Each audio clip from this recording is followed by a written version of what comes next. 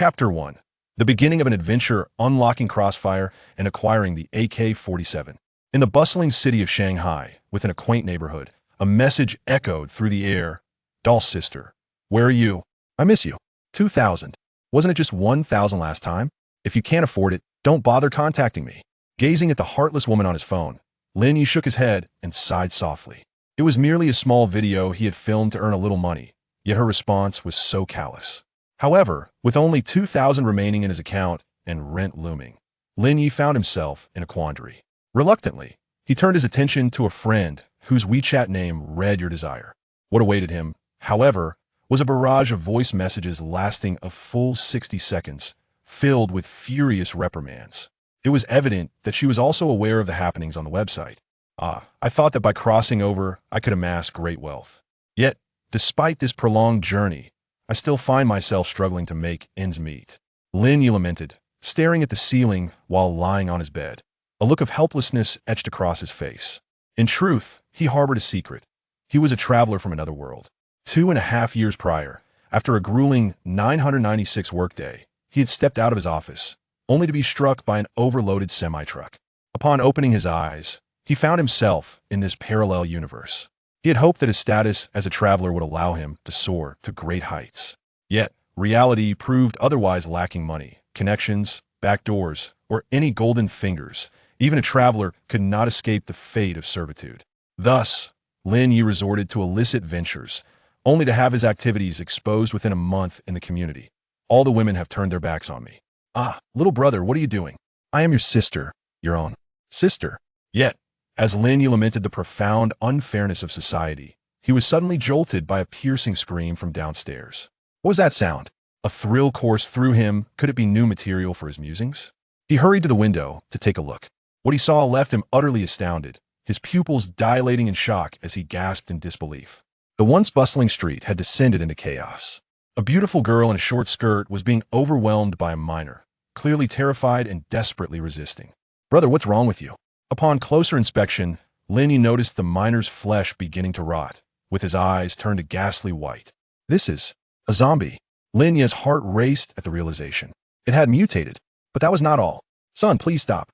Not far away, a plump woman was being violently mauled by a small poodle, her screams echoing. Are you insane? Yet, it was not long before silence enveloped her. In the blink of an eye, amidst the eerie cracking of bones, her eyes rolled back, transforming her into a soulless, mindless zombie. My goodness, what on earth is happening here? Is this still Blue Star? Lin Yi was utterly shocked. Wasn't it supposed to be a world governed by Mr. Lin? How had it devolved into a scene reminiscent of a biohazard nightmare? Simultaneously, an ear-piercing alarm echoed throughout the entire city of Shanghai. Attention, all citizens, a mysterious virus infection crisis has erupted in our city. Everyone is advised to return home immediately and refrain from opening the door. Do not consume tap water at home. Repeating. Yet before the announcement could be reiterated, a heavily armed helicopter plunged violently from the sky. An explosive sound resonated at the intersection. Nearby zombies were sent flying. This utterly left Lin Yi in a state of shock. The zombie crisis has truly begun. What was the point of playing around now? It is crucial to acknowledge that he was merely an ordinary person. He did not harbor any illusions that simply traversing into another world would grant him a protagonist's aura, allowing him to survive effortlessly in a zombie-infested realm. Beep, detecting that the host is still alive. Initiating system binding now. System binding in progress. System binding successful. Congratulations, you have successfully bound the Doomsday survival system.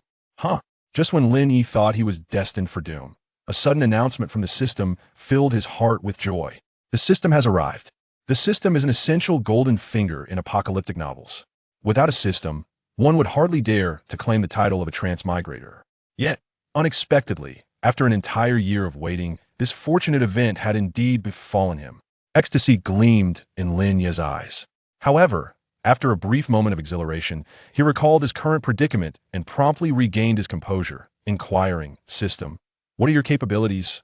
Upon receiving the host's words, the system proclaimed its ability to provide you with resources within the game, thus enabling you to better survive various calamities such as zombies, thick fog, mutated creatures, floods, blizzards, the resurgence of prehistoric beings, and the arrival of extraterrestrial entities. Moreover, for every stunning beauty scoring above 95 points that you collect, you shall randomly unlock a game or a film. You could potentially unlock one each day. And now, let's commence with the first game. Crossfire. What zombies, thick fog, mutated creatures, floods, blizzards. Upon hearing this, Lin Ye's expression turned somewhat peculiar. Is this intensity not a tad excessive? Nonetheless, he grasped the crux of the matter. He could indeed acquire resources from the game. Furthermore, by collecting beauties, scoring over 95 points, he could unlock a new game or film daily. Immediately after this revelation, Lin Yi noticed that the alien's laptop beside him had astonishingly loaded the game Crossfire. As a seasoned veteran, he was well aware of Crossfire's esteemed position in the gaming world, despite its decline in recent times. Yet this was the apocalypse. Additionally, the game featured a dedicated biochemical mode, which was essentially about battling zombies. With this tool at his disposal, what could he possibly fear about the end of days? As the distant howls of neighboring zombies began to echo outside, Lin Yi had no time for further contemplation. He swiftly launched the game and was greeted by the sight of a dazzling array of weapons within the store. There were the basic AK-47, M4A1, and even the coveted legendary weapons, including those of heroic caliber. However, upon seeing the price, he immediately rolled his eyes and epic-grade weapon priced at 88,888. Meanwhile, a glance at his current in-game currency revealed a mere 888. This meant he could only afford a standard AK-47. At that moment, zombies were already banging at the door. There was no time to waste. An AK was still a firearm. He hurriedly proceeded to make his purchase. Ding! Congratulations, you have acquired an AK-47. With the triumphant notification flashing before him, Lin Yi hesitated, pondering how to retrieve it. In the next instant, he was astonished to find his hand reaching through the screen of his laptop. With a swift motion, he pulled out a classic AK-47. Is this even possible? Staring at the AK-47 now in his grasp, Lin Yi was utterly astounded. Chapter 2. A systematic approach, avoiding unnecessary detours. With a chilling roar from a zombie, the door was violently flung open. Lin Yi, regaining his senses, turned to see a female zombie staggering toward him. Her eyes were completely white, her clothing tattered, exposing patches of pale skin marred by decay. As she lunged hungrily to bite him. Bang! Bang! Bang! Fortunately, Lin Yi reacted swiftly, seizing an AK-47 and unleashing several rounds at the undead assailant. The female zombie collapsed immediately, her brain matter splattering the floor. Oh, goodness! This grotesque sight nearly made Lin Yi retch. It was utterly repulsive. He now pondered how unrealistic it seemed for protagonists in apocalyptic novels to so readily slaughter zombies upon their first encounters. Who could remain unaffected by such a scene? However, there was a silver lining. Ding! Congratulations, you have slain a zombie and earned 100 game coins. Friendly reminder, game coins can be exchanged for various supplies in the store. Wait, game coins. Hearing this, Lin Ye's nausea subsided, and his eyes sparkled with excitement. He quickly glanced at his system store interface, confirming the addition of 100 game coins. At this pace, each zombie killed would yield 100 coins. Slaying 100 zombies could grant him a staggering 10,000 coins. And if he managed to kill 1,000, he could exchange them for a fire Kirin. No, he meant a purgatory. That weapon would be incredibly effective against zombies. Yet, he wondered if he could handle the recoil. Nonetheless, given the current circumstances, an AK-47 seemed more than sufficient, especially with additional supplies like biochemical grenades, bulletproof vests, helmets, and protective suits at his disposal. Casting a glance at the shattered door, he realized he could no longer remain there. Thus, he cautiously exited the hallway and ascended the stairs. Armed with an AK-47, he felt like a warrior of the community. As soon as he stepped outside, he encountered a young zombie that eagerly lunged at him. Lin Yi, not one to be outdone, promptly shot it in the head with enthusiasm. Of course, he needed to conserve ammunition. Lin Yi noticed that his weapon had only 4 magazines, each containing 35 rounds, totaling a mere 135 shots. He had no idea how many zombies awaited him outside, so he had to be prudent. After dispatching that zombie and earning another 100 game coins, Lin Yi continued his ascent. On the 10th floor, he encountered yet another zombie. With a fierce roar, it charged at him, but before it could reach him, he fired 2 shots, shattering its skull. Ding! Congratulations, you have slain a zombie and earned 100 game coins. Hearing the notification, Lin Yi finally exhaled with relief. He had narrowly avoided being ambushed. What is this?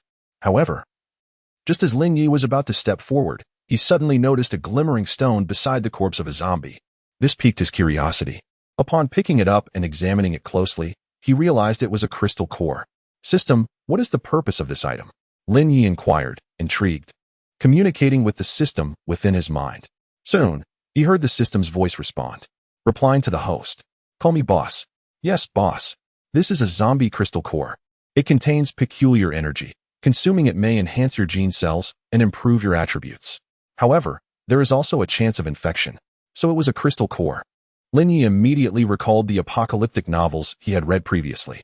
These zombie crystal cores, if consumed successfully, could grant supernatural abilities or other talents.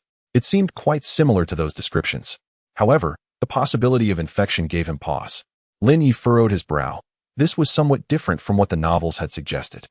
Fortunately, the system reminded him, as long as the host boils it first, consuming it will either successfully enhance you or result in no change at all. Oh, so that's how it works. Lin Yi was taken aback upon hearing this. Just boil it? If he hadn't known this, he would have faced grave consequences. Nonetheless, he was aware of his current predicament, so he continued onward until he reached room 1202. Using the key, he unlocked the door. Indeed, upon entering, he realized this was not his room, but rather a combination of two rooms. One was designated for live streaming, and the other for sleeping. However, the door to the latter had been compromised, leaving him no choice but to utilize this space. Thus, after ensuring his safety, Lin Yi quickly entered, locked the door behind him, and drew all the curtains. He turned on the lights, activated the induction cooker, boiled water, and began cooking. In no time, the water began to boil. Watching the green crystal core gradually transition to blue, Lin Yi felt uncertain. Is the system ready? He decided to inquire. Shortly after, the system responded, it is ready. Are you certain? Lin Yi pressed. Absolutely, the system assured him. Yet, Lin Yi remained uneasy. What if it didn't work? Suddenly, he had an idea. He recalled an item from the Fireline Mall, anti-zombie infection potion. This should be useful. With that thought in mind, Lin Yi hurriedly opened the item page in the mall. To his delight, he found an array of various items listed, from protective suits to biochemical rings, including life recovery potions and the anti-zombie infection potion, a one-time use item that could resist a viral infection, priced at 200 game coins. Not to mention, it was quite reasonable. By eliminating 2 zombies, he could earn a chance to resist viral infection. This item would indeed serve him well. Thus, Lin Yi directly expended 200 gold coins to purchase a vial of virus infection antidote. Soon, a bottle of azure liquid materialized in his hand. Without hesitation, Lin Yi consumed it in one swift gulp. Ding! Congratulations, you have gained an opportunity to resist zombie virus infection. It actually works. With the system's notification, Lin Yi felt a sense of security. He then retrieved the boiled core and consumed it in one bite. Gulp! In the next moment, a warm, liquid sensation coursed through his body, soon followed by an intense pain that caused Lin Yi to furrow his brow. This is not good. Could I have been infected? However, he quickly discerned something unusual within his body, as a more potent force seemed to circulate throughout him. Soon, as the agonizing pain subsided, Lin Yi reopened his eyes and swung his fist, only to find himself invigorated, feeling significantly stronger, perhaps by 1/10. This revelation brought him unexpected delight. Indeed, having a system is incredibly advantageous. Not to mention, the first step of boiling the crystal core, if others were unaware, they would surely meet their demise. He was fortunate to have avoided such pitfalls. Yet, Lin Yu understood that one zombie crystal core was insufficient. To elevate his strength further, he needed to slay more zombies to maintain a decisive lead. Thus, he approached the window and spotted an elderly man in his 60s. Meandering along the internal pathway of the community, Lin Yi recognized him. This old fellow, taking pride in being a local, looked down upon outsiders, often berating migrant workers and telling them to leave. Ironically, he had now become a zombie himself. Therefore, Lin Yi showed no mercy, taking aim and firing. Bang! The old man's head exploded in an instant. Immediately, Lin Yi heard the system's notification. Ding! Congratulations, you have slain a zombie and earned 100 game coins. Excellent. Hearing the notification invigorated Lin Yi even further. Although his ammunition was limited, the existence of a shop provided hope. If he could shoot accurately, those 100 bullets could yield 10,000 game coins. At that point, he could exchange them for various equipment, especially protective gear. Such gear could withstand zombie bites. This was truly essential for survival in a zombie crisis. Chapter 3. The beautiful neighbor's wife knocks again. Thus, for the next hour, Lin Yi remained steadfastly in place, wielding his AK-47 to dispatch the relentless horde of zombies that plagued his neighborhood. One shot after another. An increasing number of the undead collapsed to the ground. Amid this chaos, a series of notifications echoed in his ears. Ding. Congratulations. You have slain a zombie and earned 100 game coins. Ding. Congratulations. You have slain a zombie and earned 100 game coins. Ding. Congratulations. You have slain 2 zombies and earned 200 game coins. This exhilarating sensation was quite pleasurable indeed. However, the commotion inevitably drew the attention of more zombies. Fortunately, due to his somewhat advantageous position, the creatures were oblivious to his presence for a while. By the time they realized, it was already too late. They had succumbed to his firepower. In less than an hour, Lin Yi had eliminated over 40 zombies, leaving a gruesome array of corpses strewn across the ground below. Moreover, he uncovered a number of glimmering crystal cores, roughly 7 or 8 in total. It was evident that not every zombie bore such treasures. Nonetheless, he was pleased to have amassed 4,000 game coins. With his AK-47 now out of ammunition, he once again accessed the marketplace to procure a different weapon. AWM silenced. Price 888 game coins. Bullets 100 game coins for 100 rounds. His choice of weapon stemmed from the realization that the zombies were particularly sensitive to sound, and the AK's noise made him an easy target. The AWM, equipped with a silencer and a scope, promised greater precision in dispatching the undead. As Lin Yi brandished the AWM silenced, he was captivated by its striking camouflage design. It was undeniably a man's dream toy. The thrill of navigating a virtual marketplace was exhilarating. He could only imagine the excitement that awaited should he unlock additional games or cinematic experiences. Yet, he quickly shook off the thought.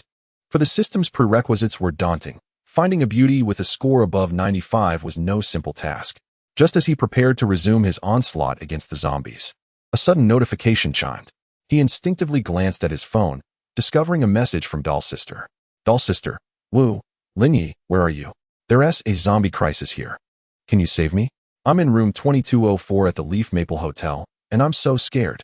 Upon reading her message, Lin Yi was momentarily taken aback, his mind conjuring images of the stunning woman with an alluring figure and captivating beauty, someone well-versed in the art of charm. He pondered whether she met the requisite standards. However, he swiftly dismissed this line of thought. Setting aside the uncertainty of the situation outside, he recognized that his current gear rendered venturing beyond the community potentially perilous. Nevertheless, he sent Doll Sister a reassuring message. Do not fear. Stay hidden and do not leave. I shall come to rescue you shortly. At this moment, within the confines of the Leafin Hotel, the Doll Sister, clad in black stockings and cowering behind the door, trembled with fear. She had scarcely any acquaintances in this city, and she had already confronted those she could. Even the scoundrel filming her little videos had received a taste of her wrath. Humph. This time, I shall grant you the chance to be a hero and rescue the damsel in distress. Thus, with a spirit of hope, the Doll Sister sent a message to Lin Yi, only to be pleasantly surprised when he actually replied.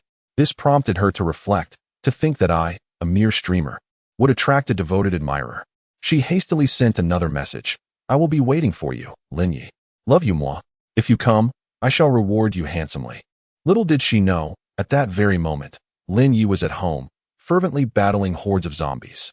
What a thrill it was. Armed with a silenced AWM sniper rifle and positioned on a high floor, he remained undetected. It felt just like the exhilarating gameplay of dispatching zombies. As for the Doll Sister, Lin Yi was no fool. With his AWM in hand, she would likely be overwhelmed by the zombie mob before even stepping out. He needed to enhance his skills further before venturing into the fray. Thus, he continued his relentless combat until nightfall. Upon checking his account, he discovered he had amassed 800 gold coins. This indicated he had eliminated 358 zombies that afternoon. Do not be deceived, this was no small feat. Lin Yi had primarily targeted those within the community and along the entrance roads. After all, if the zombies were too far away, the precious zombie cores would be difficult to collect and might fall into the hands of others. Moreover, this was a large residential complex, housing at least 3,000 households. He had only slain 1/10 of them, leaving many more to confront. As darkness descended, Lin Yi stowed his sniper rifle and purchased a set of protective gear and a biochemical grenade from the shop, spending 588 coins. He also acquired a silenced M4A1 rifle for 888 coins, along with a dagger, before setting out into the night, fully armed to collect zombie cores. In approximately 15 minutes, he gathered 31 zombie cores. Naturally, he encountered a few solitary zombies during his endeavor. However, with the M4A1 in hand, he swiftly dispatched them all. After completing his secondary collection, he sprinted back to his apartment and secured the door. Once inside his room, he cooked the cores and consumed them one by one. The experience was accompanied by waves of excruciating pain that caused cold sweat to bead upon his forehead. Thankfully, this sensation did not linger for long. In the next moment, as Lin Yi gritted his teeth and persevered, he raised his arm once more, only to discover a surge of vitality coursing through him. He felt approximately 3 to 4 times stronger than before.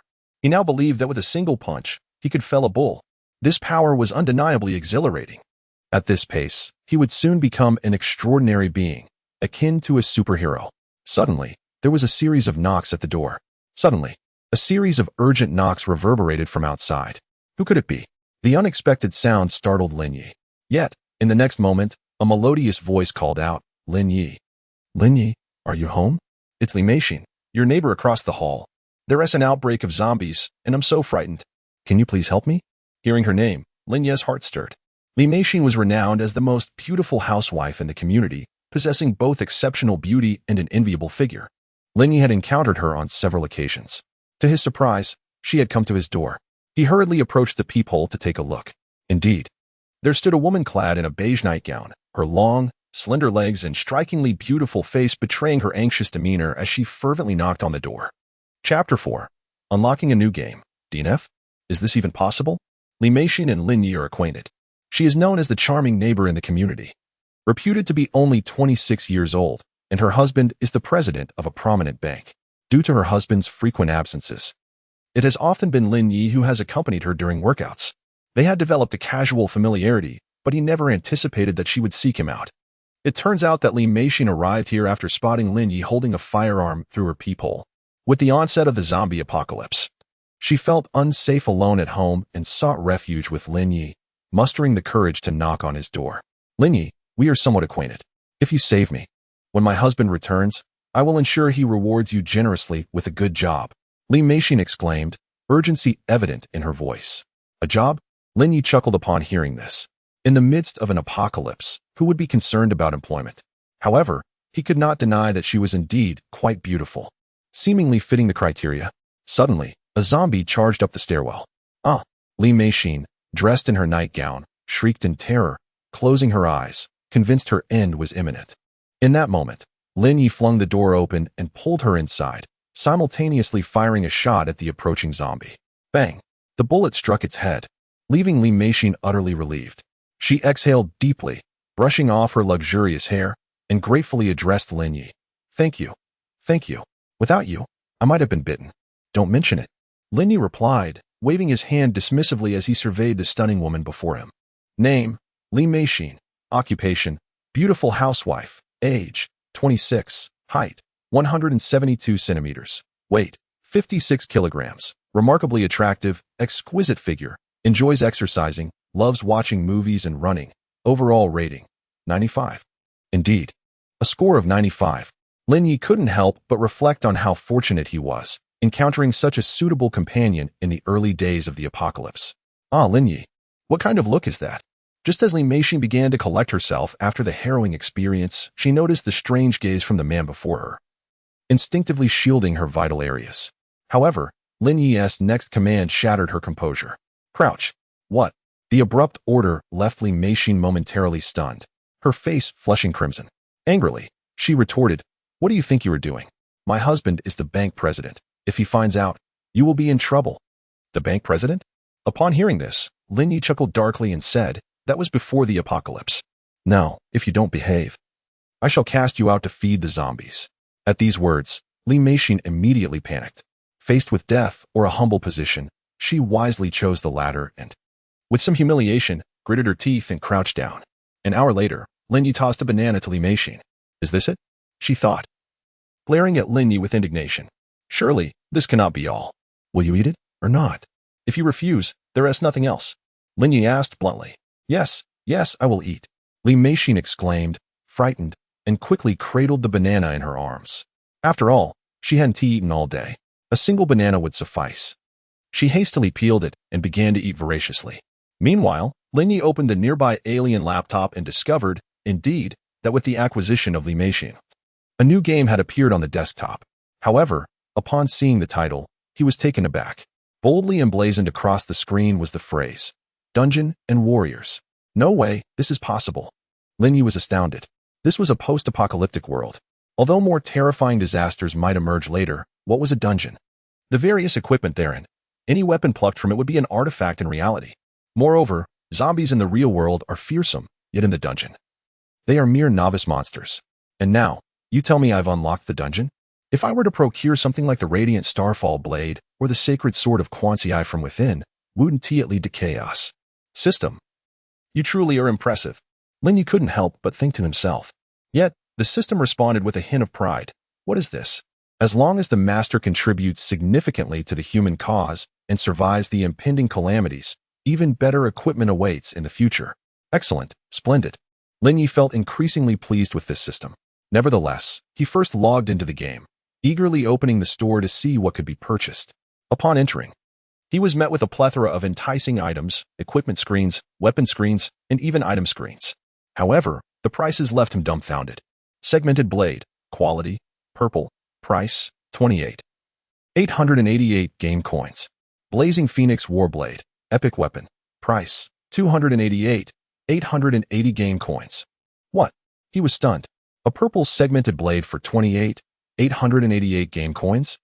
Not to mention the legendary weapons, Black Blade of Dark Moon, price, 588, 888 game coins.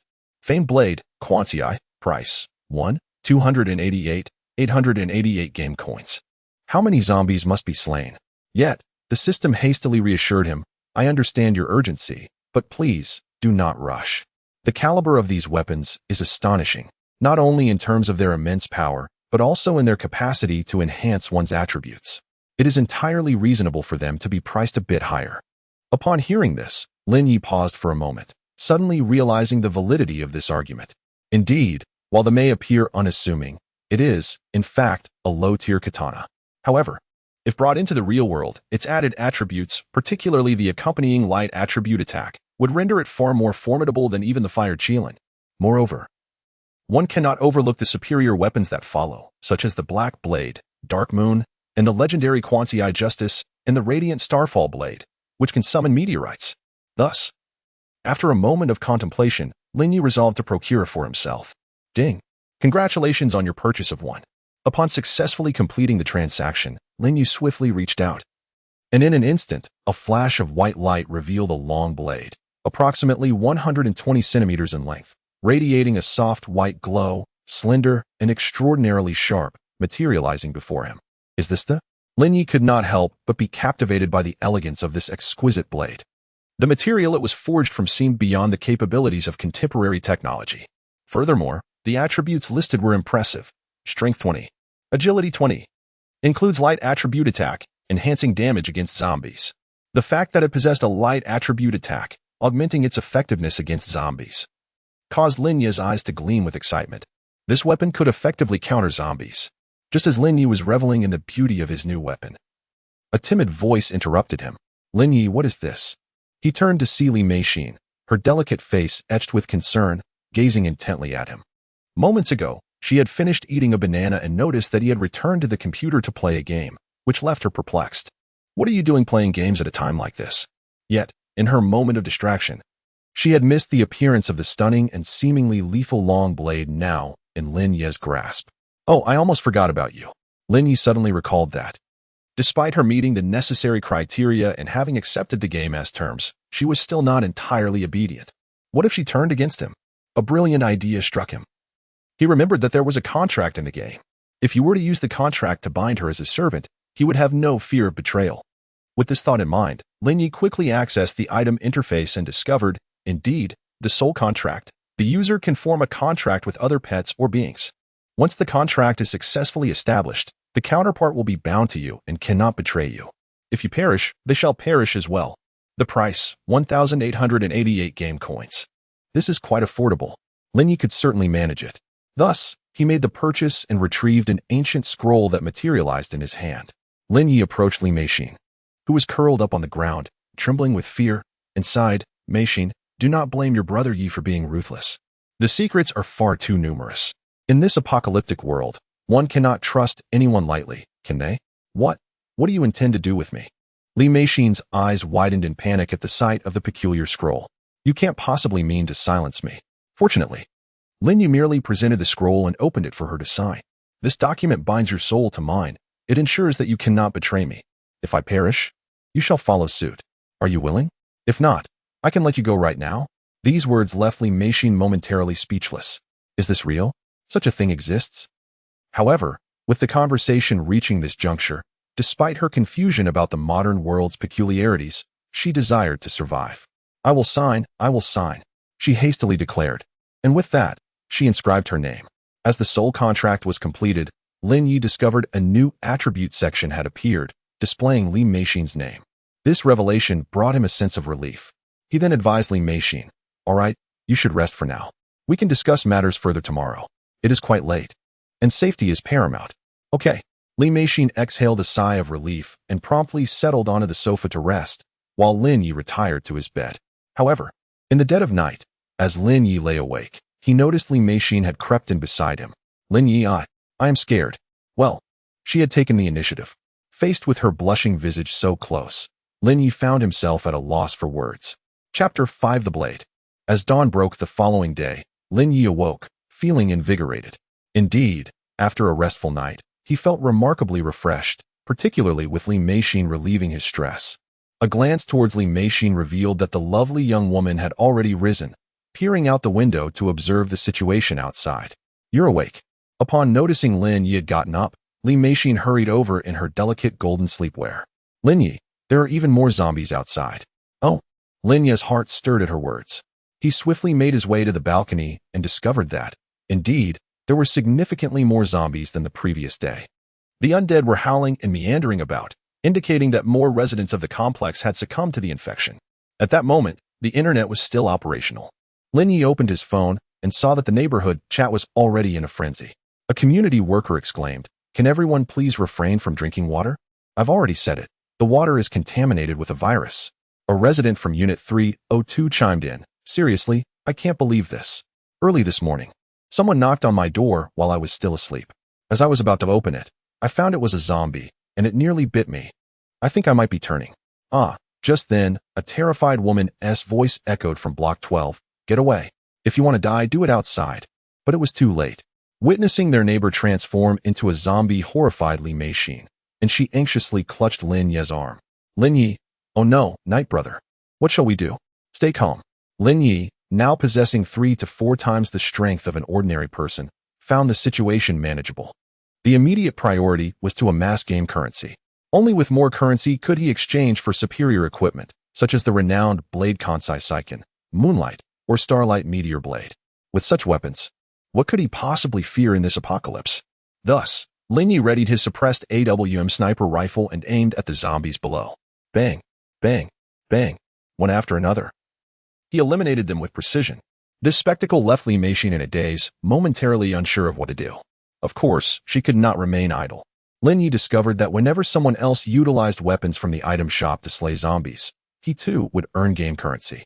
After accumulating some currency, he retreated indoors to access his computer once more, retrieving another AWM sniper rifle and handing it to Li Meixin. "Here, give it a try." But Lin Yi. However, upon seeing him produce yet another identical sniper rifle, Li Meixin was bewildered. "Brother, is this your personal armory? Just how many firearms do you have hidden in this room?" Unbeknownst to her, Lin Yi had merely retrieved it from his laptop and not from a personal stash. Yet, he found no need to elaborate. "Just shoot." Okay. Regaining her composure, Li Meixin promptly steadied her sniper rifle, unleashing a series of shots at the zombies below. This spectacle left Lin Yi somewhat astonished. Well, this woman certainly knows her way around a weapon. However, Li Meixin, noticing his gaze, felt a tinge of embarrassment but explained. Had the chance to practice at a training camp during my travels in the beautiful country. Ah, that explains it, Lin Yu realized, followed by a surge of resentment. Damn it, being wealthy has its perks. I've never even traveled abroad. He resolved to channel his frustrations towards the affluent later. For now, the priority was to accumulate in-game currency. Thus, he dedicated nearly an entire morning to eliminate the zombies in the vicinity, ultimately amassing about 40,000 game coins. Yet, in comparison to the hundreds of thousands he had heard of, it still felt insufficient.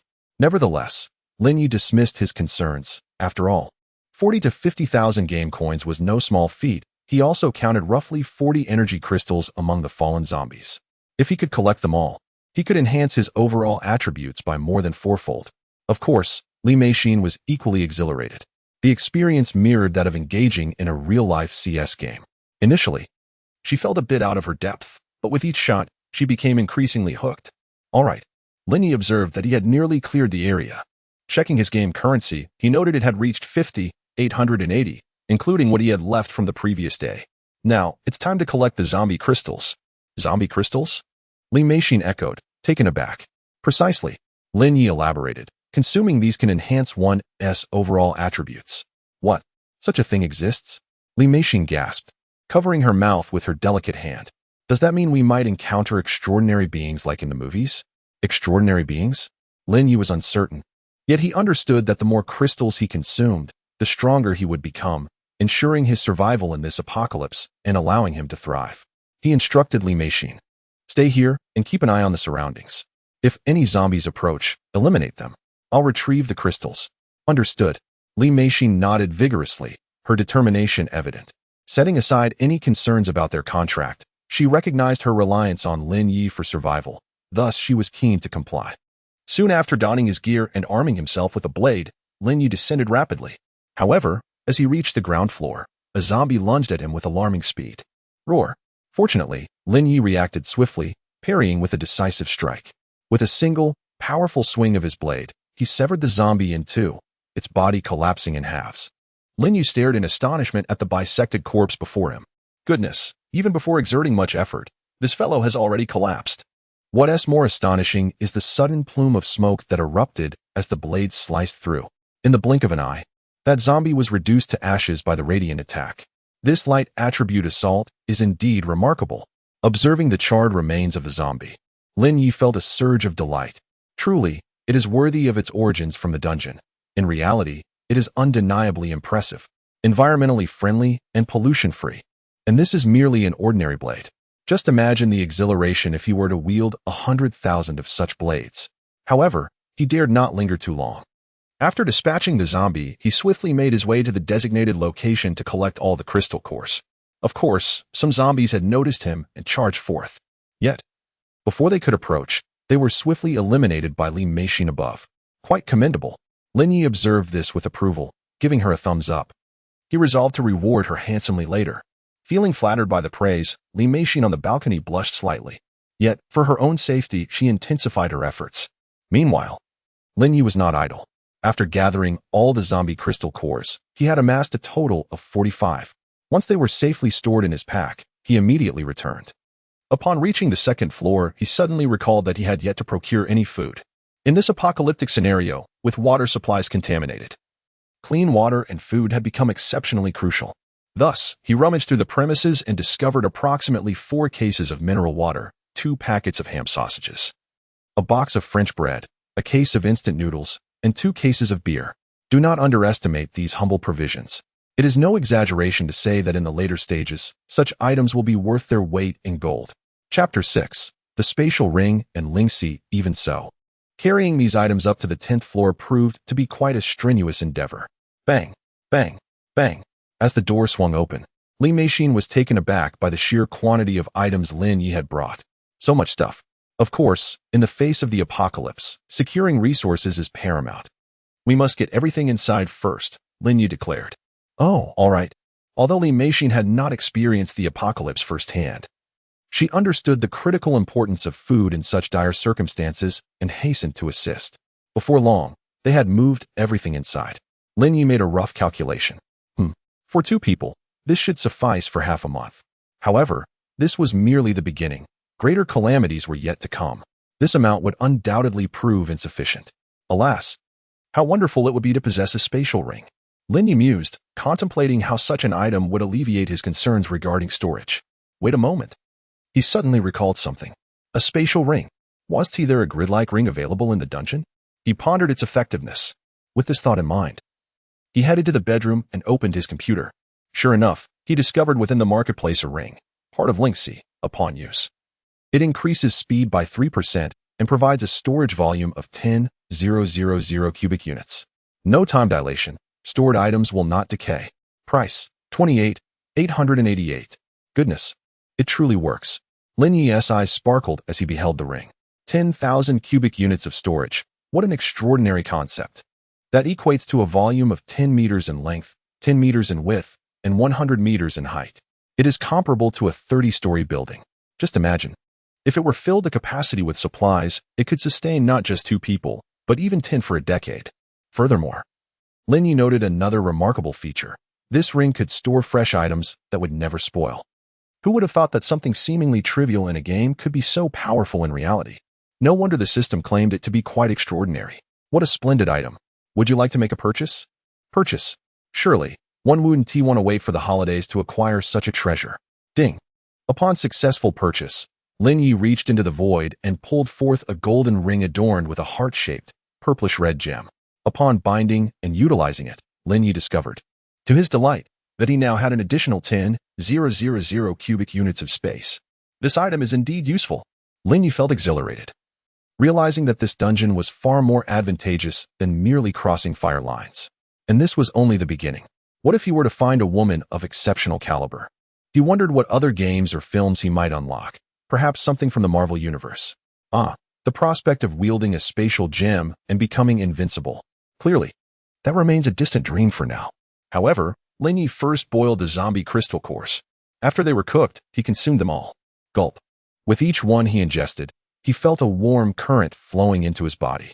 Unlike the previous agony, he seemed to have adapted, so this time he felt no particular sensation. The only difference was that after consuming all 47 cores, Lin Yi discovered that his physical abilities had reached approximately 8 times that of an ordinary person. Upon examining his data, he noted, Lin Yi, level 8, mental strength, 88, strength, 87, agility, 88, defense, 88, endurance, 88, talent, none. Indeed, seeing these figures, Lin Yi surmised that the enhancement was calculated based on an ordinary person's attributes being set at 10. With the previous gains, he had nearly achieved 8, bordering on 9 times that. This achievement, one could say without exaggeration, rendered him the strongest in the neighborhood. Yet, this was not sufficient. Who knows how the future may unfold? Thus, Lin Yi rose and said to Li Meishin, Meishin, continue hunting zombies. I require more crystal cores. All right, Li Meishin, having noticed Lin Yi's transformation, felt a surge of excitement, knowing that the stronger he became, the safer she would be. So she eagerly nodded. Consequently, for the following day, Lin Yi and Li Meishin remained on the balcony, slaying zombies. After an afternoon's toil, they had eliminated another 400. Naturally, this drew the attention of other residents in the community. Despite the apocalypse, not everyone had been infected, many still hid in their homes. However, upon seeing that Lin Yi possessed a firearm, envy swiftly spread among them. In fact, messages began circulating in the resident group. Resident Xiaomei, Lin Yi, is it safe over there? Would you take in a 160-pound ferry? Resident Xiaodan, Lin Yi, I'm so scared alone at home. Could you come keep me company? I'll do anything. Resident, I don't eat cilantro. Bro, you have a gun. Can you protect me? I'm very obedient. Of course, Lin Yi chose to ignore these messages. Setting aside the first resident, Xiaomei, whom he found excessively plump, barely meeting 30 points. The latter, I don't eat cilantro, was somewhat acceptable but too old. In her 30s. What was the point of that? Nothing of value. Moreover, there were some male residents who also sent messages. Bro, you have a gun. In this apocalypse, how about we team up? Can we join you? However, Lin Yi paid them even less heed. What a joke. If he had no interest in the women, why would he consider the men? Thus, he paid no heed and continued to combat the zombies. By nightfall, he had collected over 40 zombie cores. As he gathered the remaining 40, a new dilemma arose. Li Meishin noticed a change in Lin Yi's gaze. And although she was reluctant to utter the term, she blushed slightly and remarked, "It seems there are no more zombies in the community." Indeed. Lin Yi also observed that the area was nearly devoid of zombies, with corpses strewn everywhere. However, it was of no consequence. While this place was clear, there were certainly plenty outside. After all, a zombie crisis had erupted not only in the city of Shanghai, but across the globe, with billions of zombies at large. Thus, Lin Yi suggested, "Let us venture outside." All right. Li Meixin obediently nodded, now fully compliant with Lin Yi. Before departing, however, Lin Yi did not forget to scavenge for supplies within the community, for with a storage ring at his disposal, he intended to ensure his needs were well met. Chapter 7. Merely game coins. Thus, accompanied by Li Meixin, Lin Yi embarked on a brief expedition within the apartment complex to gather supplies. The haul was not particularly abundant. However, Lin Yi's primary objective was water and some instant food items, such as instant noodles, bottled water, ham sausages, and bread. He managed to find 12 boxes of bottled water, totaling over 100 bottles. For the two of them, this would suffice for a while. Once they had gathered an adequate amount, Lin Yi announced, "Let's go." However, just as they were about to leave, he suddenly recalled that the woman lacked proper equipment. Consequently, he closed the door and opened his alien laptop, logging into Crossfire to procure a selection of gear. The items included bulletproof vest, 1,888 game coins, bulletproof helmet, 1,888 game coins, biohazard suit, 1,888 game coins, biohazard grenade, 500 game coins, Desert Eagle, 888 game coins. That should suffice for now, he declared, procuring all the items in one go. Upon witnessing the array of equipment, Li Meixin was momentarily taken aback. However, considering the existence of even such peculiar contracts, she no longer found it particularly astonishing. In the end, Lin Yi outfitted her with the gear, transforming her appearance into that of a huntress. With her long, graceful legs adorned in tactical black stockings and clad in the black bulletproof vest, she exuded an air of valiant elegance reminiscent of a fierce huntress. Lin Yi found himself increasingly satisfied with her appearance, which even caused Li Meixin to blush slightly. "Brother, at a time like this, you still have the leisure for cosplay. Let us go," Lin Yi replied, not wishing to dawdle any longer. After ensuring everything was in order, he stated, "All right." Li Meixin obediently gathered her equipment and followed him downstairs. They made their way to the parking garage, where they sought out a vehicle, Li Meixin's Jeep Wrangler. Upon entering the car, they were met with the sight of a dozen zombies in the underground parking lot, roaring as they approached. Yet, Lin Yi was no longer the man he once was. His strength now surpassed that of an average person by eightfold, with defenses equally enhanced.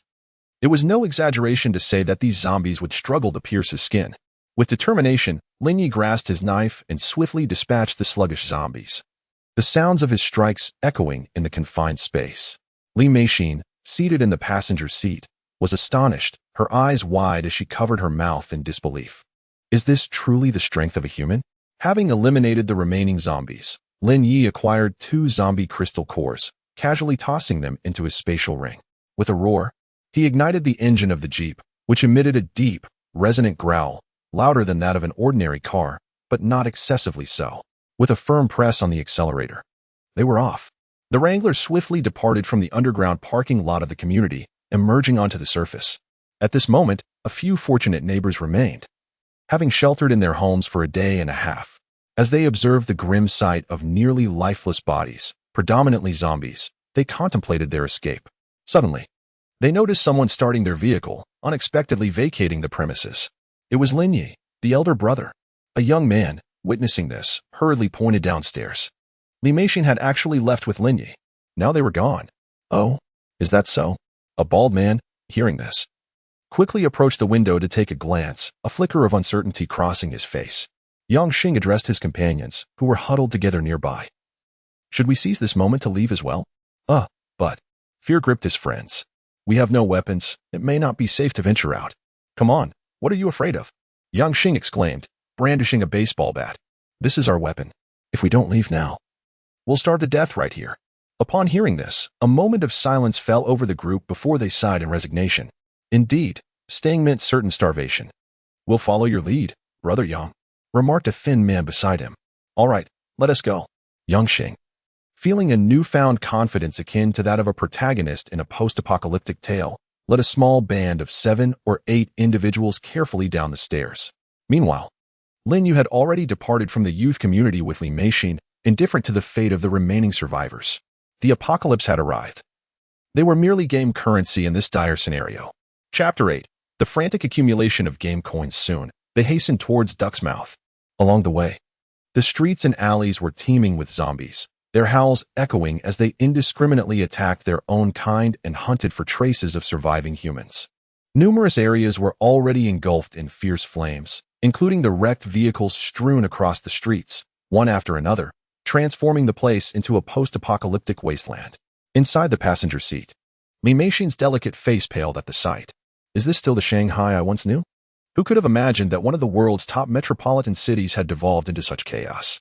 Is there really no military assistance coming? Assistance? Lin Yu chuckled. This is far beyond what the military can currently manage. They might be severely infected themselves. This isn't merely the result of typical zombie bites.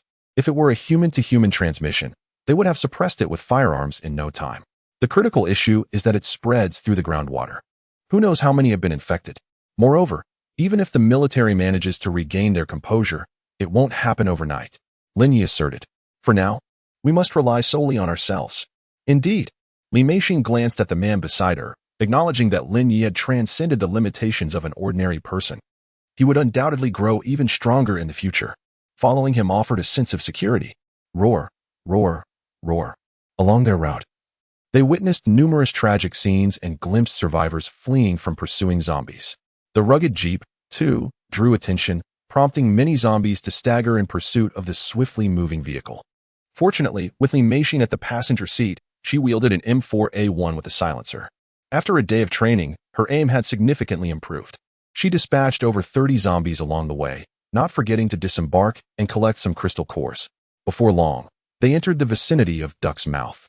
Upon arrival, Lin Yu was taken aback by the sight of the towering skyscrapers that once reached heights of 400 to 500 meters. The reason for his astonishment was simple. There were an overwhelming number of zombies. As far as the eye could see, they were densely packed, nearly unable to stand. If they were to stir, it would undoubtedly unleash a horde of tens of thousands of zombies. Fortunately, they had parked the vehicle at a considerable distance, avoiding the attention of the undead. However, Lin Yu harbored no doubt that if they were to attract their notice, they would be torn to shreds in an instant. My heavens, there are too many. Li Meixin was equally frightened by the scene, utterly afraid to utter a sound, lest she draw the zombies' attention and bring about devastation. Let us proceed. Thankfully, Lin Yu was familiar with the terrain, having filmed several short videos in this area before. He grasped Li Meixin's hand and swiftly led her upstairs. As they entered the building, they were greeted by a few staggering zombies, resembling hotel staff, who approached them with an unsettling enthusiasm. Unbeknownst to others, it seemed as though they were preparing to welcome guests. Do not fire, Lin Yu cautioned Li Meixin, who was about to shoot.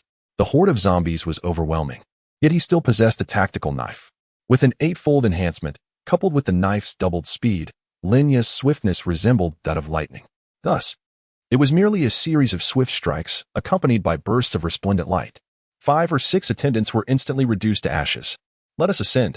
Having dealt with the zombies, Lin Yu led Li Meixin upstairs. Very well. Li Meixin dared not linger, closely trailing Lin Yu.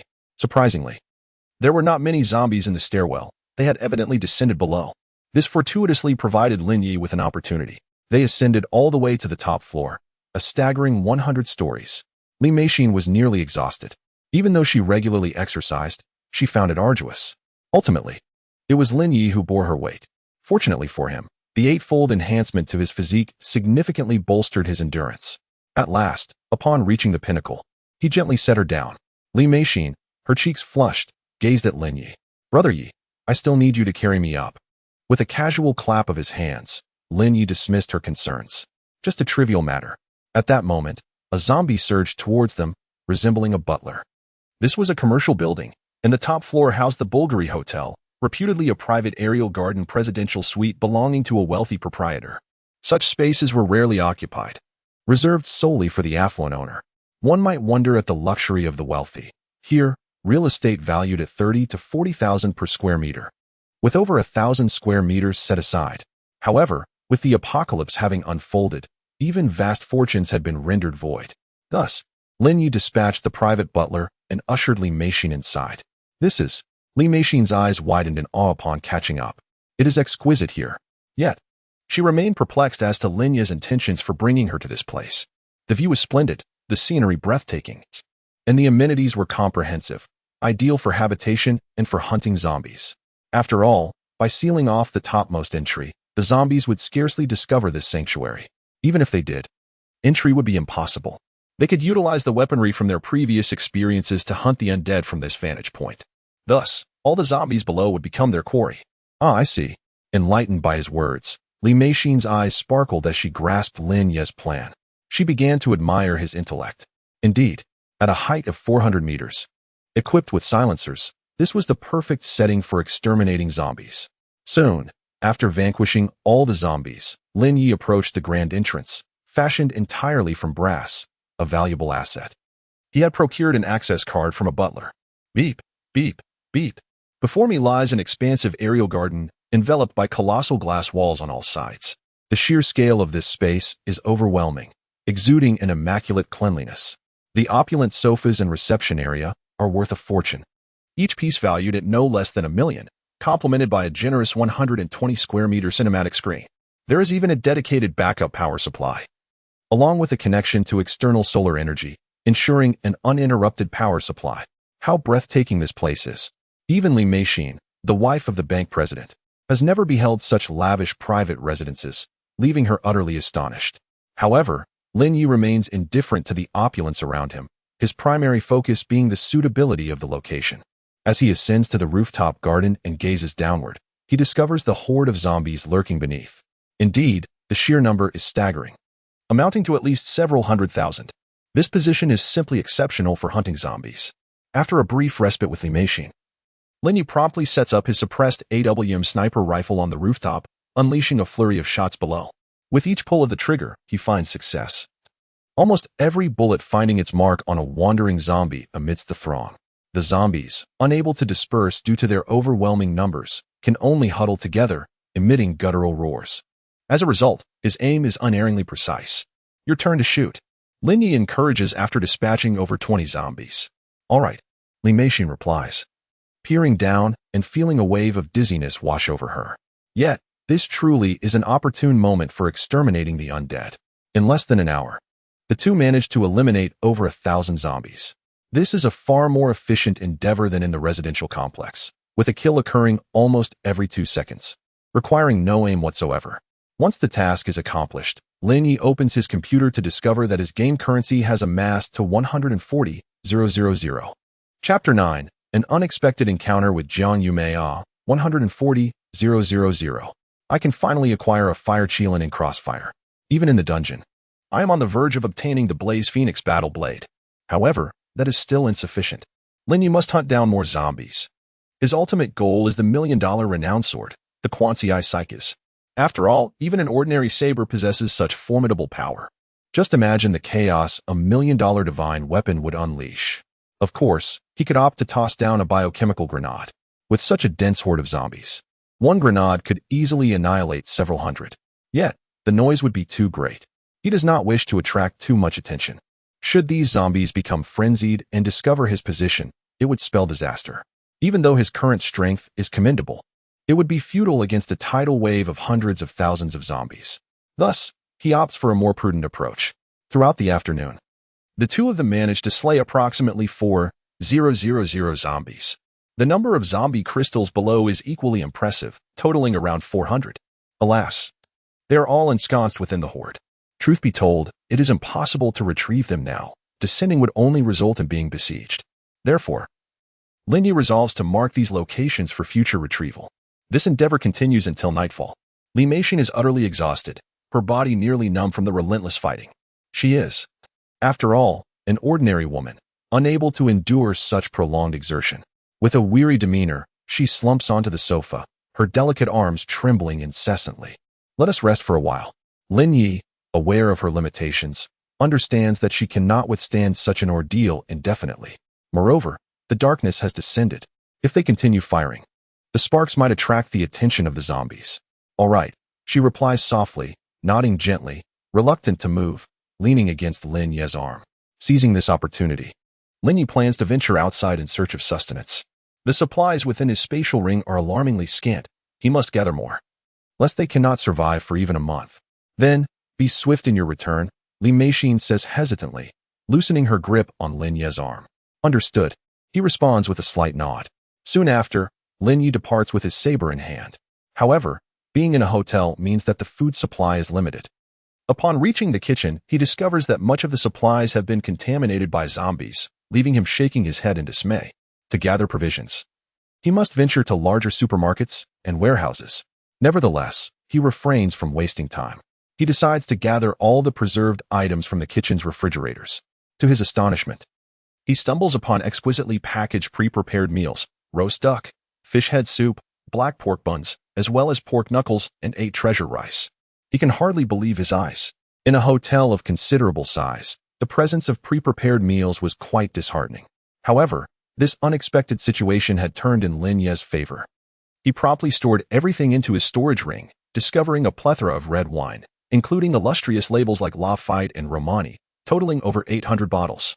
Typically, a single bottle would fetch a price of 3,000 to 4,000, yet now, it was a zero-cost acquisition. Thus, regardless of their future utility, Lin Yi decided to collect them all.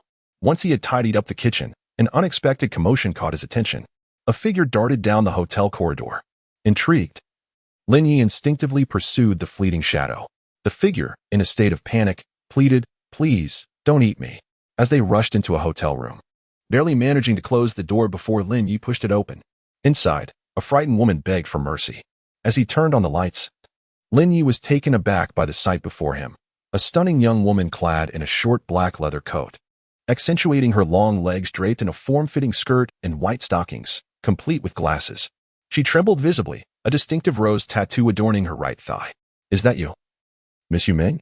Lin Yi exclaimed, recognizing the 18-year-old beauty with surprise. "Ah, who are you?" Jiang Yuming, terrified, had initially mistaken him for a zombie. Just as she lamented the unfairness of her fate at such a tender age, a familiar voice broke through her despair. With a glance, her exquisitely crafted face lit up with uncontainable joy. "Lin Yi, I can't believe you're alive." Indeed, Yu Ming was a friend of Lin Yi, the very woman who had reached out after contacting Sister Doll, sending him a 60-second voice message. "Who would have thought we would meet again?" Lin Yi remarked, equally astonished to encounter her. "I never expected this either." Jiang Yuming's previously tense demeanor relaxed upon recognizing a familiar face. Despite the discomfort of her earlier predicament, she felt a sense of relief. "Please, Lin Yi, you must save me. If you take me away, I will do anything you ask," she implored, grasping his arm with urgency. "Oh, is that so?" Lin Yi surveyed her with a discerning gaze. Name, Jiang Yumeng. Age, 18. Height, 175 centimeters. Weight, 58 kilograms. Occupation, lowly beauty streamer. Overall evaluation, pure and desirable lowly. Glasses contrast, passionate about cosplay. Exceptional figure, top-tier looks. Overall evaluation, 96 points. Upon payment, one may randomly unlock a new game or film. Indeed, upon seeing the rating, Lin Yi felt a stirring in his heart. It perfectly matched his standards. He was indeed in need of a beauty, and unexpectedly, she had arrived. Lin Yi's gaze towards Jiang Yumeng instantly transformed. "Ah, hey, Lin Yi, brother Lin Yi." At that moment, it was evident that Jiang Yumeng had also noticed the lascivious glint in Lin Yi's eyes. In an instant, she drew her legs together and leaned against the wall, feeling a twinge of fear you cannot possibly be thinking of. Crouching down. Chapter 10. Unlocking a new game, Mecha. An hour later, the notification chimed. "Congratulations on successfully receiving Jiang Yumeng. Unlocking new game cinematic resources." With the prompt confirming success, Lin Yi eagerly rushed to his computer desk, hastily retrieving his laptop from his spatial ring. Upon opening it, he discovered, as expected, that after Crossfire and Dungeon, a new game had emerged, titled Mecha Squad. Lin Yi, brother." At that moment, Jiang Yumeng, who lay on the bed, was utterly bewildered. "Isn't it time to leave? How can you still be playing on the computer? And, hey, how did you even get your laptop out?" Silence. Lin Yi snapped, lacking the time for frivolous chatter. This startled Jiang Yumeng, her lovely lips pouting in a pitiful manner. "Whoa, you're turning your back on me." However, Lin Yi had no time to entertain her concerns. His entire focus was fixated on the screen before him, his eyes reflecting astonishment, his hands trembling with excitement. To his amazement, he discovered that one could purchase mecha soldiers within the game. "No way, is this for real?" he exclaimed. Those soldiers stood 5 to 6 meters tall. Summoning such entities would surely eliminate any fear of zombies. With this thought in mind, Lin Yi promptly logged into the game and, indeed, as he entered, the interface displayed a mecha soldier marketplace. Yet, unlike before, it didn't showcase the mecha themselves, but rather the mecha cores for sale. Categorized into 4 tiers: low-level mecha core, usable for operating drones, toy cars, rice cookers, microwaves, and other small machines. Price: 18,888 game coins. Mid-level mecha core, usable for operating motorcycles, tricycles, cars, supercars, and other household machinery. Price: 188,888 game coins. High-level mecha core, usable for operating tanks, armored vehicles, fighter jets, bombers, rocket vehicles, military transport vehicles, and other large weaponry. Price: 588,888 game coins. Top-level mecha core, usable for operating destroyers, battleships, aircraft carriers, and other massive machines exceeding 150 meters. Price: 18,888. 880 game coins. The prices were breathtaking. Even Lin Yi was astonished. The low-level core cost 18,888, while the mid-level was 188,888, equivalent to vanquishing nearly 2,000 zombies. As for the top tier, it was priced at a staggering 18.8 million coins. One would need to slay approximately 200,000 zombies, likely enough to devastate the city center. How exorbitant, he thought. Yet, he understood, for a warrior akin to those from Pacific Rim, such a price was justifiable. However, upon encountering the prompt, "Would you like to purchase?" Lin Yi contemplated briefly before deciding to take a chance. He opted to buy the lowest tier core first to test its efficacy. Mindful of his modest 500,000 game coins, better to conserve and assess the results first. As the successful purchase was confirmed, Lin Yi reached into his computer and soon found himself holding a core approximately the size of his thumb. Could this be the mecha core? Observing the small yet enigmatic core pulsating with peculiar energy, Lin Yi felt a sense of astonishment. It was hard to fathom how such a diminutive object could activate anything of significance. He glanced around, taking in his surroundings. This is a hotel, and there isn't much here. However, Lin Yi's attention was drawn to a mechanical dog resting nearby. "Whose is this?" "Ah, Jiang Yume." Still lost in her thoughts, responded casually. "This is a robotic dog I purchased from Yushu for over 80,000. Honestly, it's much more convenient than raising a live dog. No need to feed it. It can even help with deliveries, saving a lot of trouble." Lin Yi rolled his eyes at her unsolicited advertisement. "I didn't summon you for promotion," he thought, but he wasted no time. Rising, he approached the mechanical dog and placed the core before it, eager to experiment. With a low hum, the moment the core was absorbed, the previously dormant mechanical dog began to transform amid a cacophony of clanking gears. Lin Yi was taken aback by the sight before him, as Jiang Yume gasped in shock, covering her mouth in disbelief. "What is happening? Has it mutated?" Indeed, it had mutated. Lin Yi's gaze remained fixed on the mechanical dog as it underwent a dramatic transformation. Originally less than 1 meter long, the dog now stretched to an impressive 2 meters, its body enveloped in a mysterious metallic exoskeleton, complete with a single-eyed canine head. Lin Yi couldn't help but think, is this not akin to a transformer? Indeed, it bore a striking resemblance to the robotic dog Soundwave from the movies. Just then, a horde of zombies emerged outside, emitting guttural growls. Regaining his composure, Lin Yi decided to test the capabilities of the mechanical dog.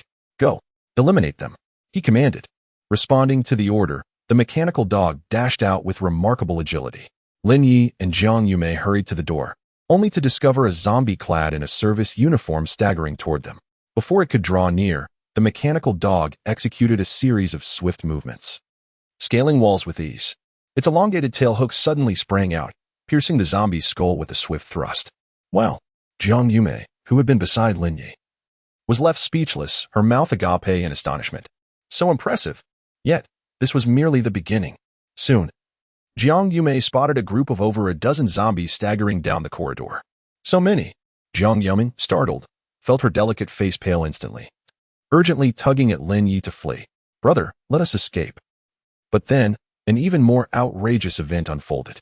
Before them, The robotic dog confronted a dozen zombies. Instead of panicking, it revealed a small automatic Gatling gun that emerged from its mechanical back with a series of clicks. Rat-a-tat-tat, accompanied by a barrage of laser fire. All those zombies were brutally shredded and fell to the ground. Wow, Jiang Yumeng was utterly dumbfounded. Was this truly the courier dog I had? It's astonishingly powerful. Even Lin Yi, witnessing such incredible firepower, began to question his own existence. It is worth noting that this was merely a low-level core.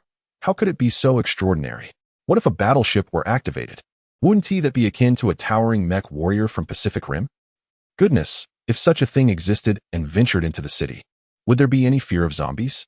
They would be trampled underfoot in droves. Unexpectedly, this little Yumeng, despite her seemingly carefree demeanor, had provided something truly remarkable. Chapter 11, A Robotic Canine? Are you certain this isn't a transformer? Lin Yi brother. At this moment, Jiang Yumeng, witnessing the scene beside her, was so terrified that she could scarcely utter a word, clinging to Lin Yi's arm in sheer fright. Follow me. Coming to his senses, Lin Yi wasted no time. He retracted his computer and, taking Jiang Yumeng by the hand, instructed the robotic dog to lead the way. Before long, they returned to the top floor. Throughout the journey, the robotic dog proved to be exceptionally formidable. Standing over 2 meters tall, it resembled a tiger, adorned with a mechanical skeleton. Wherever it went, it wreaked havoc. The zombies were all reduced to mere remnants. Meanwhile, Lin Yi seized the opportunity to collect several zombie cores. Finally, after vanquishing the last zombie, Lin Yi returned to the expansive garden suite on the top floor. Upon opening the door, he was greeted by Li Meixin, who rushed over, exclaiming with excitement, "Master, you have finally returned." Jiang Yumeng was taken aback upon seeing Li Meixin, silently thinking to herself how stunning the woman was, rivaling her own beauty, and exuding even more femininity. Oh, this is... Li Meixin noticed Jiang Yumeng and regarded her with a hint of curiosity. Oh, I met her at the hotel downstairs. She is a friend of mine. Friend? Li Meixin's expression turned peculiar upon hearing this. No way. To encounter a friend here? What extraordinary luck. Of course, Lin Yi had not anticipated meeting Jiang Yumeng here either. Yet, it was a fortuitous occurrence. Otherwise, where would he procure a mecha squad? All right, the hour is late. Lin Yi addressed the two women. Let us rest well for now. We have much to accomplish tomorrow. After all, killing zombies at night drew too much attention, making them prone to discovery. Lin Yi decided to activate a few large mecha soldiers come morning. Okay. Li Meixin and Jiang Yumeng, having endured sleepless nights these past days, nodded eagerly in agreement. Naturally, they also partook of the pre-packaged meals Lin Yi had brought, a dish of scrambled eggs with tomatoes, a serving of sauerkraut fish, and braised beef with potatoes, which they heated simply in the microwave. The trio enjoyed a delightful dinner together. In a post-apocalyptic world, such a meal was indeed a rare treasure. Lin Yi recognized that this was merely insufficient. Clearly, he would need to devise a means to procure more supplies in the future. Observing the two women, satiated and relishing their meal, Lin Yi pondered silently. After dining, the three retired for the night. Previously, someone would have kept watch, however, that was no longer necessary. Lin Yi had discovered that the robotic dog was remarkably intelligent, almost possessing its own consciousness, capable of obeying any command. With it guarding their safety, they felt secure. However, as midnight approached, Lin Yi soon discovered that someone had stealthily snuggled into his bed. The enticing fragrance wafted through the air, followed by a soft voice. Lin Yi, I'm a little scared alone. Is that fear? Lin Yi smirked inwardly, contemplating that he had no intention of exposing her. However, given the circumstances, he decided to overlook certain details that might be off-putting to others. The next morning, as Lin Yi opened his eyes and stretched, he felt invigorated. He glanced at Jiang Yumeng, who was still in a deep slumber beside him.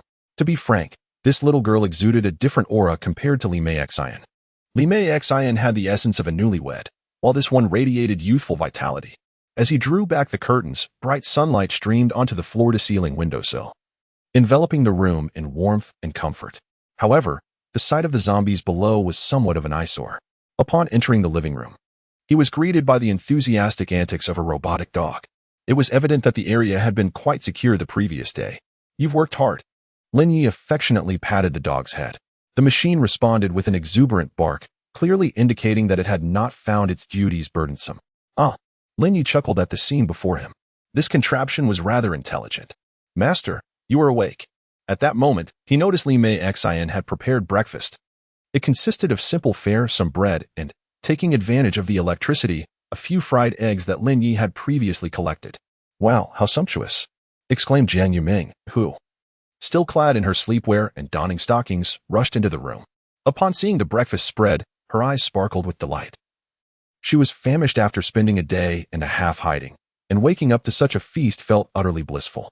"Don't get too comfortable yet." While enjoying breakfast, Lin Yi reminded them, "You two will continue to stay here and fend off the zombies while I step out for a while." "Where are you going?" Jiang Yuming quickly inquired, a hint of anxiety in her voice, fearing abandonment. She felt increasingly attached to Lin Yi. Why bother with such questions? "Just do as I instruct," Lin Yi replied curtly. Instantly, the little beauty's demeanor shifted to one of sulky dejection. "You didn't say that last night when you had me cosplay," she muttered, though she obediently responded, "Understood." Such is the nature of women. In an apocalyptic world, proper guidance was essential. However, for safety reasons, Lin Yi retreated to his room and reopened his laptop. He purchased a set of protective gear for Jiang Yuming from the Crossfire shop, along with a vial of anti-infection serum, a bulletproof vest, a silenced AWM sniper rifle, and a standard Desert Eagle. As for the DNF equipment, they would not be needed for the time being. Moreover, Lin Yi decided to leave the robotic dog behind as a guardian. As Jiang Yuming beheld the plethora of equipment and weaponry, she was utterly astounded, nearly gasping in astonishment. "Oh, brother Lin Yi, is that an armory you have there? So much gear." An armory indeed, Lin Yi mused. After all, as long as he possessed sufficient game currency, he could procure as many weapons as he desired. Regrettably, he lamented the absence of larger military assets such as tanks and fighter jets. However, with the presence of mech soldiers, such considerations seemed trivial. Glancing at his remaining game currency, he noted an impressive sum of 500,000. Taking into account the zombie crystal cores he had yet to collect from the previous day's encounters, Lin Yi exchanged for 2 lower-tier mech cores, expending 37,776 game coins. He then purchased 2 mid-tier mech cores, costing 377,776 game coins. Though the expenditure was substantial, Lin Yi felt no remorse. After all, if a mere robotic dog possessed such prowess, it was difficult to fathom the capabilities of more formidable machines. Thus, he wasted no time and departed the rooftop garden. Making his way downstairs, upon descending, he was met with a horde of wandering zombies that, upon spotting Lin Yi, charged at him with the enthusiasm of creatures drawn to a sumptuous feast. Armed with a machete, he swiftly dispatched them. Downstairs, he discovered a store selling drones. Specifically from DJI. Typically valued at over 10,000 each, they now languished in the shop, ignored save for a few zombie attendants. Perfectly, Lin Yi thought, as he was in need of several drones capable of collecting zombie crystal cores. Without hesitation, he approached with 2 mech cores in hand. Selecting the 2 largest and most expensive drones, activating them instantly. With a buzz and a series of mechanical clicks, the drones underwent a dramatic transformation. Their size expanded to approximately 1.5 meters, adorned with enormous metallic wings, resembling 2 metallic avian creatures. Upon activation, they emitted strange cawing sounds. Good heavens! Lin Yi found himself questioning reality, exclaiming internally, "Are you certain these aren't transformers? They are supposed to be mech soldiers." Chapter 12, Mecha Soldiers 1 and 2. But why ponder over such matters? As long as they prove useful, that suffices. Thus, Lin Yi promptly commanded the 2 mechanical birds, "Venture outside and retrieve those zombie cores for me." With a cacophony of mechanical caws, the 2 avian automatons swiftly took to the skies. En route, upon encountering the zombies, they unveiled a miniature Gatling gun on their wings. Bayubayubayu. The unsuspecting zombies, caught off guard, were instantly reduced to a mist of crimson. Astonishing. Lin Yi marveled at their ferocity. Ordinary zombies possessed no capacity for resistance. Moreover, thanks to the control interface, Lin Yi could effortlessly maneuver the birds with a joystick, gaining a first-hand perspective of their endeavors. Soon, the 2 mechanical birds plunged into a veritable tide of the undead, successfully collecting the desired zombie cores. Perhaps due to their non-living nature, despite the raucous commotion they made, the zombies did not retaliate, continuing to groan and sway in a disoriented mass. This enabled the retrieval of the cores to be remarkably uncomplicated, with a swift grasp of their metallic talons. They soared away. Occasionally, a more astute zombie would take notice of the peculiar intrusion. Upon realizing the anomaly, they emitted strange sounds, preparing to attack. Yet, the airborne mechanical birds responded with a series of BBUBU bursts, obliterating them into a cloud of gore. Impressive. Lin Yi found himself increasingly enamored with these creations. If such remarkable metallic birds could be constructed from a basic core, what might be possible with an activated intermediate mecha soldier? With this thought in mind, Lin Yi wasted no time and swiftly exited through the back door in search of suitable targets. Meanwhile, after securing the zombie cores, the metallic birds flapped their wings and ascended to the lofty heights of a garden over 400 meters above. This sudden appearance startled Li Meixin and Jiang Yuming, who were still engaged in sniping with their AWM-silenced rifles. What on earth is that? Li Meixin exclaimed, her face betraying her surprise. Stay calm. However, the astute Jiang Yuming had already deduced that these colossal beings were akin to the mechanical dog. Thus, she surmised, these must be the peculiar creations brought by brother Lin Yi to assist us. Is that so? Li Meixin, still somewhat skeptical, aimed her sniper rifle at the 2.15-meter-long metallic avians. As if to confirm her suspicions, the mechanical birds emitted a strange call and released 10 zombie cores from their talons. Incredible. It truly is. Upon seeing the zombie cores, Li Meixin's face lit up with joy as she realized this had to be the masteress doing, even with the presence of a mechanical dog. This was already quite extraordinary. Now, 2 colossal mechanical birds have arrived, instilling a profound sense of security within them. How curious it is to ponder what delightful surprises their master might unveil next. Li Meixin finds herself increasingly intrigued. However, the priority remains, you two must gather as many zombie crystal cores as possible. Li Meixin attempts to communicate with the 2 grand avians. Quack! To her astonishment, the birds comprehend her words, displaying remarkable intelligence as they flap their immense mechanical wings and soar into the sky once more. In just a few swift passes, they return with 30 to 40 zombie crystal cores. Meanwhile, Lin Yi has found himself on the bustling streets. Upon stepping outside, he is greeted by a scene teeming with staggering, howling zombies. Hiss! It appears something is lodged in their throats, and they move with a sluggish gait, swaying unsteadily. A rough estimate suggests there are at least thousands of them. Should they truly become unruly, it would pose a considerable threat to ordinary survivors. Lin Yi was taken aback to discover so many zombies lingering on the streets behind him. Yet, compared to the front, this was a significantly lesser number. His gaze quickly fixated on a supercar parked by the roadside. There it stood, a black Lamborghini, low and poised like a predator lying in wait, its sharp headlights exuding a fierce, avian ferocity. Lin Yi assessed the vehicle, confirming it met the activation requirements for a medium mech core. Consequently, he placed the medium mech core into the supercar. With a hum, as the core integrated, the vehicle seemed to come alive, vibrating intensely. Shortly thereafter, it underwent a transformation, morphing into a towering black mech soldier, standing a full 6 meters tall. Goodness! Lin Yi gazed at the creature, its skeletal frame forged from dense black metal, questioning the very nature of reality. Was this not akin to the confinement scene in films? Transformers, indeed. The resemblance was uncanny. Doubts began to arise regarding whether this entity was merely a whimsical creation of the system.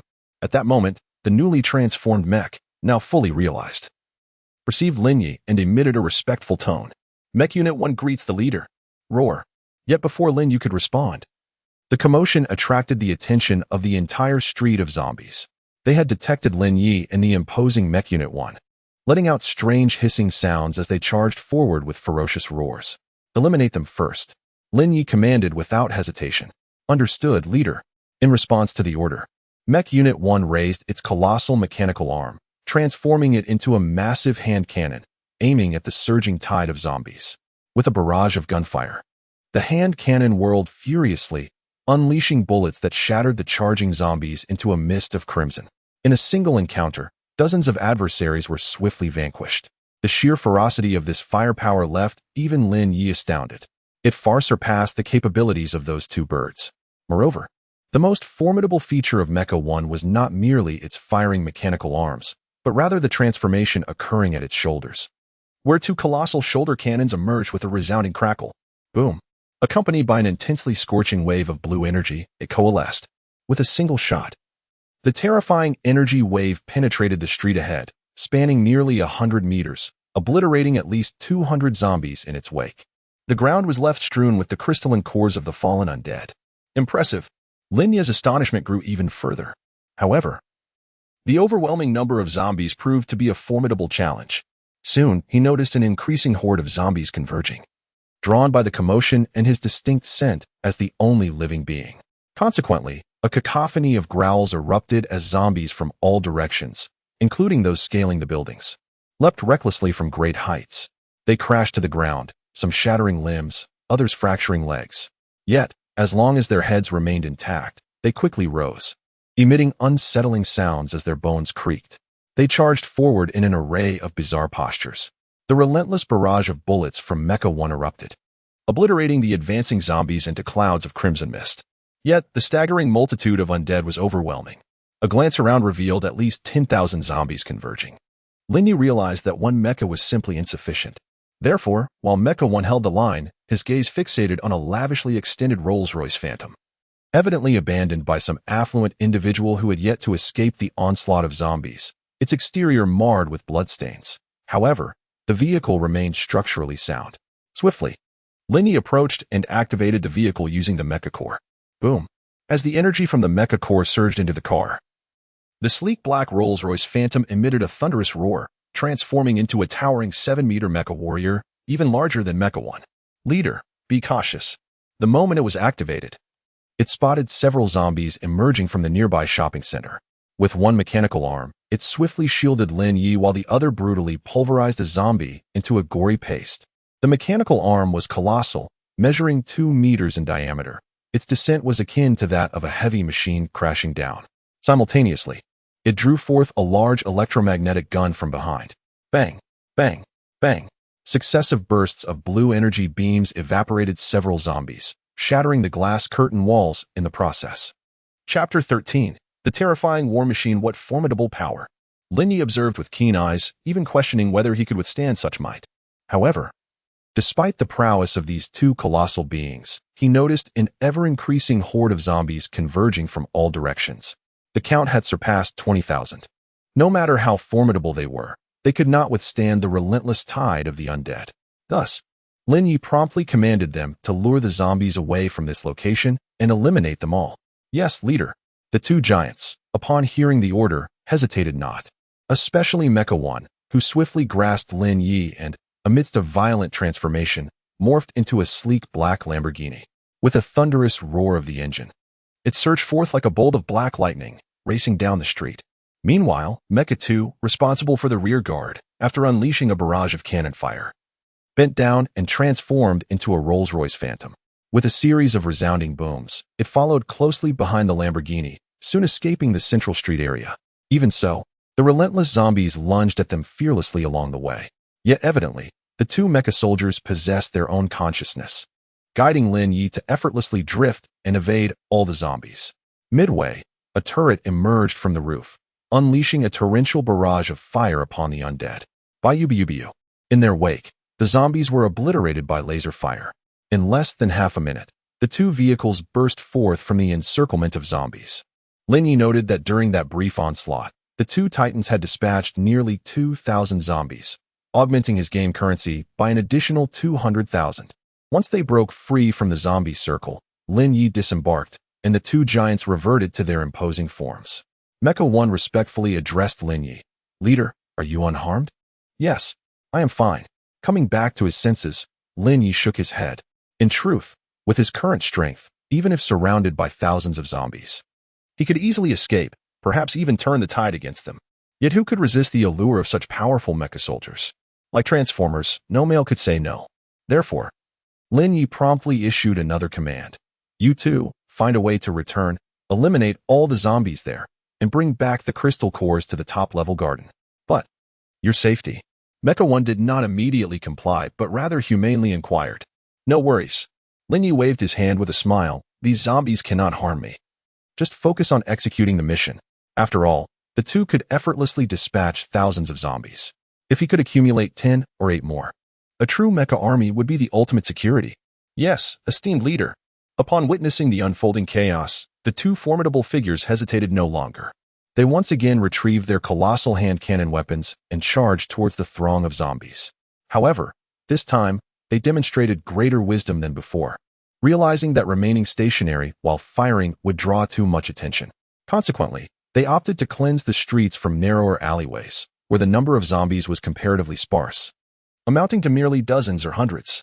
With a singular, terrifying energy blast, they obliterated a significant portion of the horde. The sound of the explosion reached the hundreds of zombies meandering along the main street, who, upon hearing the commotion, attempted to approach, only to be violently hurled back by a powerful wave of energy. This single strike eliminated at least several hundred of them. Soon after, curious zombies gathered, only to be dumbfounded as a massive mech soldier, towering around 7 to 8 meters, emerged from the narrow street, advancing with heavy strides. As it reached the main thoroughfare, a frenzied barrage ensued, leaving the ragged zombies with no capability to resist as they were utterly annihilated. Observing the ferocity of the two formidable beings, Lin Yi did not remain idle. Entrusting the situation to the mech soldier, he sought a quiet spot to retrieve his laptop and proceeded to purchase a mid-tier mech core.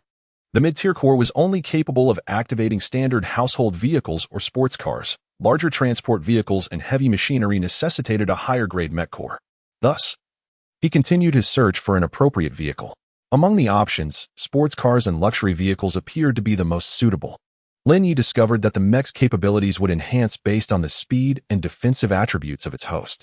This implied that should he procure an armored vehicle, the mech soldier's defenses would be astonishingly formidable, while a sports car would endow it with remarkable agility. Luxury cars, however, offered a more balanced approach. In the midst of the zombie onslaught, Lin Yi deduced that a mech soldier requiring potent firepower and swift speed would be most advantageous. He ultimately located a police bomb squad vehicle. With a low rumble, the activation of the third mech soldier commenced, revealing a large, black entity, approximately 8 meters tall, adorned with flashing red and blue lights akin to an emergency vehicle. Upon activation, the enormous blue mechanical eye fixated on Lin Yi, emitting a respectful tone. "Leader." Acknowledging the activation of the third unit, Lin Yi commanded, "You, assist the first and second units." "Yes, leader," responded the third mech, turning to stride onto the battlefield with its colossal mechanical steps. Thus, the once crowded main street, teeming with thousands of howling zombies, found themselves bewildered by the overwhelming firepower of the two titanic figures. Before they could regain their senses, a commotion erupted at the corner, punctuated by the sound of gunfire. Accompanied by heavy footsteps, yet another colossal figure, towering at 8 meters, emerged. Moreover, it boasted 2 shoulder-mounted cannons. This sight rendered the remaining zombies utterly dumbfounded. Wasn't it supposed to be the apocalypse of the zombies? How had it transformed into the demise of the undead instead? Subsequently, the narrative took a decidedly inappropriate turn.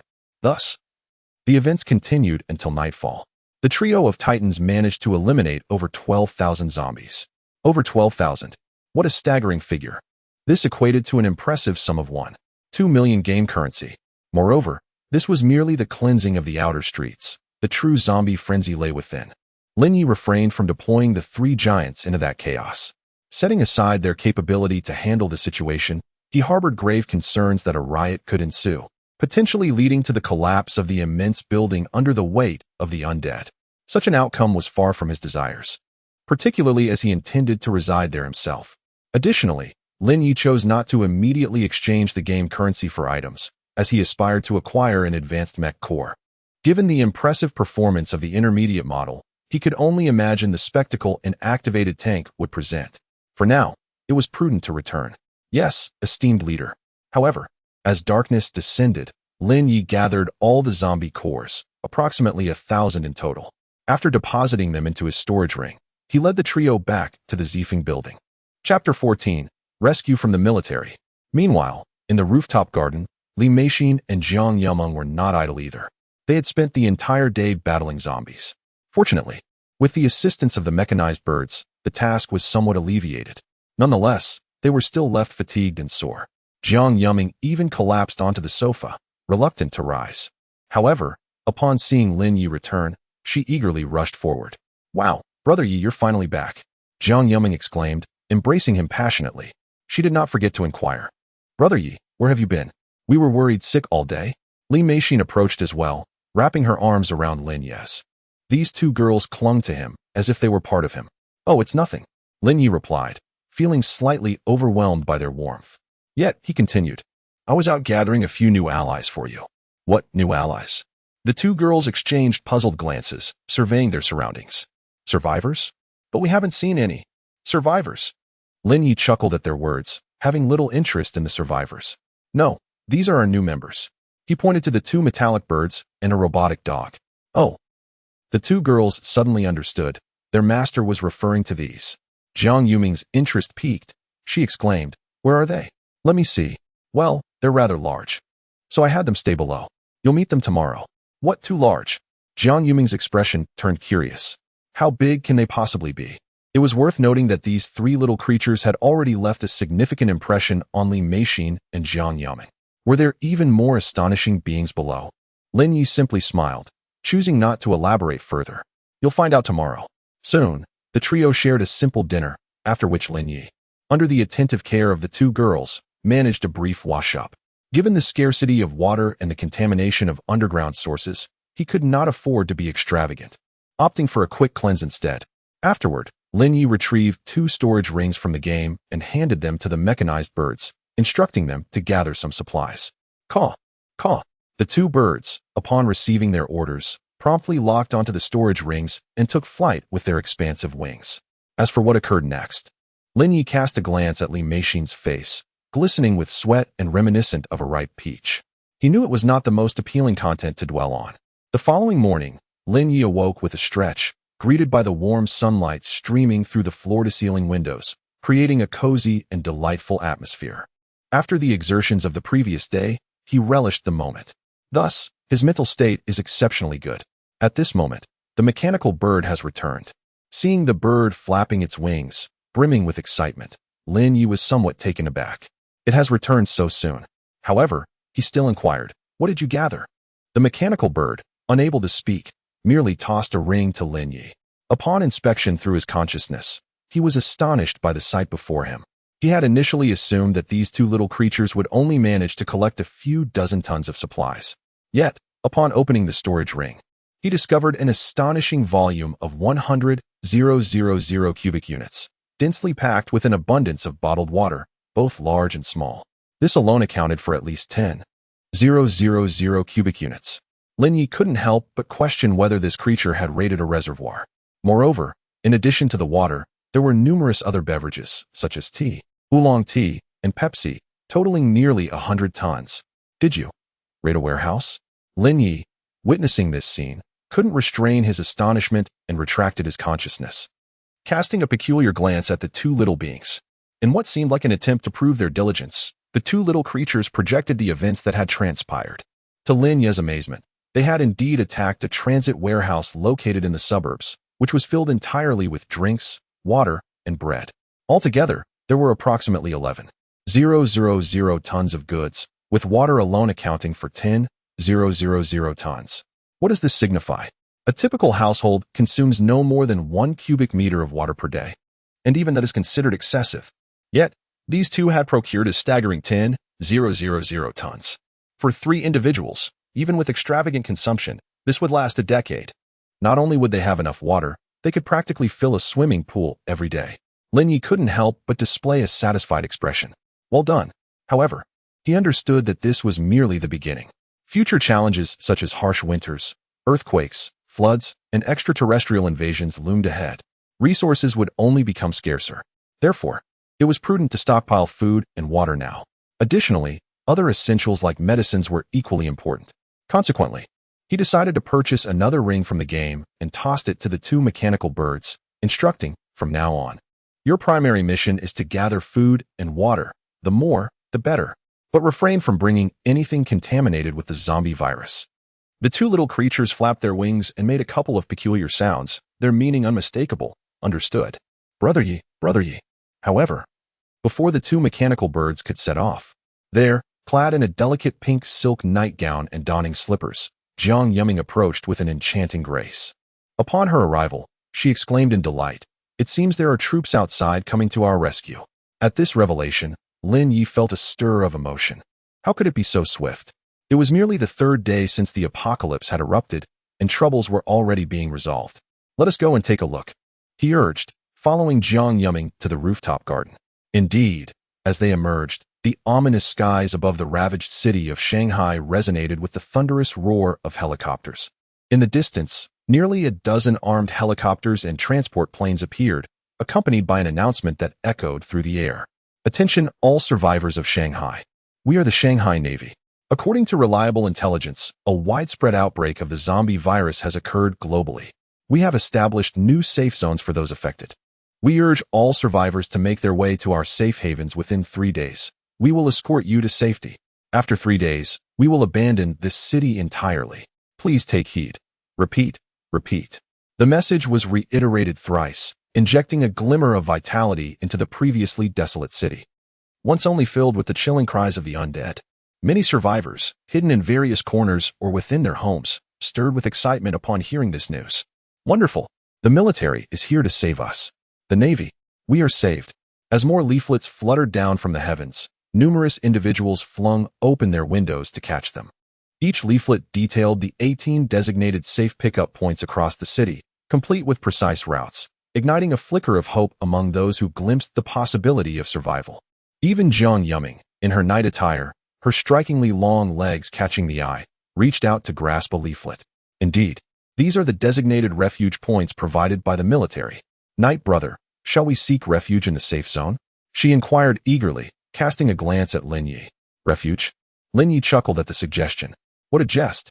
In former times, he might have considered it, but now, equipped with weapons and aided by mechanized soldiers, there was no need for such a retreat.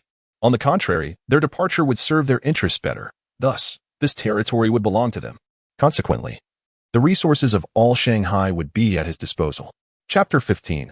Lin Yi's frantic power enhancement indeed. Upon hearing this, Jiang Yuming's beautiful eyes sparkled with a hint of excitement. With Brother Yi here, possessing extraordinary strength and surrounded by numerous mech soldiers, the entire city of Shanghai would soon belong to us. Why bother with safe zones? With this thought, the young beauty became animated and quickly inquired. What shall we do now? Do not concern yourselves with anything else. Continue to slay the zombies. Lin Yi replied. At present, he had merely 2 million game coins. Although this amount could procure a formidable weapon, such as the Black Blade or the Guanshi. He believed that the most effective means to swiftly amass game coins was through mech cores. Thus, he decided to reserve these funds for the acquisition of more mech cores and weapons. Moreover, Lin Yi had not forgotten to assist the two ladies in enhancing their abilities. After all, he possessed a plethora of zombie crystal cores. He had also discovered that due to the soul contract, any enhancement in strength provided to the contracted individuals would be returned to the contractor at a 100% rate. In other words, the more strength the two women gained, the more would be reflected back to him. Therefore, he presented each of them with 100 zombie crystal cores. Each of you receives 100. Such a considerable amount. Upon seeing the numerous zombie crystal cores, Li Meishin gazed at Lin Yi in astonishment. What will you do with these? Oh, it matters not to me. Lin Yi responded nonchalantly. You both need to bolster your strength. Otherwise, even with equipment, ordinary individuals face peril. All right, the two ladies were deeply touched by Lin Yi's generosity. We never anticipated Brother Yi would treat us so well. You're willing to go without just to provide for us. We shall certainly repay this kindness in the future. Little did they know, it was not that Lin Yi was unwilling to partake. Rather, he realized that these low-level zombie crystal cores had ceased to enhance his cells upon reaching level 10. Clearly, to attain even greater strength, higher-level zombies were required. However, he chose not to disclose this information. Soon, after the two women consumed their 100 zombie crystal cores each, they experienced a brief moment of pain, followed by the exhilarating realization that their strength was increasing at an astonishing rate. Moreover, as the enhancement concluded, boom, Li Meishin unleashed a small fist against the wall of the rooftop garden, creating a gaping hole. Wow! Witnessing such power, Li Meishin was momentarily taken aback by her own strength, but soon her beautiful eyes sparkled with delight. Is this the power of a genetic evolved being? How formidable she felt, as though she could withstand bullets now. Of course, this only applied to bullets. If faced with a tank shell, she would likely find it quite challenging. Yet Lin Yi was a different story. The enhancement of the two women prompted Lin Yi to glance at his attribute page. Lin Yi, level 10, with enhancements. Mental power, 308. Strength, 307. Agility, 308. Defense, 308. Stamina, 308. Talent, none. He soon realized that his attributes had indeed reached 30 times that of an ordinary person. A glimmer of joy flickered in Lin Ye's eyes. With such a boost in power, he felt he could withstand the impact of a tank shell. However, his attention was soon drawn to the talent section. Curiously, he inquired, "System, what does this talent signify?" In response to the leader, "Talent is a mysterious reward from the upcoming apocalyptic calamities, exclusive to you alone." Oh, such good fortune. Lin Yi was astonished to hear this. It was indeed a personal privilege. Nevertheless, he was aware that this so-called biochemical virus was merely the first of many threats. There would be further challenges, including dense fog, cold waves, torrential rains, mutated creatures, colossal disasters, and even extraterrestrial beings descending upon them. Thus, he anticipated even more rewards to come. Moreover, he was eager to know, "System, when will the next calamity occur?" "Soon," the system replied. "There are 11 days remaining until the next disaster strikes. The forthcoming calamity will be a dense fog lasting for half a month. Please prepare accordingly." "What? Only 11 days left? So soon?" Lin Yi was taken aback by this revelation. It seemed he needed to make preparations in advance. Night brother, night brother." At that moment, he heard Jiang Yumei's curious voice. Coming back to reality, Lin Yi noticed Jiang Yumei and Li Meixin, two stunning beauties, tilting their adorable heads in confusion as they stared at him. "What's wrong? Why are you in a daze?" "Oh, it's nothing."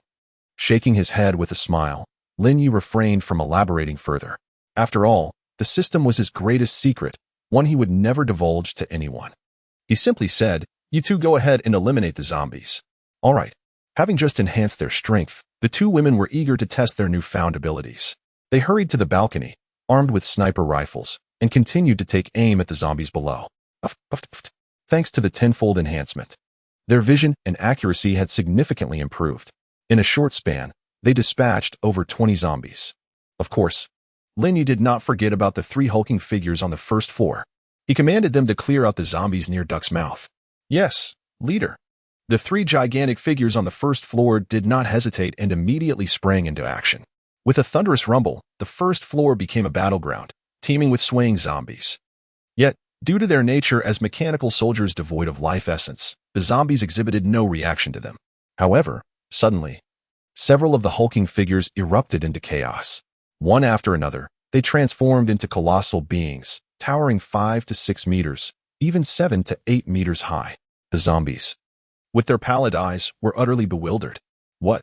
Is my buddy morphing?" Suddenly, a massive fist descended, crushing the zombie into a pulpy mass. Thus began the moment of carnage. 3 titanic figures, impervious to both weaponry and the zombie virus, moved with an air of invincibility wherever they roamed. However, Lin Yi forbade them from leaving the Yajuzui area. So the trio meandered nearby. Should they be spotted by others, it would undoubtedly provoke existential doubt, as onlookers might suspect an extraterrestrial invasion. The advantages of this arrangement were apparent. In just one morning, Lin Yi discovered that he had accrued an additional 1.2 million game coins, coupled with the previous 1.2 million. His total now stood at an impressive 2.4 million.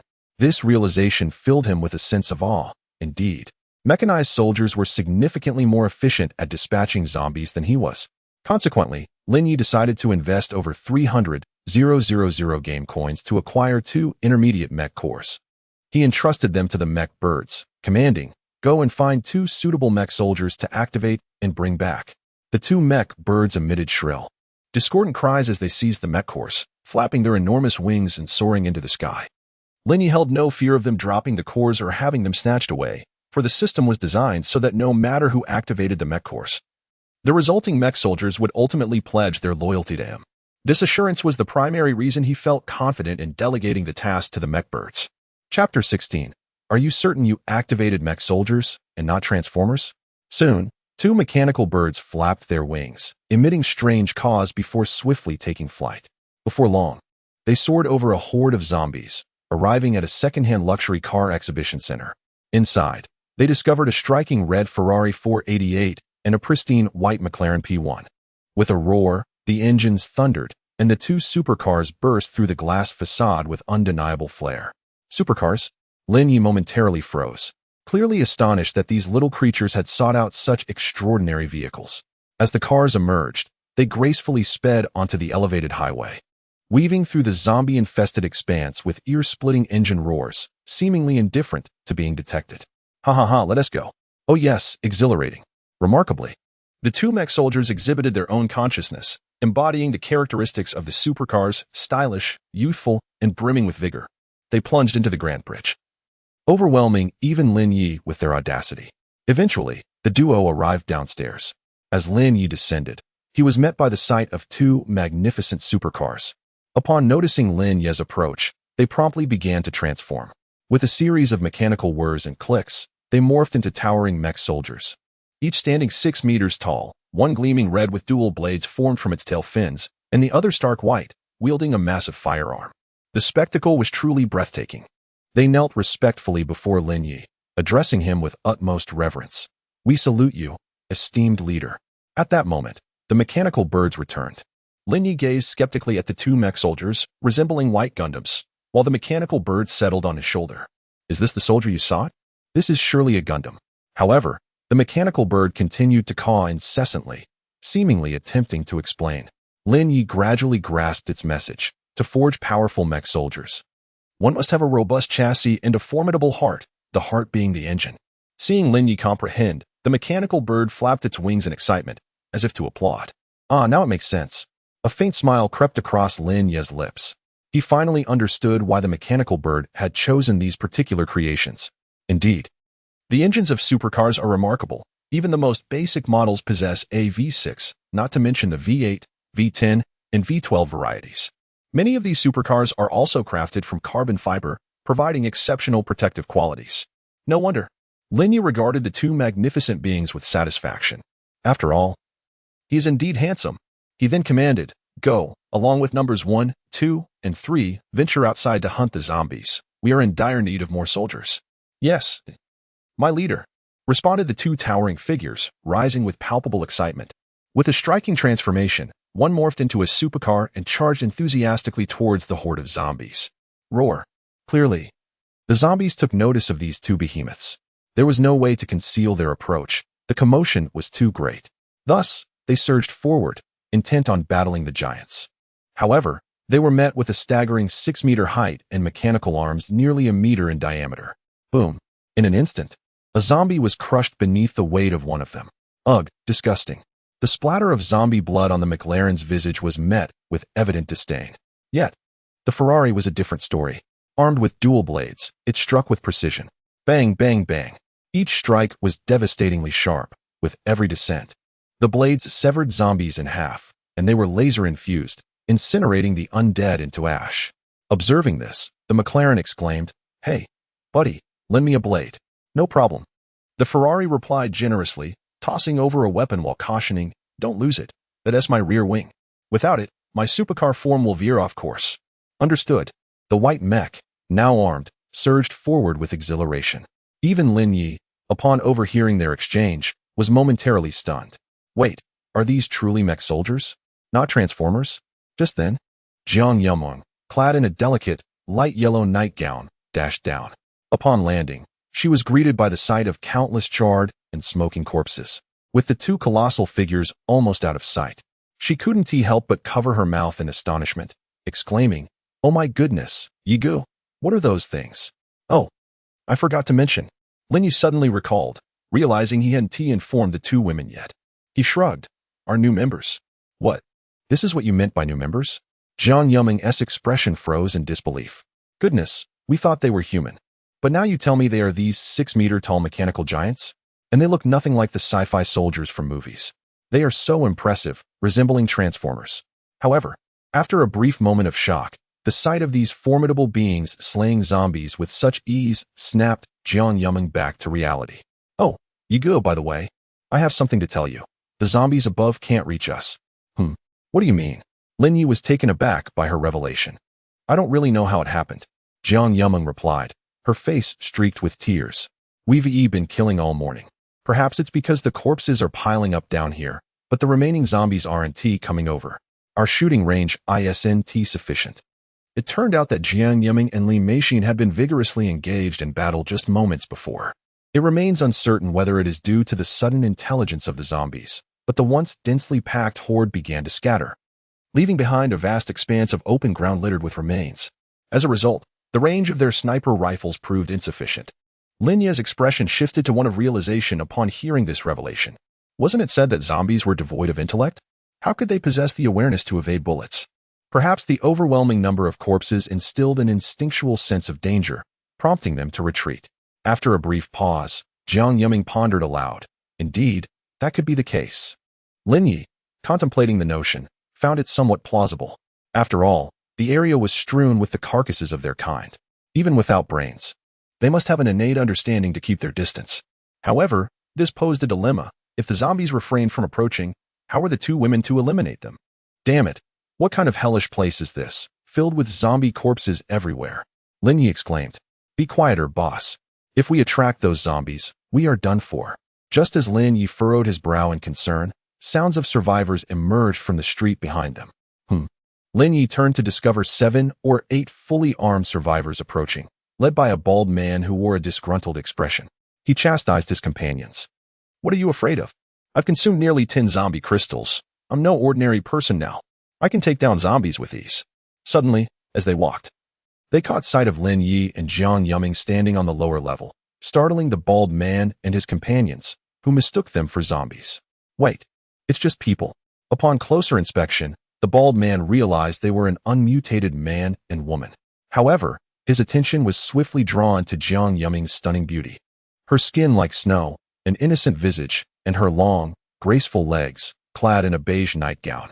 The men were instantly captivated. By heavens, a rare gem of humanity. The bald man stepped forward, scrutinizing Jiang Yiming. My dear, have you just escaped? Come with me. I am a genetic evolutionist and can ensure your safety. He then cast a condescending glance at Lin Yi, asserting, Today, I am in a generous mood. If you wish to align yourself with me, I can guarantee your survival. He needed to recruit more followers. Strength in numbers was essential in this apocalypse. Oh, is that so? Lin Yi, who had been troubled by the inability to draw the zombies within shooting range, suddenly smiled upon seeing the group of survivors, formulating a new plan. Chapter 17. The Legendary Blade, Kan's Mass Immune. Is this not a ready-made solution? What do you mean by ready-made? The few survivors had yet to grasp the situation. In the next moment, darkness enveloped them. When they regained consciousness, they were utterly bewildered. On the rooftop, good heavens, brother, what are you planning to do? The bald man was already bound, slowly being lowered from the rooftop. This left him pale with fright, and he hurriedly begged for mercy. Please, let me go. There are zombies down there. As if I were unaware of the existence of zombies. Yet Lin Yi approached, clearly relishing this outcome. It was no jest. What do zombies crave the most? Undoubtedly, it is humanity. Since they were unwilling to approach, a couple of lures would suffice. At that moment, Li Meixin and Jiang Yiming finally comprehended Lin Yi's intent, their eyes lighting up. Oh, I see now, Brother Yi. You intend for them to serve as bait to attract the zombies. Precisely. Lin Yi smiled. Zombies are exceedingly sensitive, or rather, overly excited by survivors. Upon sighting a human, they will charge recklessly. If they refuse to come, we shall dangle a survivor downwards. This way, the zombies will swarm. What nonsense! Are you using me as bait? Have you lost your mind? The suspended bald man finally grasped the situation, his face turning the color of liver. Is this something a person can do? Brother, this is no joke. This is a matter of life and death. But it was already too late. As he beheld the countless zombies howling below, the bald man yelled in panic. Brother, let us discuss this calmly. Do not pursue a life of crime. You are still young. What are you waiting for? However, Lin Yi turned to the bald man's astonished subordinates, brandishing a knife and pointing. If you do not lower him, I shall let you down instead. Please, no, brother. We will do it. Yes, Brother Guang, hold on. The subordinates, shocked by Lin Yi's inhumane behavior, quickly complied to save their own lives. Thus, as the bald man was lowered from the top floor, the rope was absurdly long, fully 300 meters, gazing down at the zombies surging like a tide on the main street. The bald man nearly fainted from terror, yet he was utterly powerless to resist. As they reached approximately 100 meters in height, he became quite conspicuous. This position is quite satisfactory. Lin Yi glanced over, somewhat pleased. However, the zombies had yet to notice, still meandering below. Lin Yi then instructed the bald man, Shout loudly. What? The bald man hanging from the building panicked. Me shout. If I shout again, I will truly die. However, Lin Yi raised his sniper rifle, aimed at him, and smiled faintly. If you do not shout, you shall die now. The bald man, feeling the weight of the dark muzzle directed at him, and gazing down at the dense sea of countless zombies, was drenched in cold sweat. Yet, he understood that disobedience would only lead to death. Thus, with a firm resolve, he chose to play the bait rather than face a fatal end.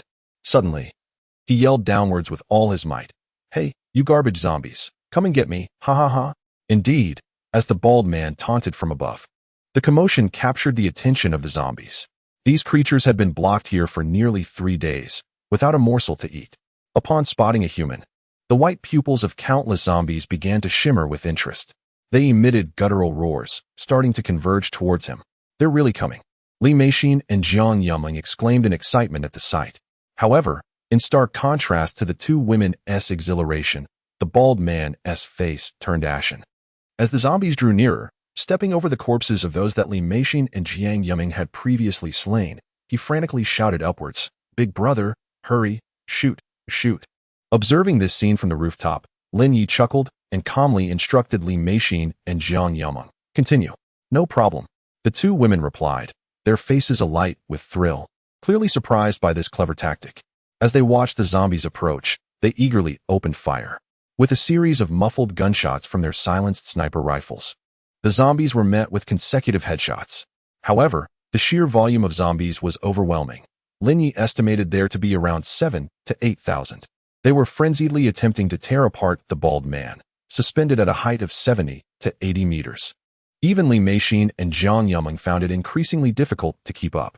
Consequently, Lin Yi retreated to his room, purchasing 7 additional sniper rifles and 7 M4A1 silenced rifles, all for less than 30,000 game coins. He then tossed these weapons to the bald man's subordinates, unperturbed by the notion of them aiming the guns at him. For these firearms had been procured from the Crossfire store and posed no threat to him.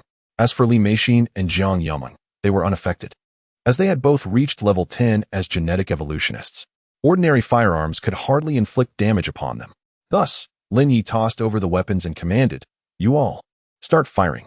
At this moment, the 7 little brothers of the bald man were utterly paralyzed with fear by the 3 living demons, huddling in the corner and trembling, terrified of being summoned to serve as bait. However, upon suddenly witnessing an array of weapons, they were left in a state of bewilderment. "What's this?" Lin Yi chuckled, aiming a pistol at the group of little brothers. "Do you wish to join in and dangle from the wires?" "Oh, no, no." The little brothers were horrified by his words, hastily picking up their guns to assist in combating the zombies. With their involvement, the pressure of the undead below was significantly alleviated. The sound of gunfire echoed as one zombie after another was obliterated. In the blink of an eye, they had dispatched over 100 of the creatures. Suddenly, the little brothers felt a surge of exhilaration. It was a stark contrast to the days spent hiding, fleeing from zombies, and scavenging for food. Now, they could exact their revenge. After the initial panic, excitement took over. "We will annihilate you, zombies. You caused me to go hungry. I will strike you down." Their enthusiasm grew, and their fervor intensified. Lin Yi observed in astonishment. It seemed they were even more thrilled than he was. After enduring prolonged oppression from the zombies, how could they not revel in their vengeance? This was fortuitous for Lin Yi, as he noticed his game currency rapidly increasing. "Congratulations. You have killed 1 zombie, earning 100 game coins. Congratulations. You have killed 5 zombies, earning 500 game coins. Congratulations. You have killed 10 zombies, earning 1,000 game coins." The thrill of this experience was indescribable. However, Lin Yi also issued a caution. "Oh, be careful not to accidentally kill your boss. After all, if he is gone, he won't be of any use, and we would need to release a new bait." At this, the little brothers broke into a cold sweat, with one skinny fellow quickly chuckling nervously, "Don't worry, big brother, we understand." With the addition of these 7 new members, the speed of zombie extermination accelerated. In just one morning, a total of 9 individuals, including Li Meishin and Jiang Yumling, had eliminated a staggering 18,000 zombies. Adding the relentless output from the mech squad, which also took down 20,000 zombies, Lin Yi realized that his game currency had soared to an impressive 5.8 million. What does 5.8 million game coins signify? With just a few more days of accumulation, he could activate an aircraft carrier. Even now, he could purchase 10 high-level mech cores. However, considering the absence of military machinery at present, Lin Yi decided to invest 940,000 in the acquisition of 5 intermediate mecha cores. He entrusted these to the Mecha bird, sending it forth to seek suitable candidates for soldiers. Concurrently, he expended 1,280,000 to procure a renowned blade, the Kansei Masamune. This exquisite weapon, a level 60 orange dagger within the dungeon, is devoid of level restrictions. As long as one possesses in-game currency, it can be obtained. The rationale behind selecting this particular blade lies in its formidable light, which effectively counters zombies, in addition to its substantial attribute enhancement. Thus, Lin Yi proceeded to purchase it. Ding! Congratulations on your expenditure of 1,280,000 game currency to acquire the renowned blade, Kansei Masamune. Upon the successful transaction, Lin Yi's hand reached into the game, and with a hum, he slowly withdrew a blade exuding a faint blue hue, nearly transparent, measuring approximately 120 centimeters in length. Chapter 18. Oh, the Green Giant. Is this the legendary Kanemitsu? Gazing at the blade in my hand, which emanated a faint, ethereal blue glow resembling a transparent, elegant longsword, I felt a surge of immense power coursing through me. Even now, Lin Yi could not help but marvel. Undoubtedly, this blade is extraordinarily cool, a weapon that embodies the dreams of every man. Upon inspecting its attributes, I discovered famed sword Kanemitsu, strength 200, agility 200, grants light attribute attack, with enhanced effectiveness against zombies, can be strengthened using upgrade stones. Indeed, upon seeing these additional attributes, I understood why such formidable power surged within. It possessed a strength 12 times greater than that of an ordinary person. It was all due to its attributes. Moreover, this weapon could be upgraded? Lin Yi was taken aback. Yes, boss. The system's voice chimed in at just the right moment. Weapons of pink quality or above can be enhanced using upgrade stones, significantly increasing their power. So that was the case. Lin Yi's expression shifted to one of realization. After all, he was aware of the enhancement stones, which were already available in the dungeon. However, upon glimpsing the price of the upgrade stones, 80,000 each, Lin Yi was momentarily stunned. Such an exorbitant price. It should be noted that there was also a failure rate involved in the enhancement process. To reach level 15, one would require at least 1,000 or 1,800 stones. An impossible feat. This meant it would cost over 100 million. Shaking his head, Lin Yi decided to abandon this plan for the time being. After all, it was sufficient for now. There would be time to enhance it later. At that moment, the excited voice of Jiang Yumeng echoed from outside. Night brother, we've completed it. Oh, hearing this, Lin Yi stored the weapon in his spatial ring, opened the door, and stepped onto the rooftop garden. Indeed, the corpses of zombies had piled up almost to the height of a mountain, at least 10 meters high. The sheer number of zombies left Lin Yi somewhat astonished. They had dispatched nearly 20,000. Meanwhile, a few of his underlings, having accomplished their task, did not forget to rescue the bald man. Jiang Yumeng excitedly remarked, Night brother, your method is truly remarkable. It is far quicker than our previous zombie-slaying efforts. Damn. Upon hearing this, the newly rescued bald man nearly buckled at the knees. He had been suspended for an entire morning, if not for consuming several zombie cores, which granted him a slightly enhanced physique. He would have surely succumbed. Yet now, hearing the words of this stunning beauty, whose allure rivaled that of celestial beings, uttering remarks as frigid as the temperature plummeting 100 degrees below zero, he couldn't help but tremble in fear. However, Lin Yi approached and calmly stated, Well done. That is what we ought to do. Upon seeing Lin Yi, the bald man immediately transformed his previously sullen expression into a sheepish grin. Jokingly acknowledging the situation, he had discerned that this individual was a genetic evolutionist and undeniably superior to himself. It was prudent to comply for the time being. Lin Yi, satisfied with their performance, produced some milk, bread, and instant noodles, tossing them to the group. You've worked hard today. Consider this your reward. The sight of the instant noodles, bread, and bottled water caused their eyes to widen in astonishment. After days of confinement in the basement without sustenance, they were taken aback by Lin Yi's generosity. Qin Guang hurriedly expressed his gratitude, saying, Thank you, big brother. No need for thanks. Replenish your strength, for we have more work this afternoon. Lin Yi's words nearly caused Qin Guang to faint in disbelief. More work? Is there a problem? Yet, upon meeting Lin Yi's calm and resolute gaze, Qin Guang hastily shook his head. No, absolutely no objections. Whatever you say goes, boss. Content with this response, Lin Yi nodded in approval. In this post-apocalyptic landscape, Though these survivors may seem ineffectual, they served well as bait, assisting him in exterminating zombies. Furthermore, the weapons from the Crossfire were plentiful, allowing these individuals to significantly bolster his game currency income, not to mention the zombie crystal cores. After they had eaten and rested for 2 hours, it was afternoon. Without needing further encouragement from Lin Yi, Chen Guang voluntarily descended once more. Within a single day, they had eliminated another 20,000 zombies. Coupled with the afternoon's mechanized soldiers' efforts, the total count had reached 50,000, resulting in a notable expansion of the once crowded streets below. The benefits were evident, as Lin Yi noticed his game currency had surged to 8 million. If this pace continued, he estimated it would reach 16 million in just 2 days, bringing him closer to exchanging for a top-tier mech core. As for the zombie crystal cores, they had accumulated to 8,000, though their utility was primarily limited to upgrading ordinary individuals. As night fell, the group settled down for rest. Lin Yi, along with Jiang Yumeng and Li Meixin, occupied the spacious rooftop garden suite, while Chen Guang and the others set up tents on the terrace, finding the environment surprisingly comfortable. With Lin Ye's provision of additional supplies, they began to feel a sense of gratitude towards him. Unbeknownst to them, today's endeavors not only provided exhilarating zombie hunting, but also a satisfying meal. One of the younger members, holding his instant noodles, was moved to tears. Even Chen Guang felt a wave of sentimentality wash over him. Indeed, he realized that following Lin Yi might not be so bad after all. At the very least, it ensured their safety from life's perils. Certainly, Lin Yi chose to disregard these matters. After completing his tasks, he had taken a brief bath and enjoyed a sumptuous dinner, followed by a restful slumber. This evening, it was Jiang Yumeng. The following content may not capture everyone's interest, so we shall bypass it.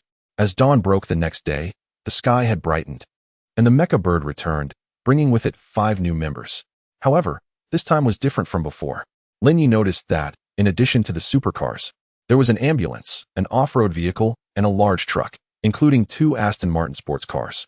According to the Mecha bird's explanation, Lin Yi understood that activating specific vehicles would grant access to unique mecha soldier types, akin to Transformers. The ambulance represented the Mecha medic, while the large truck symbolized formidable combat strength. As for the Aston Martins, they embodied elegant and agile combatants. Salute to our esteemed leader. The 5 newcomers, towering figures, knelt on one knee on the first floor, respectfully addressing Lin Yi. Observing these robust individuals, Lin Yi felt quite satisfied. With the addition of these 5, along with the previous Ferrari, McLaren, Lamborghini, Rolls-Royce Phantom, and an armored vehicle, he now commanded a total of 10 Transformers. In an apocalyptic setting, this group would undoubtedly be an invincible force. However, considering that the second wave of calamity was imminent in less than 10 days, Lin Yi decided to send them out to hunt for more zombies, thereby acquiring additional game currency to prepare for the impending fog. Yes, my leader.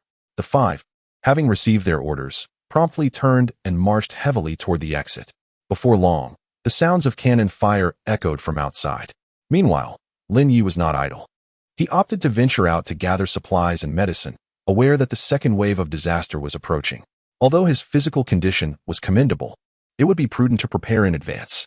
After all, one could never be too cautious in the face of unknown horrors lurking within the fog. Thus, Lin Yi summoned the Ferrari to accompany him in search of medicine. However, before they could travel far, a resounding explosion echoed nearby. What was that? Through the Mecha bird's perspective, Lin Yi discerned that it was a military rescue team that had yet to depart.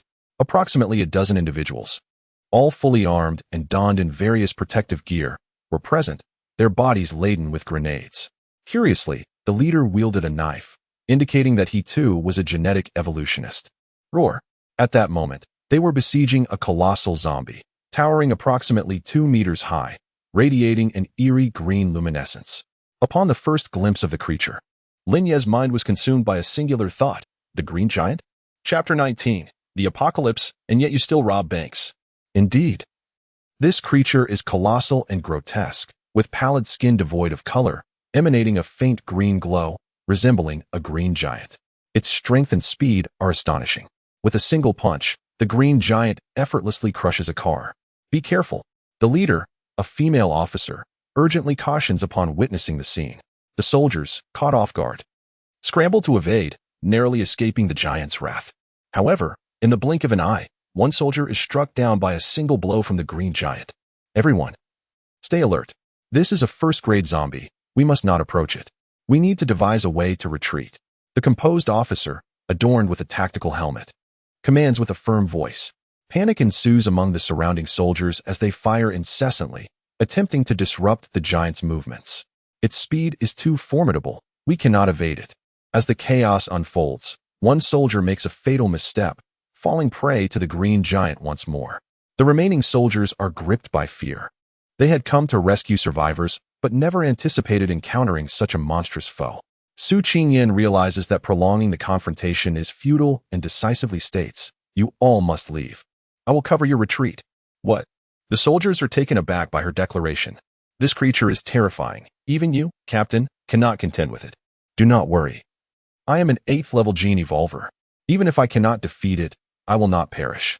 Conversely, your presence here will only hinder my efforts. But move swiftly. Su Qingyan interrupts impatiently, unsheathing her specially crafted steel blade. With remarkable speed, she charges towards the green giant's back, delivering a swift strike. Clang! The blow evidently injures the green giant, eliciting a furious roar from it. It pivots abruptly, swinging its massive arm. Su Qingyan, quick-witted and agile, deftly evades the attack. Seeing their captain's prowess, the remaining soldiers recognize the truth in her words and call out, "We will await you at outpost number 2. With that, the 8 soldiers hastily retreat. Roaring in fury, the green giant realizes its prey is slipping away and prepares to pursue. Yet, Su Qingyan stands her ground, having been forced back several paces. With a cold voice, she declares, "Your opponent is me." The green giant, now utterly enraged, charges recklessly towards her. Damn it! Su Qingyan feels fear creeping in, unwilling to confront the beast head-on. She had intended to buy time through her agility, but to her dismay, the giant's speed surpasses her own. With a thunderous crash, before she can react, the next moment arrives. To her astonishment, she found that this colossal figure had appeared before her, raising a fist as large as a sandbag to strike down. Alarmed, Su Qingyan instinctively raised her knife to block. The impact was immense, causing her to feel a sharp pain in her chest and a rush of sweetness in her throat as she was violently propelled backward, colliding with the car. Had it not been for her military training as an 8th level gene evolver, this blow could have proven fatal. With a roar, the green giant charged towards her like a streak of emerald light. Su Qingyan felt her life was nearing its end. Yet, in the next moment, a brilliant flash descended from above. The ground shook. Su Qingyan witnessed the once mighty green giant halt in its tracks, and astonishingly, its massive form was cleaved in two. As the green blood pooled around her, she was left in shock, observing a young man wielding a blue long knife standing behind the slain giant. This sight rendered her momentarily speechless. One strike. He had slain a first-tier zombie. How could that be possible? This creature was a rare mutated zombie, possessing incredible strength, high mobility, and formidable defenses. Yet, this individual had dispatched it with a single blow. What level of power did he possess? Su Qingyan's beautiful eyes widened in disbelief as she gazed at the newcomer. Indeed, the newcomer was Lin Yi. Encountering a first-tier zombie for the first time, he certainly could not miss the opportunity to obtain the zombie core. After dispatching the creature, Lin Yi promptly extracted the faintly glowing green core, using his observing world technique. Was this truly a first-tier zombie core? Lin Yi pondered, noting its distinct appearance from ordinary ones. He wondered if it could enhance his strength. Thank you, thank you. At that moment, Su Qingyan, having narrowly escaped death, struggled to stand and expressed her gratitude to him. No need for thanks. Coming back to his senses, Lin Yi pocketed the core without lifting his gaze. Saving you was merely a matter of convenience. Such a casual remark made Su Qingyan's lips twitch slightly. Regardless, you have saved my life. I am Su Qingyan, the captain of this Shanghai rescue team, and an 8th level gene evolver. She introduced herself. Oh, 8th level? Lin Yi was somewhat taken aback upon hearing this. To achieve such a level required the consumption of 80 zombie cores, which meant at least 800 zombies must be slain to cultivate a single 8th level gene evolver. However, upon further reflection, he understood. After all, she was from the military. For them, exterminating zombies was akin to child's play. Cultivating a few higher-level gene evolvers was not a daunting task, unlike for ordinary individuals. Nonetheless, he still inquired further. What brings you here? After a brief pause, Su Qingyan hesitated, but considering that the person before her was her savior, she revealed, the Shanghai market is about to be abandoned. I am leading a team to retrieve some gold. This substance will be crucial in the impending apocalypse. Oh, gold. Lin Yi was taken aback by her words. In an apocalypse, what use would gold serve? Indeed, Su Qingyan elaborated, according to the latest intelligence, all safe zones in the apocalypse will adopt gold as their currency of exchange. Hence, we must carry away as much as we can. Understanding dawned upon Lin Yi. It was no wonder this woman was gathering gold. It was to be used as currency in the disaster-stricken world. He realized he had overlooked the importance of collecting this precious metal during his recent days. After all, gold, being an essential material for advanced technology, was bound to retain its value. It was only natural that it would eventually serve as currency. By the way, I haven't caught your name yet. She suddenly remembered, having forgotten to ask. I am Lin Yi, he replied, regaining his composure. Lin Yi. Su Qingyan murmured to herself before lifting her beautiful gaze and asking, would you be interested in joining our army? This individual was remarkably powerful. Should he choose to ally with the safe zone, his future prospects would be limitless. Not interested. Unexpectedly, Lin Yi shook his head, harboring no desire to join the safe zone. He felt no fear of the apocalypse. If he could not survive on his own, any location would be of no consequence. Oh, that's fine. Su Qingyan smiled at the rejection and added, if you ever need assistance in the future, feel free to find me in Kyoto. I have pressing matters to attend to, so I must take my leave. With that, she hurried off towards the second stronghold. As for Lin Yi, he did not mind her departure. Rather, it served as a reminder. After all, the supplies he had gathered were limited, far less than those found in the shelters or large safe zones. It was indeed time to collect some gold, which might be useful for trading in the future. With this thought in mind, Lin Yi summoned Ferrari and made his way to a bank in the Shanghai market. The area was infested with zombies, but he was undeterred and planned to eliminate them all. Let us blow it open, he commanded. Sure thing, boss.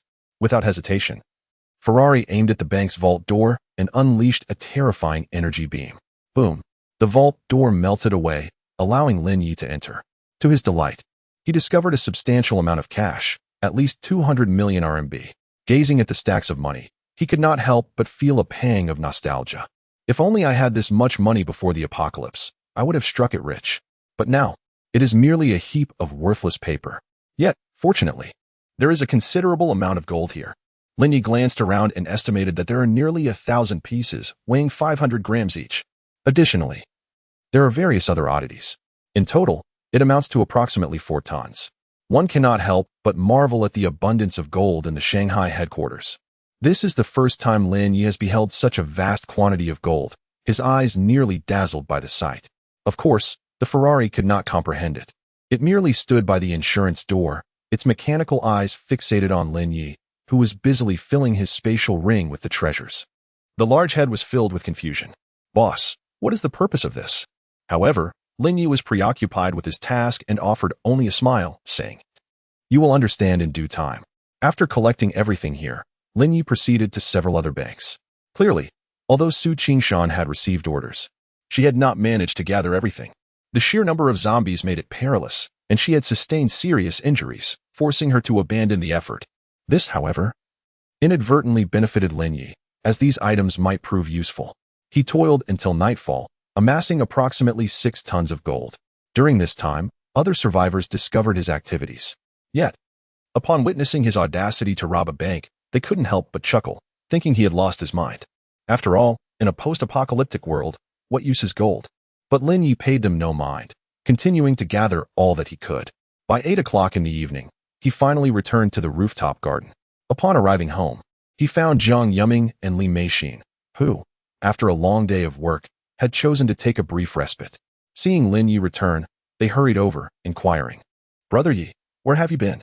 Why did it take you so long to come back? Take a look for yourself, Lin Yi replied, sitting on the sofa and tossing the spatial ring towards them. Gold. Upon seeing the contents within the ring, Jiang Yuming's beautiful eyes widened in astonishment as she beheld the mountains of gold piled densely inside, leaving her dumbfounded. Wow, Brother Yi, why did you collect so much gold? She exclaimed, her eyes sparkling.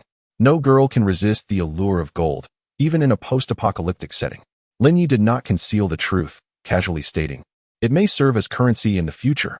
Currency in a post-apocalyptic world? Both Jiang Yuming and Li Meixin exchanged astonished glances, recognizing the surprise reflected in each other's eyes. Goodness, using gold as currency in such a world seems excessively extravagant. However, Li Meishin tilted her adorable little head and asked if this will be used as currency. Why doesn't he, brother Yi, gather more? Do you think I wouldn't want to? Lin Yi rolled his eyes in response. But there is only so much available. After searching several major banks, this is all there is. Where else could I possibly find more? However, who would have thought that Li Meishin would suddenly smile and exclaim, "We could rob a gold shop." These words brought a spark of inspiration to Lin Yi.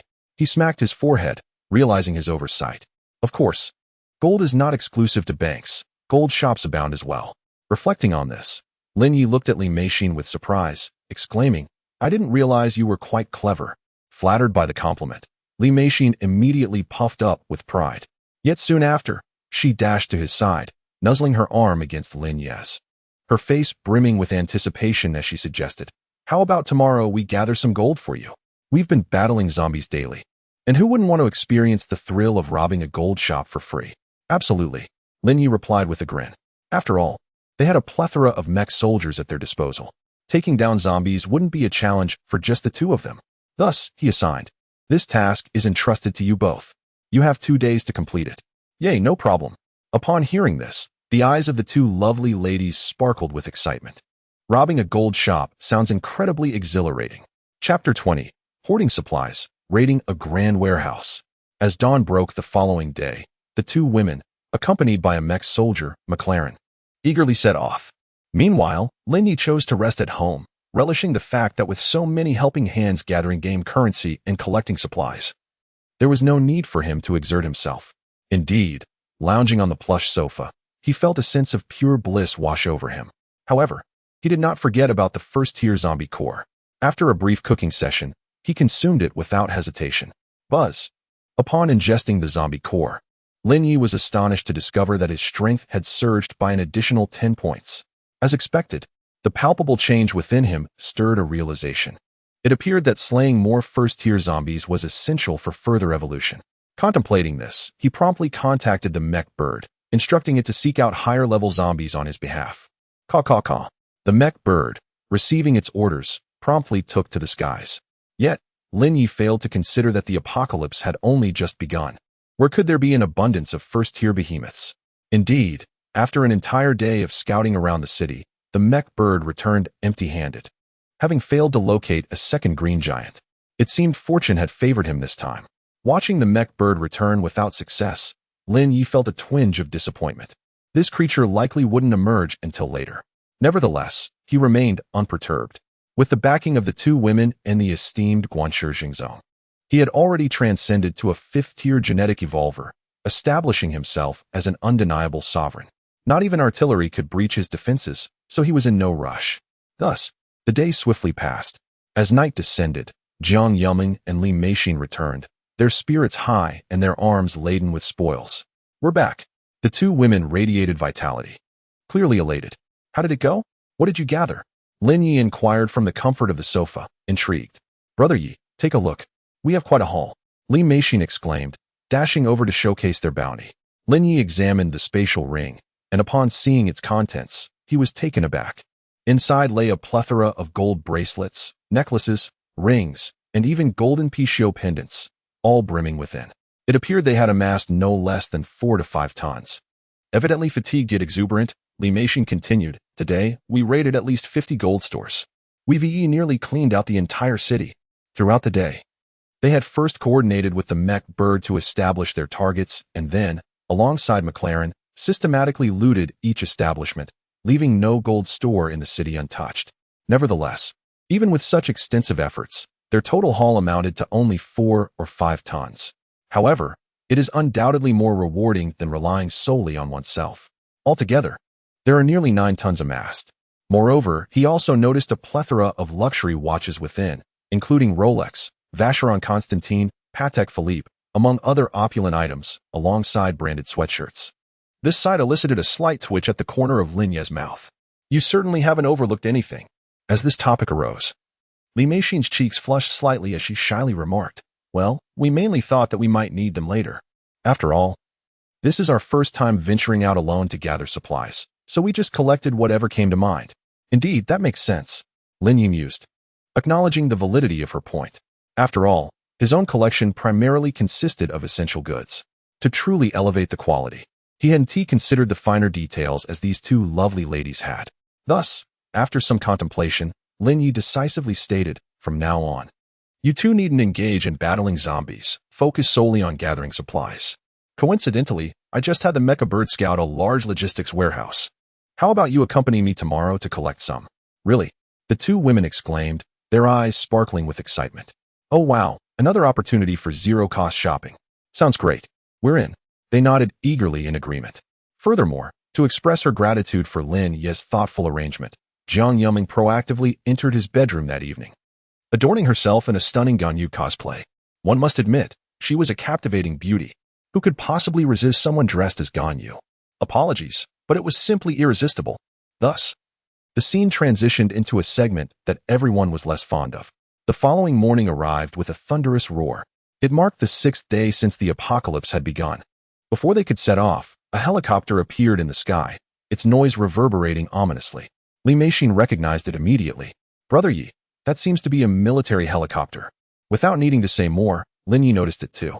Given that it was already the 6th day of the apocalypse, the military's promised 3-day deadline had lapsed, and they were preparing to retreat. One helicopter after another took off, heading towards the designated safe zone. Before their departure, they airdropped a substantial amount of equipment, clearly intending for the remaining populace to fend for themselves. This is the last contribution we can make for this city. The rest is up to you, echoed the final broadcast as the military retreated. The airdropped weapons and equipment scattered across various corners of the city, leaving many survivors who heard the announcement feeling a sense of loss. However, it wasn't too long before they began to scramble for the airdropped supplies. What should we do now?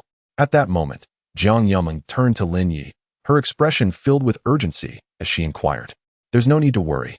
Lin Yi held little interest in the military and the airdropped firearms. After all, what could he possibly lack in his CF shop? Even the infernal Gatling gun with infinite bullets was at his disposal. Those ordinary firearms were utterly unnecessary. Moreover, the current zombie apocalypse was merely the simplest of challenges. The impending fog was of greater concern. Who could ascertain what lurked within? It could very well be toxic gas. Thus, he needed to prepare in advance. Consequently, he entrusted Baldi and the others to continue hunting zombies while he took Jiang Yuming and Li Meixin to gather supplies that would be indispensable in the future. No problem. Boss, we've got this. Baldi, having witnessed Lin Yi's formidable prowess, pledged his loyalty with a firm thump on his chest. With a slight nod, Lin Yi descended the stairs with the two alluring companions. Upon reaching the ground floor, they found a Ferrari waiting patiently. As Lin Yi approached, it transformed into a massive mech soldier, addressing him with utmost respect. Esteemed leader. Indeed. Lin Yi nodded affirmatively. Let us depart. Understood. The mech soldier, upon receiving the command, swiftly transformed back into a Ferrari 488, even graciously opening the car door. However, as the door swung open, Li Meixin peered inside curiously. Brother Yi, there are only 2 seats. How will the 3 of us fit? Indeed, Jiang Yuming echoed, momentarily taken aback. That's simple, Lin Yi declared, settling into the driver's seat and patting his thigh. One can sit here. Both women froze at this scene, their cheeks flushed with a hint of embarrassment as they exchanged glances. Who will take the seat? Jiang Yuming hesitated, suggesting, how about you, Sister Meixin? To her surprise, Li Meixin giggled, gracefully twisting her slender waist to take the seat. I shall not be polite. Hey, wait a moment. Jiang Yuming was left dumbfounded. Sister, at least show some modesty. But Li Meixin was undeterred, urging, hurry up and get in, Yuming. Humph. Jiang Yuming was annoyed but had no choice but to occupy the passenger seat. It must be said, the sensation was remarkable. Lin Yi was astounded by the incredible elasticity of the situation. Of course, it was also Li Meixin's first experience of this nature, leaving her with an indescribable feeling. Yet, now was not the time for such thoughts. Let us go, Lin Yi commanded. With that, the Ferrari 488 roared to life, emitting a deep engine growl before swiftly drifting away, nearly sending Li Meixin soaring with exhilaration. As the zombies in Duck House Mouth are nearly eradicated, the streets have become less congested, save for the scattered remains of the undead. Only a handful of wandering zombies remain. Consequently, as the Ferrari speeds recklessly down the street, the Mecha soldiers, who have been idly dispatching the zombies in the corners, are quick to give chase. Hey, wait for me. Oh, that damned Ferrari. The McLaren. witnessing this scene, promptly transforms into a supercar and accelerates after them. Similarly, along a main thoroughfare and in alleyways, the mecha soldiers, previously lounging and beating the zombies, emerge. It is worth noting that over the past 3 days, Lin Ye's mecha soldiers have increased to 10. Among them are a Ferrari 488, a Rolls-Royce Phantom, a Lamborghini Huracan, a McLaren, an armored police vehicle, a fire truck, an ambulance, a white Corvette, an orange Aston Martin, and a limited edition Mercedes-AMG 1. Altogether, there are 10 mecha soldiers, along with a robotic dog and an additional 4 mecha birds. Thus, upon witnessing the leader fleeing in the Ferrari, the remaining supercars eagerly shift into their automotive forms, pursuing with an audacious flair. This culminates in an utterly absurd spectacle on the elevated ring road, where supercars, one after another, are led by a police vehicle, flanked by a fire truck and an ambulance. This impressive convoy leaves some survivors, who have hurriedly ascended the ring road, utterly bewildered. Seriously, guys? This is the apocalypse. Are you really forming a supercar team-building exercise? Yet, one cannot deny the visual impact of the diverse array of supercars, each varying in shape and hue. Upon closer inspection, however, a sense of disquiet arises. Am I imagining things? It seems that, aside from the Ferrari which contains a driver, the others are all unmanned. A survivor, piloting a tank he acquired from who knows where, rubs his eyes, doubting his perception. Boom, boom, boom. Yet, the mecha squad pays no heed, flooring the gas pedal. In the blink of an eye, the 10 vehicles zoom past in a flash. Even the ambulance reaches a staggering speed of 140 miles per hour. Madness. It feels as though this world has gone utterly insane. The vehicle owner realizes he cannot even keep pace with an ambulance, helplessly watching them race away. Thus, after approximately half an hour, the convoy swiftly arrives at the suburban logistics center just outside the ring road. This area serves as a major logistics hub. However, this is not the focal point. The emphasis lies on the presence of a certain logistics warehouse affiliated with a prominent e-commerce company. The resources here are astonishingly abundant. It can be said that in terms of clothing, food, shelter, and transportation, everything is available. Consequently, collecting supplies in this place ensures that one will never lack any daily necessities. Suddenly, a procession of high-performance sports cars arrived, revealing a vast logistics center, where numerous large transport vehicles were parked, more than 50 by rough estimation. "Wow, this place is enormous," exclaimed Jiang Yuming as she stepped out of the car. However, she soon noticed that Li Meixin's delicate face was flushed, prompting her to inquire, "Meixin, what's wrong?" "Oh, it's nothing," Li Meixin responded weakly, hastily waving her hand, her cheeks still crimson. It turned out that something had occurred in the car earlier that left her feeling flustered. Before Jiang Yuming could grasp the situation, a horde of zombies had detected their presence and staggered towards them, growling ominously. "Eliminate them! Eliminate them!" But before they could get close, the McLaren sprang to life, unleashing a barrage from its cannons. Rat-a-tat-tat. Over 30 zombies were instantly obliterated. Jiang Yuming was taken aback by the sheer brutality of the scene, momentarily dumbfounded, even questioning her own ability to withstand such firepower. Yet, that was not the priority. "Let us go inside and take a look," Lin Yi declared as he exited the vehicle, assigning a few individuals to keep watch while he led the 2 women into the logistics center. Perhaps due to the initial outbreak of the apocalypse, the warehouses here had been completely sealed. Thus, when Lin Yi forcefully opened the doors, he discovered an expansive warehouse spanning a staggering 100,000 square meters, with everything intact. As the doors swung open, an endless array of containers filled with goods became visible. "Goodness, we struck gold." Jiang Yuming's eyes widened in astonishment. If they could transport all these supplies, they would never have to worry about food and drink for a lifetime. "Why are you still dawdling? Get to work." Lin Ye's voice snapped the 2 women back to reality. After receiving the spatial rings he tossed to them, they eagerly began to scan the items, exhilarated by the thrill of a zero-cost shopping spree. With a hum, one item after another was scanned into the spatial rings. Lin Yi noted that there were over 50 brands of mineral water alone, with each brand boasting 2,000 to 3,000 cases, equating to more than 150,000 cases of water.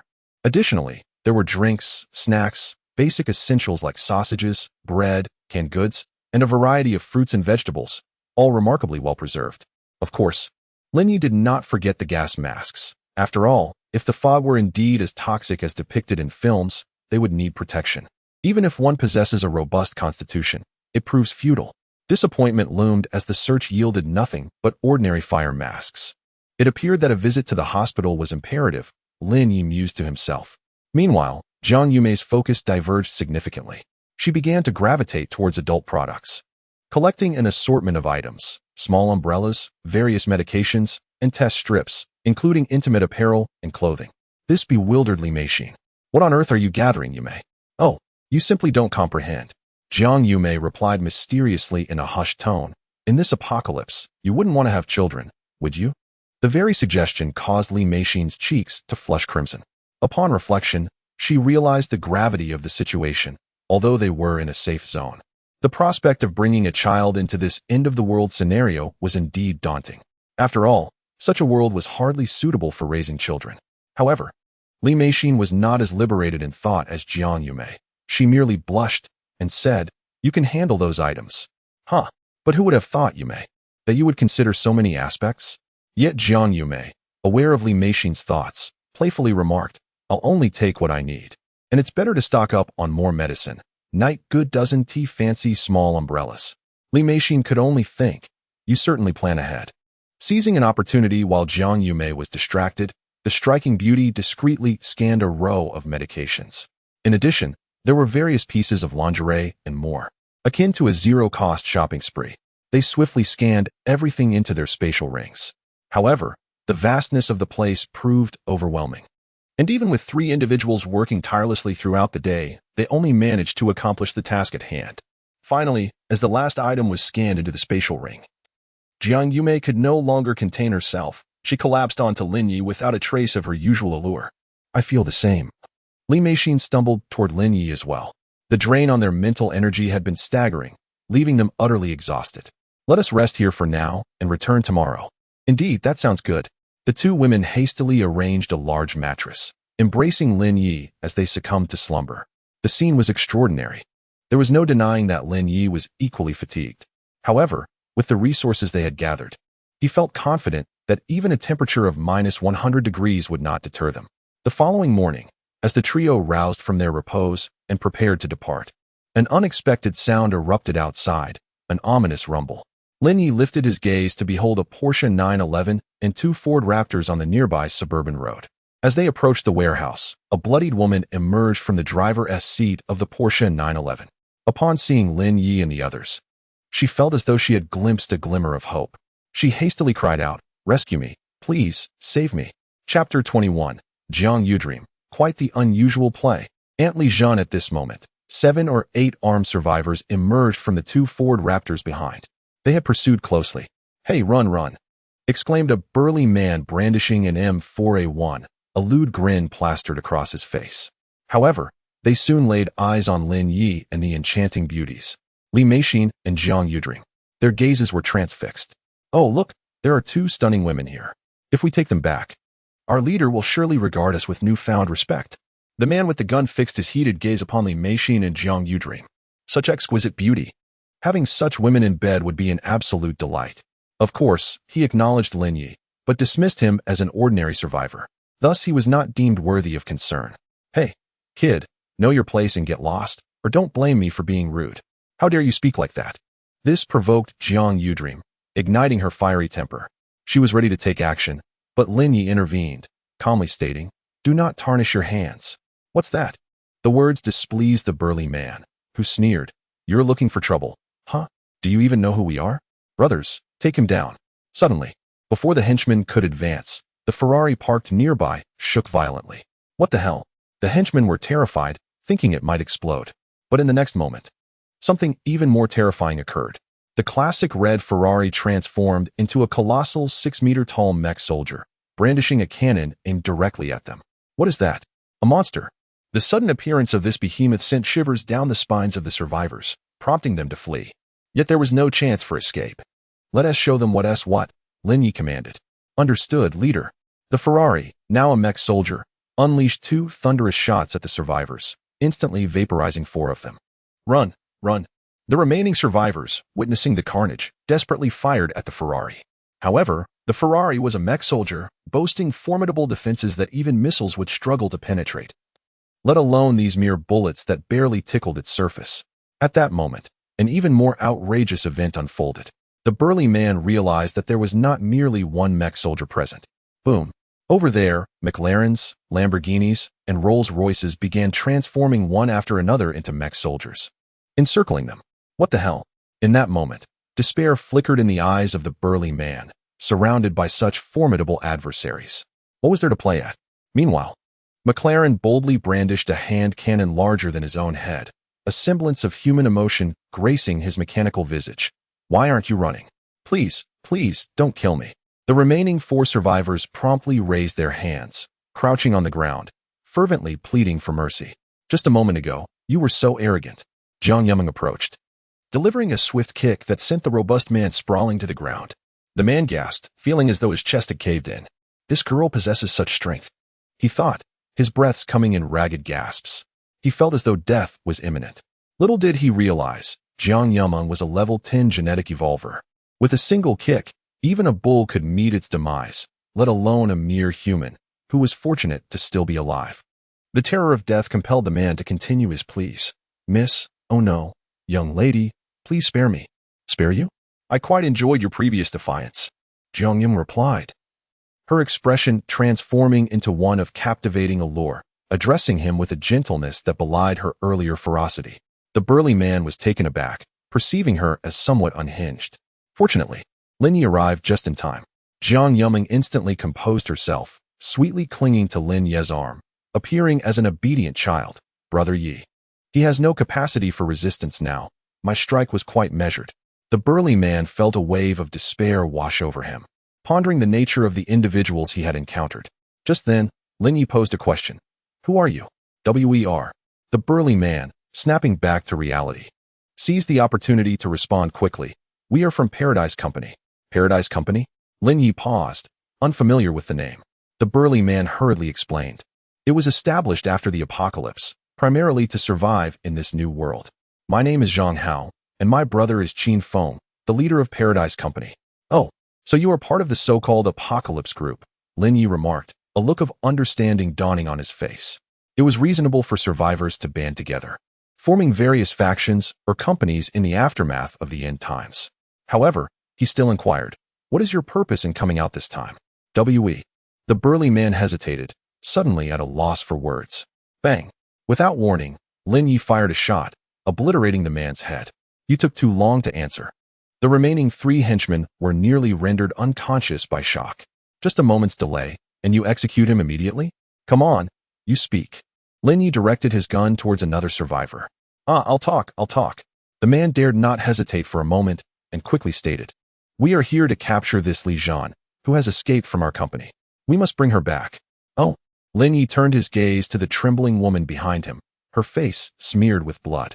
It was unexpected that merely 6 days had passed since the apocalypse erupted, and these so-called apocalypse companies were already behaving so recklessly.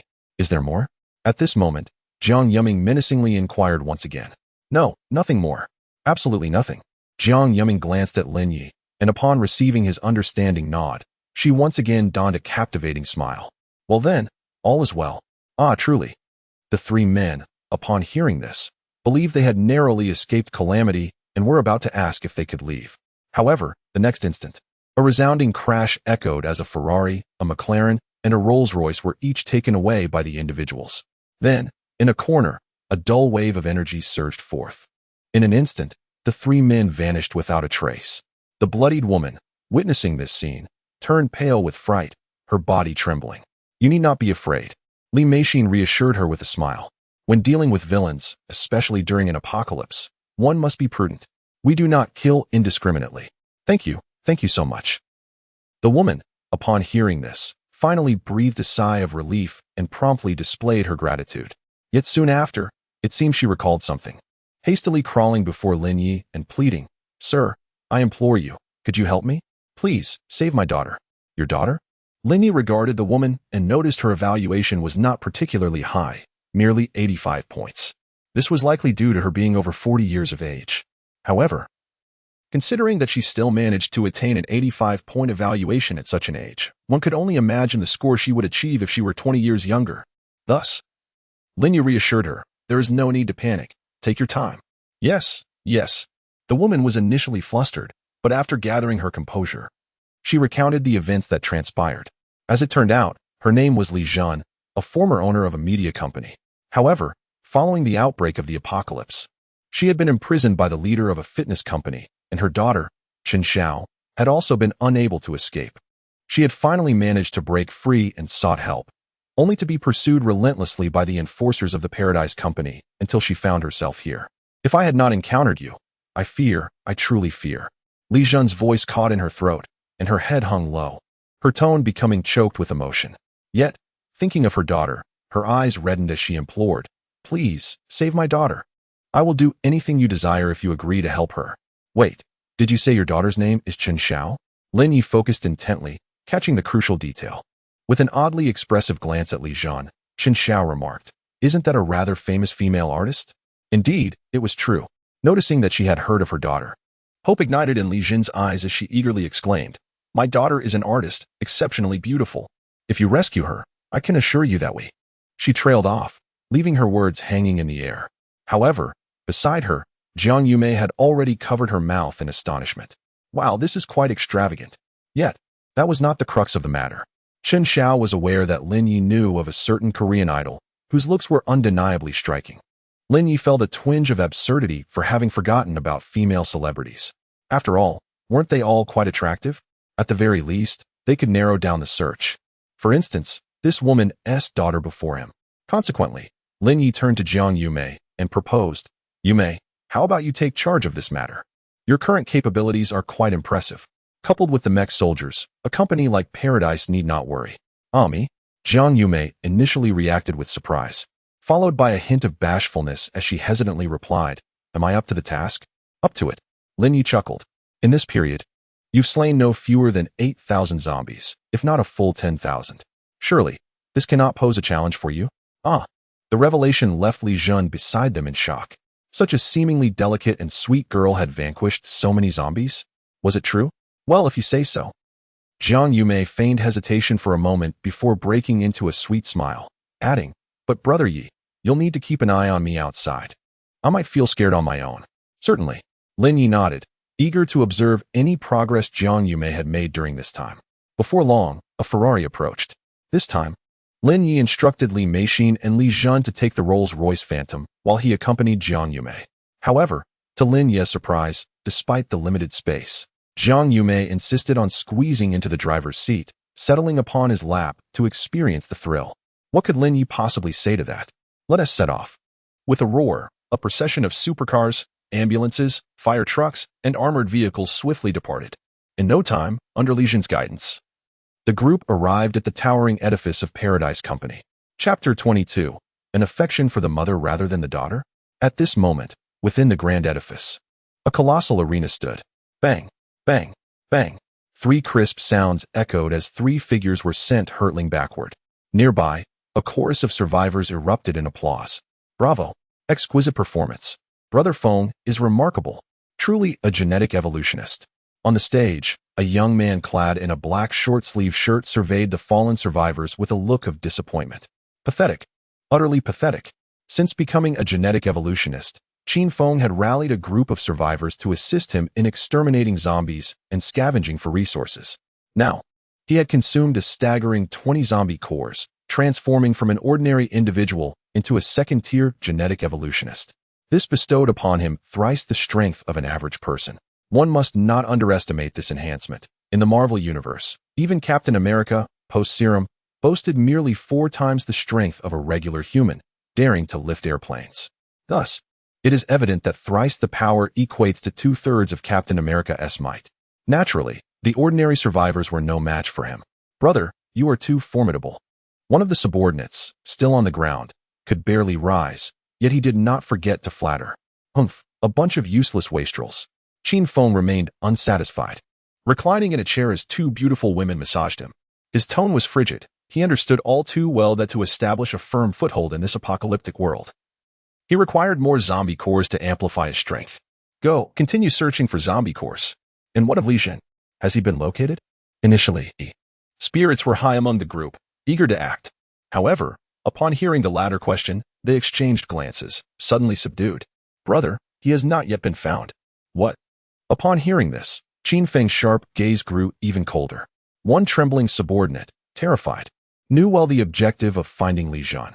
Was it not merely to capture Qin Shao without inflicting harm? Thus, the subordinate hastily approached, cautiously proposing, Brother, it matters not whether we find Li Zhan. If you wish for Qin Shao to obey, it is quite simple. I possess a vial of, obedience potion. Once administered to Qin Shao, she shall be at your beck and call. What do you know? Yet, at the age of 22, Qin Feng felt a surge of anger upon hearing this. With a resounding bang, he nearly shattered the table's edge, his eyes glinting with desire. For Qin Feng, a fitness instructor by trade, the allure of the 20-something Qin Shao paled in comparison to the mature and enticing 40-year-old Li Zhan.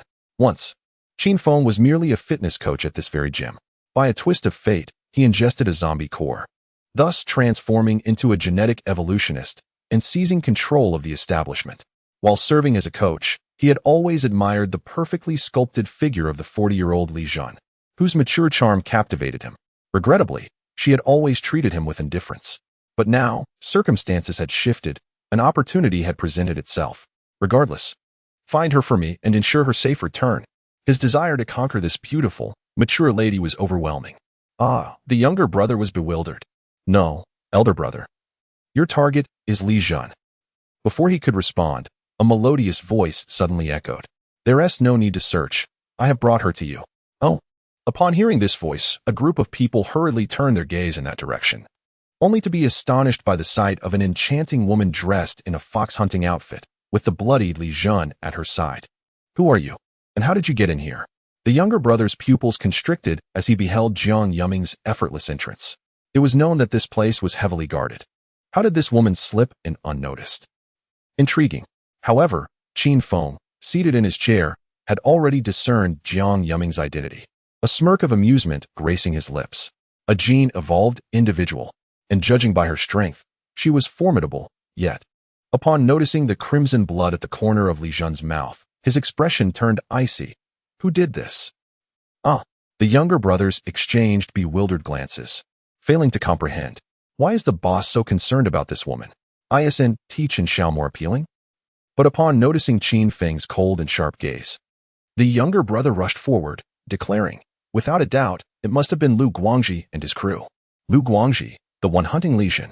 Oh, Lu Guangji. Qin Feng's face darkened further upon hearing this. Where is he? Oh, you mean those who were pursuing Sister Zhan? They are dead.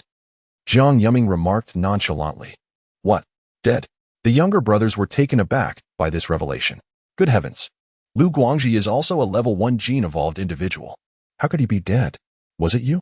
Qin Feng's eyes sparkled with interest as he regarded Jiang Yuming. Of course. Jiang Yuming shrugged her delicate shoulders, relishing in her bravado. I suppose so, after all. Who else possesses such strength besides me? Ha ha ha, splendid. Unexpectedly, rather than expressing anger at her words, Qin Feng stood up and began to clap nonchalantly. That fellow indeed deserved to die for injuring our sister Zhan. Even if he returns, I shall kill him. Li Zhan, upon hearing this, was utterly enraged. With Jiang Yuming's assistance, she endeavored to keep her tone calm. Qin Feng, what do you intend to do? Where is my daughter? You mean Qin Shao? Qin Feng chuckled and suddenly clapped his hands. Shortly thereafter, 2 survivors brought Qin Shao forward. Let go of me, let go of me.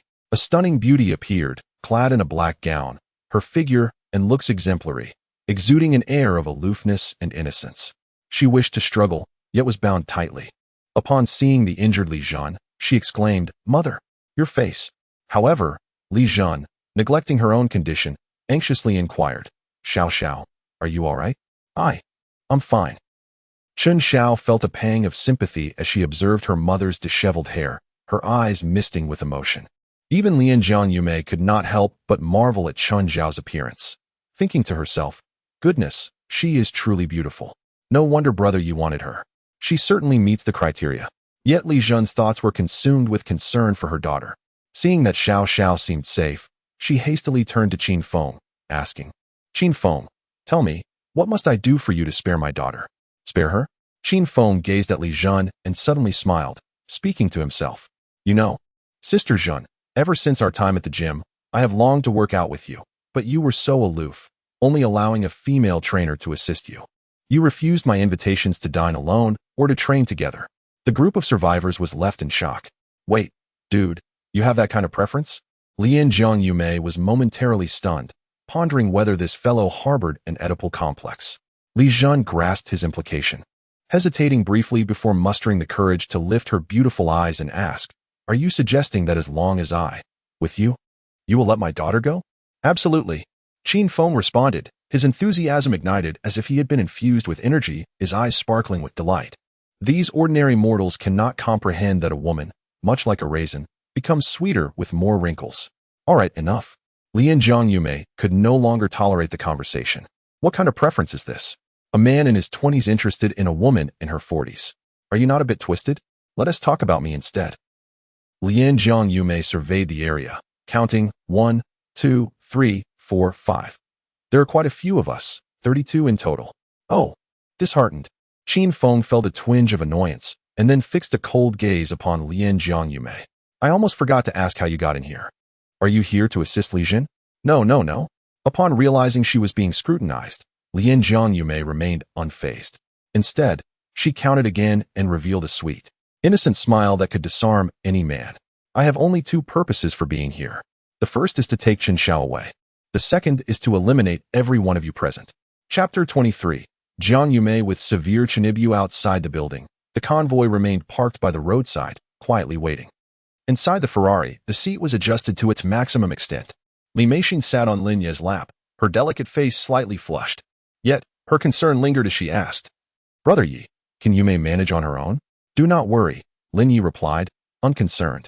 For Jiangyumei possessed not only the prowess of a level 10 genetic user, but also the enhanced capabilities bestowed by the knife he had given her, which equated to 12 times the physical attributes.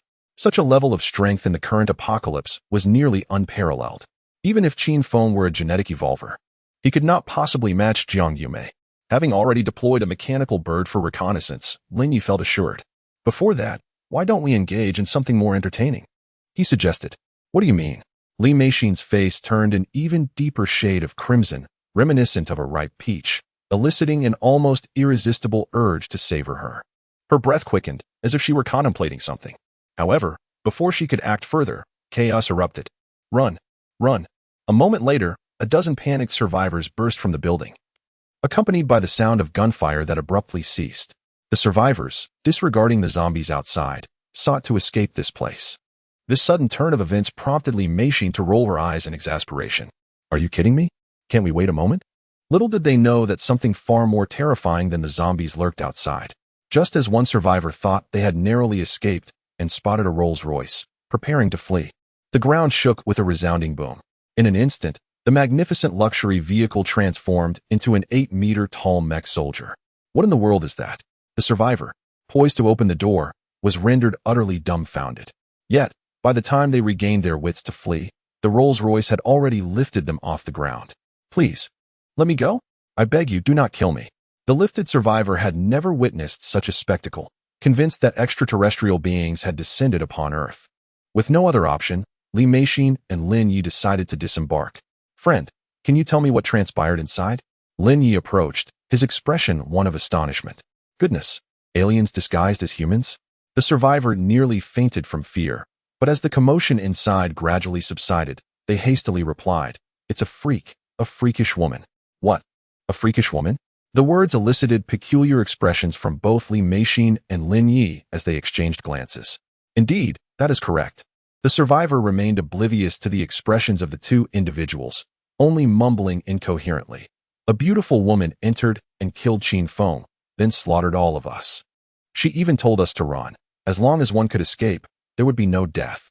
But inside, 20 people have already been killed. Here she comes, here she comes. Just as he spoke, the survivor's expression morphed into one of sheer terror, as if being lifted by a Rolls-Royce was inconsequential. Pointing at Jiang Yumling as she emerged, her delicate face filled with fear. At that moment, Jiang Yumling indeed stepped forward, brandishing a cleaver, accompanied by the equally bewildered and panic-stricken Li Zhen and Chen Xiao. Ah, there are still some who haven't escaped. Jiang Yuming's enchanting yet unsettling smile graced her face as she approached step by step. Brothers, take her down. The survivor's heart raced, feeling as though he might suffocate. Night, brother, the task is complete. Just when the survivor thought he could instigate a conflict between the two groups, Jiang Yuming turned to Lin Yi, offering him an innocent and obedient smile. He immediately fainted from sheer fright. Oh dear, this guy has passed out. Jiang Yuming observed the survivor, lifted by the Rolls-Royce. With surprise. Is that even a question? You scared him. Li Meixin rolled her beautiful eyes in exasperation, her skepticism evident. Seriously, what on earth did you do in there? Nothing much. Yet, when faced with the inquiry, Jiang Yuming's face radiated innocence. Night Brother asked me to help Aunt Li Jun save her daughter, so I did. And the others? Lin Yi inquired. Oh well. At this, Jiang Yuming fidgeted with her clothing like a child caught misbehaving. They had guns. And there was a secondary evolved being. If I hadn't fought back, I probably wouldn't have made it out, so. You killed them? Lin Yi regarded her with an expression of bewilderment. It was hard to discern the depth of her twisted nature. This revelation sent a shiver down the spines of Li Jun and Qin Xiao, still reeling from the earlier events. No, miss, you seem to portray yourself as frail. Yet inside, you showed no hesitation. That Qin Feng had no resistance whatsoever, and you simply snapped his neck. If it weren't for his mother's intervention, Qin Xiao might have even deemed Qin Feng a decent person in comparison to Jiang Yuming.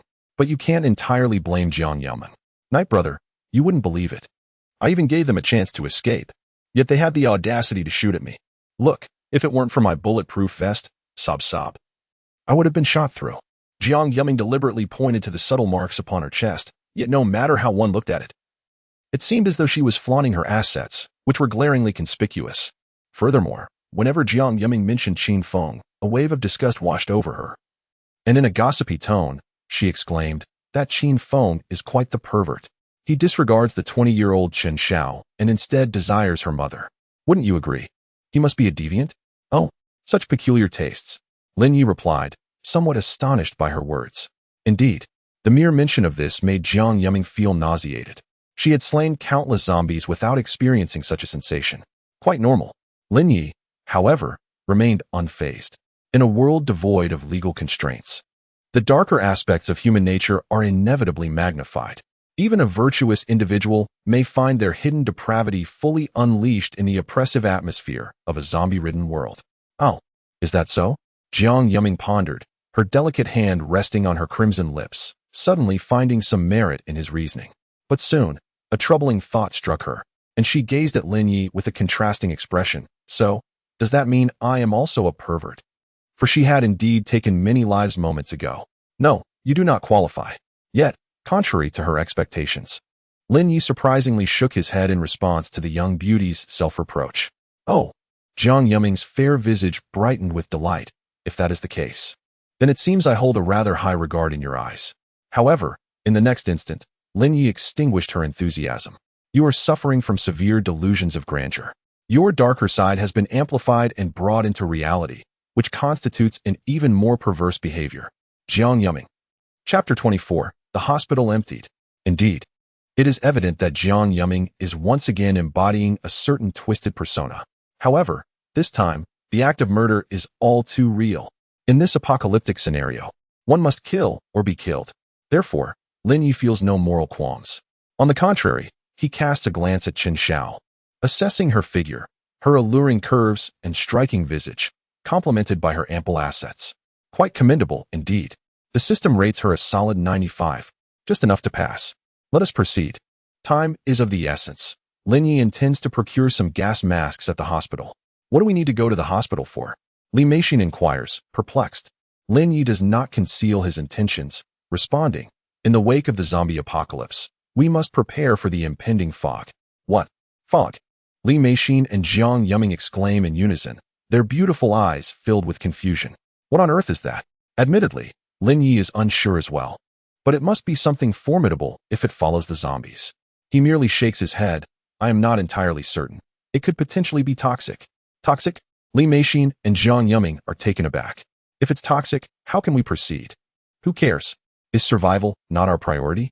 Let us investigate first. With that, Lin Yi leads the convoy toward the hospital.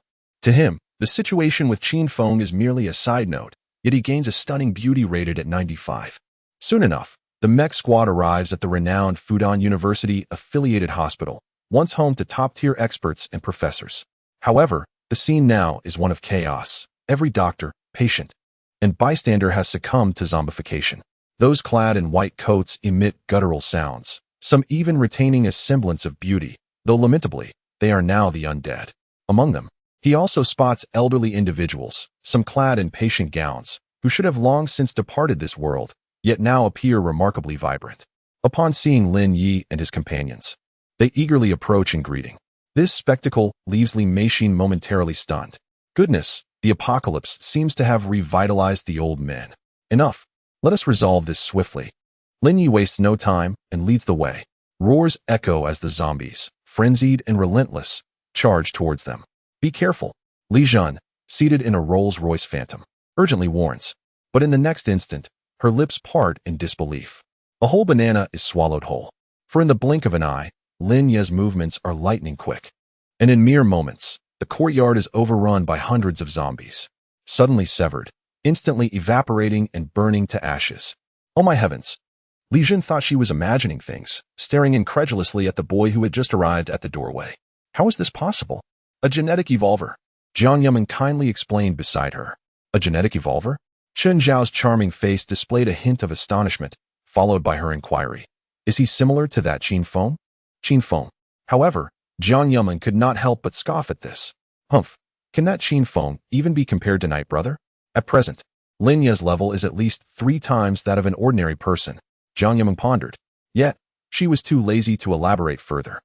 As long as you follow Night Brother, you will understand what true safety entails. Is that so? Chen Zhao's gaze towards Lin Yi shifted. Filled with curiosity about the kind of person he truly was, capable of nurturing such a contrasting girl. Could it be that he has a penchant for this sort of thing? She truly misjudged Lin Yi. Heaven help. Lin Yi wished to nurture. But he had yet to find the opportunity. What she called nurturing was merely the release of one's true nature. At this moment, Lin Yi had already entered the hospital. Roar. Inside, zombies were rampant, causing him to shake his head in disbelief. Too many. Too troublesome. He could only summon the mech bird. Tap, tap, tap. The enormous mech bird flapped its wings, swiftly resolving the situation. Ah, much better. Lin Yi proceeded to the pharmacy. He first collected some medications. After all, as an enthusiast of apocalyptic novels, Lin Yi understood well that medicine is an essential commodity in a post-apocalyptic world. After all, in the event of an apocalypse, catching a cold or fever without medicine could very well cost one their life. Of course, given his current constitution, Lin Yi did not believe he would catch a cold or fever. But it's better to be safe than sorry. Moreover, aside from colds and fevers, there are also issues like diarrhea and other bacterial infections, especially diarrhea, which can be particularly debilitating. Lin Yi thought to himself, even with a robust constitution, one could still encounter problems. Thus, he made sure to gather everything: amoxicillin, aspirin, penicillin, intestinal anti-inflammatory agents, antidiarrheal medications, and even probiotics, leaving nothing out. He stuffed them all into his storage ring. Furthermore, he discovered some glucose and vitamins. This revelation brightened his eyes. It is well known that in an apocalypse, such items are invaluable. Glucose is one of the easiest sources to replenish energy, and vitamins are indispensable. After the apocalypse, when fruits and vegetables are scarce, failing to supplement with vitamin C could result in dire consequences from infections like the Black Death. Therefore, to be cautious, Lin Yi collected everything. He even made sure not to overlook some traditional Chinese medicines, even if he may not need it himself. In the event that he encounters other survivors, he might still be able to trade for some goods. Therefore, without hesitation, Lin Yi decided to completely empty the pharmacy. He even spared no effort in taking every bandage, iodine, and disinfectant. Once he had accomplished this task, he did not forget the purpose of his visit, the gas mask. Unfortunately, he soon discovered that there were none to be found. This left him somewhat speechless, realizing that hospitals lacked such items. However, as Lin Yi opened a storage room filled with medical supplies, he unexpectedly stumbled upon a substantial cache of oxygen tanks and masks. How could I have forgotten about this? The absence of gas masks was inconsequential. If the fog were indeed toxic, these oxygen tanks would certainly be of use. At worst, he could breathe pure oxygen. After counting, Lin Yi found approximately 100 tanks, each capable of lasting 12 hours. With this ample supply, he mused that it would suffice for at least half a month. In addition to these, he also discovered a few oxygen generators and ventilators, along with other valuable medical equipment. Of course, most of these had been damaged by the zombies. Otherwise, each unit would typically be worth millions. Now, some lay in heaps of scrap metal. Nevertheless, Lin Yi, adhering to the principle of waste not, thought that should he come across some brilliant medical experts in the future, they might be able to repair them. Thus, regardless of their condition, he resolved to take everything. After 2 hours of diligent work, he finally emerged from the hospital to find Li Meixin, Jiang Yumei, Li Zhan, and Chun Xiao waiting in the vehicle. Upon seeing Lin Yi exit, Li Meixin hurried to greet him, eagerly inquiring, "How did it go, brother Yi?" "It's all taken care of." Lin Yi wasted no time and directly entered the car. "Let us head back." "All right." Li Meixin nodded obediently and quickly got inside. Soon, with the roar of engines from a fleet of supercars, they swiftly departed from the hospital. Meanwhile, a mechanical bird flapped its wings enthusiastically, swiftly following them like a reconnaissance drone. Chapter 25. A Reward from Chun Xiao. Upon returning to the rooftop garden, Chun Guang and his companions were still vigorously battling the zombies. The sound of gunfire echoed as bullets flew one after another, and the number of zombies below was dwindling. Suddenly, the roar of a supercar pierced the air. One of the younger members noticed and shouted, "The boss is back." Upon hearing this, Chun Guang quickly set aside his weapon and leaned over to look down, soon spotting Lin Yi's arrival. He immediately greeted him with enthusiasm. "Boss, you have returned." However, upon seeing who accompanied Lin Yi, besides Jiang Yumeng and Li Meixin, there was an additional stunning beauty along with a mature woman. This sight filled him with envy. Indeed, it was no surprise that the boss had brought back a mother-daughter duo. The younger one seemed vaguely familiar, perhaps a celebrity, but Lin Yi's voice soon snapped him back to reality. "How did it go?" Chun Guang stammered, regaining his focus. "Since yesterday, we have slain nearly 8,000 zombies and collected over 700 zombie cores, all right here." He signaled to one of the younger members, who promptly brought forth the zombie cores, stealing a glance at the boss's expression. "Well done." Lin Yi nodded in satisfaction upon seeing the multitude of zombie cores. Chun Guang felt a sense of relief wash over him, fearing that the quantity might not meet the boss's expectations. Of course, their limited kills were not entirely their fault. The number of zombies in the area had significantly decreased. Furthermore, with less than a week until the onset of the second wave of calamity, Lin Yi waved his hand decisively, instructing, for the next couple of days, "You need not hunt zombies. Go outside and gather supplies in preparation for the impending disaster." The 8 survivors were momentarily taken aback by this announcement. "Wait, the zombies are already outrageous enough. There are other disasters." Lin Yi, however, offered no further explanation, merely gesturing, "Go now." "Understood." Chun Guang, respecting Lin Yi's silence, refrained from questioning further. After all, it was undoubtedly safe to be under Lin Yi's leadership. He quickly rallied a few young members, fully armed, and prepared to venture out. As for Lin Yi, he ensured that the mother and daughter duo had a chance to wash up, as their state was rather unkempt. Witnessing Li Meixin indulgently utilizing the precious water resources, which were fiercely contested outside, to bathe left Chun Xiao and Li Zhan utterly astonished. They gazed at the water with incredulity. After all, such mineral water held immense value in the outside world. Yet, here it was being used for bathing. "All right, don't worry, go ahead and wash up." Li Meixin placed the water down with a playful smile, exclaiming, "Here, we are never short of water resources." The mother and daughter exchanged glances, aware that this individual likely lived a comfortable life, yet they were taken aback by the extravagance displayed. Nonetheless, they understood the necessity of a bath after several days without one, and obediently nodded in agreement. Once they had bathed and changed into fresh attire, Lin Yi, lounging on the sofa, beheld the strikingly matured beauty approaching him, particularly the exquisite Chun Xiao. She adorned herself in a pink nightgown that barely contained her alluring figure, and Lin Yi was thoroughly pleased. Mr. Lin," she hesitated. "Call me Master." "What, Master?" Li Zhan, standing nearby, was momentarily at a loss for words. Upon hearing this command, she initially appeared astonished, before a blush crept onto her fair and delicate face. My goodness, how embarrassing. The words stuck in her throat, especially in front of her daughter. After all, she had once been a prominent businesswoman before the apocalypse. Yet now, a peculiar sense of humiliation surged within her, accompanied by an inexplicable emotion. Ultimately, she shyly managed to whisper, "Moss." "Master." "Mom." Chun Xiao was taken aback by her usually dignified mother-esque response, her beautiful eyes wide with incredulity. However, Li Zhan, at the age of 40, despite her well-maintained appearance akin to a woman in her late 20s, was seasoned enough to comprehend that this was the end of days, not a normal scenario. Furthermore, even in ordinary times, many affluent individuals enjoyed such roles, and now it was a matter of survival. Encouraged by her mother's subtle hints, Chen Xiao felt a tinge of embarrassment, but still softly uttered, "Master." Excellent. Lin Yi was quite satisfied with the behavior exhibited by the mother and daughter. He then presented them with some food, stating, "Eat up. There are other matters to attend to afterward." Chen Xiao was overwhelmed by an indescribable sensation. Did he truly expect her and her mother to engage in such acts? This was utterly excessive. Of course, she was overthinking it. Lin Yi had little interest in Li Zhan, as the rules forbade it. His true aim remained Chen Xiao. After their meal, Lin Yi escorted Chen Xiao to the room. An hour later, a notification chimed. Ding. Congratulations on successfully acquiring Chen Xiao. You have received new game resources. Please check. Indeed, as the alert sounded. Lin Yi hastily rushed to the computer desk, eager to check his screen.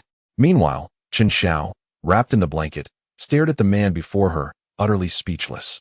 Are you that eager to play on the computer? It is essential to recognize that prior to the apocalypse, as a beloved idol, I was oblivious to the numerous men who harbored feelings for me. Yet, how could you perceive me merely as a peripheral figure? Little did she know the thoughts of Lin Yi. Upon accessing the alien computer, Lin Yi was indeed met with a revelation. Following games such as Crossfire, DNF, and Mecha Team, a new game surfaced, entitled Shelter Game. This revelation ignited a spark within Lin Yi. Could it be possible to conjure a sanctuary? At that moment, the system's voice chimed in. Boss, you can construct any desired shelter in this game and bring it into reality. Indeed. Upon hearing this, Lin Yi's eyes gleamed with excitement. Although he currently possessed an aerial garden, it was merely an ordinary building, and no one could ascertain whether it could withstand the various calamities that might arise. However, possessing a robust shelter would be an entirely different matter. Would he need to fear the impending harsh winter or thick fog? Contemplating this, Lin Yi hastily launched the game to explore its offerings. He discovered an array of prompts. You can build any shelter you desire in the game. The options were overwhelmingly abundant. Metal shelters, cold-resistant shelters, shelters capable of fending off monstrous invasions, and so forth. Nevertheless, his requirements were straightforward. He sought an all-encompassing sanctuary that could withstand any disaster. Thus, he began constructing according to his vision, starting with the most fundamental element, a massive iron door. 100 centimeters thick, covering an area of 10,000 square meters. Within, he envisioned a gym, even a shooting range, along with various rooms and a planting base. The walls were to be composed of alloy metal. However, upon completing the design, Lin Yi was astounded to discover that the cost amounted to a staggering 100 million game coins. Surely, system, have you lost your mind over money? He exclaimed. After investing so much effort, he realized the exorbitant expense of the shelter. Yet, the system replied earnestly, Boss, this is relatively inexpensive. Consider the type of shelter you wish to create. It could withstand a nuclear bomb. Oh, is that so? It dawned on Lin Yi that, indeed, if one were to construct a 10,000 square meter underground sanctuary under normal circumstances, not only would 100 million be insufficient, but even 1 billion might fall short. Thus, it was certainly not overpriced. Lin Yi nodded in understanding. However, he soon sensed a discrepancy. With that 100 million, why not activate an aircraft carrier, serving as a mobile refuge instead? Furthermore, he could activate 5 of them.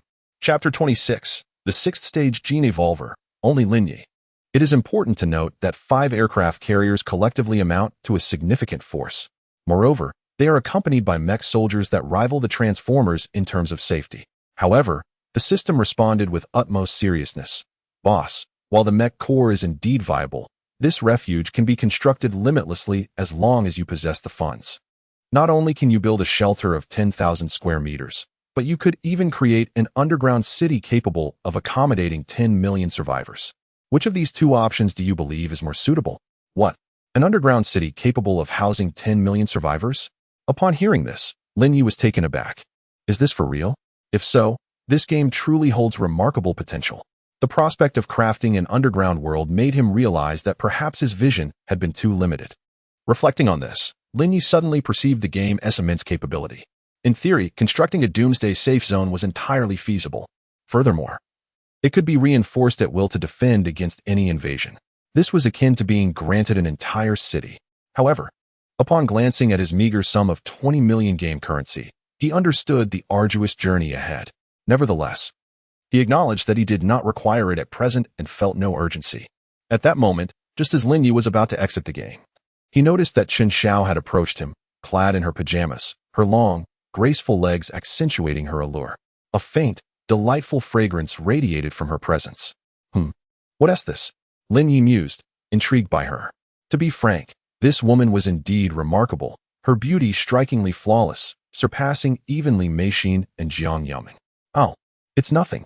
Chen Xiao felt an inexplicable sensation as he gazed at her. Good heavens, after so long in the industry. This was her first encounter of such nature.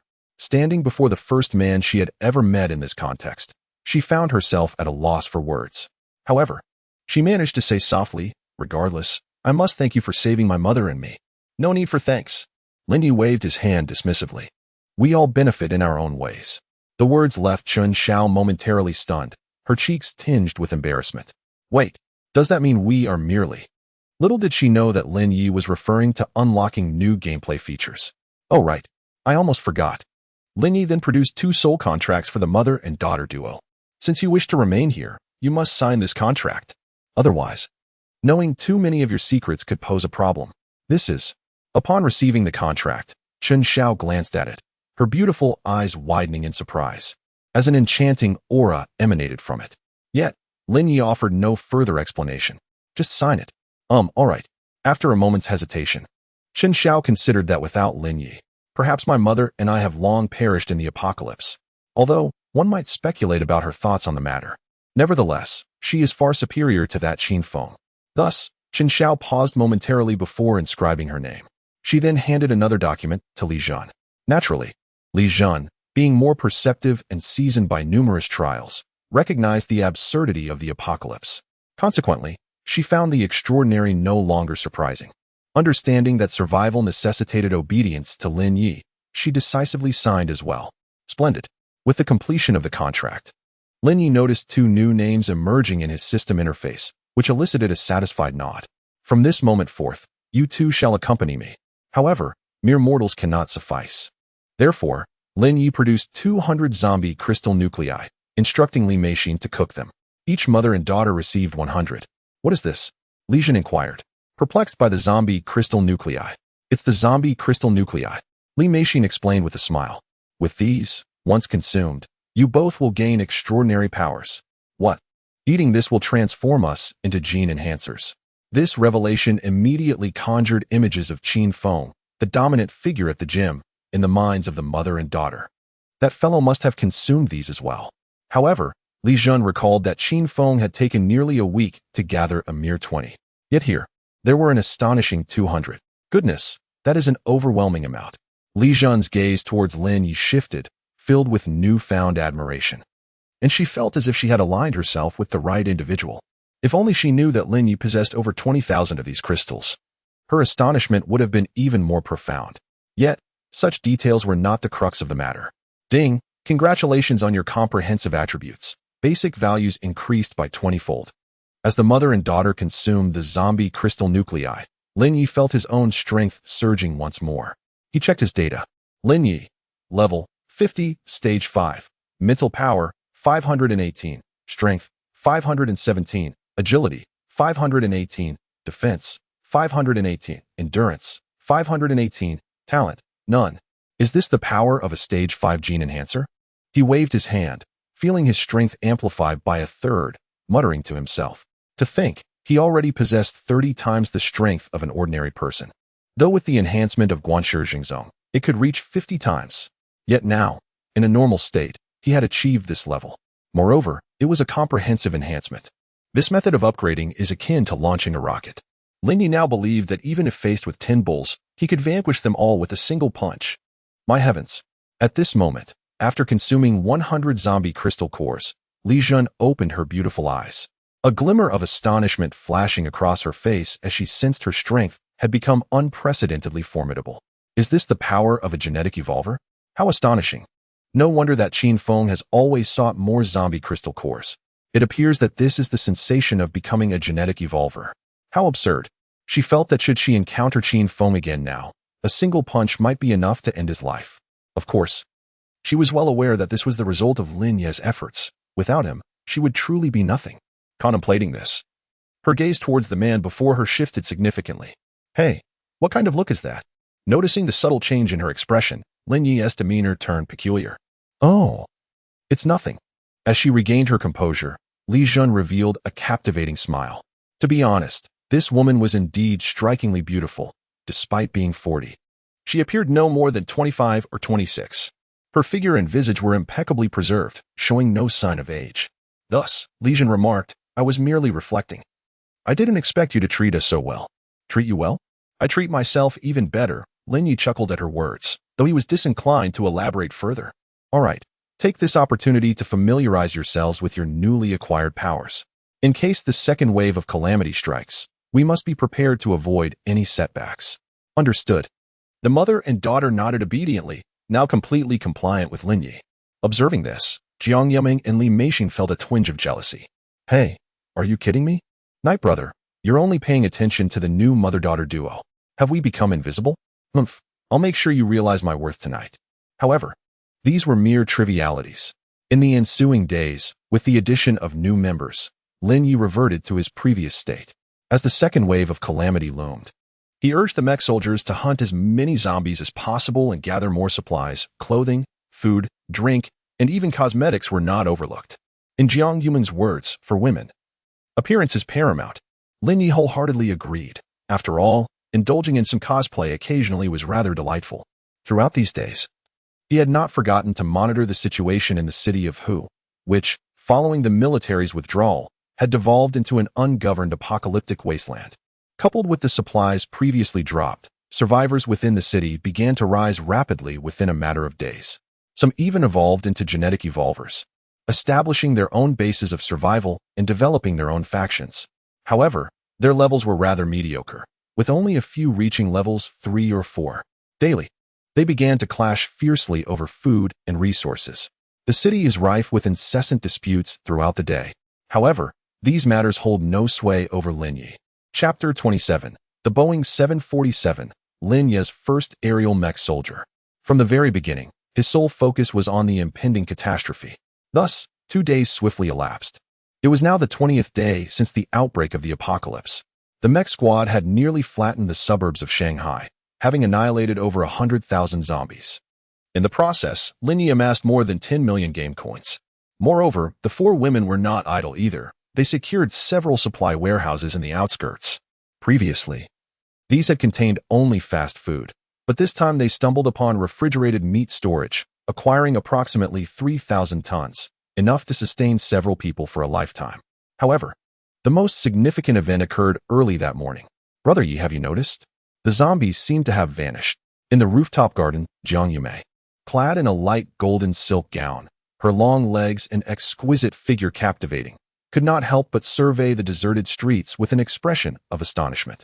It goes without saying that Lin Yi had also observed this phenomenon.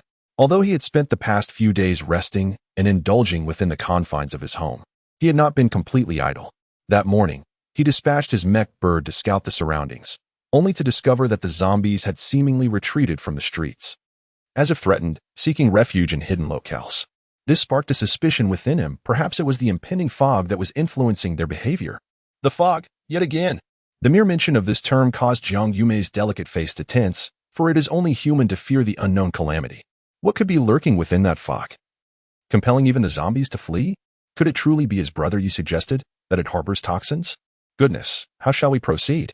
Yet, Lin Yi remained unperturbed, confident that with his current abilities, even if he could not contend with the fog, he would be more than capable of self-preservation. Furthermore, he was well prepared for any eventualities. Just as he spoke, a mech bird flapped its wings and soared towards them from a distance. Did you find anything? Lin Yi inquired eagerly as he received the returning mech bird.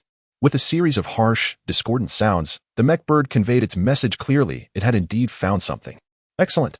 Lin Yi's expression brightened at this revelation, but Jiang Yume, puzzled, quickly asked, What did you discover, Brother Yi? You'll find out if you come with me. Lin Yi replied, withholding the details as he led her away from the rooftop garden. Soon, the two departed together, driving a Ferrari through the tumultuous urban landscape, heading towards an abandoned airport on the outskirts of Shanghai. Indeed, the airport. The airport in the bustling metropolis still harbors numerous aircraft. Although acquiring military weaponry is currently unfeasible, commercial planes are still aircraft. This is the outcome of the mechanical avian search. Unsurprisingly, upon arriving at the airport, it was evident that the number of zombies was minimal. Those that remained had already been dispatched by the McLaren and Lamborghini, who were playfully wielding laser swords, resembling two exuberant adolescents. Hey look, the boss has arrived. Upon seeing Lin Yi approach in a Ferrari, the two giants immediately ceased their playful antics. With a heavy yet spirited gait, they approached, and upon Lin Yi's alighting, knelt on one knee in reverence, proclaiming, "Leader, it is done." Excellent. Lin Yi observed the chaos of the airport, where the zombies had been eradicated, and the damaged aircraft were inconsequential. The two giants had indeed located an intact passenger plane, a Boeing 747. However, Jiang Yumei was momentarily taken aback upon witnessing the grand aircraft. Yet, a brilliant idea flickered in her beautiful eyes. "Brother Yi, you wouldn't be thinking." "Precisely." Lin Yi nodded, a smile gracing his face. "Although there is fog, its altitude must be limited. It cannot possibly reach outer space.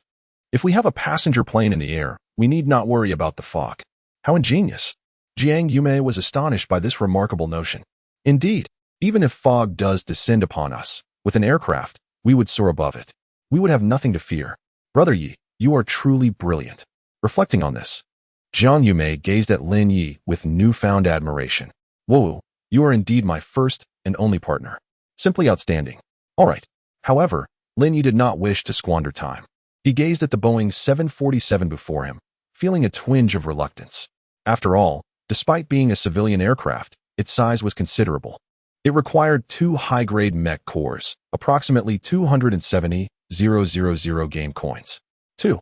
If this were to be exchanged for military weaponry, it could activate 2 tanks or 2 armed helicopters. Yet, there was no alternative.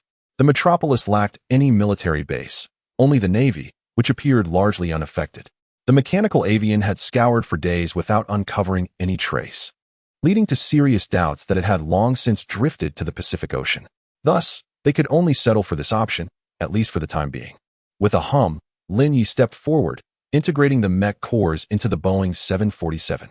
In the next moment, a surge of potent energy enveloped the entire fuselage. Wow, our new companion is about to arrive. Beside them, McLaren, Lamborghini, and the Ferrari, transformed into a mechanical soldier, erupted in jubilant cheers. The air trembled with a resounding roar. And then, under the astonished gazes of the three titans, the magnificent Boeing 747, stretching an impressive 70 meters in length, began to awaken slowly. Boom, boom, boom. It reverberated as if on the brink of explosion. Its metallic body exhibited a series of transformations, cracking and shifting. Then, amidst the collective astonishment of onlookers, it gradually rose. A towering figure, standing 70 meters tall, clad in pristine white with intricate mechanical designs, emerged before them. Even Lin Yi was momentarily taken aback. Its enormity was staggering, equivalent to a 20-story skyscraper rising slowly in front of one's eyes. The sheer concept of such a sight was overwhelming, especially given the strikingly formidable design of the Gundam, which exuded an aura of sharpness, grandeur, and unparalleled strength. Not far away, two rival factions engaged in a fierce skirmish over resources were also captivated by the scene. "Damn it, our flame company discovered this first," one faction exclaimed. "Bah, what flame company? Against our wild wolf army, you're destined to perish. This store belongs to us." Another retorted fiercely, "You're truly asking for death. Brothers, charge." However, just as the conflict intensified, an enormous commotion erupted nearby, halting the actions of both groups, comprising over 30 individuals. A first-level gene evolver, wielding a large machete, stood frozen, eyes wide in disbelief as he beheld the Gundam soldier rising like a skyscraper at the Shanghai airport, momentarily forgetting his intention to strike. What on earth is that? Panic etched itself across his face. The others soon followed suit, their shock palpable as they laid eyes upon the terrifying Gundam mech. Had extraterrestrial mechanical life descended upon them? The Boeing 747. Chapter 28. The Enveloping Fog. It shrouded the entire city. Towering at nearly 70 meters, the colossal figure was clad in white armor, complemented by azure skin and wielding a gargantuan blade. It exuded an aura of unparalleled sharpness and ferocity. Lin Yi stood transfixed, gazing up at this behemoth. No. It resembles a Boeing 747, my friend. How did you manage this? It feels as if its combat prowess is explosive. At that moment, he also beheld a set of data. Boeing 747, mech soldier, strength, 10,000, defense, 10,000, agility, 7,000, only flight speed. Description, activated mech soldier of the Boeing 747. Possessing formidable ranged and melee capabilities. Upon seeing this data, Lin Yi could not suppress a gasp of astonishment. 10,000. What does that even signify? To put it in perspective, his own value was merely 600. This entity surpassed him by more than tenfold. How magnificent! Beside him, Jiang Yumeng was equally astonished, covering her cherry-red lips and exclaiming dramatically, "Leader!" The Boeing 747 also noticed Lin Yi, its gigantic form kneeling on one knee with a thunderous sound. Lin Yi had no doubt that a single punch from this creature could flatten him. Consequently, the survivors outside were oblivious to the spectacle. Damn it. What are we waiting for? Run. They mistakenly believed an extraterrestrial entity had arrived. Goodness, with such a colossal presence, if it unleashed an attack, they would surely perish. Thus, the survivors ceased their infighting and began to flee in a frenzy. Well, splendid. However, Lin Yi held little interest in the fleeing survivors. He now looked up, utterly captivated by this magnificent being. Moreover, the fact that a passenger plane possessed such might was astonishing. What would happen if you were to encounter a fighter jet mech soldier in the future? From this moment forth, you shall be called Boeing. Lin Yi bestowed a new name upon it. Yes, my esteemed leader. Boeing responded in a reverent tone, resonating like a mechanical broadcast. All right, let us return. Having secured a Boeing 747, I now possess a measure of confidence. We merely await the arrival of the second wave of calamity, Lin Yi declared to Jiang Yumeng. Very well. At this moment, Jiang Yumeng was still recovering from her earlier shock, her mind swirling with thoughts of the 70-meter-tall mech. Those zombies in the urban areas would be no match for such a formidable ally. They would fall in droves. The dread of the apocalypse seemed to dissipate. However, now coming to her senses, the enchanting figure before him appeared unafraid, her excitement palpable as she nodded eagerly. The two then swiftly departed under the protection of 3 supercars. As for the Boeing 747, amidst the thunderous roar, it transformed into a passenger aircraft, capable even of vertical takeoff, heading towards the city center. The immense din of the aircraft compelled the survivors, still scavenging for supplies in the urban landscape, to instinctively look up in astonishment. Upon spotting the colossal plane, they were left bewildered. Wait, how can there still be passenger flights at a time like this? Exclaimed one survivor, clutching 2 crates of liquor. His expression one of utter confusion. Oh, who cares? Retorted another, who believed it was an overreaction, asserting that in these times, the affluent have private jets, well protected. So it was no surprise they could still fly. Ah, in the apocalypse, wealth is a boon, scoffed another, dismissing the situation. At that moment, a fully armed young woman emerged from a nearby shop. She was the leader of their group. Her beautiful eyes sparkled with youthful vigor as she beheld the aircraft. One day, I will acquire one for you all, she proclaimed, igniting enthusiasm among her followers. Our leader is magnificent. Quickly, no time for idle chatter, gather your belongings. I sense something is amiss.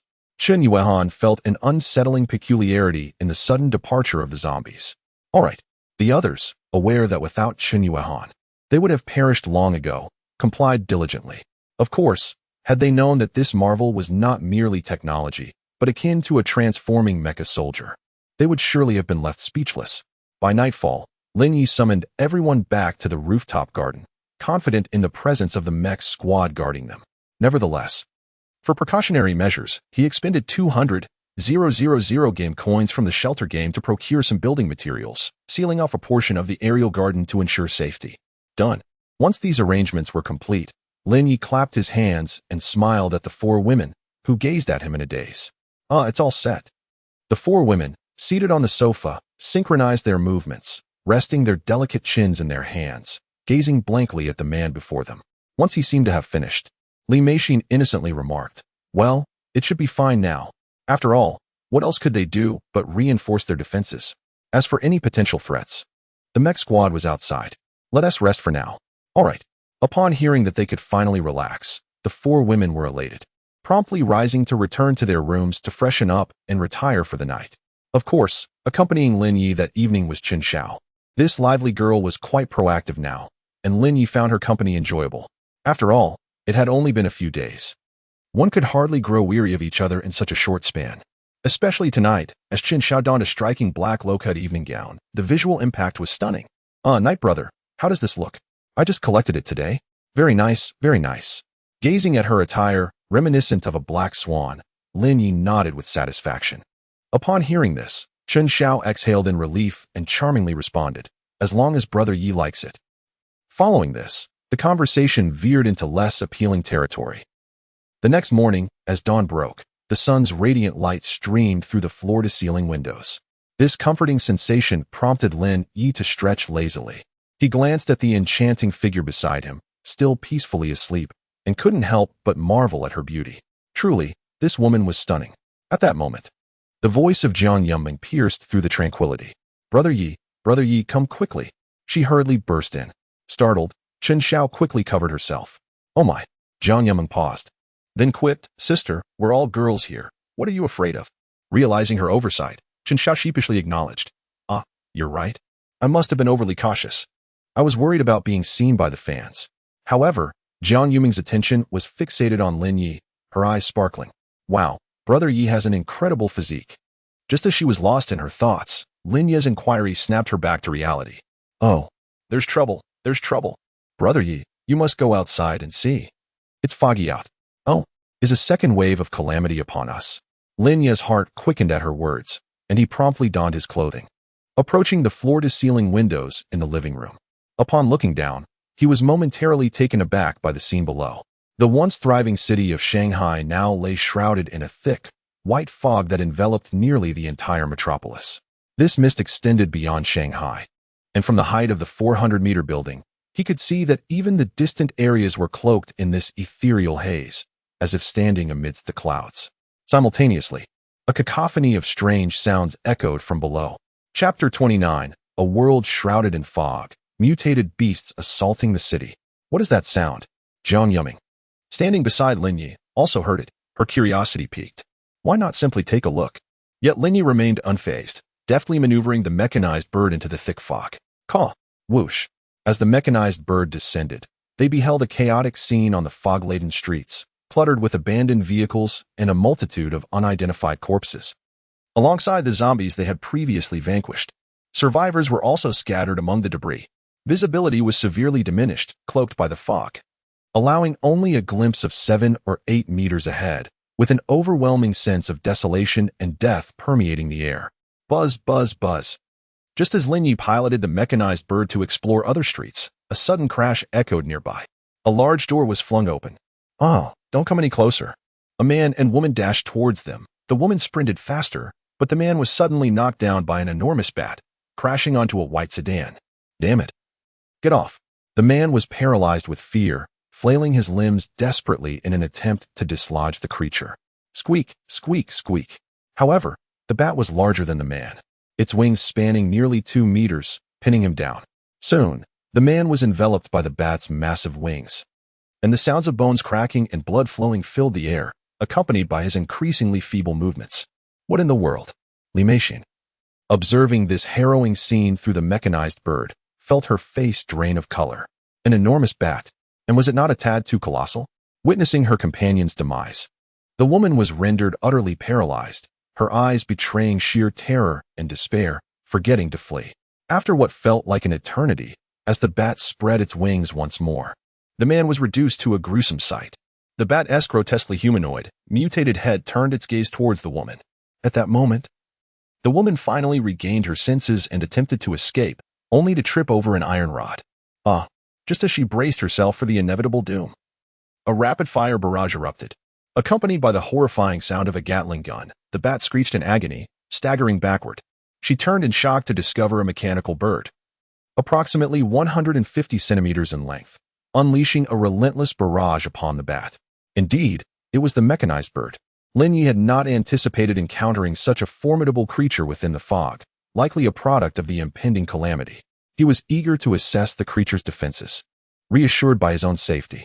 However, to his astonishment, Even in the face of such vehement Gatling fire, the bat merely emitted strange cries, utilizing its dark wings to shield itself from the onslaught, producing a clanging sound. The defensive capabilities are remarkably high. In the rooftop garden, Li Meixin, Jiang Yudream, Chen Xiao, and Li Jin gazed in astonishment. They never anticipated that this creature could withstand the firepower of the mecha bird, which effortlessly vanquished zombies. However, it was evident that this also inflicted significant damage on the bat, which, after enduring over 100 strikes, could no longer withstand the onslaught. It emitted a shrill cry and swiftly flapped its wings, retreating into the thick fog. "Chase!" Linny exclaimed, eager to pursue. Yet the visibility in the fog rendered it nearly impossible. Unfortunately, he lost track of the creature shortly after. Fortunately, he stumbled upon a group hiding in an underground refuge, which had been breached. A burly man clad in a black vest was flung out by a colossal monstrous bird with a resounding thud. What on earth is that? Following closely behind were swarms of spiders, and these arachnids were not small. Some were the size of a human fist. Yet, their strength lay in their overwhelming numbers. "Oh, don't come near. Don't come near." A girl cried out in terror, stumbling and falling to the ground as she hastily retreated. However, she was quickly surrounded by white spiders that viciously bit at her. Soon after, Linny noticed a large truck colliding with a wall at the far end of the street. On top of the truck, an even larger spider, bigger than a human, was attacking the driver. Additionally, swarms of locusts appeared, darting back and forth like drones in search of targets. This scene left Li Meixin, Jiang Yudream, and the others utterly dumbfounded. It felt as though they had been thrust into a realm reminiscent of a wildlife documentary. Gazing at the absurdity unfolding before them, Li Meixin questioned her very existence. Indeed, it resembled an animal kingdom. Lin Yi also recognized that the creatures within the fog bore a striking resemblance to a wildlife sanctuary, albeit with all insects magnified, some even hundreds of times their original size. They commenced their assault on all remaining survivors throughout the streets and alleys. This transformed what was already a desolate city into an apocalyptic wasteland, echoing with the furious curses, wails, and pleas for help from the survivors. The air was thick with cries of anguish and despair. Could the gases within the fog be influencing these creatures? Lin Yi pondered. Perhaps. Jiang Yudream concurred, finding the notion plausible. Otherwise, these mutated beings couldn't possibly have materialized out of thin air. Simultaneously, a wave of trepidation washed over her. Phew. Thankfully we are up high. This fog hasn't reached us, and we are relatively safe. Indeed, Li Meixin, adorned in a pale yellow camisole dress, felt a sense of relief. Thank goodness the fog hasn't approached. Otherwise, facing such monstrous mutated beings would be terrifying. Of course, Lin Yi understood that this was merely a temporary reprieve. Who could say when the fog might rise? Thus, he continued to maneuver the mecha bird to assess the capabilities of these peculiar creatures. It was then that they discovered some formidable survivors among them. Equipped with firearms and genetic enhancers, they managed to maintain a semblance of safety in such a perilous environment. For instance, within a subterranean base located in the second ring area, a group of over a dozen individuals unleashed a barrage of gunfire, systematically eliminating the surrounding mutated insects. At the forefront stood a fully armed young woman, commanding the operation. "Quickly, take them down," she urged, brandishing a Type 95 rifle as she unleashed a hail of bullets upon the large reptiles. Suddenly, amid the thick fog, a swift, tentacle-like entity emerged with a whoosh, instantly snatching away one of the survivors. "Ah!" was all the unfortunate individual could exclaim before vanishing from sight. This startling event momentarily stunned the remaining comrades, who glanced around in disbelief, suspecting their eyes were deceiving them. Yet, in the next heartbeat, one of them too was rapidly ensnared. Something is amiss in the fog. An experienced middle-aged man sensed the danger and shouted, "Everyone, gather closely, do not disperse." As he spoke, he noticed his younger brother was missing, and his expression shifted dramatically. "Xiaohu, help me," came the faint voice of Xiaohu from about 10 meters away. Following the sound, they rushed forward, only to find themselves in a dead end. To their horror, a gigantic toad, towering at least 2 men high, lay beside a trash bin, fixated upon them. Beside it was Xiaohu, nearly crushed. In the toad's mouth was a half-consumed survivor. Good heavens! The sight sent shivers down the spines of the onlookers. What kind of monster is this? Has the toad become a demon? Chapter 30. The mecha bird fails? Then try the Ferrari. Instant annihilation. No one had anticipated that even the frogs would evolve amidst the heavy fog. With its frenzied crimson eyes, it devoured another survivor and extended its tongue once more. Be careful. Fortunately, the woman reacted swiftly, brandishing a finely crafted steel knife to deflect the blow, but the tremendous impact nearly claimed her life. Ah, boss. Several subordinates gasped in shock. This was a level 3 genetic evolution, and they could hardly withstand a single hit. Run. The woman felt a crushing weight in her chest, yet her extraordinary constitution spared her life. She scrambled to her feet and urged, run. Without hesitation. The subordinates turned on their heels and fled. However, they clearly underestimated the creature's combat prowess. The massive frog let out a croak, and with a swift motion, its tongue lashed out once more. One survivor was ensnared and pulled away. Ah, save me. Help me, boss. The terrified young man fired his weapon desperately at the frog. The powerful recoil inflicted pain upon the creature, causing it to release him. Evidently, their physical forms were still no match for such firepower. The middle-aged man quickly discerned its weakness. It could not withstand bullets. Everyone, open fire. Bring it down. With urgency, he began to shoot, unleashing a torrent of bullets that forced the frog into a state of disarray. Yet in the next moment, the frog, undeterred by the gunfire, leaped fiercely. It descended from a height of over 10 meters with a thunderous crash. Boom. A survivor was crushed beneath its weight. Chin-hai. The woman cried out in fury upon witnessing a subordinate's demise. But the frog continued its relentless assault. With a swift flick of its tongue, as hard as steel, it pierced through another survivor's body. Run, hurry. You all go first. The middle-aged man urged the others to retreat while he provided cover. Yet, how could ordinary survivors contend with such a beast? Just as the frog prepared to pounce again, poised to flatten the middle-aged man, suddenly, boom, a terrifying energy projectile hurtled through the mist from afar. The immense force obliterated the once invincible frog, tearing through its body. It exploded in midair. This unforeseen spectacle left the remaining survivors in stunned silence. Then, from around the corner of the alley, accompanied by heavy footsteps, a colossal figure measuring 6 meters approached. Fully clad in armor, this was, upon catching sight of the Ferrari, everyone was astounded. The vibrant red mechanical being, with a skeletal structure of dense metal, appeared utterly extraordinary. Was it the military that crafted this to save them? However, it is evident that they were mistaken. For this was Ferrari, sent by Lin Yi. He thought, if the mechanized bird fails, surely the transformers will suffice. He could not fathom the possibility of not being able to vanquish these mutated creatures. Unsurprisingly, with a single shot, the frog was obliterated. After dispatching the frog, Ferrari menacingly addressed the swarming minions. Clear this place immediately, or I shall eliminate you all. The crowd, taken aback by his words, hesitated momentarily. Yet, with the prospect of survival, they wasted no time. No, no, no, we are leaving at once. Yes, yes, do not fire. As they spoke, several survivors hurriedly assisted their injured companions, retreating in haste. Unexpectedly, just as Qin Yuehan reached the end of the alley, she abruptly turned back and approached Ferrari, bowing deeply. Thank you for saving my life, she exclaimed before swiftly fleeing. This scene left Ferrari in a state of bewilderment, not to mention Lin Yi's astonishment. Nearby, Li Meixin stifled a giggle. This little girl is quite amusing. Amusing indeed. Yet Lin Yi found no interest in such trivialities. His gaze was fixated on the large screen, where amidst the shattered remains of the frog lay a core emanating a faint blue glow. Could it be a zombie crystal core? Upon noticing this, Li Meixin's heart raced.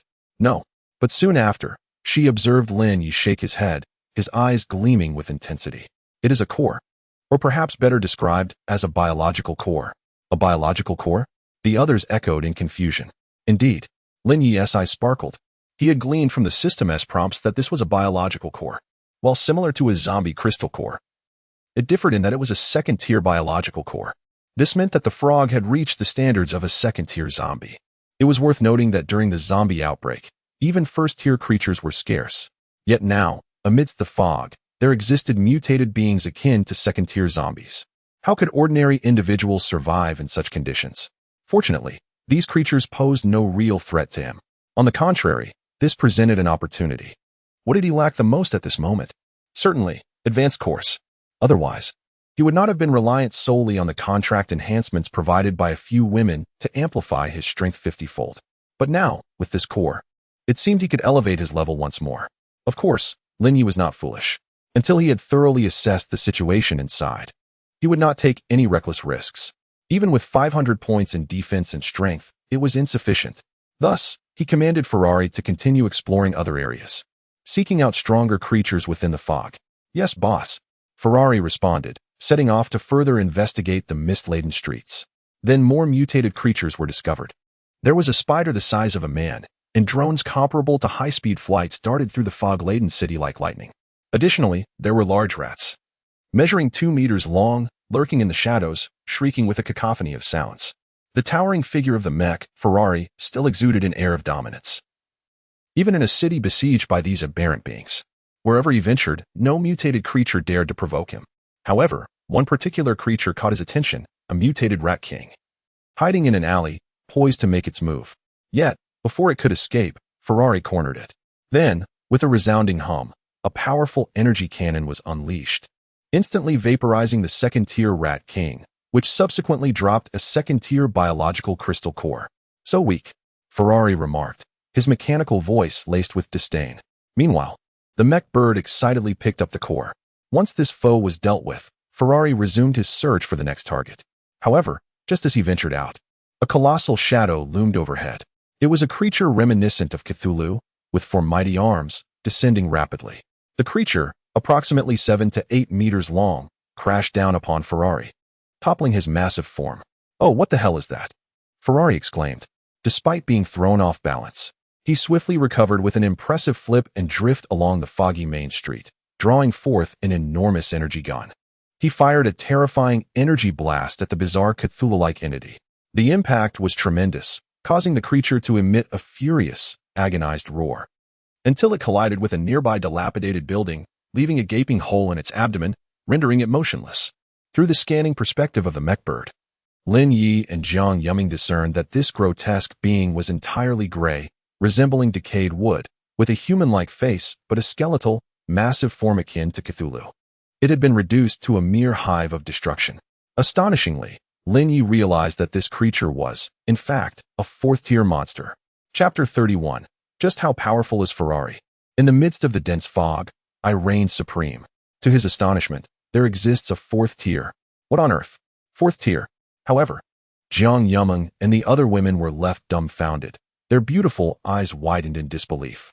"No way, Brother Yi, is this for real? We are merely at level 10, which is the 1st tier, and yet there exists a 4th tier amidst this fog. What are we even doing here?" Suddenly, Li Meishin, who stood nearby, had an epiphany. Gazing into the fog, she observed the colossal figure of Ferrari, her expression shifting to one of intrigue. "Are you implying that creature is at the 4th tier? But just moments ago, it seemed to have been obliterated by Ferrari's attack?" Yes, indeed. The moment the thought crossed her mind, Jiang Yumeng also grasped the implication, her delicate face betraying a hint of astonishment. "Does that mean Ferrari is even more formidable than we imagined? This fellow is rather absurdly powerful." Indeed, this was the source of Lin Yi's confidence. With Ferrari's attack power soaring to 1,000, equating to 100 times that of an ordinary person, dealing with a 4th-tier adversary would be child's play. Otherwise, why would he test the waters with this creature amidst the fog?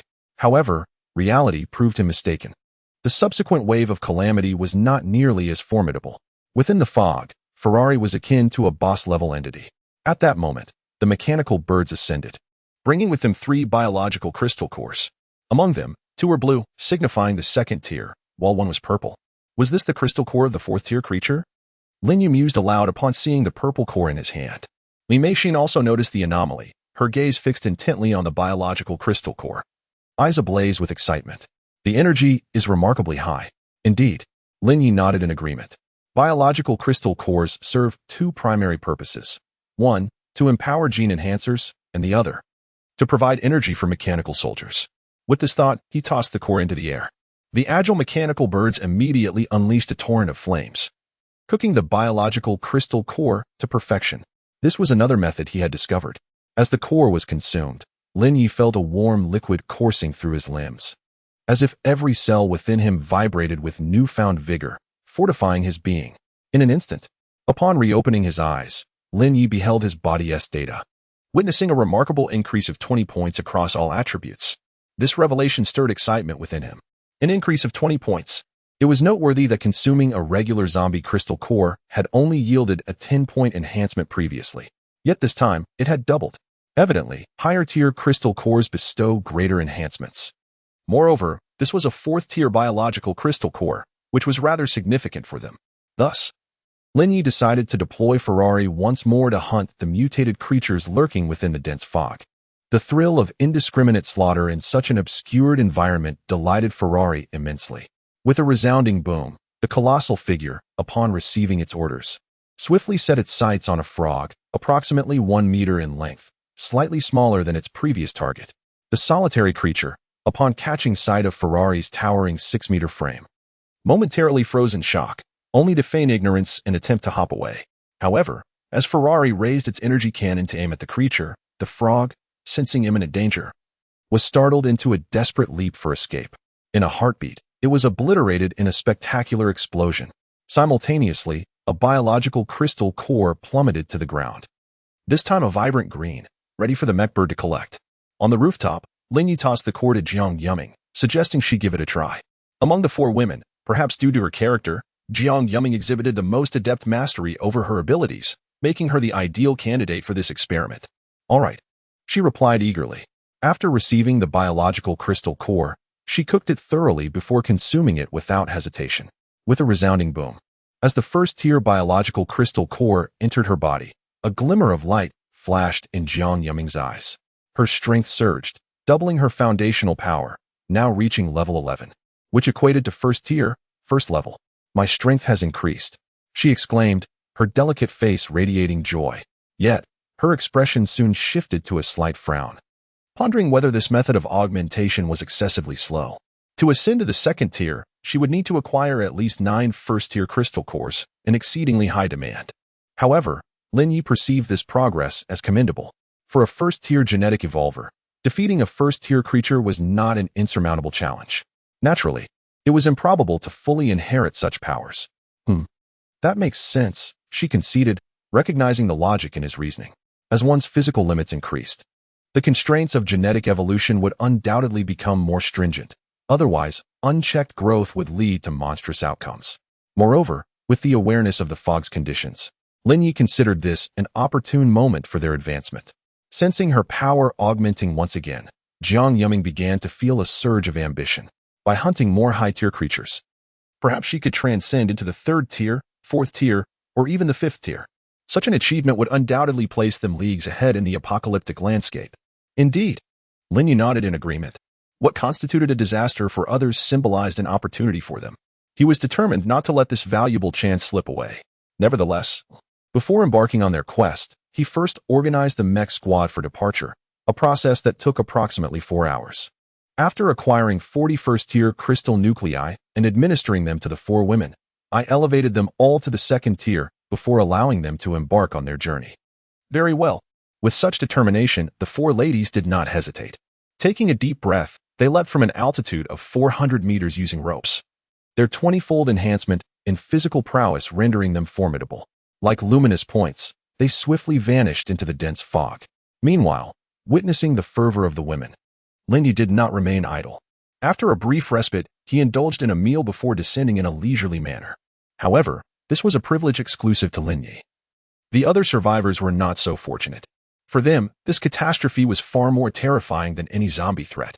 In the city of Shanghai, specifically the Tinu District, a colossal spider, approximately 2 meters in length, led a horde of diminutive spiders, each merely 50 centimeters long, as they besieged a post-apocalyptic shelter. How grotesque! Through the glass, it seemed that these mutated creatures identified their targets by scent, thus failing to detect the individuals inside. Yet, the 20-odd inhabitants, upon witnessing such a monstrous sight, were filled with dread. At the forefront stood a striking beauty named Yang Shui, affectionately known as Sister Shui, a 6th-level gene enhancer. She was nearing 30, yet her figure was nothing short of perfect, complemented by a visage reminiscent of a celestial being, garnering her a devoted following. Currently, her group was huddled within this shelter, with her subordinates expressing palpable fear and concern.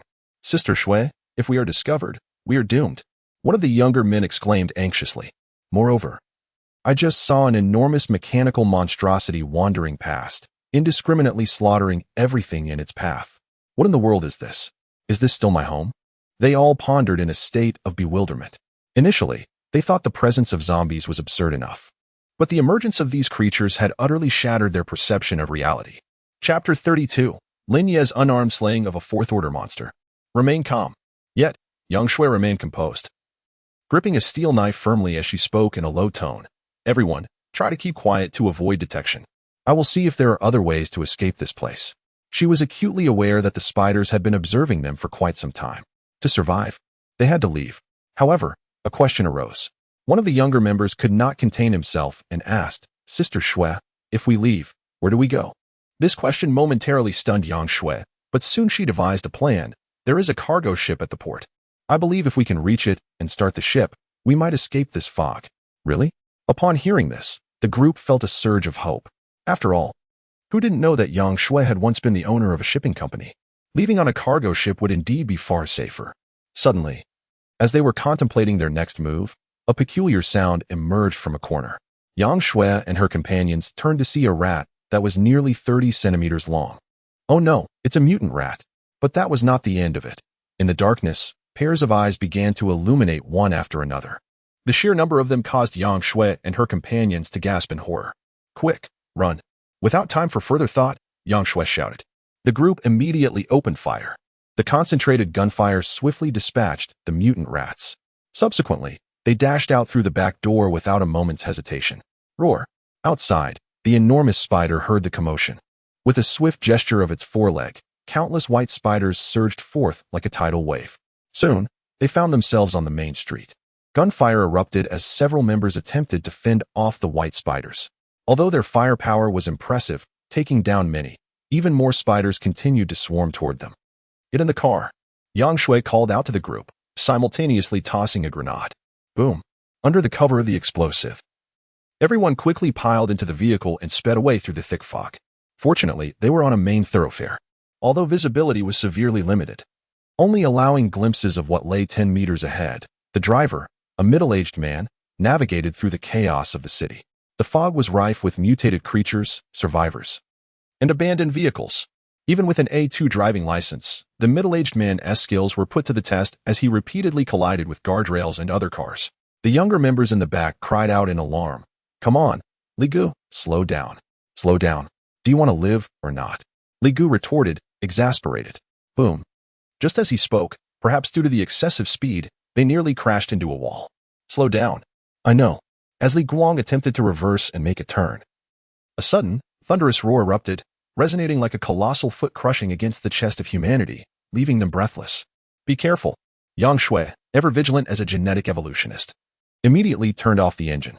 In that fleeting moment of silence, through the car window, they beheld an enormous and bizarre creature reminiscent of a bat, slowly descending from the sky, its pale, hairless body glowing eerily.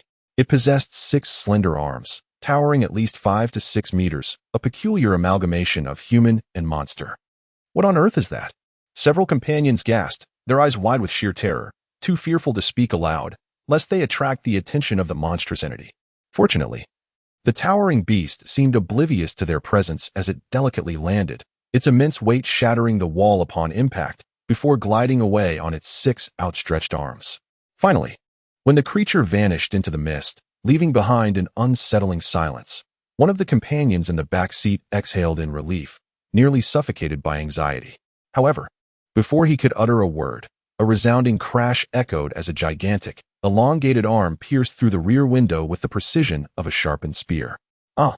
The 2 women inside screamed in terror, realizing that the colossal creature had not departed but instead launched a surprise attack from behind.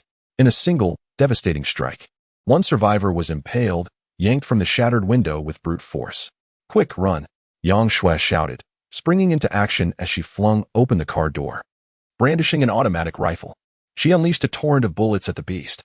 Yet, even as a deluge of projectiles rained down, the creature merely raised 2 of its arms to shield itself from the onslaught. Undeterred by the gunfire, it charged forward at an astonishing speed.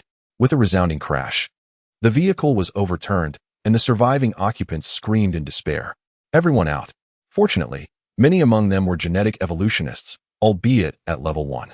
Even a collision of this magnitude would not spell certain doom. One by one, the survivors crawled out of the wreckage. They fought back while retreating, but the creature's swiftness, combined with its imposing size, was overwhelming. In mere moments, it deftly seized 3 survivors, casting them aside like rag dolls.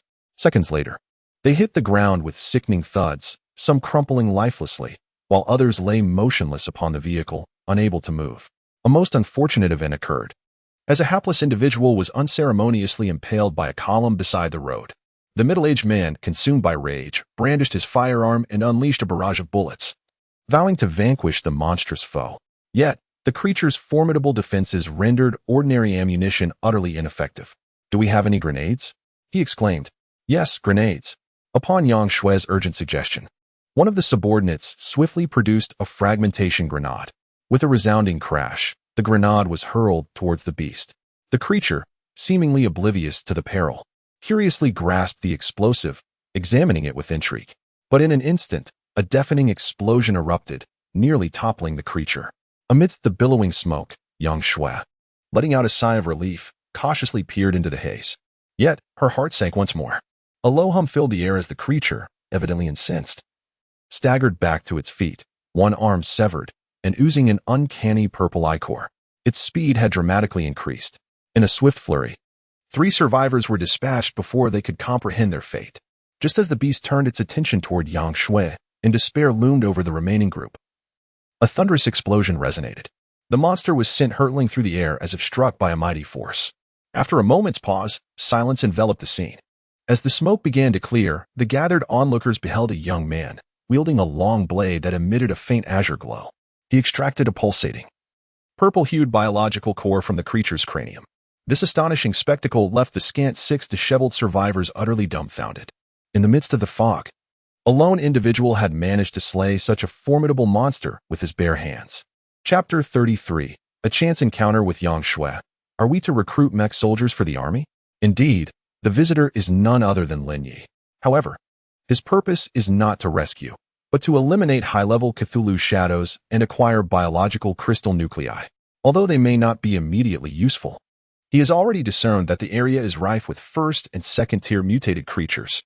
At his current pace, excluding the enhancements from Li Meishin and the others, he will soon transcend to the 3rd tier. Furthermore, by utilizing these biological crystal nuclei from the Cthulhu shadows, he anticipates a swift ascent to the 5th tier. The 5th tier, when combined with the 4 women, amounts to a staggering 9th-tier combat prowess. Thus, Lin Yi finds himself intrigued by these 4th-tier Cthulhu shadows. This spectacle leaves Yang Shui and her companions utterly astonished. Could it be true? It is worth noting that just moments ago, Yang Shui, a level 7 genetic evolver, exhibited no capacity for resistance. Yet now, there stands a survivor capable of vanquishing such formidable beings. In the apocalyptic fog, is there truly a genetic evolver of such caliber? Caution! At that moment, the quick-witted Yang Shui noticed a terrifying flying creature, 2 meters long and akin to a high-speed drone, emerging in the distance.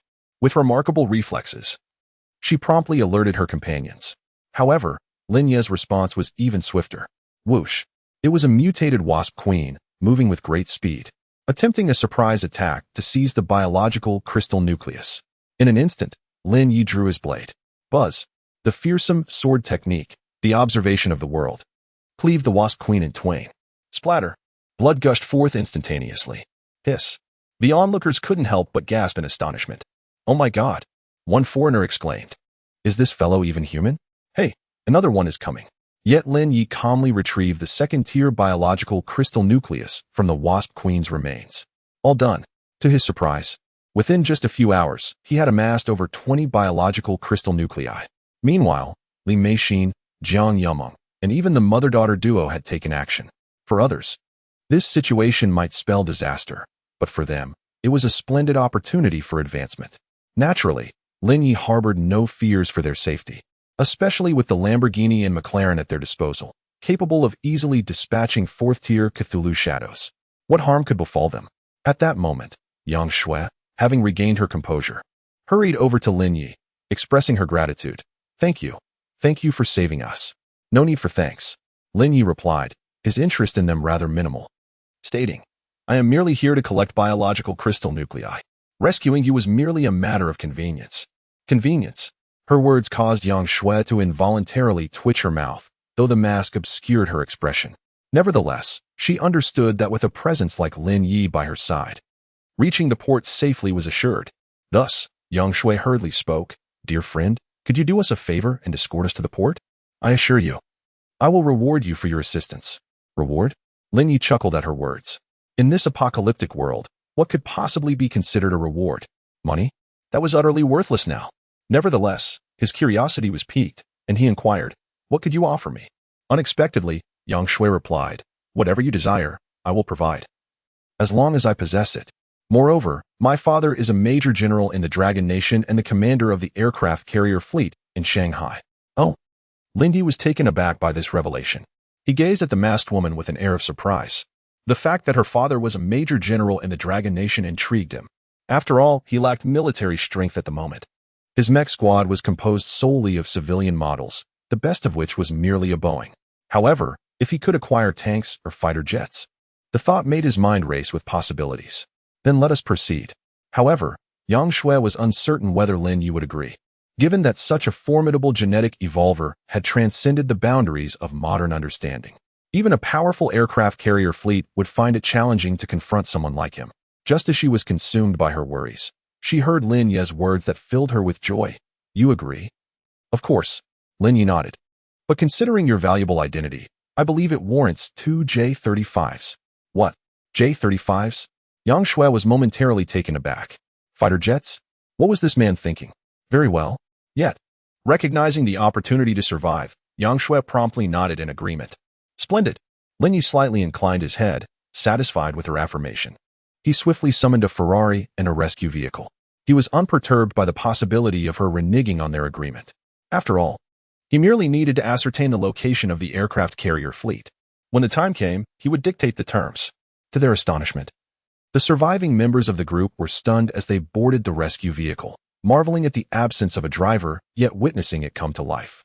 Assuming it was some advanced technology, Lin Yi wasted no time. "Get in. There are numerous monsters around here. Their demise bears no consequence to me." With that, he took the driver's seat of the Ferrari. The remaining members, startled by his words, hastily climbed aboard.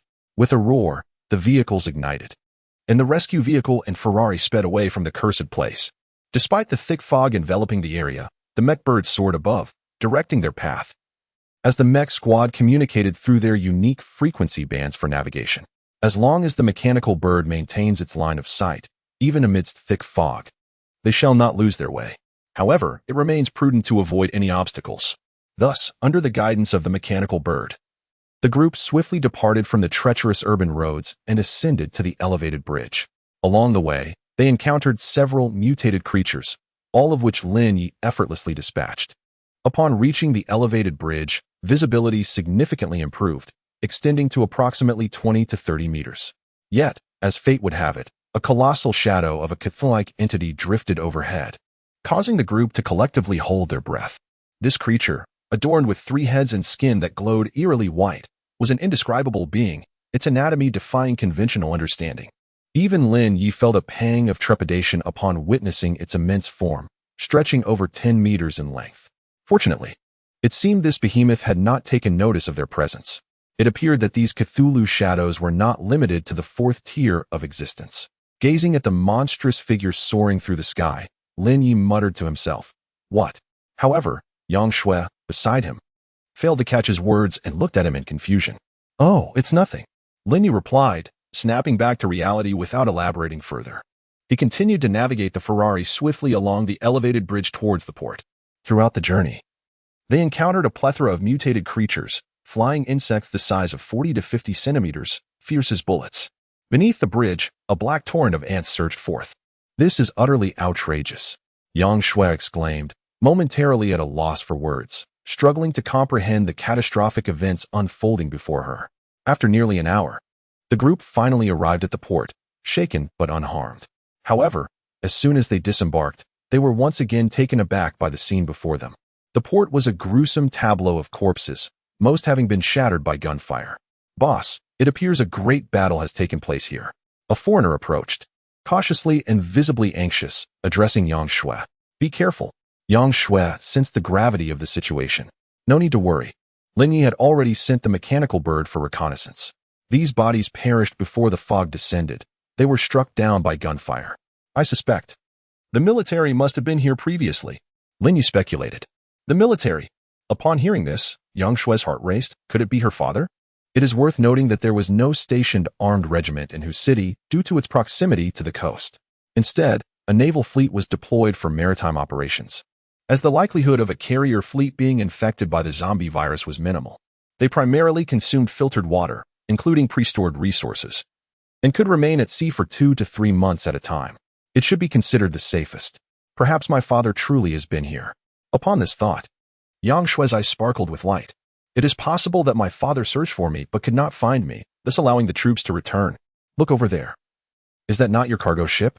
At that moment, a younger member suddenly pointed towards the harbor nearby, where a cargo ship approximately 150 meters in length was docked, exclaiming with excitement.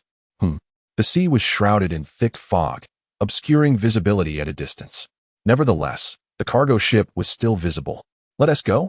Let us board and take a look. Yang Shui hurriedly led her companions aboard. Upon inspection, she realized, this is not my ship. What? The younger member felt a tinge of disappointment. However, he quickly regained his enthusiasm. It doesn't matter. Such a large cargo ship must be carrying a considerable load. Let us see if we can find something to eat. Wait, what is that smell? Yet soon, the younger members noticed something amiss. There was a distinct stench of decay and blood emanating from the ship. Chapter 34. Into the Sea. As a subordinate opened the hatch beneath the cargo ship, he was repulsed by the grotesque sight inside. Lo and behold, it was filled with putrid, foul-smelling fish and shrimp. The man felt nauseated, nearly on the verge of vomiting. It turned out to be a cargo ship for maritime seafood, but after being docked here for over 20 days, the once pristine king crabs and shrimp had long since decayed, rendering the scene utterly revolting. Damn it, I won't be able to eat for a whole day, one subordinate lamented, feeling utterly disgusted.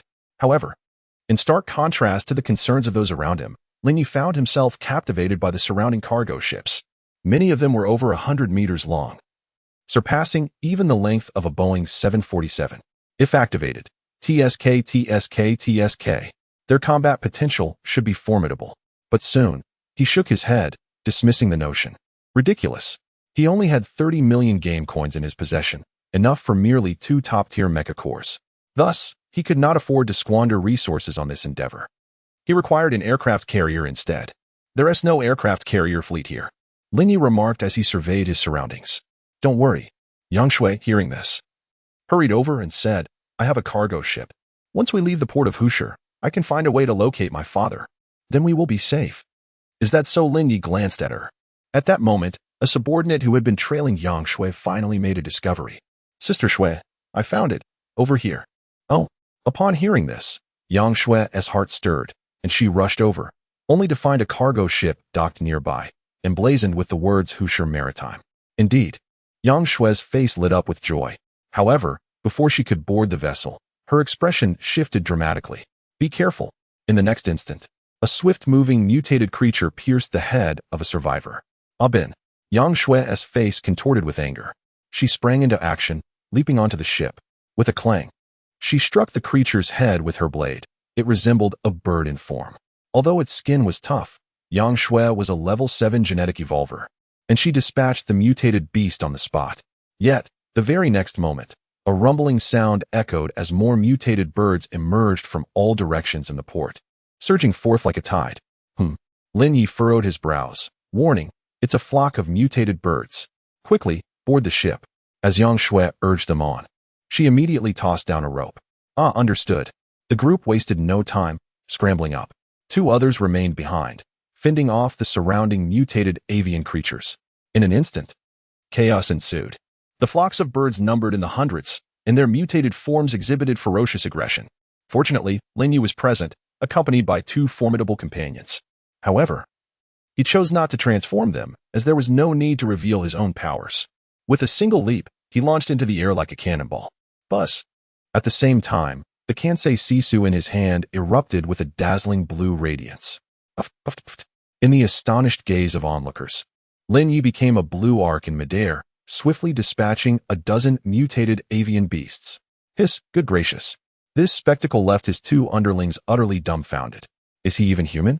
Hurry aboard. What are you waiting for? As Lin Yu descended, he noticed another wave of creatures charging forward and promptly warned them. Oh, coming to their senses. The duo realized their presence would only hinder progress, and they rushed onto the ship. Meanwhile, Yang Shui hurried to the cockpit and started the cargo ship with the key. Rumble. As anticipated, the vessel emitted a deep, beastly roar upon ignition. Caw, caw, caw. Instantly, the mutated birds, startled like arrows released from a bow, scattered in terror.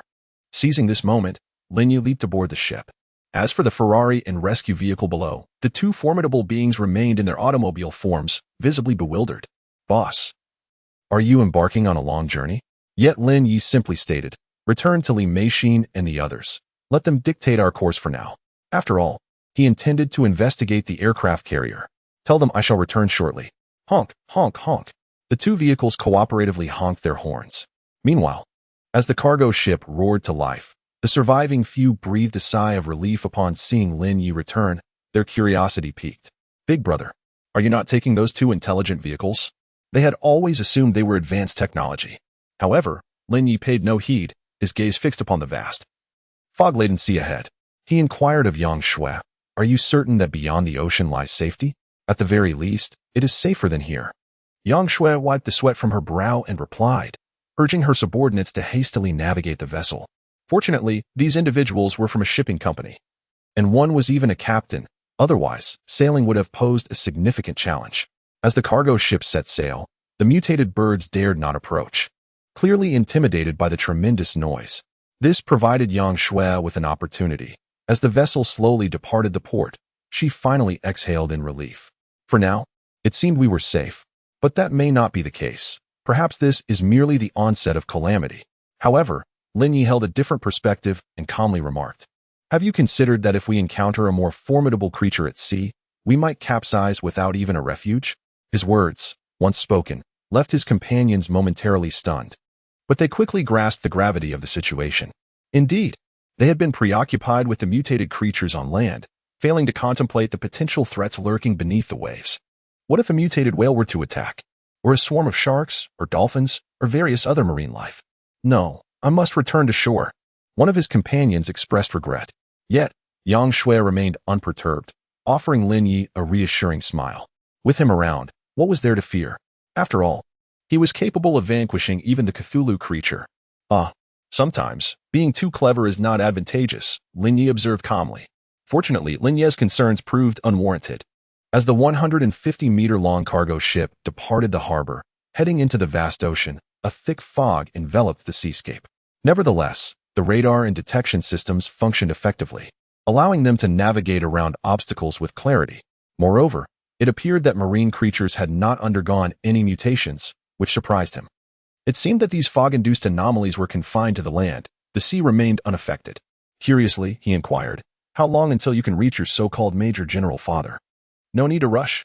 At that moment, Yang Shui was already operating a communication and positioning device, attempting to establish contact with her father. Finally, after nearly 10 minutes, a response came through, emitting a series of beeps. Yang Shui's heart leapt with joy as she exclaimed, we've made contact. My father is indeed alive. Approximately 1,000 nautical miles away. At our current pace, we should reach him in no more than 2 days. Oh, indeed.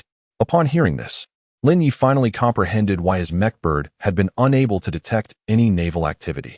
It was situated 1,000 nautical miles away, roughly equivalent to 800 kilometers. Given such a distance, it was hardly surprising that they had found nothing. However, now, in just 2 days, he would be able to acquire several powerful transformers. Ideally, he hoped to enlist some Air Force personnel, thereby enabling them to locate suitable soldiers from around the globe. Chapter 35. The frantic Jiang Yume and the Mecha squad. Meanwhile, after bidding farewell to Lin Yi, the Ferrari and rescue vehicle emitted a deep, resonant roar as they returned to the city, swiftly locating Li Meishin and Jiang Yume. At this moment, the two women remained in the city center, confronting the foggy creatures alongside their formidable McLaren and Lamborghini. Boom, boom, boom. With each blast, colossal mutated monsters fell to the might of these two behemoths. They were simply too powerful. Even the fourth-tier Cthulhu shadow proved no match for them, let alone these ordinary mutated beings. Each shot felled one, or perhaps even several. Come on, bring it on. Clearly, the Lamborghini and McLaren were also inclined towards violent exuberance, showing no mercy towards the aberrant creatures and reveling in the chaos. In mere moments, the corpses of the mutated beings piled up like small mountains. Of course, Li Meixin and Jiang Yume were not idle. Although their combat prowess was only at the first tier, thanks to Lin Ye's procurement of upgraded weapons, the Moonlight Radiance, and their attire as spirit foxers and fox hunters, they exuded an impressive aura, comparable to third-tier genetic evolutionists. Thus, even when confronted by a massive second-tier, rotund rat, Jiang Yume swiftly dispatched it with a single stroke. With a brilliant flash from the Moonlight Radiance, she cleaved the fat rat in two. Afterward, she wiped the blood from the weapon's surface with a damp towel and turned to the returning Ferrari with surprise. "Did you say Night Brother has gone out to sea?" "Indeed, Miss Yume." The Ferrari, adhering to the leader's wishes, respectfully regarded her as the second in command. "The boss mentioned he had a new objective and would return in 2 or 3 days. Are you kidding me?" Jiang Yume felt somewhat speechless upon hearing this. "He just left us here like this." However, Li Meixin was quite understanding. "Oh, don't worry. Since Night Brother arranged it this way, he surely has his reasons. Perhaps when he returns, he will surprise us greatly. He wouldn't abandon us." Well, that is true. Jiang Yume could only inwardly concede that Night Brother must have left in a hurry, forgetting to inform them. But it was all right. With a shrug of her delicate shoulders, Jiang Yume soon revealed a captivating smile and declared, "Then let us take this opportunity to hunt down more mutated creatures and give Night Brother a delightful surprise." "Great idea." Li Meixin smiled back, finding the notion appealing. Thus, the two women set aside their concerns. Jiang Yume raised the Moonlight Radiance in her hand and exclaimed, "Let us conquer the city of Hu." The second-in-command's idea was brilliant. "Haha, I like Miss Yume. Conquer, conquer." Little did they know, as these words left her lips. As the distant Lamborghini and McLaren heard the commotion, they immediately became agitated. They swiftly raised their immense energy cannons, signaling their approval. If outsiders were to witness this scene, they might mistakenly believe a rogue villainous group had emerged without oversight. However, Lin Yi had merely set sail, oblivious to Jiang Yume and the frenzied Transformers Legion. Otherwise, he would surely question the wisdom of entrusting such matters to this young girl. At that moment, Lin Yi, reclining in a chair in the corridor of the freight ship's second level, was admiring the hazy moonlit night shrouded in mist. Suddenly, a melodious voice, accompanied by a waft of fragrance, reached his ears. Curious, he instinctively turned his head and was taken aback to find a striking young woman beside him, clad in a beige coat with flowing red hair. Her beauty was undeniable, and her captivating eyes sparkled with intrigue. "Yang Shui?" Lin Yi remarked in surprise, casually crossing his legs and commenting, "You have quite an impressive figure." Yang Shui was taken aback by his recognition, not expecting to be identified so easily. What astonished her further was the mere hint of surprise in Lin Ye's gaze, devoid of any deeper intrigue. This prompted her to reassess the man before her. She had always worn a mask to avoid unwanted attention, yet this man seemed remarkably indifferent to her presence. This unexpected reaction left the typically confident Yang Shui momentarily speechless. It was not that she lacked beauty. Rather, Lin Yi was surrounded by stunning women such as Qin Shao, Li Meixin, and Jiang Yume, each radiating beauty that surpassed 95 points. Although Yang Shui herself was not lacking, she believed she had developed a degree of immunity to such allure. Unbeknownst to her, she drew a chair beside Lin Yi, stretched languidly, and remarked, "I must say, it feels wonderful to finally bathe after over 20 days without one." "Is there fresh water on the ship?" Lin Yi inquired, to which she shook her head with a smile, explaining, "Not exactly. However, I did invest in a high-end seawater filtration system capable of filtering out zombie viruses, which is why I dared to take a bath." Understanding dawned on Lin Yi as he nodded. Indeed, a vessel of this size would surely possess a means to produce fresh water. "Are you not surprised?" Yang Shui pressed, her curiosity piqued by his calm demeanor. "Don't you want to ask why I wear a mask?" To her surprise, Lin Yi did not respond directly. Instead, he posed a counter-question. "Do you not wish to inquire about the source of my formidable strength?" "Oh." Yang Shui's eyes sparkled with interest upon hearing this. Unable to contain her curiosity, she asked, "Are you willing to share?" "Of course not." This left Yang Shui momentarily stunned, and she retorted with annoyance. "Then what do you mean?" Lin Yu shrugged and replied, "I merely wish to convey that everyone harbors their own secrets. If you wish to share, then do so. If not, I shall not press you." Yang Shui rolled her eyes in exasperation, feeling as though she had been toyed with. Yet, the more enigmatic he appeared. The more her curiosity about Lin Yi intensified. He seemed to be a couple of years her junior, yet possessed an impressive prowess and was a lone wolf. How had he achieved such a feat? However, as he indicated, one cannot force another to divulge what they choose to keep hidden. Reflecting on this, Yang Shui felt a sense of resignation, yet she sincerely expressed, "Regardless, I must thank you for saving my life. Without you, I fear I would not have made it through the day." "There's no need for gratitude." Lin Yi waved his hand dismissively. It was merely a matter of mutual necessity. Yang Shui sought her survival, while he desired knowledge of the aircraft carrier fleet's whereabouts. But was it truly just that? Upon hearing this, Yang Shui's gaze became somewhat distant. "Did you not require any form of recompense?" "Recompense?" Lin Yi's interest piqued, and he scrutinized the captivating figure before him. "How do you wish to repay me?" "That depends on what you desire," she responded earnestly. In the midst of a foggy night, with the moonlight casting a serene glow, a cargo ship sailed across the ocean, enveloping the scene in an extraordinary ambience. Chapter 36. The reward from Yang Shui. The Mark armor arrives. From the moment Lin Yi rescued her, Yang Shui found herself inexplicably drawn to him. After all, he was young, handsome, and possessed an astonishing prowess that no girl could resist, especially in a post-apocalyptic world. Thus, it appeared that Yang Shui had made a decisive choice. Summoning her courage, she boldly sat upon Lin Yi's lap and earnestly declared, "Tomorrow, I will return to my father's aircraft carrier fleet, so today, I shall indulge you. I only hope that you will protect me in the future." Oh. Lin Yi was taken aback by her sudden boldness. She was indeed quite forward. To be frank, this woman was undeniably attractive. Initially, he had intended to locate the aircraft carrier fleet first. However, with her initiative, what more could he say? Consequently, Lin Yi reciprocated without hesitation, carrying her into the room. The following morning, one can only resort to the ellipsis that many may find unappealing. Early the next day, the sound of waves continued to resonate. The fog hung thickly in the air, with the tumultuous roar of the sea occasionally intermingled with the howling wind as if mutated creatures were rampaging about.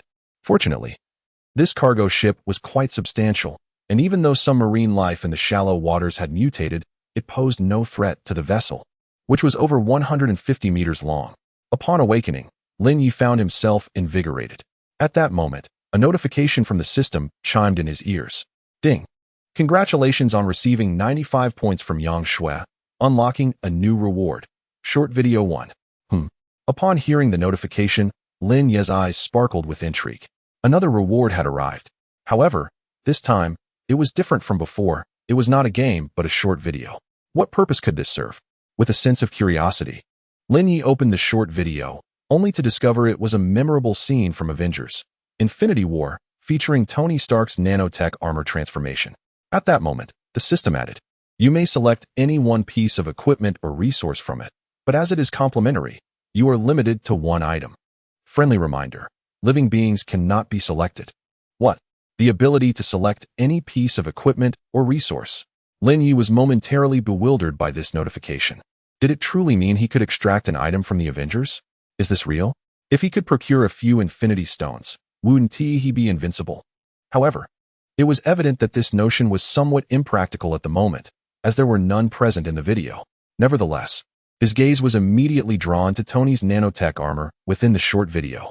Indeed, the Mark 50, the nanotech armor, was the most valuable item in that scene. In fact, the short video was quite lengthy, offering a plethora of items to choose from, including nearby buildings, streetlights, billboards, and cars, among others. Yet, none of these held any real significance. The real world was already abundant with such things. If there is indeed something truly beneficial for oneself, it would undoubtedly be this suit of armor. After all, what I currently lack the most is the ability to fly. Although my strength has reached a certain level, I still cannot soar through the skies. However, with this armor, this predicament can be completely resolved. Moreover, the capacity to engage in a one-on-one confrontation with Thanos suggests that this armor is exceptional. It is the one for me. With this thought in mind, Lin Yi swiftly reached out, seizing the Mark 50 armor watch before Tony Stark could transform. A vibrant blue light emanated from the computer, and in the blink of an eye, Lin Yi found himself holding a nano-armor transformation device. Mark 50 armor. Description: crafted from a revolutionary vibranium alloy and integrated with cutting-edge nanotechnology, powered by a nuclear reactor, it boasts near-perpetual energy. Its nano capabilities allow transformation into various weapons such as swords, spears, axes, and hammers for combat, alongside the ability to emit lasers to incapacitate foes. Indeed, observing the core of the Mark armor device in his hand, Lin Ye's heart swelled with joy. This was equipment capable of challenging Thanos. With this, there was no need to fear any calamity. However, at this moment, gazing at the Mark 50 armor, Lin Yi decided to press the button to give it a try. Buzz. Click, click, click. In no time, he was enveloped by the nano armor. As he felt the data on thrust and punching power coursing through him, he was astonished to discover that his punch could exert a force of up to 8 tons. Even Lin Yi was taken aback. He attempted to throw a punch. Boom. In an instant, the once impregnable iron plate was shattered. Is this the Mark armor? Its combat prowess is indeed formidable. Lin Yi had barely exerted any effort and yet achieved such strength. Nevertheless, if 8 tons is sufficient to breach Thanos' defenses, it seems that the deities of the Marvel Universe are not as formidable as one might assume, Lin Yi mused to himself. At that moment, a voice called out to him from outside. Lin Yi. Returning to his senses, Lin Yi promptly disengaged from the armor, only to see Yang Shui hastening into the room. Upon noticing the pierced iron plate, she paused, her expression one of shock as she gazed at the man before her. Lin Yi offered minimal explanation, stating simply, "I was just testing my strength." He chose not to elaborate further, but Yang Shui understood, her features reflecting greater astonishment. "Wait, you can punch through an iron plate now? What kind of combat power is this?" Of course, Lin Yi could achieve such feats without the nano armor. However, he had no intention of revealing that. Thus, he deftly changed the subject, asking, "How long until we arrive?" As Yang Shui explained, according to the provided coordinates, there should be 7 more hours to go. 7 hours. It seems to be approaching swiftly. Lin Yi calculated the time and softly remarked. However, for some reason, the thought of soon reaching the aircraft carrier fleet left Yang Shui feeling somewhat melancholic. She understood that once they arrived, this individual would likely depart. Nevertheless, Lin Yi held no such sentiments. As the zombies and the fog were merely the beginning, many challenges lay ahead. He simply stated, "Do not forget our agreement." Yet, upon hearing these words, Yang Shui felt an inexplicable displeasure. Did he see only the allure of the battle machines? What a jest! What boy could possibly resist the charm of a Gundam fighter? Certainly not. Thus, time passed swiftly, and soon 7 hours had elapsed. Throughout the journey, the thick fog persisted. Without navigation, they would have undoubtedly lost their way in the haze. Along the way, they also discovered that aside from the fog, there were additional mutated creatures emerging from the sea. Fortunately, with Lin Ye's presence, they navigated through the dangers unscathed. Several survivors expressed their gratitude, exclaiming how fortunate they were to have such a formidable ally. Otherwise, their fates would have been dire. Boom, boom, boom, rat-a-tat-tat, as they drew nearer to their coordinates. An unexpected cacophony of artillery fire erupted from beyond the fog, including the deep rumblings of various cannon fire. The weary group was instantly invigorated. "Boss, it seems we have arrived." Yet, Yang Shui, having heard the sounds, felt a sense of foreboding before she could even celebrate. It sounded as if they were engaged in battle. Battle? The others were taken aback, realizing the gravity of the situation. The noise was indeed overwhelming. And even from a distance, the intensity of the cannon fire was unmistakable. Lin Ye's gaze sharpened as he attempted to pierce through the fog, but it was too dense to discern clearly. While it might not be a battle, a conflict with mutated creatures was certainly plausible. What? A conflict with mutated creatures? The group gasped in shock. Without hesitation, Lin Yi summoned the mech bird to scout ahead.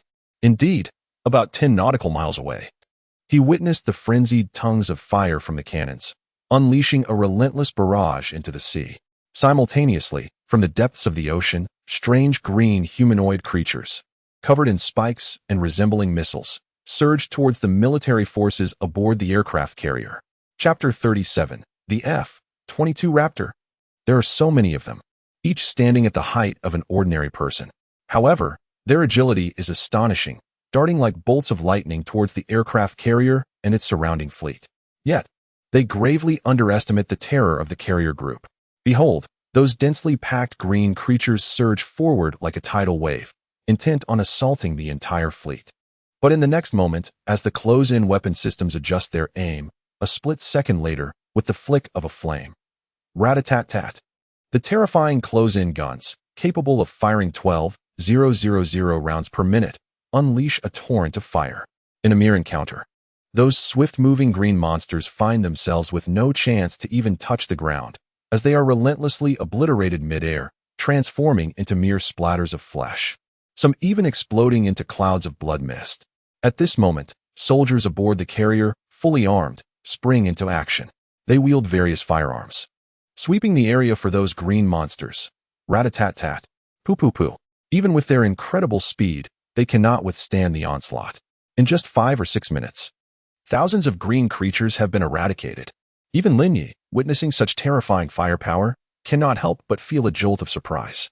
Indeed, the true combat strength of the military remains largely intact, even amidst the apocalypse. Especially the might of this carrier battle group, which he sees for the first time. It is well known that many believe an aircraft carrier to be merely a large launching platform. However, in reality, every frigate and destroyer has its own responsibilities, particularly the unitary shells. At the moment of their descent, even with thousands of green creatures present, a single terrifying missile unleashes a tidal wave of destruction. Thus, Lin Yi is left speechless by this display. Yet, paradoxically, this only solidifies his resolve to form a mech army. Even survivors of ordinary backgrounds, witnessing such a breathtaking scene, are left in stunned silence. Indeed, before overwhelming firepower, everything else is rendered meaningless. This is a battle against thousands of creatures, seemingly formidable, yet they are vanquished in an instant. Suddenly, a ship approaches. Please identify yourselves, or we will open fire and sink you.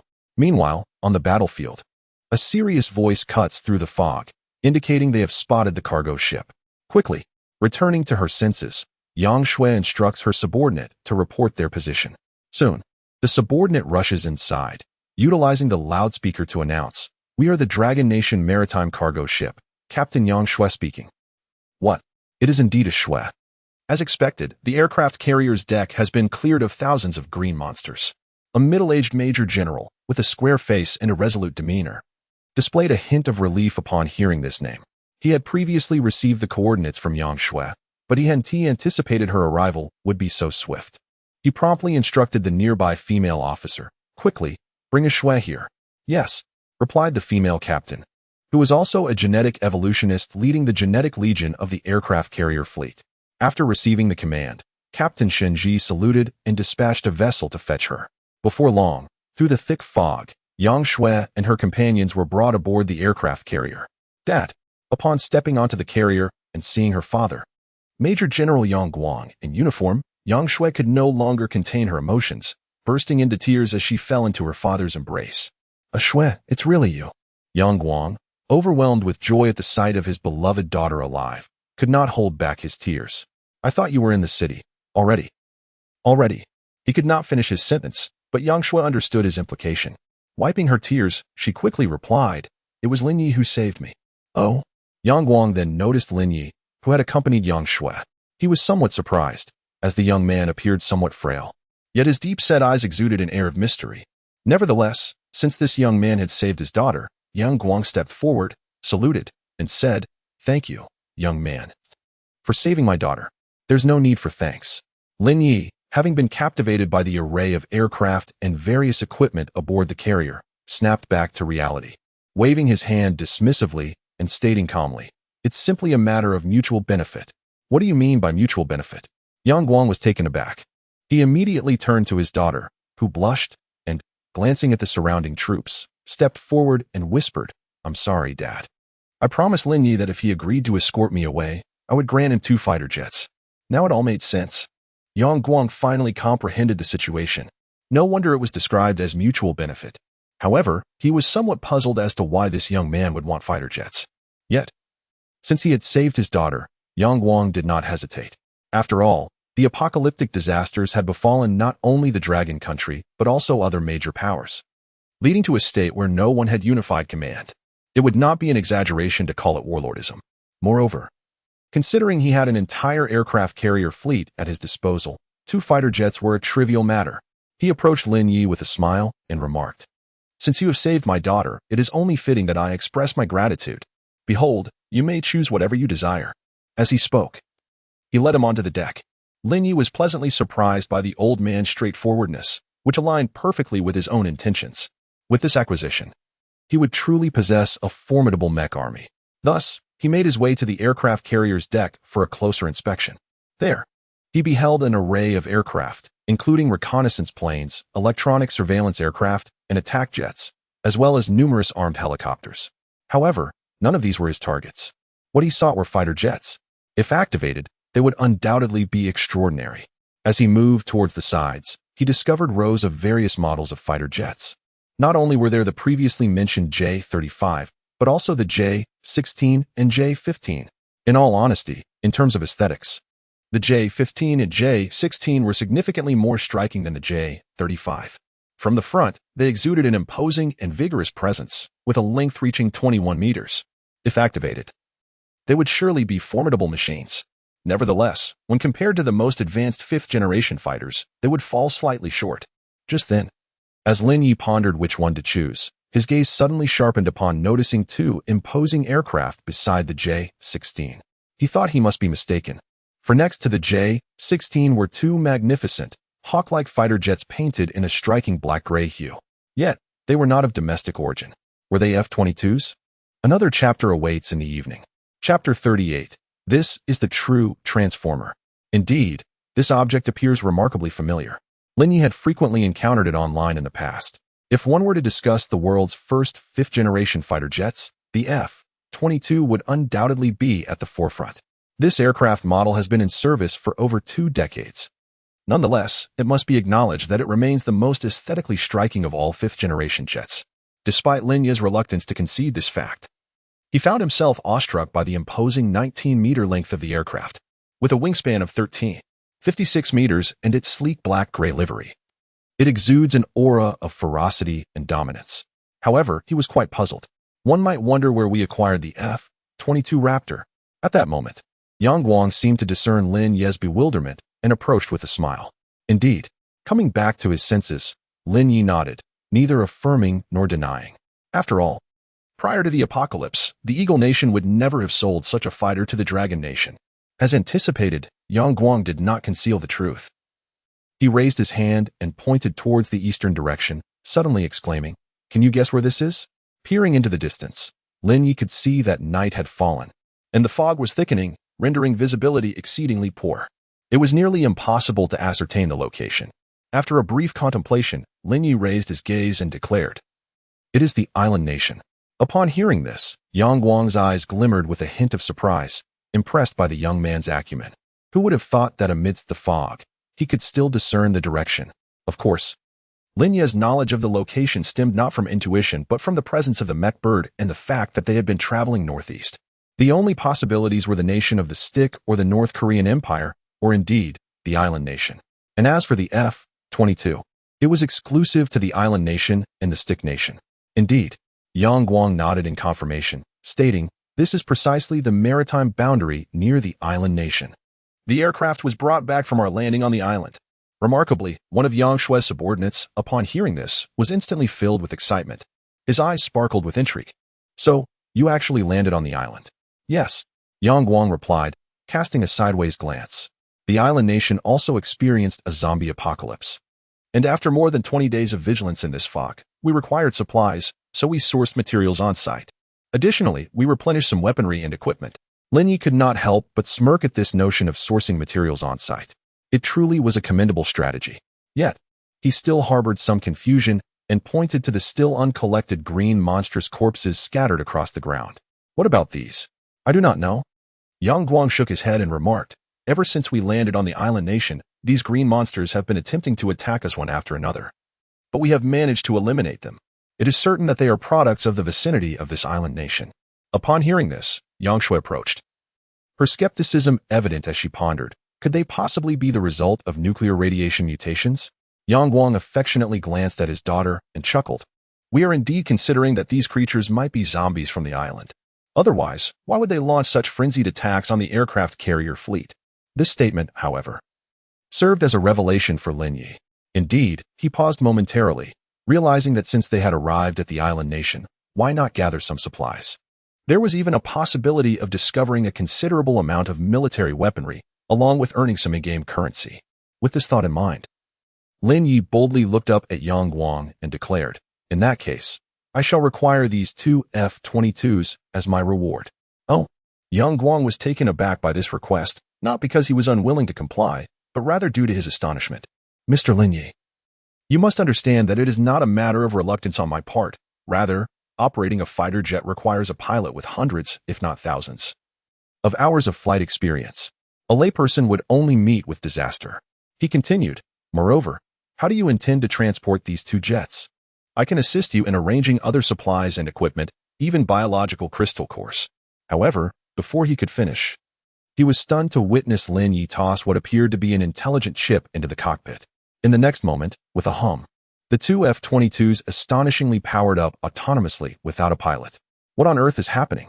This scene left all onlookers, whether military personnel or crew members, utterly dumbfounded. The crew members, in particular, gazed at the self-starting aircraft with expressions of unprecedented disbelief. Wait, how is this even possible? Little did they know that what Lin Yu had just thrown was not a core program, but rather a mech core. These formidable machines had been activated, albeit without transforming. Yet, he did not intend to elaborate further. Instead, he boarded one of the F-22s and assured Yang Guang, "Rest assured, I have my ways." With the transaction concluded, Lin Yi addressed Yang Shui, saying, "Until we meet again." He then activated the F-22. Boom. The roar of the engines erupted, and the two jets practically surged forward, leaving everyone in a state of shock. Hey, wait. It was only after the F-22s, amidst the thunderous roar, gradually took off and ascended into the sky that Yang Shui, finally regaining her composure, called out, "When you said until we meet again, when will that be? Are you planning to visit Kyoto? I might go to Kyoto." However, the sound of Lin Yi departing on the F-22 has faded away. How infuriating. Witnessing this scene, Yang Shui couldn't help but stamp her foot in an adorable display of frustration. Yet, this spectacle did not escape Yang Guang's notice, and his expression turned peculiar. He jested, "My dear daughter, could it be that you have feelings for him?" How could that be? Upon hearing this, Yang Shui was momentarily taken aback, a hint of guilt flickering across her face, and she hastily shook her head in denial. That's not the case at all. Not the case? No one knows a daughter better than her father. Yang Guang could see through her facade. This little girl certainly harbored feelings for someone else.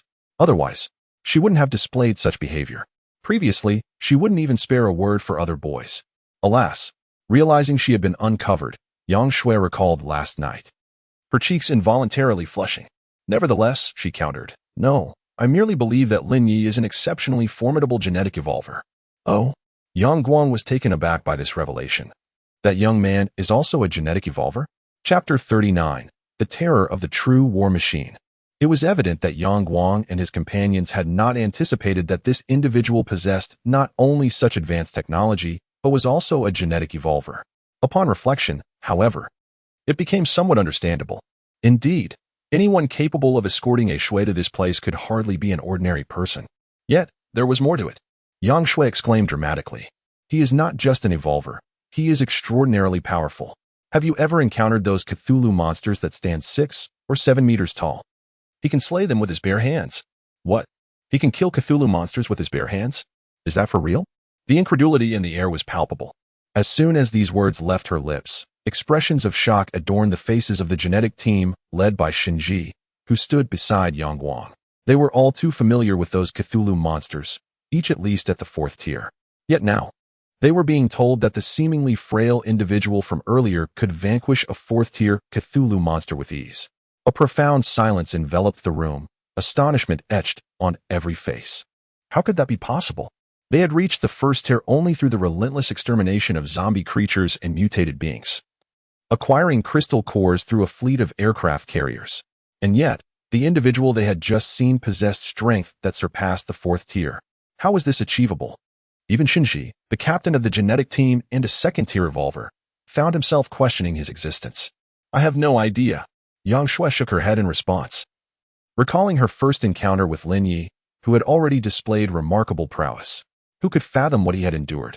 Only Yang Guang, after processing this information, quickly regained his composure, for he understood that a human capable of slaying 4th-tier beings possessed limitless potential for the future. Such an entity would be someone no one would dare to offend.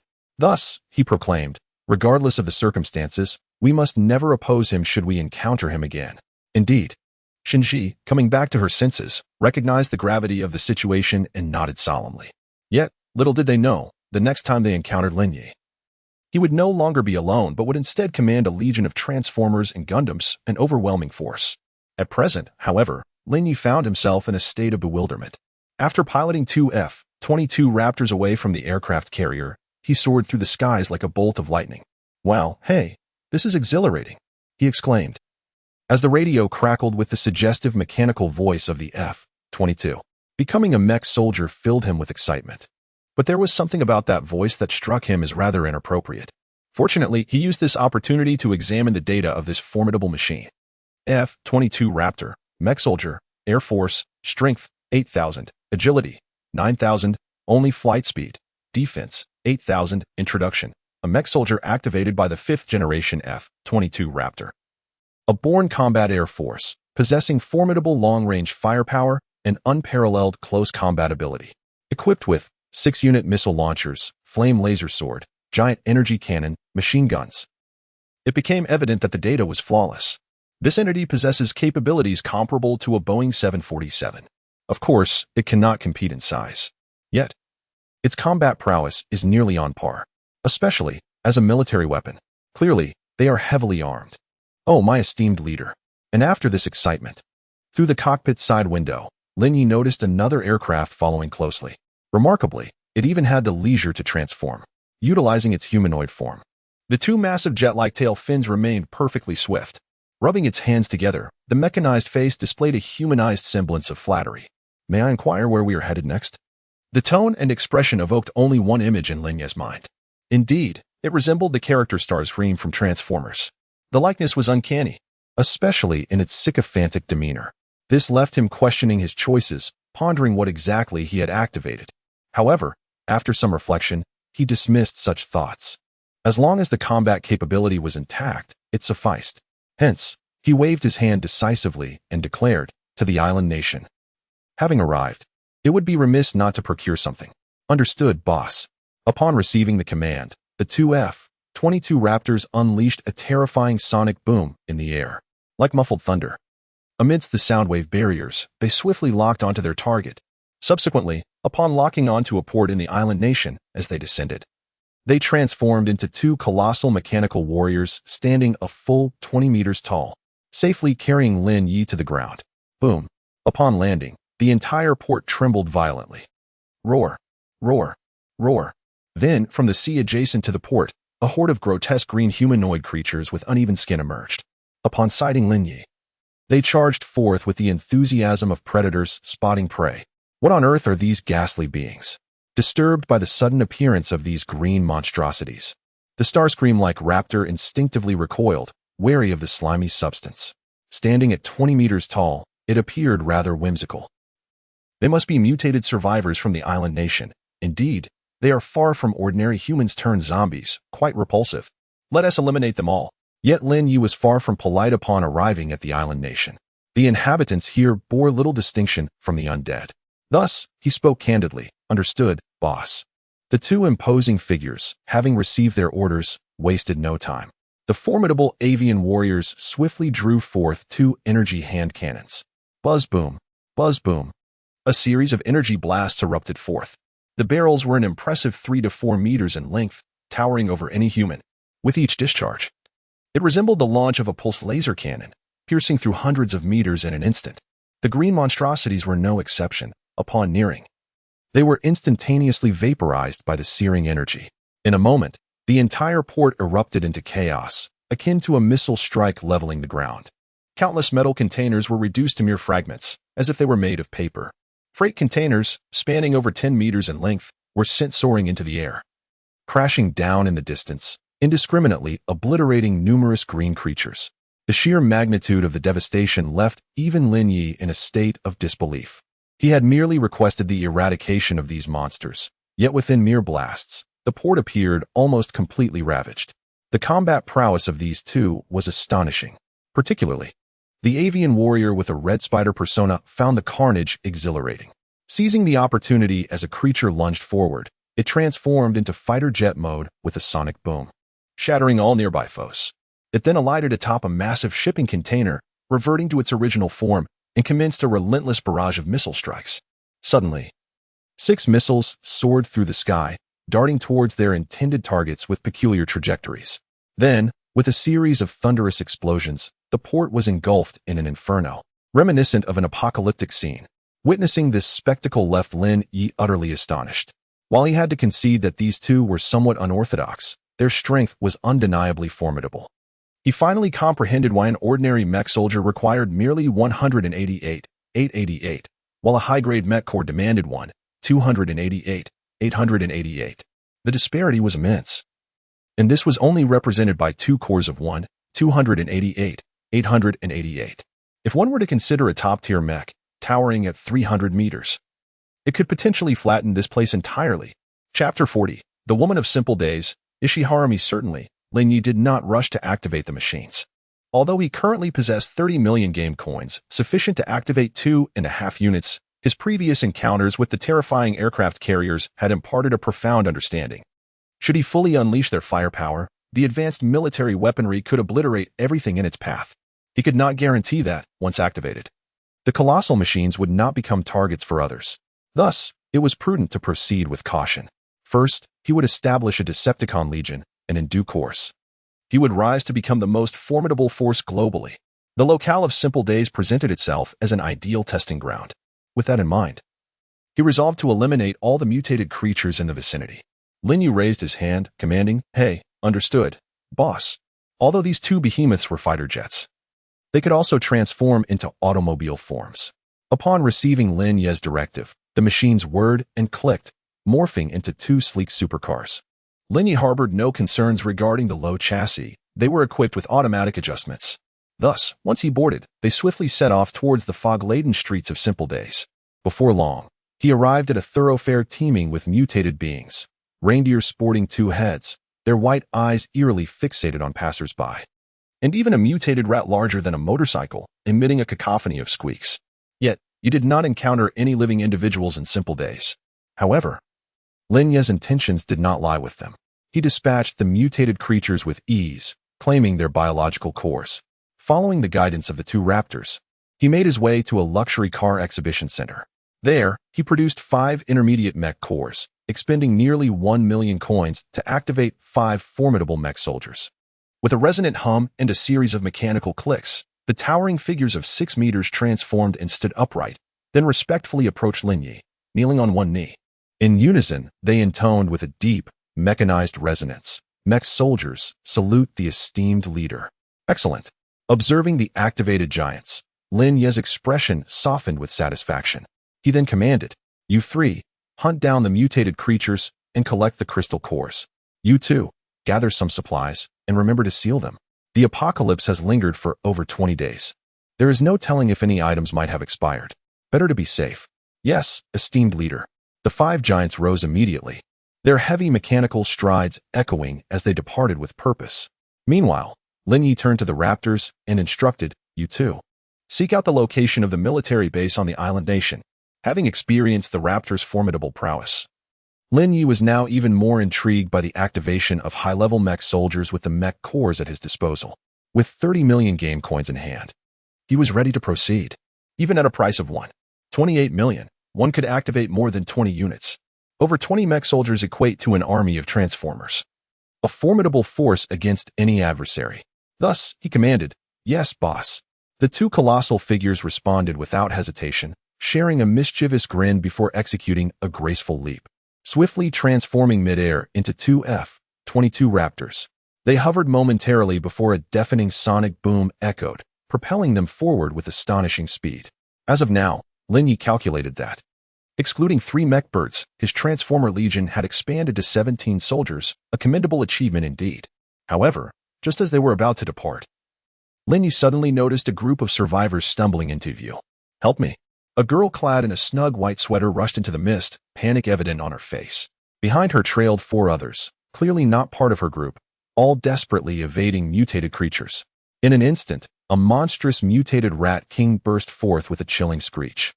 Its massive form measuring nearly 3 meters in length and standing at a height of 1.5 meters. Though not towering, its sheer size ignited Lin Yi's interest. A third-tier mutated Rat King. Such a rarity. Previously, he had only encountered second-tier variants. It was astonishing how quickly a third tier had emerged. The Rat King, having chased the group, found itself cornered in the exhibition center, emitting excited squeaks, evidently anticipating a feast. However, it soon sensed Linya's presence, its instincts sharpening as it recognized that this young man was not to be underestimated. Upon seeing Lin Yi, the girl rushed towards him as if he were her savior, pleading as she grasped his arm, desperate for assistance. The other four, initially tense, exchanged glances and quickly devised an escape plan. Look, there's another survivor. Let us lure the Rat King towards him to divert its attention. They feigned expressions of distress, calling out, "Help us." Simultaneously, the mutated Rat King charged recklessly forward, its focus shifting to Lin Yi, who appeared relatively frail. "Be careful," the girl exclaimed in alarm, warning him. Just when they believed Lin Yi was doomed, the unexpected occurred. Accompanied by a dazzling flash of blue light, they witnessed the 2-meter-long mutated Rat King, which was about to pounce, suddenly suspended in midair. The rat's face displayed an expression of human-like astonishment.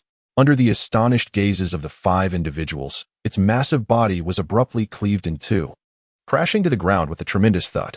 Blue blood splattered everywhere, prompting them to hastily leap aside in fright. This scene utterly stunned Shirame, leaving her mind consumed by a singular thought. Her beautiful eyes sparkled as she gasped in disbelief. The mutated Rat King had been effortlessly slain by this handsome man with a single stroke. Good heavens, how powerful must he be? The other 4 were equally bewildered, initially hoping that Lin Yi would provide the Rat King with a hearty meal, believing they might then have a chance to escape. Little did they anticipate that he would sever the Rat King in half with a mere blow. Regaining their senses, one of the bald-headed individuals scrambled to his feet and rushed to Lin Yi, expressing his heartfelt gratitude. "Arigato, thank you." However, in the next instant, to their surprise, Lin Yi, without even a glance, unleashed a lightning-fast blade that dispatched all 4 of them in an instant. This spectacle horrified Shirame. She covered her mouth, gazing at the man in terror and helplessness. Lin Yi was no fool. He had easily discerned the intentions of those individuals. After all, to him, they were no different from zombies. Killing them posed no burden whatsoever. Yet, this one was different. She was strikingly beautiful. Upon closer inspection, Lin Yi was astonished to discover her score was an impressive 95. Shirame, age, 21, gene evolver, level 3, height, 170 centimeters, weight, 59 kilograms, summary, well-proportioned, slim, exceptionally attractive, utterly perfect. Most importantly, the leader lacks a docile and obedient woman from the island nation. Overall evaluation, 95 points. Goodness, this system is rather considerate. Moreover, Lin Yi had not anticipated such fortune, arriving here and immediately encountering someone rated 96. You are from the Dragon Country. To his surprise, Shirame understood Lin Yi's musings and gasped in astonishment, covering her mouth. "Oh, you can comprehend what I'm saying?" Lin Yi responded, somewhat taken aback. Chapter 41. The Bewildering Manipulation of Ishiharami. Ishiharami promptly nodded her adorable little head and stated, "I once studied abroad in Longwool for 4 years, so I am familiar with the language there. Although my proficiency is not entirely polished, communication will certainly not pose an issue." Intrigued, Lin Yi responded, "I am actually seeking the military base in this area. Since you are fluent in Longwool's language, could you assist me as a guide?" A guide? Ishiharami had already been captivated by Lin Yi's striking appearance. She would acquiesce to any request he made. However, upon hearing the mention of the military base, Ishiharami hastily shook her head in refusal, saying, "I apologize, sir, but I cannot take you there. The area has been overrun by numerous criminal organizations, and they are heavily armed. It would be exceedingly perilous for you to venture there.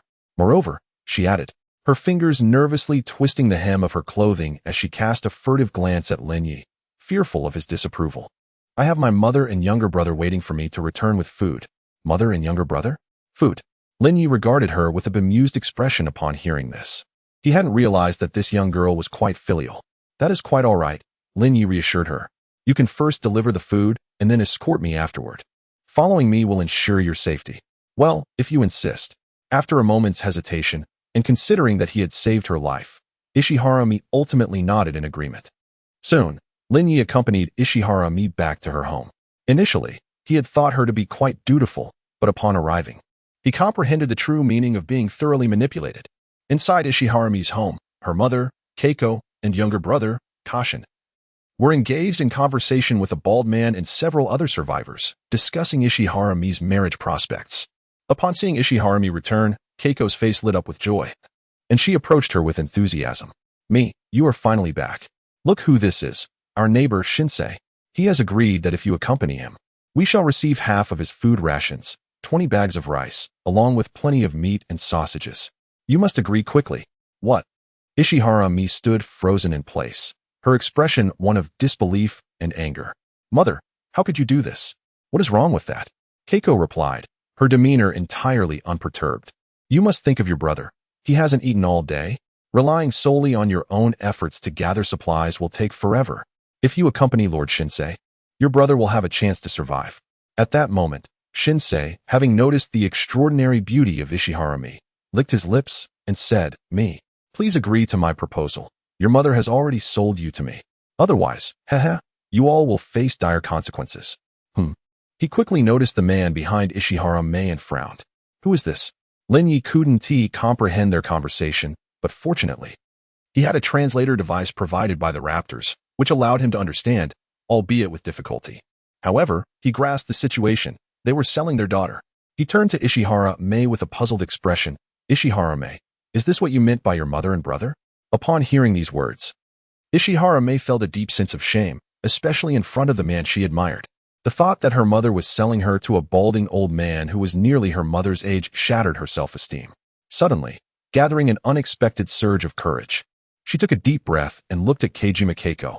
"Mother, I cannot agree to this." "What?" Kajima Keiko's smile vanished abruptly. She thought she had misheard. Her daughter, who had never dared to defy her, was now resisting for the sake of a young man. Enraged, she shouted, "Xiaomei, do you understand what you are saying? I am your mother, who has raised you for over 20 years through hardships. Without me, would you be where you are today? Now, all I'm asking is for you to make a small sacrifice for your brother, and you refuse? You have truly disappointed me." Linyi, who was listening nearby, was taken aback. He had thought such situations only occurred domestically, but he found that even in the islands, it was even more intense. "Mother." Ishiharami felt a flicker of doubt. She had only these two family members left. Yet, to be with that old man, especially in front of the boy who made her heart flutter, was unbearable. Ultimately, she shook her head, her tone turning cold.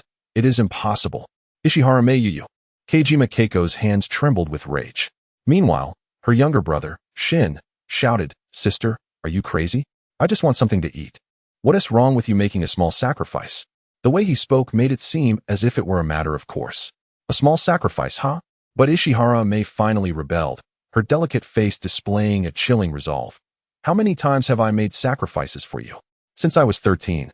I have worked to support you both. Now that I am 21, how much more must I give? So, you have forgotten all the years of nurturing I provided."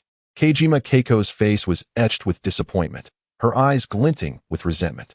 "I knew I should not have raised such an ungrateful child. I would have been better off raising a dog." Ishiharami, now even more disheartened, retorted with cold disdain, "Then go raise a dog." With that, she intended to leave with Linyi. "Stop." This angered Shin, who stood up, exclaiming, "Are you treating me like air? Do you think I'm here for nothing? I, Shin, am not a freebie. If you are doing this for that man, then I shall take his life at this very moment. In this apocalypse, murder is no crime. Moreover, the new city is also home to a genetic evolver, and a 5th-level one at that." Without hesitation, he drew a katana and charged forth with lightning speed. "Oh, Xiaoxin." Upon witnessing this, Ishiharami instinctively grasped a baseball bat to shield Linyi. Bang! A thunderous sound erupted.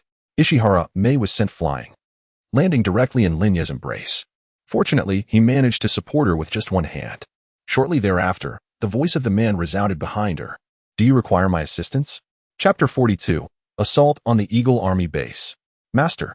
Upon hearing this, Ishiharami hesitated momentarily, but not wanting to be looked down upon by Linyi, she gritted her teeth and replied, "I can handle it." She was also a 3rd-level genetic evolver. Although she appeared somewhat malnourished from days without food, her strength was still considerable. However, Linyi could discern at a glance that her opponent, Xinxing, was a 5th-level genetic evolver.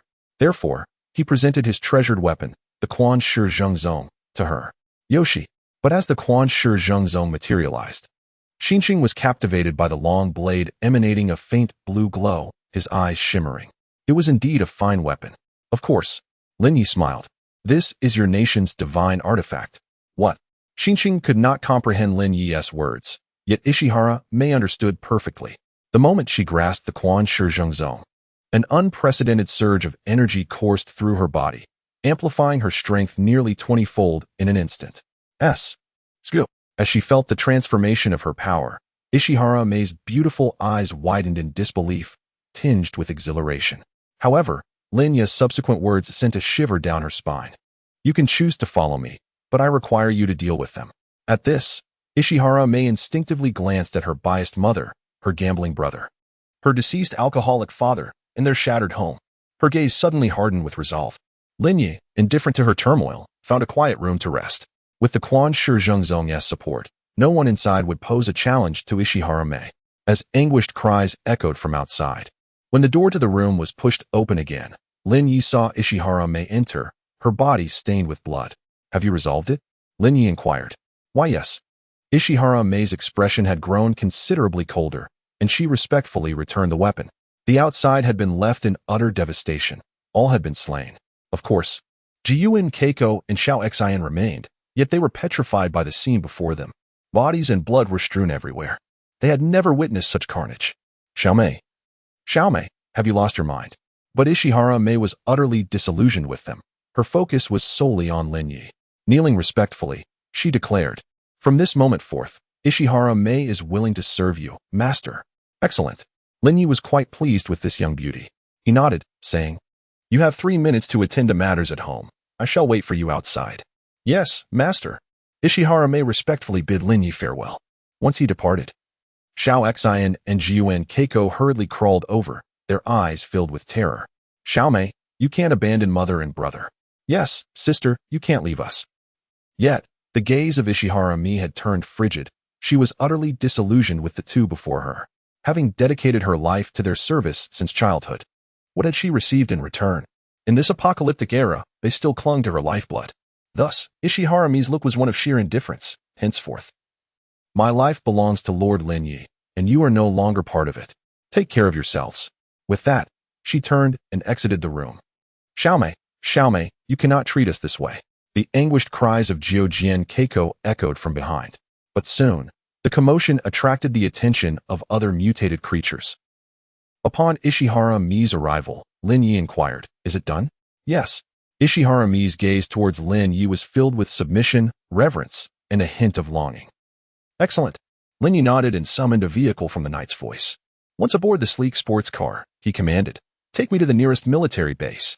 Yes, my lord. Ishihara Mei promptly followed suit. Moments later, amidst the roar of the engine, they sped away like a bolt of black lightning through the thick fog. Before long, anguished wails emanated from the basement. Ah, son, what are you doing? What are you doing? Have you gone mad? Of course, these matters held no significance for Ishihara Mei and Lin Yi. Thus, guided by Ishihara Mei's recollections, they arrived 3 kilometers away into a mountainous region. Ahead stood a sign that read, Eagle Military Base, no entry. Indeed, the Eagle Nation boasts military bases scattered across the globe, numbering in the hundreds, with the highest concentration in the island nation, 12 in total. This made it relatively easy to locate. However, ordinary citizens were seldom granted access. Found it. Upon seeing the sign, Ishihara Mei's charming face lit up with joy as she pointed to the nearby mountain path. There, cross that road. And we shall arrive. Excellent. We have finally arrived. Lin Yi's face broke into a smile upon seeing the sign ahead. He then summoned back his mech legion. Shortly after, with a thunderous roar, sports cars began returning one after another, transforming into towering behemoths, each 5 to 6 meters tall, amidst the cacophony of grinding gears. Oh my God! Ishihara Mei stood in stunned disbelief, gazing incredulously at these colossal machines. What on earth is Lord Lin Yi's true identity? How could he command such terrifying mechanical beings? Yet, Lin Yi paid no heed to her astonishment. He commanded, The front is yours to handle. Yes, my esteemed leader. One of the sports cars knelt on one knee, emitting a tone of reverence. With a tremendous motion of its mechanical arm, an energy cannon, larger than a human head, transformed into existence. Then they headed towards the Eagle Army military base. At that moment, within the base, a group of small individuals were living comfortably. unaware that disaster was imminent. This location was initially occupied by soldiers from the Eagle Nation. However, following the apocalypse, the area became infested, transforming the soldiers into zombies. Subsequently, some surviving individuals seized the opportunity to take over the base, establishing their own territory. They possessed firearms, weapons, tanks, armored vehicles, various missiles, and close-in defense systems. Thus, these 200 or so small individuals thrived in their newfound haven. Yet, this period of prosperity was short-lived. Just as Yamamoto Kazuo sought to expand his power and even consider leaving their island nation for a broader world, a sudden ominous sound echoed through the once mighty military base. Shrouded in mist, accompanied by a deep roar. A patrolling individual barely had time to react before he was horrified to see a colossal shell descending from the sky. Baka. This is bad. We are under attack. The moment the words left his mouth, the shell struck, sending him flying. The unexpected commotion startled many, prompting them to rush outside. What happened? What's going on? Yamamoto, who had just insulted a woman from their group, hastily donned his attire and stormed out of the camp, angrily seizing a survivor to demand answers. Yet, before they could comprehend the situation, more missiles began to rain down like a torrential storm. Boom, boom, boom. The entire military base was soon engulfed in a tempest of missiles, erupting into a sea of flames. Countless small individuals screamed in terror, being hurled into the air. Quick! Be careful! Take cover! Yamamoto Kazuo, a first-tier genetic evolver, never imagined he would face an assault at such a critical moment. As he witnessed the rain of shells falling, his pupils dilated, and he instinctively sought refuge. Yet, before the remaining individuals could find safety, they noticed, amidst the thick fog, massive figures emerging, accompanied by the sound of mechanical movements. One by one, titanic silhouettes materialized from the mist, ready to engage in battle. Eliminate them. A colossal black, transforming soldier boomed in a mechanical voice, effortlessly dispatching 3 or 4 survivors with a single shot. Yamamoto Kazuo stood frozen, astonished at the sight of these transformer-like entities. Baka. What are those things? As more formidable mech soldiers emerged, 2 towering figures, each standing 20 meters tall, appeared. Realizing the gravity of the situation, Yamamoto quickly rallied for a counterattack. However, many survivors had yet to board their vehicles and were instantly vaporized. The scene resembled an alien invasion, leaving the small individuals in utter shock. Leader, we must leave quickly. Fortunately, a nearby comrade reacted swiftly, urging Yamamoto Kazuo. Yes, indeed. Regaining his senses, Yamamoto Kazuo realized that their position was untenable. With this thought in mind, he hurried back to his quarters, intending to gather his belongings for a hasty retreat. However, just as he turned around, a terrifying sonic boom echoed through the air, followed by a resounding crash as a towering 20-meter-tall raptor warrior abruptly descended. In its grasp, an energy cannon began to coalesce a brilliant blue wave of energy. Where do you think you're running? It taunted. No, please, spare me. Yet, the raptor paid no heed to the pleas and unleashed a devastating blast. Meanwhile, Lin Yi and Shiarami also arrived at the scene. Chapter 43. Goodness, I've been entrusted with a significant responsibility. Upon witnessing the formidable raptor before him, Lin Yi immediately retracted his energy cannon, kneeling respectfully on one knee in front of him, his face brimming with admiration. Oh, my esteemed leader, it has been accomplished. Beside him, Ishiharame stood in a daze, thoroughly intimidated by these terrifying creatures. Yet, Lin Yi harbored no sense of guilt. He perceived this act as akin to exterminating zombies. Nay, it was even less burdensome than that, for the zombies yielded crystal cores, while these creatures bore no such bounty. Nevertheless, he nodded affirmatively at the raptor and commended, "Well done." The raptor, elated by the praise, eagerly responded, "Serving our esteemed leader is our duty." Ishiharame was left astounded, grappling with the notion that these might not even be mechanized soldiers, but rather entities of superior intellect. Meanwhile, the other mechanized soldiers had efficiently cleared the area, dispatching over 200 of the creatures without leaving a single one behind. Any remnants had been swiftly claimed by the likes of the Knight's Voice and others, dragged to a corner and summarily executed. Boom. Boom. With each successive wave of energy, the remaining creatures were eradicated. As the other formidable beings returned, they respectfully addressed Lin Yi, "Leader, how goes it?" Lin Yi inquired. The Knight's Voice had already surveyed the surrounding military armaments. "Leader, we have conducted a thorough inventory. There are a total of 15 Apache armed helicopters, 6 F-16s, and 10 armored tanks, including 6 tactical command vehicles, along with countless close defense artillery and weaponry. Oh, there are so many. Lin Ye's heart stirred at this revelation. With such resources, he could indeed establish a genuine mechanized legion. He instructed the knight's voice to lead him to the location. Before long, they arrived at the military warehouse of the base. This expansive facility spanned nearly 100,000 square feet.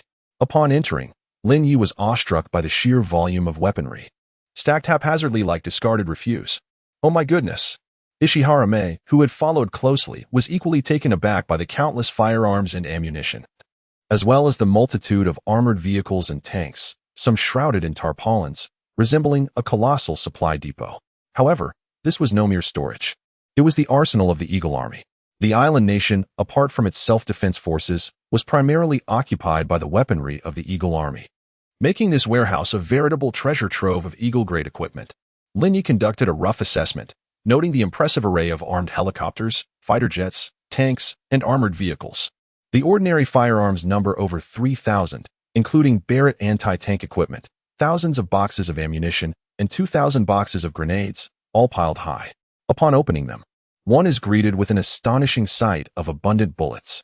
The mechanical arm of the night voice swoops in, scooping a handful, which cascades back into the containers like grains of rice. Shaking his head, he remarked, "What a pity, for I derive my energy from crystal cores. These are of little use to me." "Not necessarily," interjected a large green vehicle beside him, clad in emerald armor. Lin Yi referred to it as the Big Green Bee. "We can modify these large weapons to our advantage." However, the night voice retorted with a mechanical tone, "Yet, we still lack a weapon specialist. After all, these are merely ordinary supercars converted for our purposes and lack the expertise to craft such armaments." "Oh?" Lin Yi grasped a fragment of their discussion, his curiosity piqued.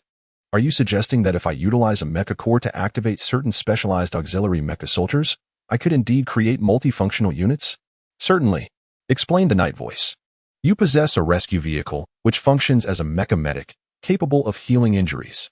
Likewise, should you activate additional mecha soldiers with diverse functions, you will unlock even greater capabilities." Understanding dawned upon Lin Yi, a look of realization gracing his features. If this were the case, he would possess a true mecha legion with comprehensive functionalities. Nevertheless, at present, he had no intention of wasting these weapons, sufficient to arm a 2,000-strong battalion. Moreover, with the addition of military hardware, he could potentially forge 37 formidable military mecha soldiers. However, this would require roughly 50 million game coins. Despite the relentless efforts of Li Meixin and Jiang Yuming, who had been tirelessly slaying mutated creatures in the Shanghai market, they had only amassed 40 million coins thus far. Activating all of them would indeed be quite a challenge. Yet, Lin Yi remained unperturbed. He first activated 6 F-16 fighter jets. As he cast the mecha core into the fray, a resounding hum followed by a series of booming sounds ensued. The jets, seemingly dormant amidst the debris, began to tremble violently as if roused from slumber. Subsequently, mechanical arms emerged from beneath their wings, and before Ishihara Mei's astonished gaze, they commenced rapid transformation. "What in the world is this place?" she exclaimed, peeling away the tarpaulins to reveal colossal mecha soldiers, each measuring 15.6 meters, emerging from the stockpile of weapons, evidently bewildered by their surroundings. "Oh my goodness!" Ishihara Mei gasped, witnessing the 6 towering figures materialize before her. Her eyes sparkled with awe and astonishment. Now, she comprehended why Lin Yi wielded such prowess. With an arsenal of peculiar and powerful mecha soldiers at his disposal, his invincibility was indeed justified. At this moment, several formidable figures noticed Lin Yi and approached him, their mechanical eyes radiating respect and trepidation. "Leader, the mech soldiers have come to report." Yes, very well." As he regarded these 6 imposing beings, he acknowledged that he had expended nearly 9 million game coins. However, their colossal forms were reminiscent of the relentless destruction seen in Transformers, which brought him considerable satisfaction. Thus, he instructed, "From this moment forth, you shall remain in the island nation to assist me in gathering resources. Return only once the fog has lifted." Despite their extraordinary combat capabilities, Lin Yi had witnessed the terrifying might of the aircraft carrier battle groups and understood that there were greater forces at play. Moreover, numerous unknown calamities loomed on the horizon, such as the arrival of extraterrestrial beings. Therefore, a cautious approach was warranted. He still required game coins, and this presented an excellent opportunity, especially since the fog would serve as perfect cover. Yes, leader. The 6 formidable beings responded with reverence. Oh, and Lin Yi had not forgotten the necessity of appointing a leader among them.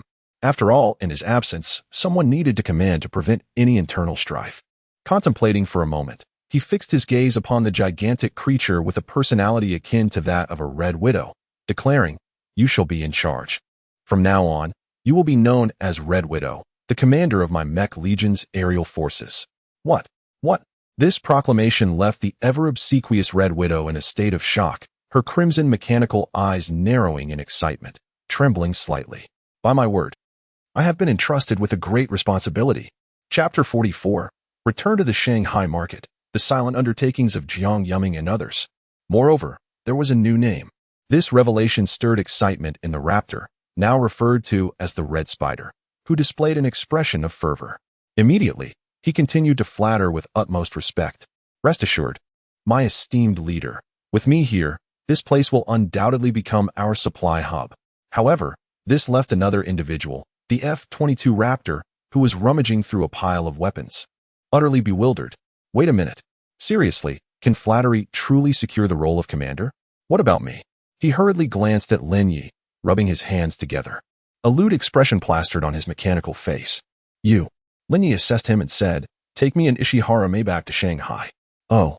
The raptor paused momentarily, suddenly realizing that this profession might not be so bad after all, being a personal bodyguard.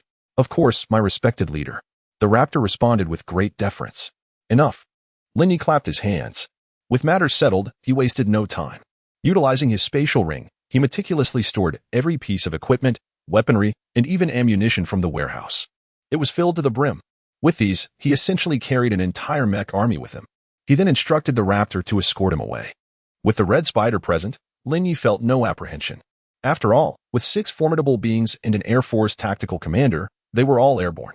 Dealing with the mutated creatures and zombies in this dense fog would be a breeze. "Let us go. It's time to return." "All right." Ishihara May nodded gently. Having decided to follow Lin Yi, she was unquestionably obedient.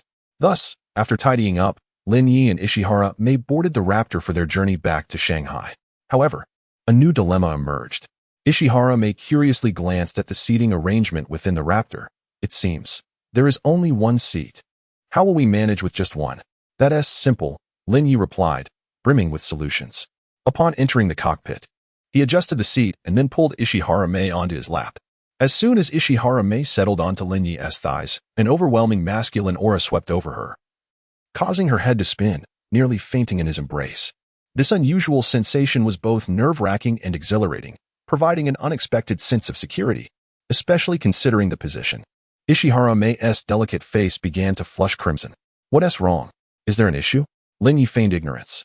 Indeed, this woman possessed a stunning figure, delicate and soft, utterly captivating. "Ah, no. Ishihara May's cheeks burned with embarrassment, her voice barely above a whisper, akin to a mosquito's buzz. "All right." Since there are no issues, Lin Yi playfully patted her rear end, declaring, "Return flight." "Understood." With the command given, the raptor unleashed a terrifying burst of speed, soaring into the sky with remarkable velocity. Under the immense thrust, Ishihara May felt as if she were about to merge into one with her surroundings. Meanwhile, 6 F-16s and 5 supercars watched Lin Yi depart, with the Red Spider saluting him as he left. Once the raptor had completely flown away, one of the F-16s approached and inquired, "What shall we do next, Commander?" Upon regaining his composure, the Red Spider revealed a mischievous grin. "Of course. We shall follow the orders of our leader, eliminate all zombies and mutated creatures we encounter, gather all supplies. We must finish before the fog dissipates." Understanding the gravity of the situation, the group became increasingly excited. They relished in destruction and warfare. Unbeknownst to Lin Yi, these individuals were about to unleash their true nature. However, even if he were aware, it would matter little. Chaos in the island nation was trivial as long as they had in-game currency and sufficient resources. At this moment, he had already returned to the city of Hu. The distance from there was approximately 1,000 nautical miles, a considerable stretch. Fortunately, they were aboard the F-22 Raptor. Its speed was not merely a boast. Coupled with its transformation capabilities, the velocity was astonishing. In just a brief hour, they arrived at Hu City, an equivalent of 1 0.000 kilometers per hour. This extraordinary ability set them apart. Otherwise, anyone else would have perished long ago. Yet, throughout the journey, Ishihara May remained flushed with embarrassment. Finally, after much anticipation, through the window, Ishihara May beheld the endless expanse of white fog enveloping the world below, shrouding numerous skyscrapers. Only the tallest mountains remained visible, untouched by the thick mist. Nevertheless, the sight was enough to leave Ishihara May in awe. This was the fog that now dominated the landscape. She had previously thought it limited to her immediate vicinity, but now she realized her grave misconception. Having traveled swiftly for 1,000 nautical miles, all she could see was the vast fog, save for the outlines of towering skyscrapers exceeding 200 meters. Yet Lin Yi remained calm, for he knew this was merely the beginning. Future calamities would be even more numerous and terrifying. What? Ishihara May shuddered at his words, her heart racing with astonishment. Was there truly anything more horrifying than this fog? Lin Yi believed that whether it was floods or impending cold waves, they would be formidable challenges, not to mention the potential arrival of extraterrestrial beings. With a resounding boom, the raptor locked onto a 400-meter-tall building. We have arrived. Upon recognizing the familiar rooftop garden, Lin Yi felt a sense of belonging wash over him. Following the raptor's maneuver, it dove toward the ground with great force. As the landing approached, the vehicle abruptly halted at the entrance of the top floor. This remarkable levitation technology alone could occupy the world's foremost scientists for half a century. At that moment, as the craft touched down, a voice exclaimed, "Wow, the boss is back." Coincidentally, Chun Guang returned with two subordinates, and upon witnessing the scene, his eyes widened in astonishment, followed by an exuberant rush towards them. "Oh, you're still alive." Upon seeing Chun Guang, and noting his transformation into a first-tier gene evolver, Lin Yi felt a twinge of surprise. That remark makes it sound as though we are rather fragile," Chun Guang replied, awkwardly rubbing his nose. Nevertheless, he quickly added, "We owe our survival in the dense fog to your assistance, boss." However, Chun Guang's attention soon shifted to the gentle and demure Shierami, standing beside Lin Yi. His eyes instantly sparkled with admiration. "My word, the boss certainly knows how to attract beautiful women," he mused. Although she appeared a tad disheveled, her beauty was undeniable, further deepening their respect for Lin Yi. Yet, Lin Yi remained unresponsive, instead inquiring, "What about Mei Xian and the others?" You mean Miss Jiang and her team?" Chen Guang paused momentarily before asking, "You didn't know?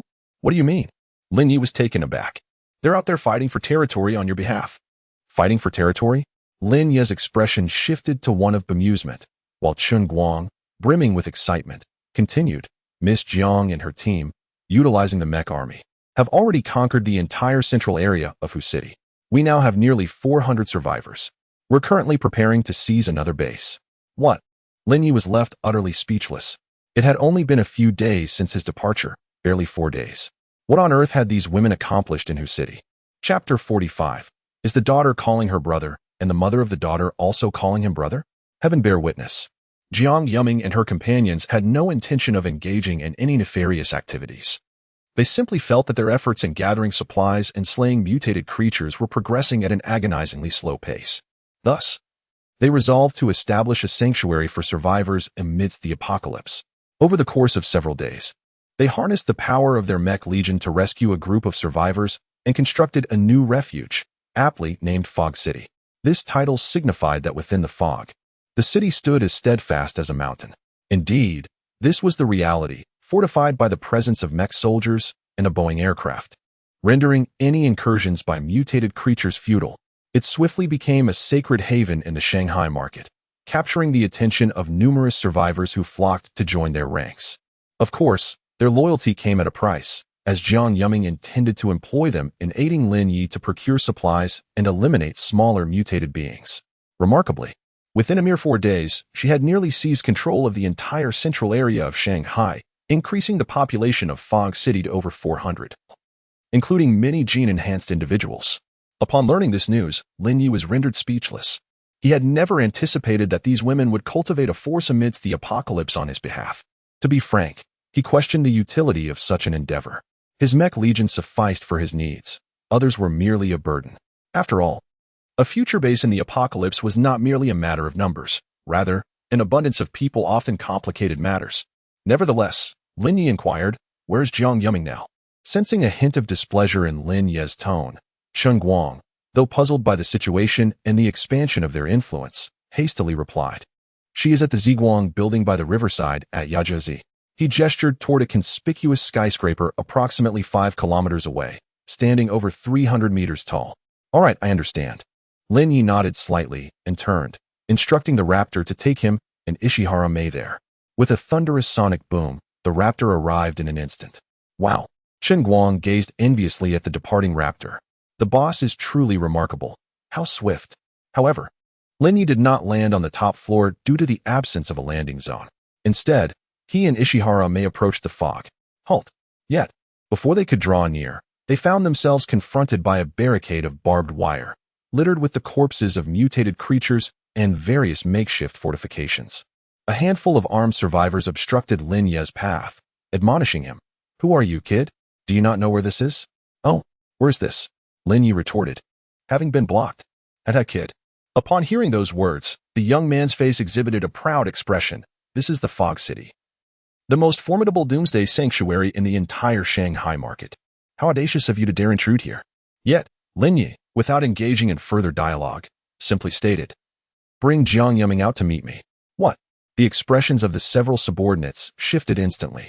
Who is Jiang Yuming? She is the leader of Fog City. Although the leader has repeatedly claimed that the true authority here is Lin Yi, no one has ever laid eyes on him. Now, someone dares to call out Jiang Yuming's name. Have you lost your mind? The subordinates were instantly enraged and were about to draw their guns. Boom, boom, boom. However, to their astonishment, the next moment, a series of heavy, mechanical footsteps echoed from within. This made the subordinates momentarily rejoice, and one of them gleefully taunted Lin Yi, Kid. Haha, you are doomed. Our Mecha Titan is coming. It is the nightmare of all creatures in the Fog City. You are as good as dead. Indeed. As the words fell, a colossal figure, towering at 6 meters, crafted entirely of black metal, reminiscent of a character from Transformers, slowly emerged with mechanical strides. Yet, before the subordinate could gloat further, the enormous entity knelt respectfully on one knee before Lin Yi. Honorable leader, you have returned. What? Seeing the mecha soldier kneel, the subordinates, who had believed the figure before them was destined for death, widened their eyes in disbelief. They thought they had misheard. No, the being before them was being addressed as leader by the Mecha Titan? Could it be? An astonishing thought flashed through the mind of one subordinate. Indeed, the next moment, they heard a melodious and excited voice from within, familiar despite only having been absent for 4 days. Ah, Yiga, you're back. Jiang Yuming, donned in a hunter's attire, leaped into Lin Ye's embrace with the swiftness of a striking cat. Her ecstatic demeanor left everyone utterly dumbfounded. Isn't this the same aloof, cold, and somewhat perverse Yuming leader we knew? Why does she now seem as gentle as a little kitten? Moreover, she has thrown herself into that man's arms. In an instant, all the subordinates were left in shock. Yet Jiang Yuming was oblivious to their astonishment. Wow, it's been 4 days. A whole 4 days since we last met. So much has changed here in that time. You have no idea how much I missed you, Yigo. Did you miss me? She clung to Lin Ye's neck, her joy unabated. Subsequently, she cast an irritable glance at the group of subordinates behind her.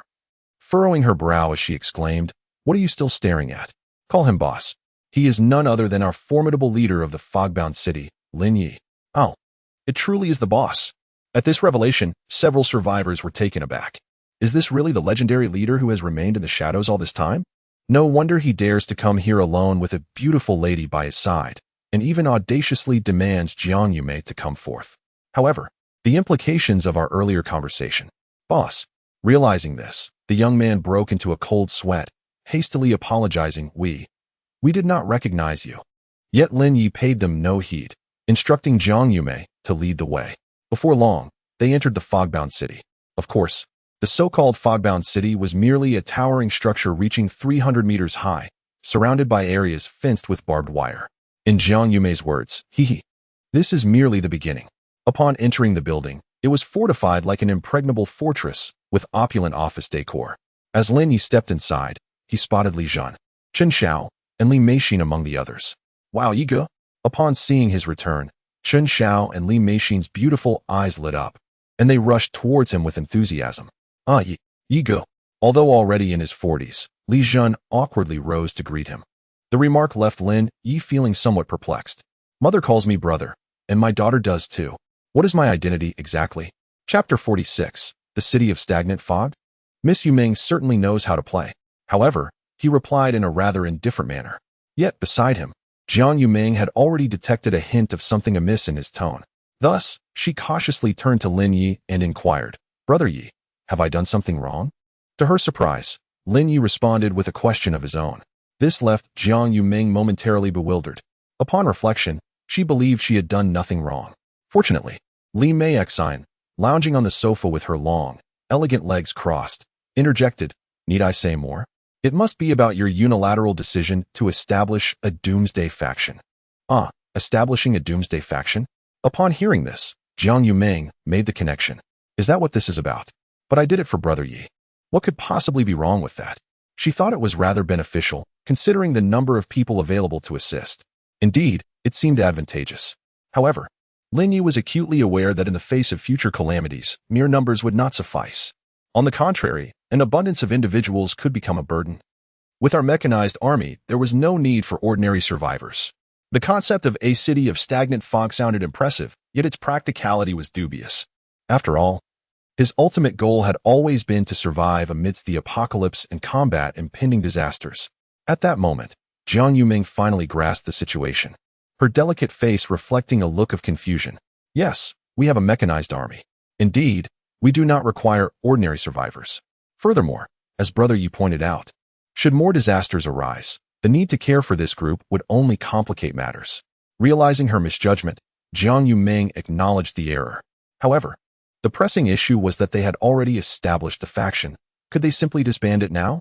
After all, there were over 400 individuals involved, which seemed rather unfortunate. She cast an awkward glance at Lin Yi. Naturally, Lin Yi had contemplated this dilemma as well. After a brief moment of contemplation, he remarked, It's not entirely wasted. Oh. Jiang Yuming's eyes brightened at his words. Brother Yi must have a plan. Indeed, Lin Yi had a solution. Since they had already established the faction, he proposed distributing more firearms and ammunition to them. Conveniently, he had access to the Crossfire Mall. Though those weapons were of little use to him now, there was a noteworthy advantage. Defeating zombies and mutated creatures with those weapons would still yield game currency rewards. Adhering to the principle of not wasting resources, Lin Yi concluded that it would be better to allocate a batch of firearms and ammunition to them, even if those survivors perished. Whoever found a weapon and vanquished a mutated creature or zombie would still earn him game currency. It seemed like a win-win situation. Indeed, upon hearing this notion, Jiang Yuming's expression lit up. And to think, it's been 4 days. Having fought side by side on several occasions, they had developed a certain bond. However, the thought of letting them fend for themselves tugged at her heartstrings. Yet, providing them with weapons would alter the dynamics, granting them a semblance of self-defense while simultaneously aiding Knight in accumulating game currency, a veritable win-win situation. Suddenly, amidst their conversation, a series of violent explosions erupted outside, causing the building to tremble. What is happening? A startled Ishihara Mei exclaimed. In contrast, Jiang Yuming and her companions appeared to have anticipated the chaos. The petite beauty, who had been docile moments before, transformed into a figure of icy resolve, rising to declare, They have arrived. What do you mean, arrived? Lin Yi inquired, perplexed. A faction from next door has emerged, led by someone named Simba. Jiang Yuming responded, turning with a captivating smile. Her expression shifted with remarkable swiftness. Simba? Lin Yi's face contorted in confusion. Isn't that the name of a lion dog? Just then, a frantic underling rushed in, breathlessly informing Jiang Yuming. Miss Yuming, they've come. Simba and his crew have arrived in droves, and several tanks are concealed within the fog. It appears they have formed a coalition. Oh, contrary to expectations, Jiang Yuming, upon hearing this, did not panic. Instead, she smiled. This is fortuitous. I was worried about dismantling them one by one, but now we can take them all at once. Knight, come, let us step outside and take a look. With that, she donned the snow dance weapon that Lin Yi had purchased earlier and boldly led the way outside. Upon stepping into the open air, they beheld the once majestic purple light tower, now marred by several gaping holes. Simultaneously, a throng of underlings surged forth, and from a distance, the roar of Ferraris, McLarens, and Lamborghinis echoed as they sped towards Jiang Yuming, transforming behind her into towering mechanical behemoths. The spectacle was utterly breathtaking. Opposite them, Amidst the fog, a dark cannon barrel gradually emerged, accompanied by a multitude of survivors. Atop one of the tanks stood a man clad in a bulletproof vest and helmet. Upon spotting Jiang Yumeng leading her entourage, particularly the formidable mech soldiers behind her, Simba could not suppress his astonishment. By golly, if we had such a marvel, we would undoubtedly become a premier stronghold in this apocalypse. Yet, he was unperturbed, exuding a bold arrogance as he taunted Jiang Yumeng. Didn't he expect to see you so soon, huh? Facing this provocation, Jiang Yumeng, adorned in her huntress attire, revealed a playful expression, hinting at the unfolding drama. Xian Ba, last time you were fortunate to escape, yet I never anticipated you would dare to come knocking again. However, upon hearing this, both Xian Ba and the survivors around him could not contain their laughter. After their amusement subsided, Xian Ba remarked with a sneer, Jiang Yumeng, it was my oversight when you wiped out the base last time, but look at how many people I have brought this time. Suddenly, amidst the fog, an overwhelming number of survivors emerged, the sheer mass of them darkening the landscape. In fact, crowds of 2,000 to 3,000 people had gathered, spilling from nearby bases, including those surrounding Hu City. Upon learning of a formidable entity known as the Immobile City in the heart of Hu City, they resolved to unite and seize this so-called Immobile City before being consumed themselves. Indeed, as these 2,000 to 3,000 individuals appeared, accompanied by an array of tanks, armored vehicles, and self-propelled artillery, the mere 400 survivors of the Immobile City were left in shock. Such a multitude, they collectively gasped, surveying the surrounding throng that had evidently encircled them. Is this the Jiang Yumeng you speak of? They murmured, captivated by her striking beauty. At that moment, a stunning woman clad in black stockings and a form-fitting outfit emerged from behind. Upon seeing Jiang Yumeng, she too was momentarily taken aback by the girl's allure. Unable to resist stealing a few glances. Who might you be? Jiang Yumeng inquired, her curiosity piqued despite being surrounded by so many. Previously, she might have felt daunted by such a crowd, but now, with a playful grin, she felt no fear. Instead, she regarded the alluring woman with a teasing gaze. Chapter 47. Nearly 3,000 people? A simple matter. Boldness. Beside him, a younger brother immediately retorted in anger. How could you not know our Shui City's leader? Chen Hong, the Red Sister? What? Chen Hong. That ruthless female assassin from Shui City. Hiss, it's actually her. She has come too.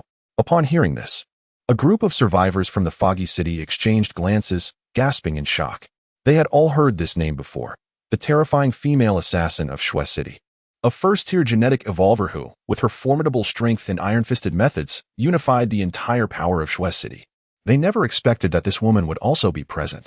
Oh, you are Chen Hong. Jiang Yumeng, having heard of her, curiously examined her. Indeed, she was quite beautiful. However, Chen Hong showed little interest in Jiang Yumeng. Her focus was instead on Lin Yi beside her, as her instincts suggested that he was no ordinary person. It seemed she had received no prior intelligence about him. May I inquire who this is? Her captivating eyes fixated on Lin Yi, genuinely intrigued. Oh, I forgot to mention. Speaking of Lin Yi, Jiang Yumeng suddenly smiled and said, he is my master. What? Upon hearing this, everyone was immediately dumbfounded. When did Jiang Yumeng, known as the Little Overlord of Hu City, acquire a master? Why had they never heard of this before? Where did this come from? The crowd erupted in astonishment. Even Chen Hong's beautiful eyes flickered with surprise upon hearing this. However, Lin Yi was not interested in their idle chatter. His gaze swept over the densely packed survivors before he spoke. I offer you 3 choices. Either leave this place, surrender, or die. Oh. Upon hearing Lin Yi's words, the crowd not only felt no fear, but laughed even harder. Ha ha ha, you must be out of your mind. Just because you have a few mecha soldiers doesn't mean you can take us on. We have nearly 3,000 here. Exactly. Even Simba on the tank found it amusing and glared fiercely at Lin Yi. You probably don't know, but I've brought over 2,000 men this time. And there are over 30 tanks hidden in this fog, including howitzers. I must admit your mecha soldiers are impressive. But we investigated and found there are only 10 of them. Do you really think you can handle us? 10. Lin Yi's expression turned peculiar, tinged with amusement. Who told you that? Simba, taken aback by Lin Yi's demeanor, wondered if the intelligence was incorrect. Indeed, with a gesture from Lin Yi, a thunderous sound erupted from the sky. Boom. The air was suddenly filled with a deafening sonic boom that shattered nearly all the surrounding glass. Some survivors of lesser caliber were nearly rendered deaf, their anguished cries piercing the air. Suddenly, a thunderous sound rang out, accompanied by the harsh grinding of gears. An F-22 Raptor descended with an imposing ferocity, transforming into a towering behemoth at 18 meters in height. As it landed, it unleashed its energy cannon, targeting the countless survivors surrounding it. "Boys, drop your weapons quickly, or else, don't say I didn't warn you." What the hell? A fighter jet? This revelation startled Simba and his companions. Wasn't it supposed to be mech soldiers? Why is there air support too? Even more astonishing, boom. Boom, boom. What is happening? Hey, buddy, what is wrong with that tank? I have no idea. Hidden within the thick fog, the tanks seemed to be experiencing their own turmoil, as various terrified voices emanated from within. "What are you yelling about?" Simba fumed, fearing those fellows had conjured yet another trick. After all, amidst the fog, the tanks were meant to conceal themselves to contend with the mech soldiers. But who could have anticipated? In the next moment, accompanied by a resounding rumble, tanks began to emerge from the dense fog, one after another, willingly exposing themselves to view. Simba, still oblivious to the gravity of the situation, assumed it was a mere blunder by the survivors. "Have you all gone mad?" Yet it was only Chun Hong beside him who sensed the anomaly, her smile vanishing, replaced by a grave expression as she began to retreat. But it was too late. Boom, boom, boom. Before the eyes of all, those tanks began to transform with astonishing rapidity. What on earth? Are these mech soldiers? What is going on? The surrounding survivors were terrified, instinctively opening fire. Yet the dense barrage of bullets merely ricocheted off the thick armor, proving utterly ineffective. In retaliation, the transformed tank unleashed a devastating blast. Boom, boom, boom, boom. A series of energy blasts turned the scene into a battlefield. Soon, more tanks joined the fray. Indeed, earlier, Lin Yi had dispatched mech birds to locate the tanks amidst the fog. To his surprise, they were the Eagle Army's ground battle tanks. As a result, 10 have been activated simultaneously. Now, do you still think it's just 10? Witnessing the encirclement of the survivors, Lin Yi turned to Simba with amusement and inquired. No. At this point, Simba had lost his bravado, hastily raising his hands in surrender. This was no jest. His initial plan had been to rely on these tanks to covertly deal with the mech soldiers. Yet now, the tanks had turned against him. What could he possibly do? Thus, Simba decisively chose to surrender. But surrender? It was too late. Lin Yi shook his head and then exchanged a knowing glance with Jiang Yuming. Understanding immediately, the latter's face lit up with excitement. How delightful it is to have Brother Yi around. It seems this task was effortlessly accomplished. Thus, Jiang Yuming, wielding her delicate weapon, dashed forward like a fleeting specter, swiftly subduing Xian Ba beneath her feet. She declared loudly, "Everyone listen. Xian Ba has been captured. Drop your weapons at once, or face annihilation." Simultaneously, the tank brigade aimed their artillery at the remaining survivors. Faced with this intimidation, the erstwhile defiant survivors were quick to surrender, dropping their weapons and kneeling on the ground. "Please, spare us. We surrender. Yes, we surrender." These were merely ordinary survivors, swayed by whoever offered them sustenance. With Xian Ba subdued and towering mechs surrounding them, any thought of resistance evaporated. In an instant, a cacophony of clattering echoed as thousands relinquished their arms, kneeling in submission. Seeing such a multitude bow before her, Jiang Yuming felt an exhilarating sense of superiority. Brother Yi truly excels. Without breaking a sweat, he has managed it all. As for the survivors of the foggy city, they were left in stunned disbelief. Was that it?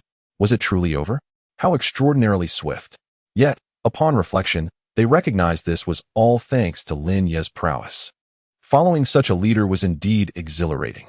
Meanwhile, Chun Hong sensed the shift in the atmosphere and attempted to escape, but she had long been marked by McLaren. With a massive arm, he seized her and brought her forth. "Hey, boss, I've caught one trying to flee." With a thud, he tossed her at Lin Yi's feet, rubbing his hands together with a sycophantic grin. Lin Yi, bemused by their growing penchant for flattery, gently lifted Chun Hong's exquisite chin with his weapon. At that moment, the woman's earlier bravado dissipated, her eyes darting nervously towards Lin Yi. "Are you going to kill me?" To be honest, the woman was undeniably beautiful, yet regrettably, she fell just short of perfection, 94 points.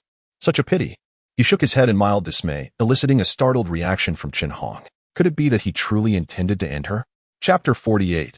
The obedient Chun Hong, a remarkable woman. Although Chun Hong was unafraid of death, She was not resigned to her fate. "Give me a chance, handsome," she declared to Lin Yi. "What? Are you afraid of dying?" Lin Yi inquired curiously. "Not afraid. But who knows?" Chen Hong shook her head, only to quickly add, "I fear dying without worth." "What value do you possess?" Lin Yi asked. "I am unsure." Chen Hong pondered, unable to articulate her thoughts. With a sigh, she lifted her beautiful eyes and sincerely stated, "I do not wish to die." Of course. Upon witnessing her earnest demeanor, Lin Yi retracted his previous stance and replied, "I am not one to kill indiscriminately. How about this? You shall accompany me from now on." Though she was rated a solid 94, it would not be an exaggeration to say she belonged to the realm of extraordinary beauty. "What? Accompany you?" Chen Hong's heart stirred at his words. Having witnessed Lin Yi's formidable power, she could hardly oppose the idea. Yet, doubt lingered. "Do you truly wish to take me in?" Indeed, Lin Yi was a man of his word. However, his gaze scrutinized her from head to toe. This intense scrutiny sent a shiver down Chen Hong's spine, leaving her to wonder if he had ulterior motives. Nevertheless, in her quest for survival, she hesitated, then determinedly lowered her head and said, "I am willing." "Excellent, very decisive. I appreciate that." Lin Yi admired her perceptiveness and intelligence. He then led her into the Ziguang building. Isn't this inappropriate during the day?" she protested. Yet this scene provoked envy among the other subordinates, particularly one who had long admired Chen Hong, his eyes turning red with jealousy. "No way, my goddess. Are you really bringing her in like this? What are you staring at?" Li Meixin scolded, causing the envious subordinate to bow his head in fear, terrified of incurring her wrath. As the group of survivors fell into line, a satisfied smile graced Li Meixin's face. She then commanded those from the immovable city, "Disarm them all and send them inside." Understood. The over 400 survivors from the immovable city, upon hearing her orders, excitedly rushed out to escort their fellow survivors inside. "What shall we do about this?" However, Xian Ba remained under Jiang Yuming's heel, her long legs strikingly prominent. "What else is there to do?" Li Meixin glanced at Xian Ba, whose face had turned pale with desperation. "Just kill him." Xian Ba was horrified by her words, pleading for mercy. "Please. Sister, I was wrong. I will follow you from now on. Please don't kill me." But Jiang Yumeng had no intention of sparing him. She merely exchanged a knowing glance with her McLaren. "Hee, the white beast relishes executions." Exhilarated, she dragged Xian Ba toward a secluded corner. Then, accompanied by a brilliant blue light, a resounding hum erupted, and Simba was no more. This spectacle rendered the remaining survivors utterly speechless. Jiang Yumeng seized the moment to proclaim, "Do you see? This is the consequence of provoking the great Misty City. As long as you comply, you shall become one of us, and none shall dare to bully you. Otherwise, this fate shall be yours. Have you understood?" "We understand." "Yes, indeed, we pledge to obey." The demise of Simba prompted the others to nod vigorously. Jiang Yumeng, observing this, finally revealed a satisfied expression before organizing the remaining survivors, leading them all inside. Meanwhile, within the opulent suite of the Purple Light Mansion, Lin Yi conversed with Chen Hong. To be frank, the woman possessed an exquisite figure and was only 27. The perfect age. Coupled with her alluringly aloof visage, it was hard to believe any man could resist her charm. At that moment, she sat on the sofa, lightly biting her lip, scarcely daring to breathe. Yet, an inexplicable sensation compelled her to emit a soft hum. "I need you to assist me with something," Lin Yi stated. "You. Please go on." Her lovely face flushed slightly, but she endeavored to keep her voice steady. Lin Yi continued, "From this moment forth, you shall be the lord of Misty City, and these individuals will be entrusted to your management. Given your standing in Shui City, this task should not pose much difficulty for you." "What?" Chen Hong was taken aback, never anticipating that her involvement was not merely for personal gain, but rather that she was to be entrusted with this doomsday base. "Why?" She cast a disbelieving glance back at Lin Yi. Lin Yi recognized her potential. "You are well suited for management. Otherwise, you would not have swiftly taken control of Shui City." At this, Chen Hong's delicate form quivered slightly, her flushed cheeks becoming even more enchanting. Yet, she possessed a measure of confidence.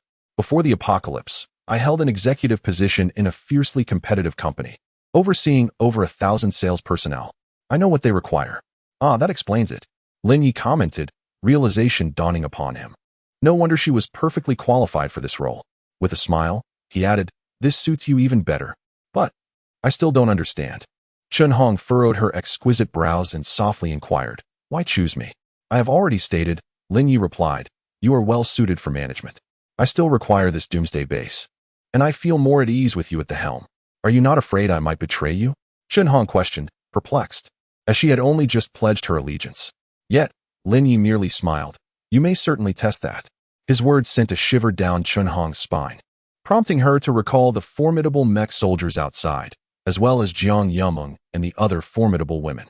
Thus, she paused for a moment before nodding and stating, I understand. In truth, this was not Lin Ye's trump card. It was the sole contract. Otherwise, this woman would not exhibit such an array of peculiar expressions. She still dared not entertain thoughts of rebellion, for it would complicate matters significantly.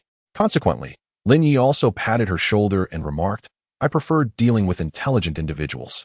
It would be best not to disappoint me. Yes, I comprehend, she replied, her cheeks flushed with an unusual hue. Yet, she still refrained from any gestures of defiance. Rest assured. Of course, after a little reprimand, Lin Yi would also offer a sweet reward. Stay with me, and you shall not regret it. In this apocalypse, only I can ensure your safety. I understand. She nodded gently, promptly acquiescing. Soon after, as the two departed the room, Jiang Yumeng, Chen Xiao, Li Meixin, Li Zhan, and Xiera may have been waiting for quite some time. Upon seeing them emerge, Jiang Yumeng expressed her astonishment. So soon. What is this? However, before she could finish her thought, Chen Hong immediately grasped the essence of her words, her face turning crimson. What on earth are you thinking all day? Indeed. It had only been half an hour, for Jiang Yumeng was aware that Lin Ye's pace could not possibly be so swift. At the very least, it should have taken over an hour. Nevertheless, since they had emerged, she enthusiastically approached, eager to take credit. Brother Yi, it's done. These individuals are now willing to join our unmoving city. Excellent. From the second floor, observing the throng of over 2,000 people below, all of whom were behaving submissively. In truth, they had never truly opposed the unmoving city. They had merely united in fear of a potential massacre, as previously warned by Xian Ba. Now, the prospect of joining a more formidable stronghold in this apocalypse was indeed appealing, and they harbored no objections whatsoever. At this juncture, Lin Yi took Chen Hong's hand and addressed the crowd below. From this moment forth, the management of Unmoving City will be entrusted to Chen Hong. Chapter 49. Lin Yi distributing weapons. Brother, why are there so many graffiti on these weapons? One of Chen Hong's subordinates exclaimed. What? Let Boss Chen take charge. Upon hearing this, Chen Hong's group was filled with excitement. They never anticipated that their leader would suddenly become the administrator of the Fog City. Does this mean we will also share in the glory? Everyone. Chen Hong, aware of her subordinate's thoughts, called out from the second floor. Since Brother Lin is willing to entrust Fog City to me, I, Chen Hong, declare that the rules here will be the same as those in Shui City. Everyone is equal. There shall be no distinction of status or nobility. Our sole objective is to survive in this apocalypse. Should anyone dare to defy the rules of Fog City, they shall not expect leniency from me, Chen Hong. This applies even to my former confidants. Her words were deliberately directed at her subordinates. Indeed, as soon as they heard this, the group instantly lowered their heads in fear. Excellent. Witnessing Chen Hong's ability to intimidate her subordinates, Lin Yi exchanged a knowing glance with Jiang Yumeng, who promptly understood. With a beaming smile, she arranged for the delivery of an extensive array of weapons. Among the arsenal were AK-47s, Desert Eagles, and the most basic firearms. The more formidable ones included Barrett rifles, Gatling guns, M4A1s with silencers, fire Kirans, and an assortment of biochemical grenades. Good heavens, so many weapons. The sheer number left over 2,000 people dumbfounded. Where on earth did all this come from? They murmured amongst themselves. Jiang Yumeng, arms crossed in a manner that accentuated her figure, declared, These are prepared for you by Brother Yi. From now on, you may discard your old, rusty weapons. It is time to wield these instead. After all, only these weapons offer enhancements. Unbeknownst to the subordinates, they were gazing upon at least 2,000 to 3,000 firearms, including Barrett rifles, Gatling guns, and Thompsons. With such armaments, battling zombies and mutated creatures would feel like child's play. In an instant, the crowd surged forward, eager to seize the weapons. Step aside. This Barrett is mine, one shouted. No way, I want the Gatling. I'll obliterate those zombies and mutated beasts. Another yelled. I want an AK. Hand me some grenades.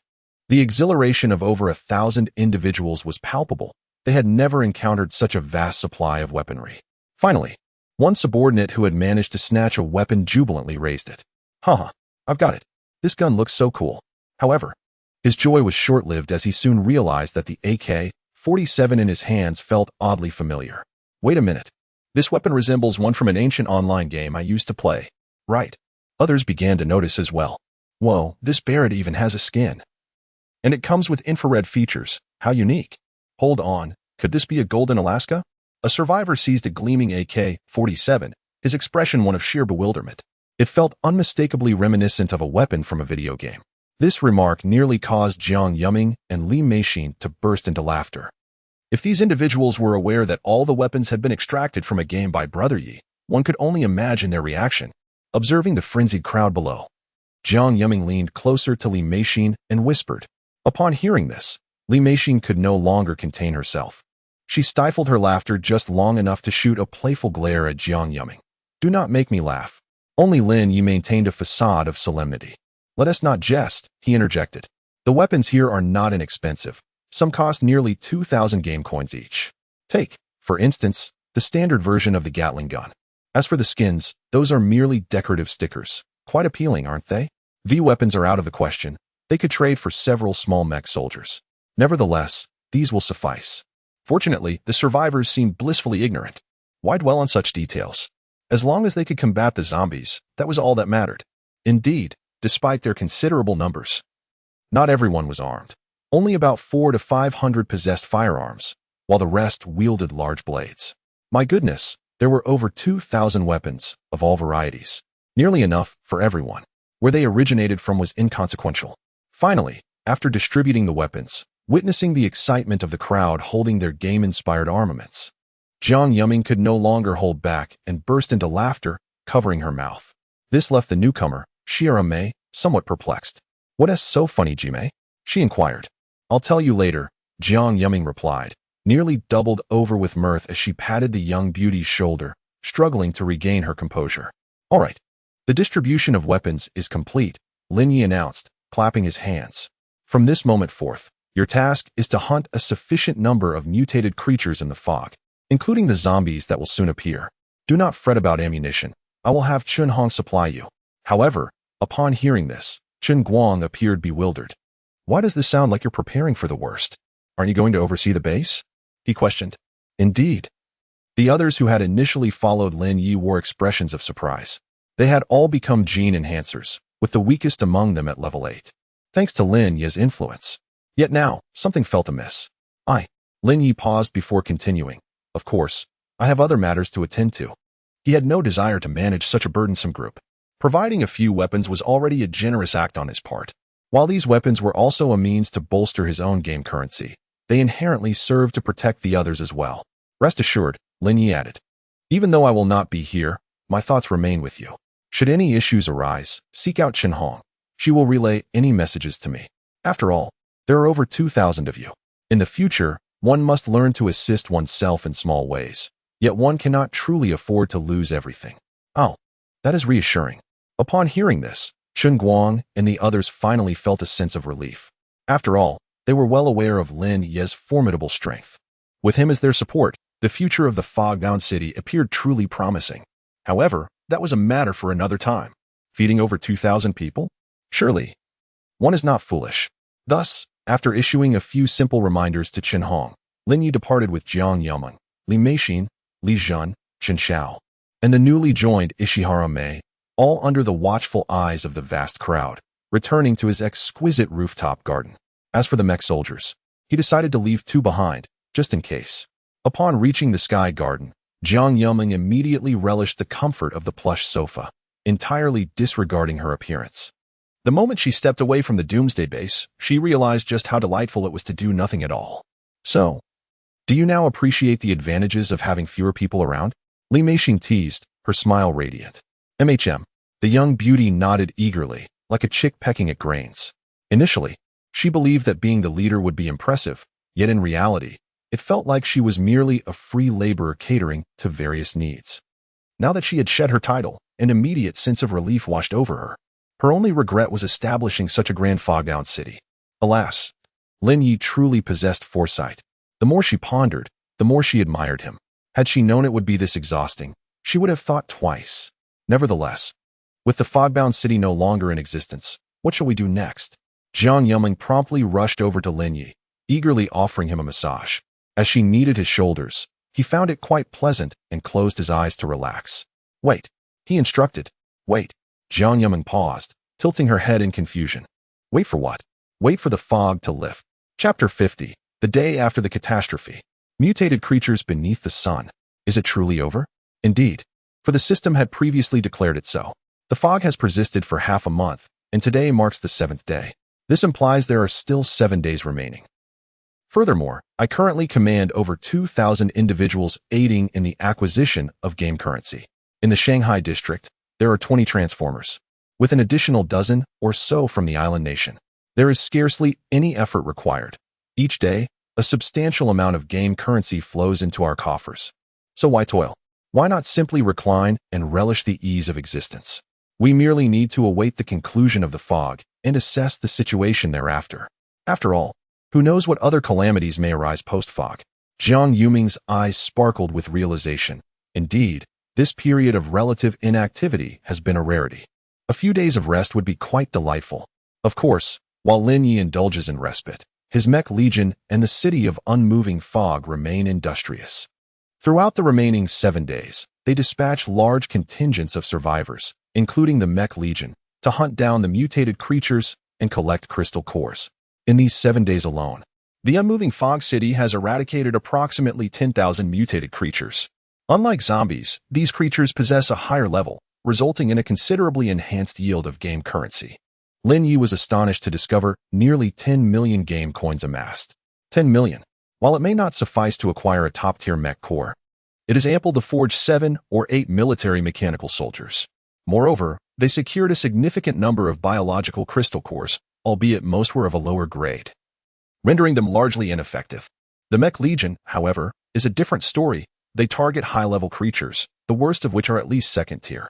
Consequently, over the course of 7 days, the high-tier creatures in the Shanghai district have been systematically eliminated.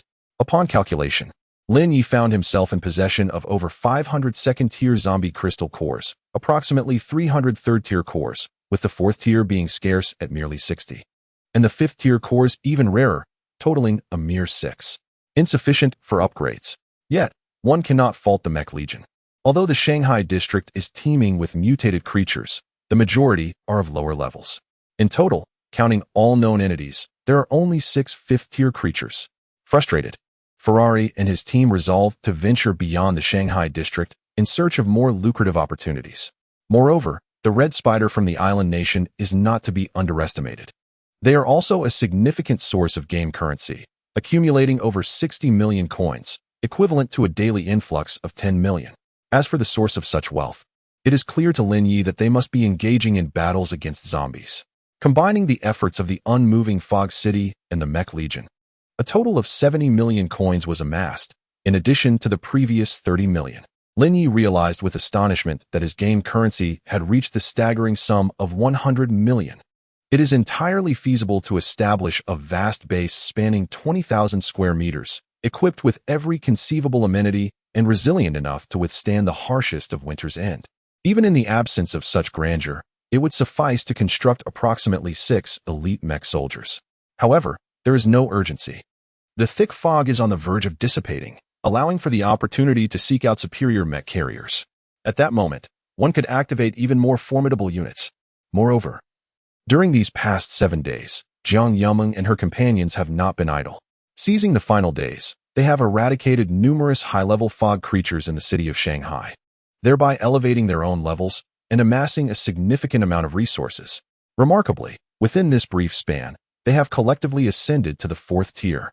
In an era where the highest level barely exceeds the 1st tier, they stand as paragons of power. Yet, if one were to consider who has reaped the greatest rewards, it would undoubtedly be Lin Yi. With the support of the 5 women, along with the addition of Chen Hong, his strength has surged to an astonishing 250 times that of an ordinary individual. What does this magnitude entail? While it may sound somewhat harsh, it is a tangible reality. Even if a missile were to strike him, he would emerge unscathed. Nevertheless, this is not sufficient. For the system has warned of impending extraterrestrial entities, including the resurgence of prehistoric creatures. One can only ponder the level of threat they may pose. Let us not forget that Boeing boasts a staggering score nearing 10,000. He still lacks a factor of 4 to match that. Yet, he believes that even in the presence of such formidable beings, escape should not pose a significant challenge. At long last, as the final day of the fog draws to a close, Lin Yi, still nestled beside Chun Xiao in slumber, is roused by the delighted voice of Li Meixin from outside. "Night, brother, the fog has lifted." Awakened by the commotion, Lin Yi opens his eyes and rises to gaze down from the living room. Indeed, the vast expanse of Shanghai's Yujiazui, once shrouded in thick mist, has returned to its original state, devoid of the oppressive fog, uplifting the spirit. Wow, it's truly gone.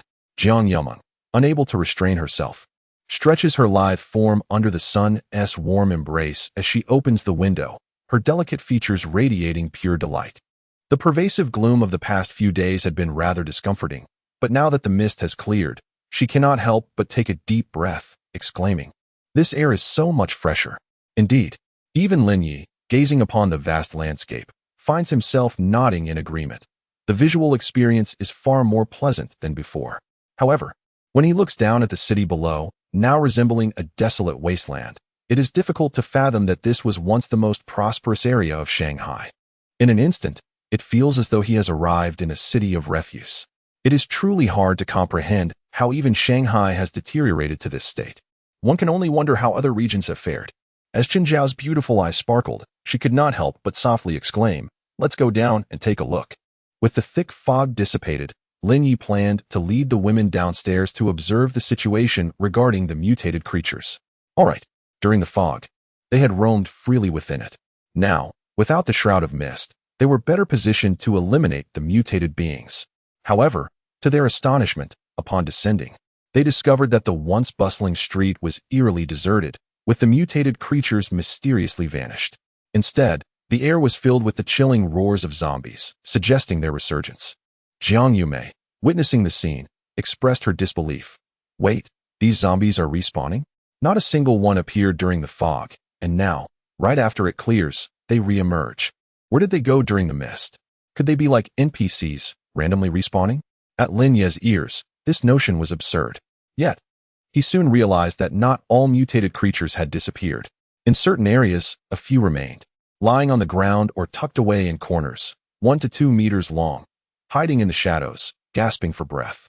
It seemed that without the fog's cover, they had lost their vitality, rendering them incredibly weak. "Quick, eliminate them.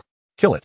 At that moment, several survivors rushed in their direction, armed and pursuing a 2-meter-long spider that stumbled as it moved. The spider appeared withered, resembling a desiccated branch, and was no match for the survivors.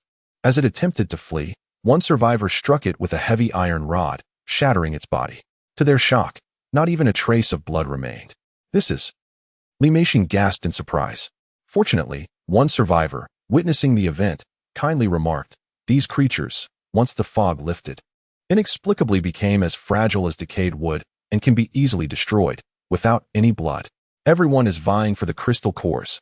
Just as he spoke, another survivor, filled with excitement, raised his hand high, brandishing a blue biological core, and shouted madly, "I found it. I found the biological core. This is the second tier. Give it to me, I want it. Damn it, I seized this." A frenzy erupted among the crowd as they clamored to snatch the core. Chapter 51, McLaren. "Hey buddy, you bumped into me," he joked, referring to a second-tier crystal core. In the midst of the fog, such a treasure could be worth a fortune. Now, even ordinary individuals could seize one. It was undoubtedly a frenzy. Some even resorted to physical confrontations. However, Lin Yi felt no inclination towards the chaos.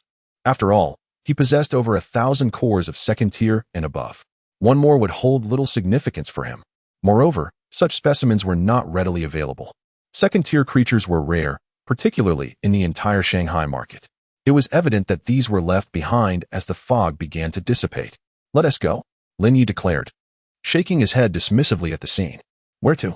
inquired the curious young lady beside him. Let us explore other places." Lin Yi pondered aloud. After all, he had nearly gathered everything of value in Shanghai. He had amassed over 100,000 units of food alone, not to mention the water sources. Additionally, he had eliminated most of the mutated creatures. With the fog providing a backdrop for the city to generate gaming currency, It was prudent to venture elsewhere, he contemplated. Sounds good. Upon hearing they were leaving Shanghai, the women expressed no objections. Wherever Brother Yi went, they would follow. Should we say goodbye to Chen Hong and the others? Jiang Yuming suddenly asked. Goodbye? What for? Lin Yi waved his hand dismissively. It's not like we want to return. Now that we have the raptors, even a trip to the island is merely a matter of hours. The world is our playground. His primary objective this time remained the expansion of their forces. All right then, let us pack up and prepare for departure. Jiang Yuming and Li Meixin hurried back to the Sky Garden, gathering everything they could. With the aid of spatial rings, collecting items felt akin to play. If it were any other survivors, they would be considering even the blankets, let alone beds. When Jiang Yuming finally finished tidying up, Lin Yi glanced into the spatial ring and was taken aback. No way, you've moved the entire Sky Garden. He realized she had taken nearly everything, even the fruit platter. Hee. Jiang Yuming, somewhat embarrassed, stuck out her little tongue. I have a sentimental attachment to things. I've grown accustomed to them, and I believe it's better to keep them. Anyway, once we settle down again, we can find a vast empty house and arrange it just like the Sky Garden. Carrying around a grand villa sounds delightful. Indeed, Lin Yi agreed, finding her reasoning sound. It was a pity, though. If only there were an Ant-Man quantum device. He could quantumize an entire building and carry it like a suitcase. How exhilarating that would be. Yet, the reality was that such technology was unavailable. It seemed they could only wait for a future opportunity to acquire one. But for now, let us go onward. All right. With a wave of Lin Yi's hand, the 5 women promptly nodded in agreement. After waiting for Ferrari to lead the convoy's arrival, they boarded the vehicles, preparing to embark on a journey to a suitable destination. Soon, they ascended onto the elevated highway, navigating along the Third Ring Road. Departing from the city of Shanghai, throughout the journey, seated within the vehicle, they observed that, due to the recent fog disaster, there were not many zombies on the road.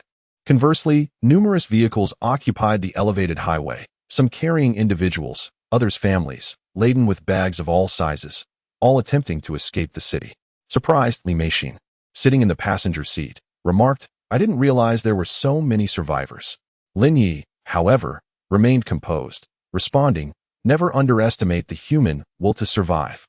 As long as there exists a safe haven and sustenance, and one is not discovered by zombies or the fog creatures, survival is indeed possible. Of course, it is unrealistic to assume all are ordinary individuals. Lin Yi noted that many of the drivers were robust men, evidently genetic evolvers, possessing strength 2 to 3 times that of an average person. Naturally, they too took notice of Lin Yi's convoy, featuring Ferraris, Lamborghinis, McLarens, as well as rescue and armored vehicles. Although surprised, those who managed to survive in this environment remained vigilant, refraining from excessive scrutiny as they accelerated away. Where could they be headed? Jiang Yuming in the McLaren wondered aloud. Why not simply ask? Lin Yi suggested. All right. Jiang Yuming promptly urged the McLaren to speed up, catching up with a Tank 300, where they discovered a family of 3, a man and woman in their 20s, with the woman cradling a 2 to 3-year-old girl. This revelation was unexpected. Wow, a family of 3 still alive, such a rarity nowadays. Nevertheless, Jiang Yuming quickly called out, Hey, where are you all headed? The woman in the passenger seat, upon noticing that it was a girl, lowered her window and relaxed her guard, replying, We're heading to the nearest safe zone for refuge. Ah, so everyone is going to the safe zone. Jiang Yuming exclaimed, her expression one of realization. It made sense why they all seemed to be traveling in the same direction. The continuous zombie incursions and fog disasters in Shanghai surely left the survivors regretting their initial decision to remain, fearful of further calamities. Thus seizing the moment to evacuate in search of safety. Night, brother, where are we headed? Jiang Yuming inquired via the McLaren's radio. Are we going to the safe zone? Lin Yi shook his head, having already directed the Mecha bird to investigate. The nearest safe zone was 400 kilometers away in Jincheng, and much of the route was fraught with destruction, rendering a smooth passage highly improbable. However, they could pass through a military base at Longao Mountain en route to a transfer station. Let us venture to the nearby military base to ascertain if there are suitable mech soldiers available for activation.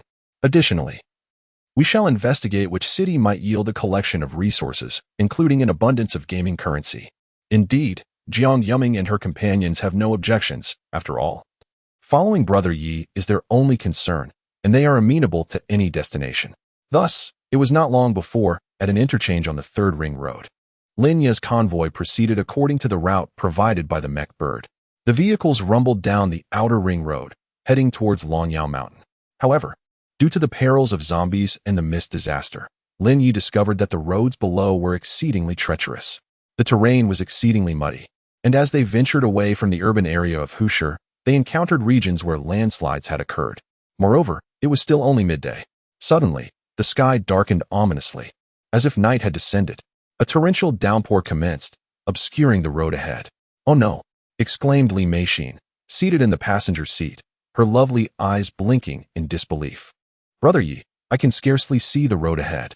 Nevertheless, Lin Yi remained unperturbed, for the mech bird was conducting reconnaissance ahead, and the Ferrari was not being driven by him. Yet, even the Ferrari could only progress at a speed of approximately 30 miles per hour. Shortly thereafter, it became evident. "Boss, there's a landslide ahead. It has collapsed." The Ferrari came to an abrupt halt, nearly causing the following McLaren and other vehicles to collide. The Mercedes 1, in particular, crashed directly into the rear of the McLaren. Hey, brother, you bumped into me," the McLaren retorted, clearly displeased. Chapter 52 Night Brother, your temper seems quite fiery lately. Yet, the Mercedes 1 is not willing to yield. Why did you slam on the brakes? McLaren retorts, am I to blame? Did your eyes transform into taillights? Can't you see the Ferrari stopped ahead? Repeat that, and I swear I'll take you down.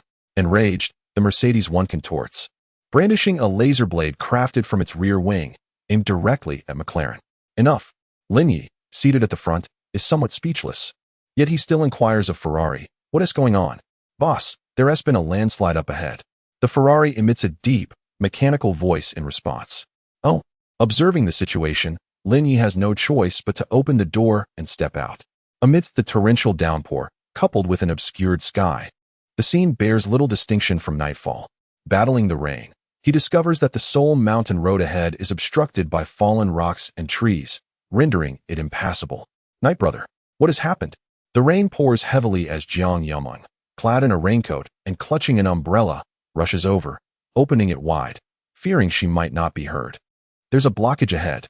Lin Yi gestures towards the front. The young lady finally perceives the obstructed path. What shall we do? She furrows her brow slightly. This is a mountain road. We've already traveled 5 kilometers. If we turn back, it will take a considerable amount of time. And if we navigate around, it will add dozens of kilometers. Is there no other solution? None. Lin Yi has already had the Mecha bird assess the situation. This distance is considerable, and even they cannot traverse it. There is only one option left. What option? Chen Xiao, Li Jin, and Xierame, all donning raincoats, join them. The rain falls so heavily it feels like a calamity, with night approaching and darkness enveloping the area. Without the headlights of the Mecha soldiers, visibility is nearly non-existent. They hastily inquire. Clear a path. Lin Yi declares. What do you mean? Clear? The women pause, momentarily stunned. Who will do it? Who else? Lin Yi glances back. At this moment, the women have all exited the vehicle. McLaren and Mercedes 1 are already engaged in a brawl, transforming into combatants. Hey, I'm going to smash your head. Let us see if my laser blade is faster than your hand cannon. Enough. Watching the two colossal machines bicker, Lin Yi is utterly at a loss. If it weren't for the darkness and the rain and the absence of other survivors, one might question the very essence of reality, vehicles coming to life. However, at this moment, with both of you so full of energy, get the front sorted out.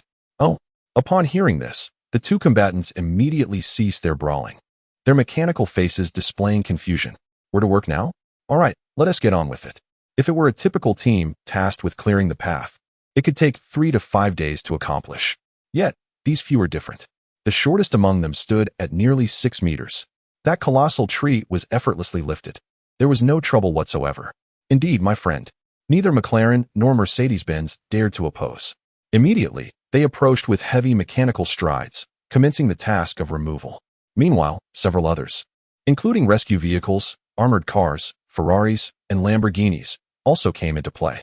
One by one, amidst the clattering of gears, they transformed into formidable behemoths. They proceeded to clear away the massive stones and the fallen trees. Lin Yi observed. Once they finished, it would likely take them 2 hours. Let us rest for a while. Agreed. The girls nodded obediently. They then sought a high, secure location, braving the rain to erect a large tent that could accommodate 7 or 8 people. Once completed, They hurried inside, shedding their drenched garments, leaving only their underclothes. A sigh of relief escaped them. Jiang Yuming, somewhat irked, complained, "This rain is far too heavy. What could possibly cause such downpour? Perhaps it was due to the lingering fog, resulting in a humid atmosphere?" Li Zhen was uncertain but retrieved a drying machine from his spatial ring. He took the girls' clothes and placed them on the rack to dry. With the addition of a warming lamp, the temperature within the tent gradually rose. The girls began to feel significantly more comfortable and soon changed into dry clothes.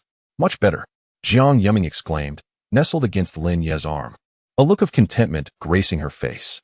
However, she quickly noticed something amiss and tilted her head in confusion, saying, "Hey, Night Brother, why are you bleeding from your nose?" "Oh, it's nothing, just a bit of heat," Lin Yi replied, somewhat speechless as he regained his composure. "Just a jest. Come on." With the girls in such a state, combined with the faint aroma wafting through the tent, each one is a paragon of beauty. What man could possibly withstand that? "Oh, really?" Li Meishin, sitting nearby, smirked mischievously. "It seems, Night Brother, that you have quite the heat." She deliberately leaned closer, teasing him. "Don't go looking for trouble," Lin Yi advised kindly. "I fear you may not be able to handle it." The moment those words left his lips, Li Meishin recalled the previous encounter with a fourth-tier gene evolver who could not withstand the pressure, and she instantly became more subdued. However, she quickly shifted the topic, stretching her long, fair legs straight within the tent, and remarked, "Strangely enough, amidst this downpour, being in the tent feels remarkably like camping in the wild. It's rather pleasant." Indeed, with this sentiment, the other girls suddenly found themselves in agreement, sharing a sense of nostalgia. Since the outbreak of the apocalypse, their days had been filled with either battling zombies or scavenging for supplies. Each day brought encounters with those repulsive mutated creatures amidst the fog and disasters. Even with the existence of an aerial garden, every morning greeted them with the harsh reality of a world in ruin. But now, on this desolate mountain road, shrouded in dark clouds and torrential rain, setting up a tent creates an unexpectedly rare feeling of vacationing within. This sensation, I must admit, is quite pleasant. Even Chen Xiao, clad in a delicate, sheer white silk nightgown, curled up with her knees hugged, listens to the sound of the storm outside, expressing her enjoyment. "If only we had a motorhome, it would be absolutely perfect." A motorhome, indeed. This thought reminded Lin Yi. How could he have forgotten such an essential item? It's true, in this apocalyptic world, possessing a motorhome would elevate one's quality of life significantly. Once we pass through the urban area, we could acquire one, Lin Yi remarked. Crack. However, just as he spoke, a sudden bolt of lightning cleaved through the night sky, accompanied by an immense roar. "Ah, Brother Yi, save me," the girls screamed in unison, instinctively flocking to Lin Yi's side. This nearly suffocated him. Goodness, can any person endure such a commotion? Chapter 53. Did you really bring a motorhome? 2 hours later. The torrential rain continued unabated, showing no signs of respite. The sky had completely darkened. It was now evening. However, the Ferrari crew had yet to finish their cleanup. Thus, Lin Yi, Li Meishin, Jiang Yameng, and a few other girls decided to camp here for the night. Of course, they did not forget to prepare some food. Utilizing the boiler and gas canister from their spatial ring, they set up a rudimentary kitchen. They boiled several packets of instant noodles with bottled water and prepared a simple meal consisting of barbecue, lamb skewers, grilled eggplant, steak, and beer. Li Zhen even made a potato stew with beef brisket. The group had a modest meal before retiring early. However, being surrounded by so many girls proved to be a challenge for Lin Yi. Under Jiang Yuming's subtle suggestion, they set up another tent. The following morning, the rain continued to pour down, a relentless downpour. Yet, the sky was considerably brighter. Meanwhile, the Ferrari crew had already cleared out and were resting nearby. As they emerged from the tent donning raincoats, Jiang Yumeng was surprised to see Li Meishin looking rather worn. "Hey, Meishin, you look like you didn't sleep well. What do you think?" Li Meishin retorted, glaring at her in her pink raincoat. "The rain was so heavy yesterday, yet it couldn't drown out your voice. You truly went too far." Hee. Jiang Yumeng stuck out her tongue playfully. "Next time, you can do the same." At that moment, Lin Yi appeared refreshed. Although it was still raining, the road ahead was clear. "Let us continue our journey," he declared. All right. The group packed away the tent and supplies before hastily boarding the vehicles. This time, however, they did not opt for the Ferrari or McLaren. "I can't take it anymore. It's too exhausting," one of them remarked. Instead, they boarded a Rolls-Royce and an off-road vehicle, which offered a much more comfortable ride. With a roar of engines, they set off once more. Under Lin Ye's command, the convoy slowly made its way along the mountain road. Soon, another day's travel had passed. As dusk approached once again, they had yet to reach their destination. How much farther? Although the Rolls-Royce was significantly more comfortable than the sports car, after nearly 10 hours of travel, Li Meixin found it hard to sit still, her body feeling stiff from lack of movement. We still have about 6 hours to go, Jiang Yumeng remarked, holding the control of the mech bird and calculating their position. 6 more hours. Li Meixin's delicate face fell. I feel like I can't hold out much longer. We need to find a place to rest. How should we rest? Jiang Yumeng turned her face and cast a glance. This desolate place is devoid of human presence, and the torrential rain shows no signs of abating. Are you planning to go out and get drenched? Wait. However, she soon discovered a small town marked on the map, and a glimmer of joy graced her delicate features as she hurriedly suggested to Lin Yi, Brother Yi, there's a small town ahead. Shall we rest there for a while? Indeed, Lin Yi felt the strain as well. Sitting for such a prolonged period was quite stifling. It was his first time appreciating the convenience of a mobile home. He too needed to stretch his legs. Thus, he replied, let us head to the town and take a look. Excellent. Upon receiving the command, Jiang Yumeng promptly informed the convoy to take a detour. Boom, boom. The convoy soon braved the heavy downpour, and before long, they arrived at the small town. Upon arrival, they found that under the deluge, the entire town was utterly deserted. Even bloodstains and mutated creatures had been washed away, rendering it eerily reminiscent of a doomsday film. There was not a soul in sight. Occasionally, some staggering zombies appeared, struggling to navigate the rain-soaked terrain. Eliminate them, Lin Yi commanded. In response, the Ferrari unleashed a powerful laser blast, obliterating the zombie in an instant. As they entered the town, Lin Yi noticed its desolation was profound. Not a single person was present. Li Meixin, peering through the car window, expressed her existential doubts. Isn't this rather unusual? Yet, Jiang Yumeng dismissed her concerns. In an apocalypse, it's entirely possible for a small town to be wiped out. Perhaps the inhabitants have all perished. Goodness, must you speak so chillingly? Li Meixin's mind raced with images from various supernatural films, sending shivers down her spine. There's no need to fear. Yet, Ishiharami, who was ahead, chimed in with a smile. Even if there are ghosts, they wouldn't withstand our firepower. Quite right. Hearing this, Li Meixin's spirits lifted as she chuckled. Indeed, with the likes of Ferrari around, what is there to fear? Let us move forward and explore.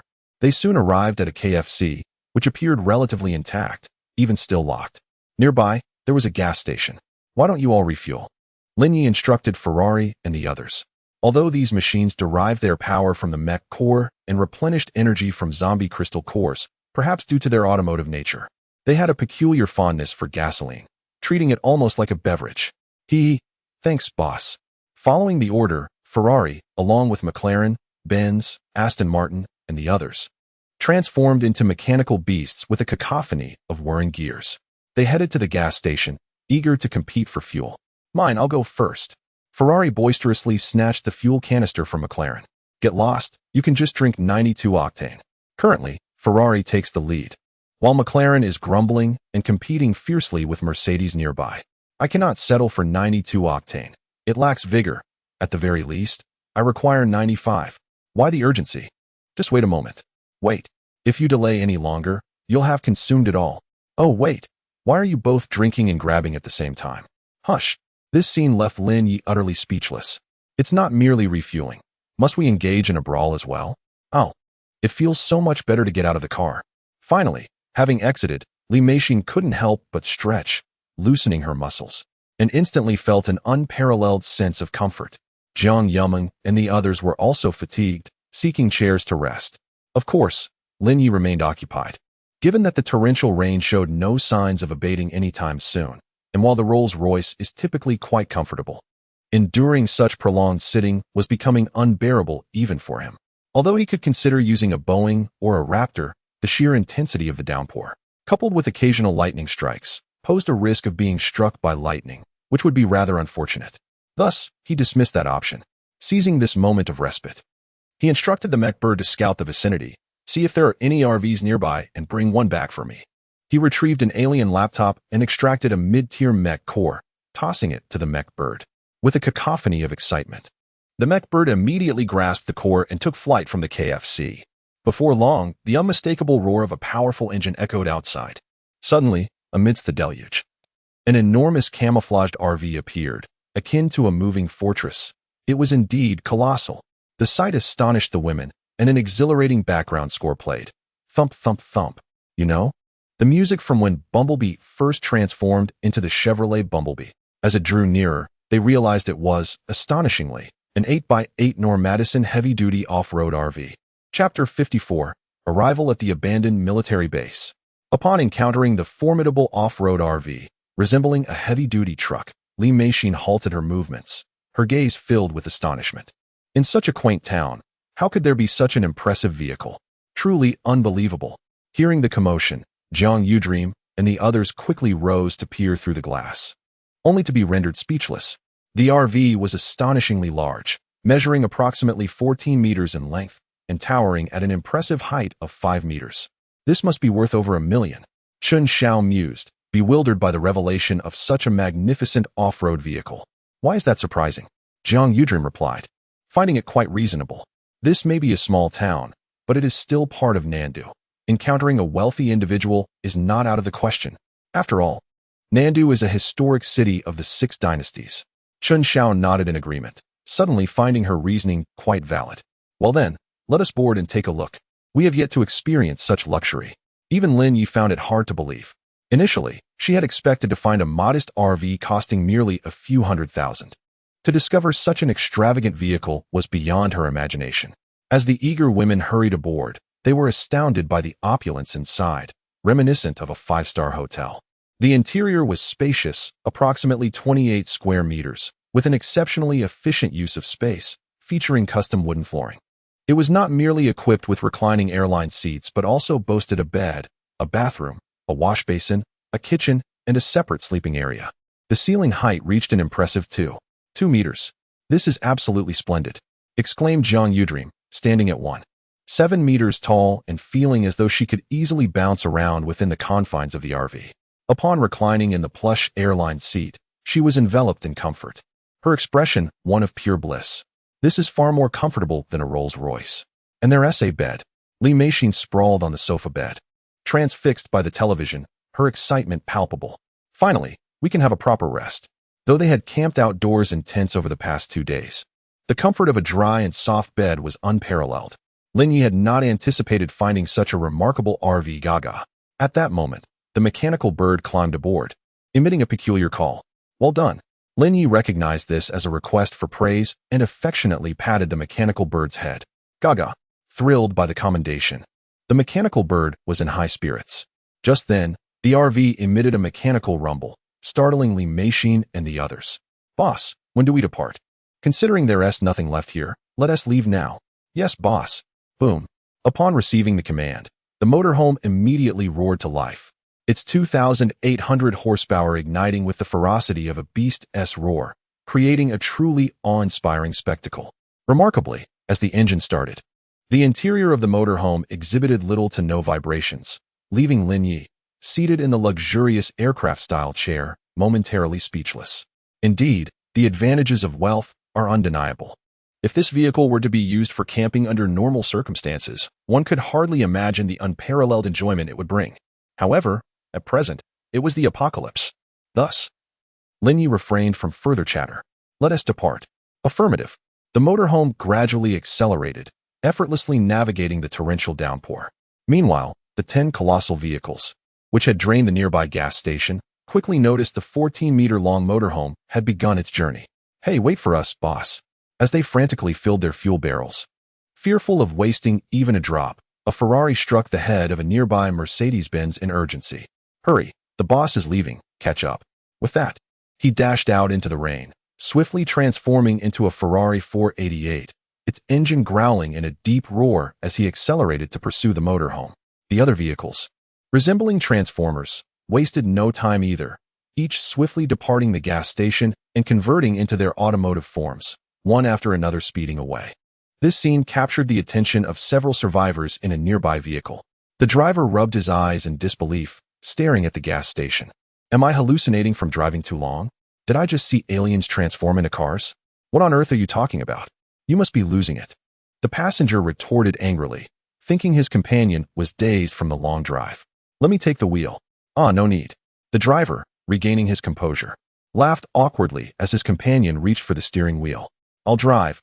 I certainly don't want to die. With that, he increased his speed to 40 miles per hour, swiftly steering towards the sanctuary. For Lin Yi, these concerns were of little importance. After all, it was the end of days, and the relentless rain blurred his vision. What did it matter if someone saw him? It wasn't he as if the military was observing. He was now completely immersed in the comfort of the motorhome. Seated in the plush chair, enjoying a massage, he drew back the window curtains. Listening to soothing music while gazing at the rain cascading like pillars outside, the heavy vehicle advancing steadily through the captivating, rain-soaked scenery. It was undeniably delightful. However, observing the women taking turns using the restroom elicited a peculiar expression from Lin Yi. Wait, are you all contagious when it comes to using the restroom? He glanced at Chen Xiao, who had just returned. Under his gaze, her cheeks flushed slightly, a strange sensation enveloping the moment. Nevertheless, she proceeded to explain. We did not stop to relieve ourselves during our journey. Now, that seems quite ordinary. After all, being a genetic evolved being does not imply one can hold their bladder indefinitely. Lin Yi nodded in agreement, finding a semblance of truth in this statement.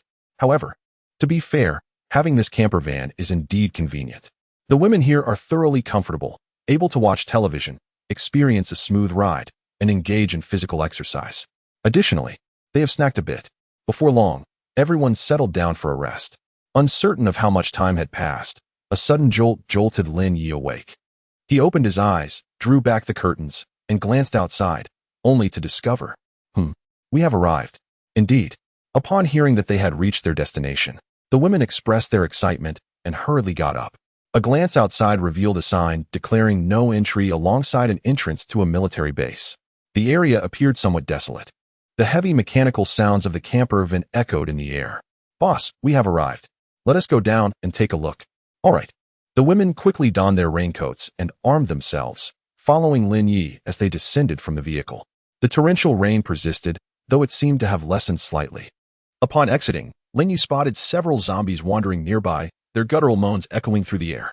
It was evident that this place had long succumbed to chaos. With a considerable number of zombies dressed in various attire, perhaps numbering in the thousands, it's time to get to work. Lin Yi declared to the women and the mechanized convoy trailing behind them. Understood. The women promptly retrieved their weapons, such as snow dance and moonlight radiance. Meanwhile, as the zombies detected their presence and charged forth amidst the heavy downpour, the McLaren, Ferrari, Aston Martin, and Mercedes-1 transformed into towering behemoths, each several meters high. Accompanied by the whirring of mechanical gears, the Ferrari emitted a magnetic resonance akin to that of a celestial body. Eliminate them. With that command, Lin Yi brandished his energy cannon and charged forward with striking confidence. Chapter 55. Dozens of fighter jets. This is a windfall. There is no denying that these individuals are exceedingly formidable. Their sheer strength surpasses that of ordinary humans by 100-fold, not to mention the plethora of formidable weaponry at their disposal. As the Ferrari surged forward, a resounding crash echoed as a colossal iron fist obliterated two foes. Subsequently, the mechanical arm swung with great force, hurling a dozen zombies aside as if they were mere toys, shattering them upon impact. Not to mention the presence of McLaren, Mercedes-1, Rolls-Royce, and other formidable machines.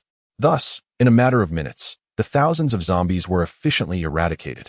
Boss, it's done. With the last zombie dispatched, the Ferrari spoke respectfully. Well done. Lin Yi nodded in satisfaction and proceeded with the Mech Legion and 5 women into the now-fallen military zone. Upon entering the military area, they quickly discerned that most of the facilities had been ravaged beyond recognition. Corpses, both human and mutated, littered the ground, alongside the remnants of military green pickup trucks. Tanks and armored vehicles had not escaped the devastation either, resembling a vast junkyard. This prompted Li Meishin to express doubt. Brother Yi, given the extent of the destruction, is there anything we need still inside? The intel from the mech birds is reliable, Lin Yi reassured her. Just as he spoke, a voice rang out from McLaren in excitement. Hey, boss, I've made a new discovery.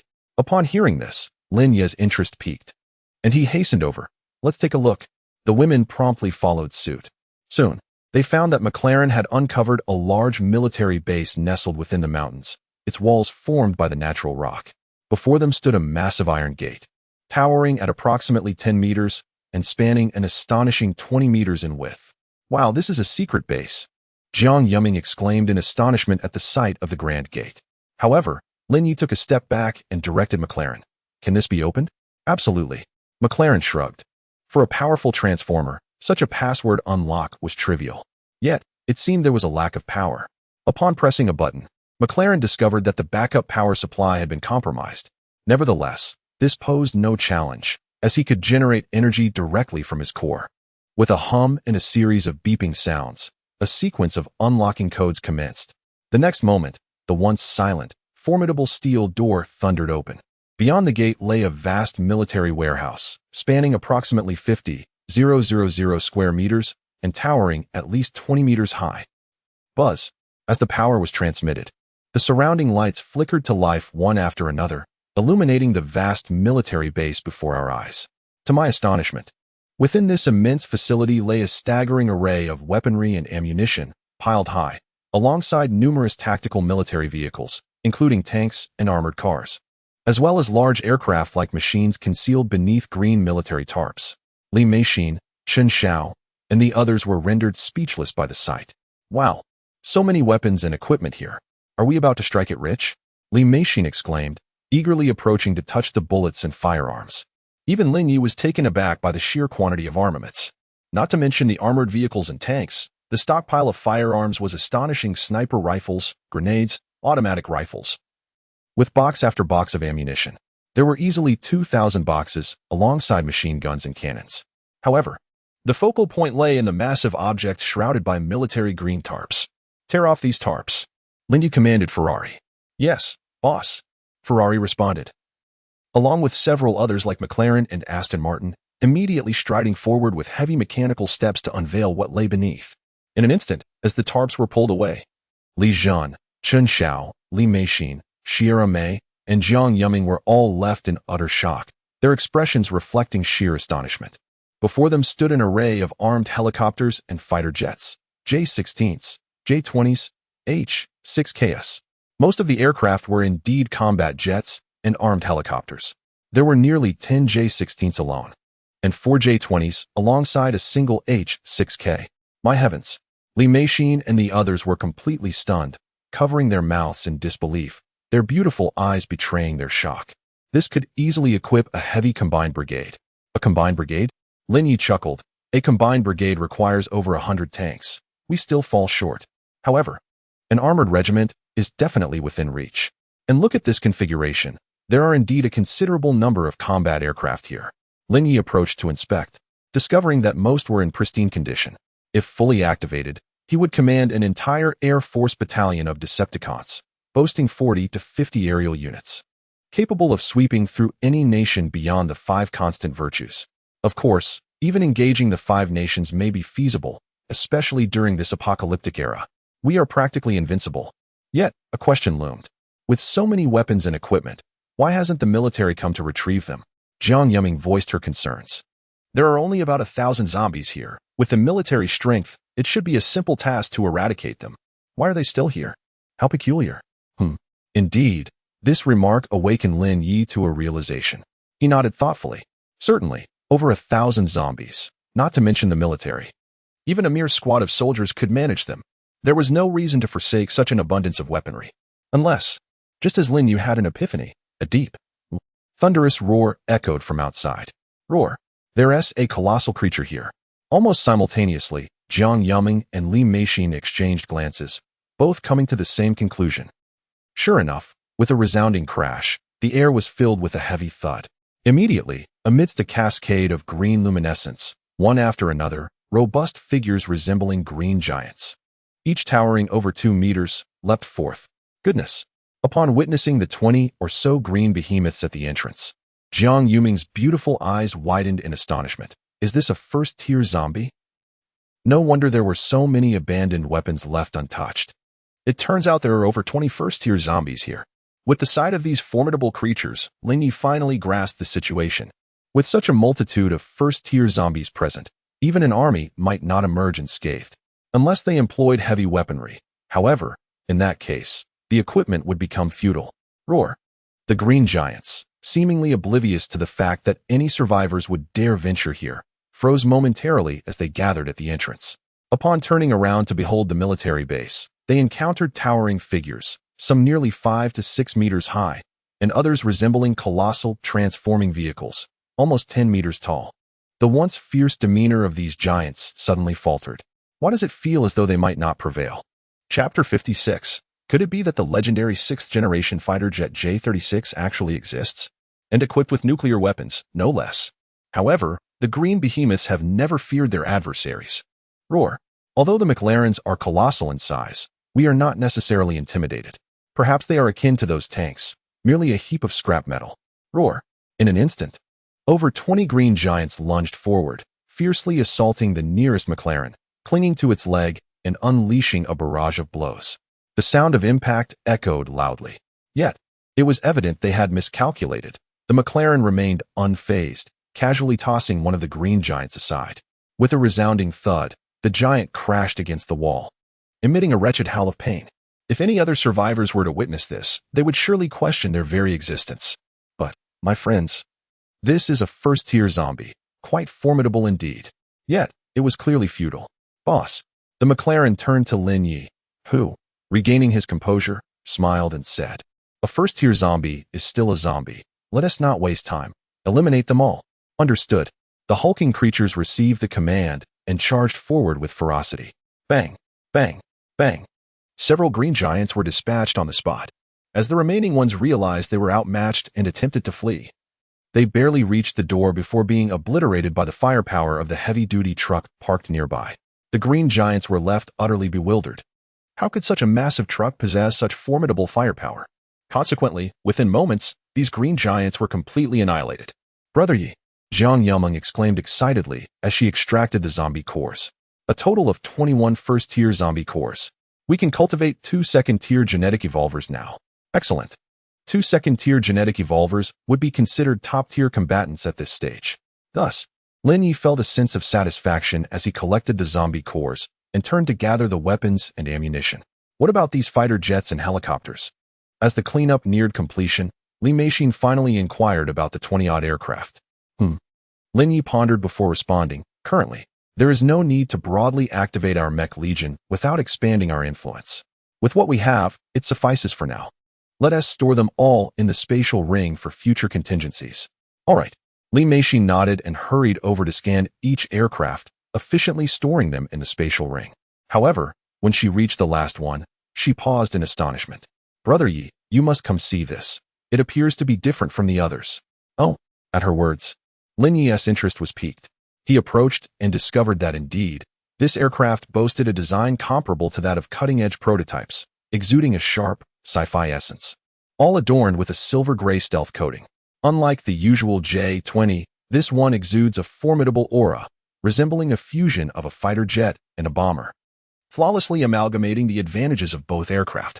Lin Yi, upon witnessing this, felt a surge of astonishment, as it seemed almost extraterrestrial, a sight he had never encountered before. Is that the J-36? However, Li Jin, standing nearby, recognized it immediately, unable to suppress her surprise as she gasped. What? J-36? The fabled 6th-generation aircraft? Lin Yi was taken aback. Indeed, Li Jun recalled her fortunate encounter at an airshow in Shanghai, where she had glimpsed a model. She had assumed it to be a fabrication, never imagining she would behold its reality. Her eyes sparkled with awe.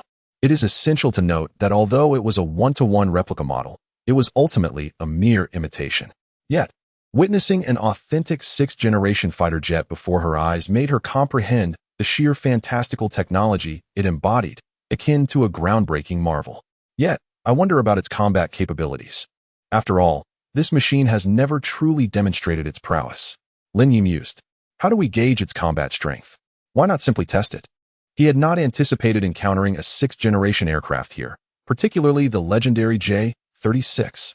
Of course, it could merely be a test model. Nevertheless, a 6th-generation aircraft signifies a pinnacle of technological advancement, surpassing the 5th generation. To put it bluntly, even the current F-22 and J-20 would stand no chance against it. Thus, Lin Yu promptly produced a high-grade mech core. With a hum, he extracted it from his notebook and placed it directly onto the body of the composite fighter. With the integration of the mech core came a resonating hum. A blue glow enveloped the aircraft, and soon the massive structure began to emit a thunderous commotion. "Watch out. Step back." Lin Yi cautioned Li Meixin and Li Zhan, signaling them to retreat. They, understanding the gravity of the situation, quickly distanced themselves. Then, the colossal machine, measuring an impressive 22 meters in length, trembled violently as it transformed into a formidable black and gray behemoth, reminiscent of a powerful transformer. Its size was astonishing, nearly reaching the uppermost steel layer, with its vast mechanical skeleton and oversized tail fins exuding an air of sharp dominance and cold intensity. Wow.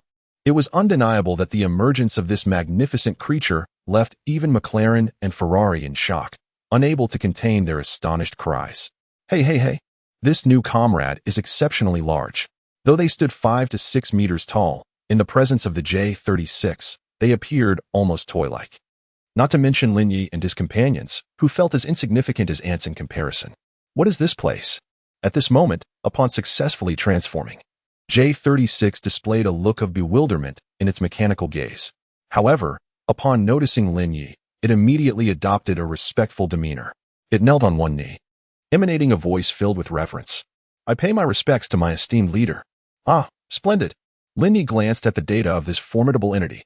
J-36, Mecha Soldier, Air Force, Strength, 12,000, Defense, 12,000, Agility, 11,000. Description: the 6th-generation fighter J-36, an activated Mecha Soldier.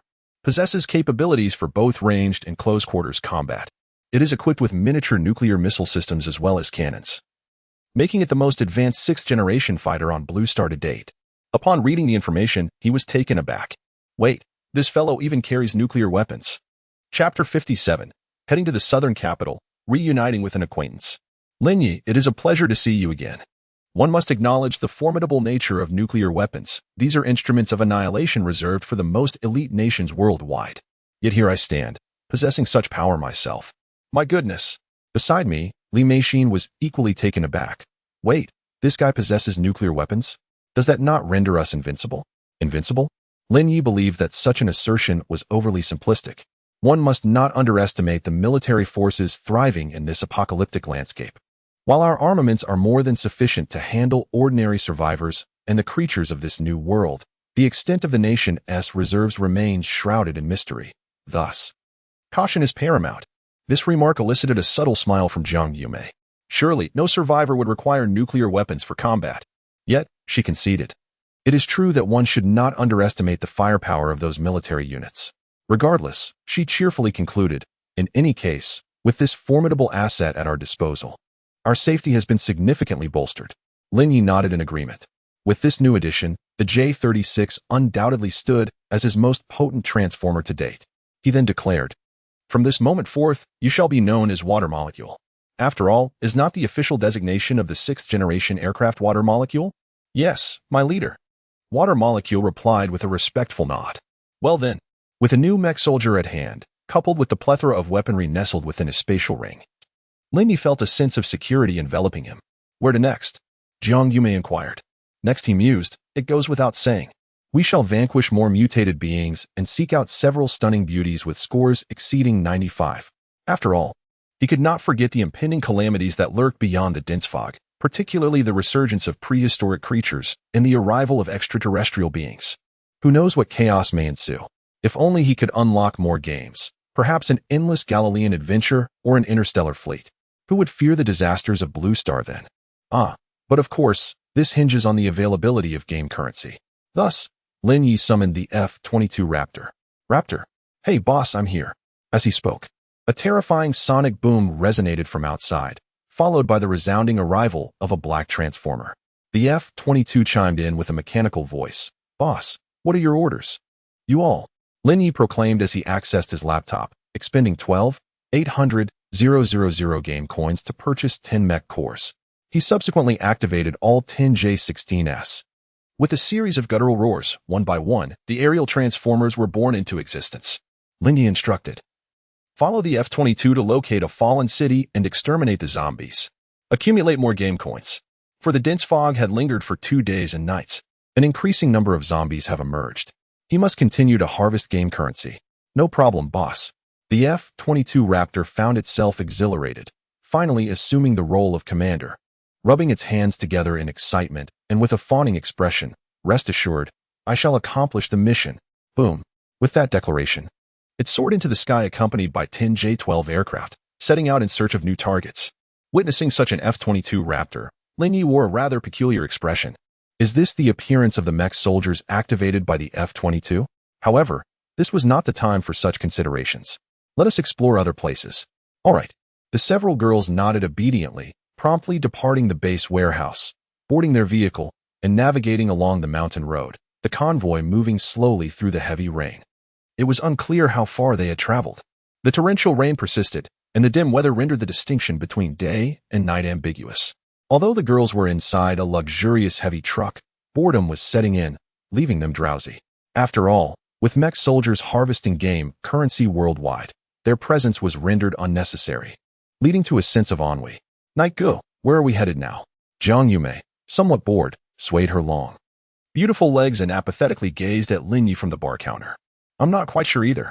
Lin Yi shook his head slightly, uncertain about the current situation. After all, he had been hiding in the city of Shanghai for over a month. Although the mech birds were conducting reconnaissance, their numbers were limited, and the circumstances outside remained unclear. Not to mention, with such vast expanses, where could one possibly find beautiful women? I might have an idea. At that moment, Li Jin suddenly had a revelation, her eyes lighting up as she looked at Lin Yi, flashing an enchanting smile. Night go, what if we check out the safe zone? Oh, the safe zone? Lin Yi felt a spark of interest. Indeed. Li Jun nodded, explaining, in such desolate places or abandoned cities, finding survivors is challenging, let alone beautiful women. However, the safe zones are different, especially those large safe zones. They are populated. We might just find suitable companions there. We could also procure some essential supplies we lack. That made sense. Lin Yi nodded in agreement. Exactly. It would be wiser to seek out densely populated areas. The safe zone is indeed a good choice. He recalled that the mech birds had surveyed the South City safe zone, where there were at least several 100,000 survivors. Then let us head to South City, Lin Yi decisively declared. Great. The girls were immediately invigorated at the prospect of visiting the safe zone. Thus, the convoy soon began to change course, heading towards the South City safe zone. Fortunate that it was not too far away, approximately 300 kilometers, despite the continued downpour. However, for the convoy, it posed no challenge. They arrived in merely 8 hours. Upon reaching the periphery of the southern safe zone, they observed a transformation from desolation to a place where vehicles occasionally passed by, along with a few survivors. The closer they approached, the more numerous the people became. At the first checkpoint, they even spotted soldiers stationed along the route, inspecting passing vehicles. Brother Yi, there are soldiers. Jiang Yuming exclaimed in surprise, considering the area was still predominantly unmanned. Being spotted could lead to complications. This can be easily resolved. Lin Yi instructed the mech brigade to find a secluded, abandoned town for concealment while he and a few women drove a Rolls-Royce and an off-road vehicle towards the checkpoint. Halt. Ahead lies the southern safe zone. Despite this, the Rolls-Royce was rather conspicuous due to its pristine condition, indicative of meticulous upkeep. Fortunately, the soldiers did not inquire too deeply. They merely checked the occupants and stated, "This is the first checkpoint. There are 2 more layers beyond, primarily to prevent zombie incursions." Where have you come from? Oh, we are from Husher. Jiang Yuming quickly replied from the passenger seat. Upon hearing this, the soldier showed no surprise, clearly accustomed to a steady influx from Husher in recent days. He then lifted the barrier, allowing them to pass. Thank you, handsome. Jiang Yuming sweetly called out. Together with Lin Yi, the 2 vehicles continued deeper into the zone. Indeed, security was stringent. After nearly 2 kilometers, they encountered the second checkpoint. The inspection here was straightforward, involving only basic inquiries. However, at the final checkpoint, the procedure became more rigorous. Despite being just a kilometer apart, they were required to undergo health checks for any signs of the zombie virus. The method of inspection was simple, a check for wounds. A physical examination? Jiang Yuming's brows furrowed in displeasure at the idea. She turned to the soldiers outside. You want to inspect me? I would rather not. The soldier, taken aback by her beauty, shook his head and replied, We have designated personnel for this. So rest assured. Oh, is that so? Jiang Yuming appeared dissatisfied, thinking that only Brother Yi should see her body. After all, she was a respectable young woman. Just as she was speaking, a commanding figure approached, frowning. "Officer." The soldier immediately saluted the middle-aged man, stating, "There is a young lady here who is unwilling to undergo inspection." "Oh?" Upon hearing this, the man strode towards them but was momentarily stunned upon seeing the young beauty. "She is truly stunning." He immediately entertained a nefarious thought and, with a feigned amiability, said, "My dear lady, I apologize, but we must ensure that no one is infected by the zombie virus. As it may not manifest immediately, a thorough examination of your health is imperative. Allow me to assist you personally. If you refuse, well, you shall not be permitted entry." He threatened Jiang Yumeng. "Is that so?" Yet upon hearing these words, Jiang Yumeng merely smiled, amused. After all, aside from the initial intimidation from Night, who else would dare threaten her? Fortunately, at that moment, a group of soldiers arrived. Upon seeing the military vehicles ensnared behind them, a female officer emerged and frowned, inquiring, "Why is the inspection taking so long?" "Yes, ma'am." The middle-aged man, upon noticing the colonel insignia on the woman's shoulder, paled and quickly explained, "There are a few individuals who are uncooperative with the inspection. Hence the delay." "Inspection?" The woman furrowed her brow and glanced inside. When her gaze landed on Jiang Yumeng, she momentarily froze, clearly taken aback by her beauty. However, upon recognizing the man in the driver's seat, the female officer was struck dumb, her voice tinged with delight as she exclaimed, "Lin Yi, it's you. What a pleasant surprise to see you again." Chapter 58, The Safe Zone. Is it still possible to trade women here? Who are you? Lin Yi was taken aback for a moment, unable to recall immediately. However, the female officer was unperturbed, instead smiling as she reminded him, "Su Qingyan, from the Shanghai market. We were besieged by a first-tier mutated zombie, and it was you who saved us." "So it was you." Upon hearing this, Lin Ye's expression transformed into one of realization. She was the officer who had suggested he seek her out in Kyoto. Yet, he was puzzled. "What brings you here?" "Oh, I am here on a mission," Su Qingyan explained. "And you all are?"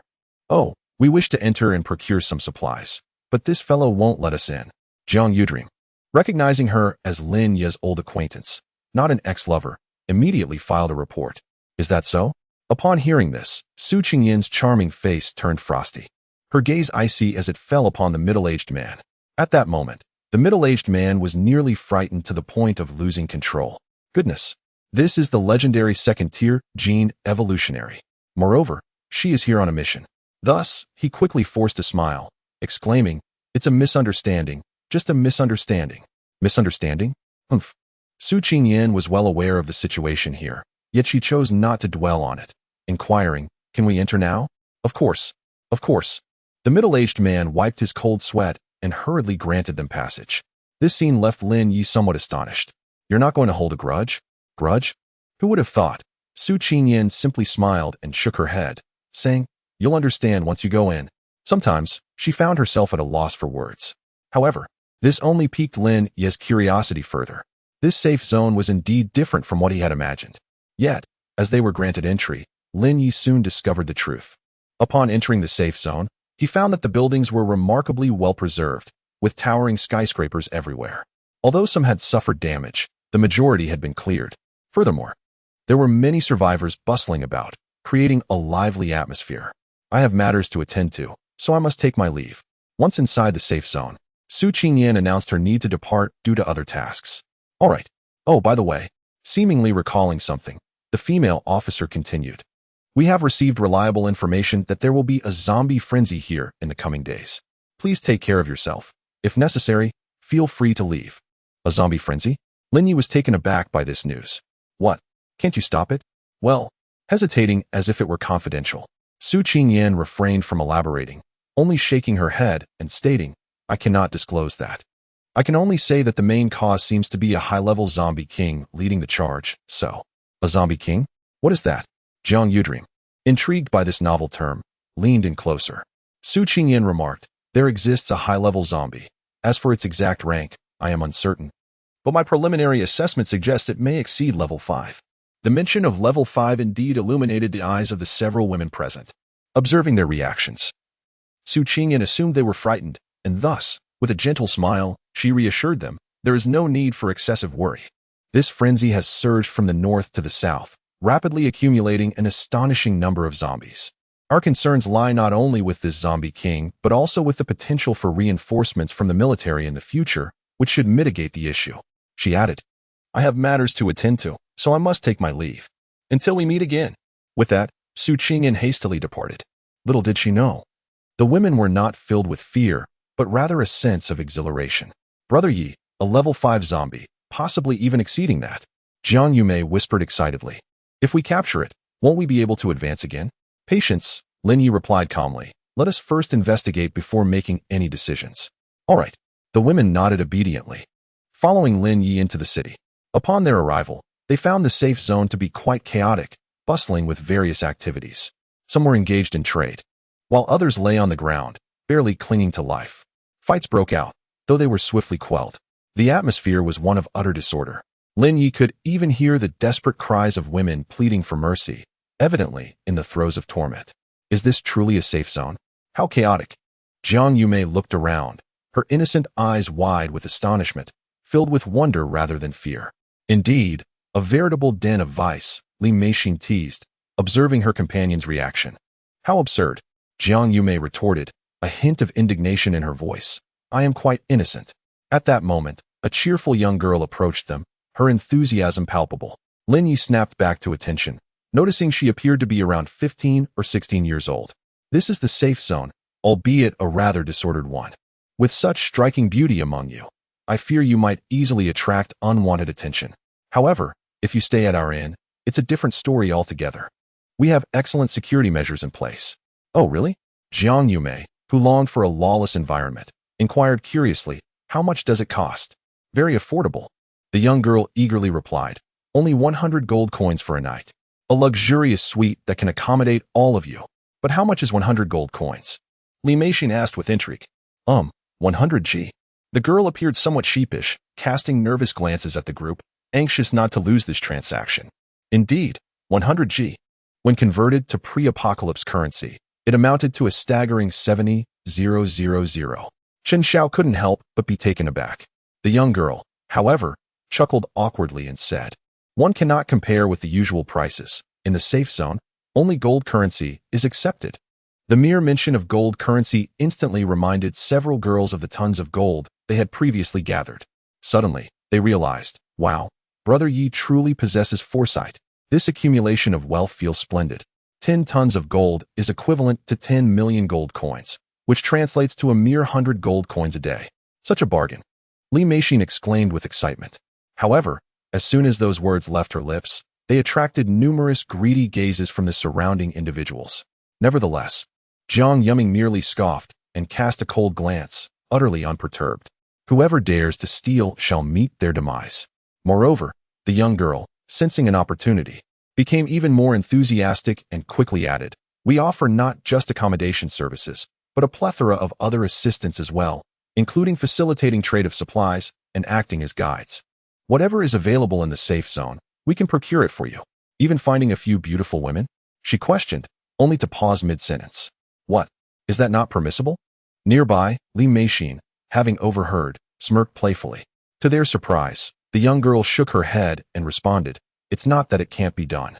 We do have auctions for that. However, the prices are rather steep. What? Auctions? The girls exclaimed in unison, utterly astonished. Wait, there are auctions for beautiful women here? Chapter 59. The auction. Tonight there is a beauty. Indeed, who would have thought that the young girl, anxious about being discovered, would lean closer and whisper, we have connections. There is indeed a group of survivors who have captured numerous women for underground auctions. If you're interested, I can arrange for my boss to take you there. Underground auction? The immediate reaction from the crowd was disbelief. A black market? Indeed, there exists a black market here. Is this truly a safe zone? Jiang Yumei's delicate face froze in surprise. Who would have expected that? Yet, the girl seemed unfazed. Shrugging her shoulders, this is the safety zone of the apocalypse. They call it a safe zone, but it merely offers protection from zombie attacks. As for what lies within, the military lacks sufficient personnel, governing over a chaotic population of over 100,000. With a sigh, she continued, who wishes to be auctioned?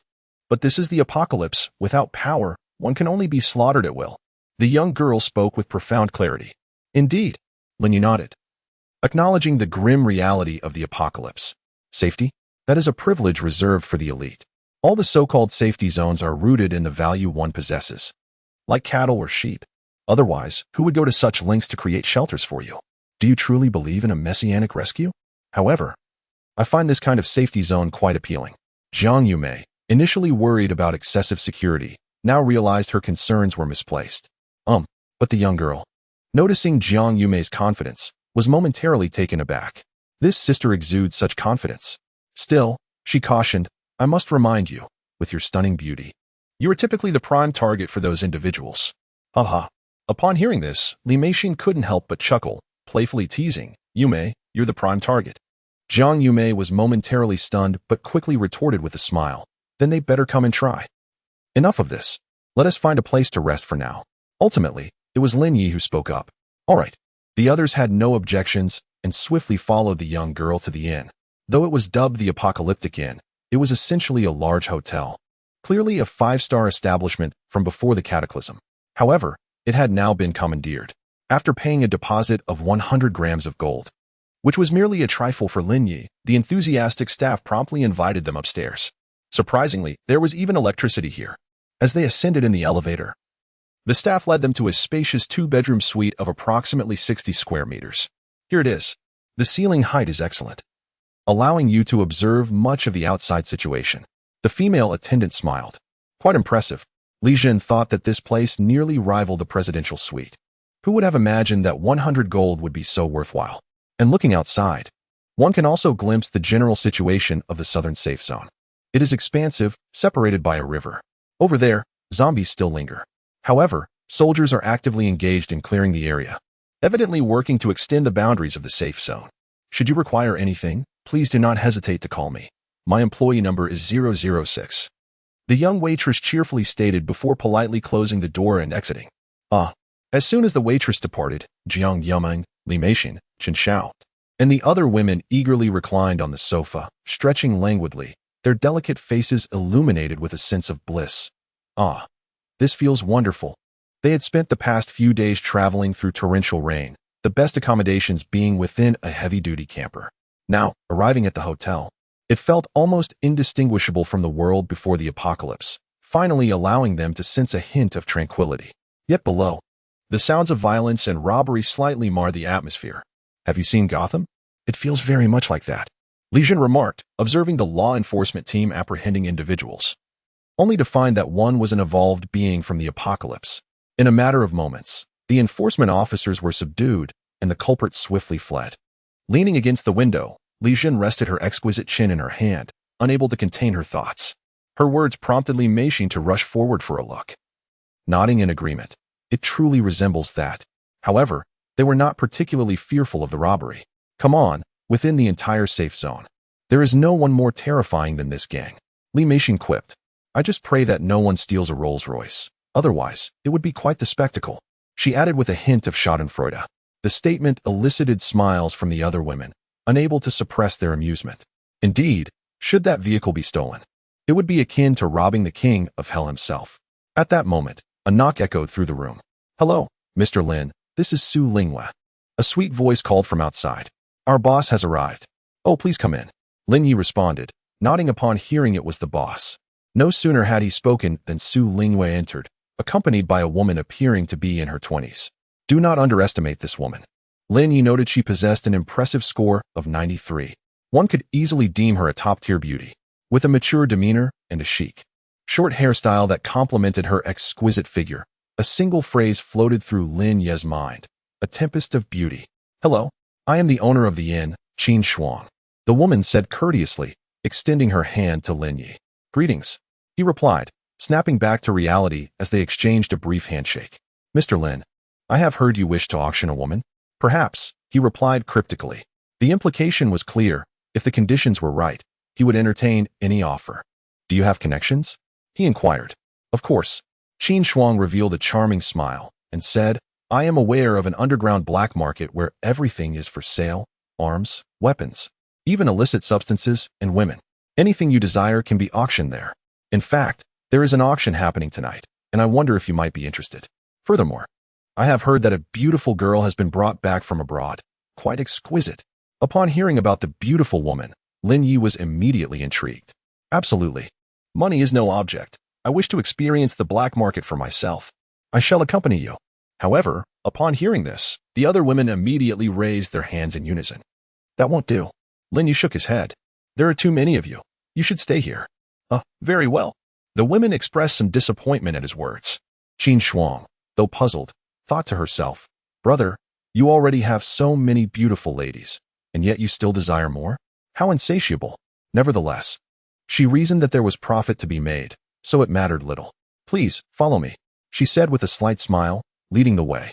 Soon, she brought Lin Yi downstairs, where a Mercedes-Benz S-Class awaited them. As they entered the vehicle, the driver swiftly set off.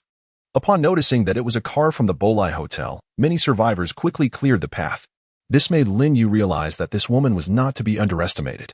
However, it did not concern him. To him, all were the same.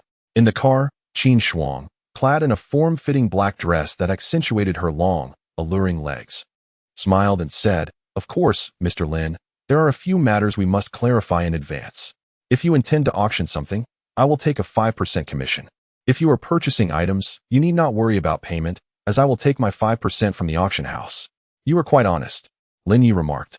Somewhat taken aback, yet he complimented her. Qin Shuang merely smiled in response. Integrity is fundamental, after all. Very well. Lin Yi nodded, unbothered by the commission. Chapter 60. Can a Tier 1 crystal nucleus fetch 100,000 gold coins? Then what of my several thousand? Soon enough. As the vehicle wound through the streets and turned into an alley, Lin Yi encountered a group of men clad in black suits who began to question him.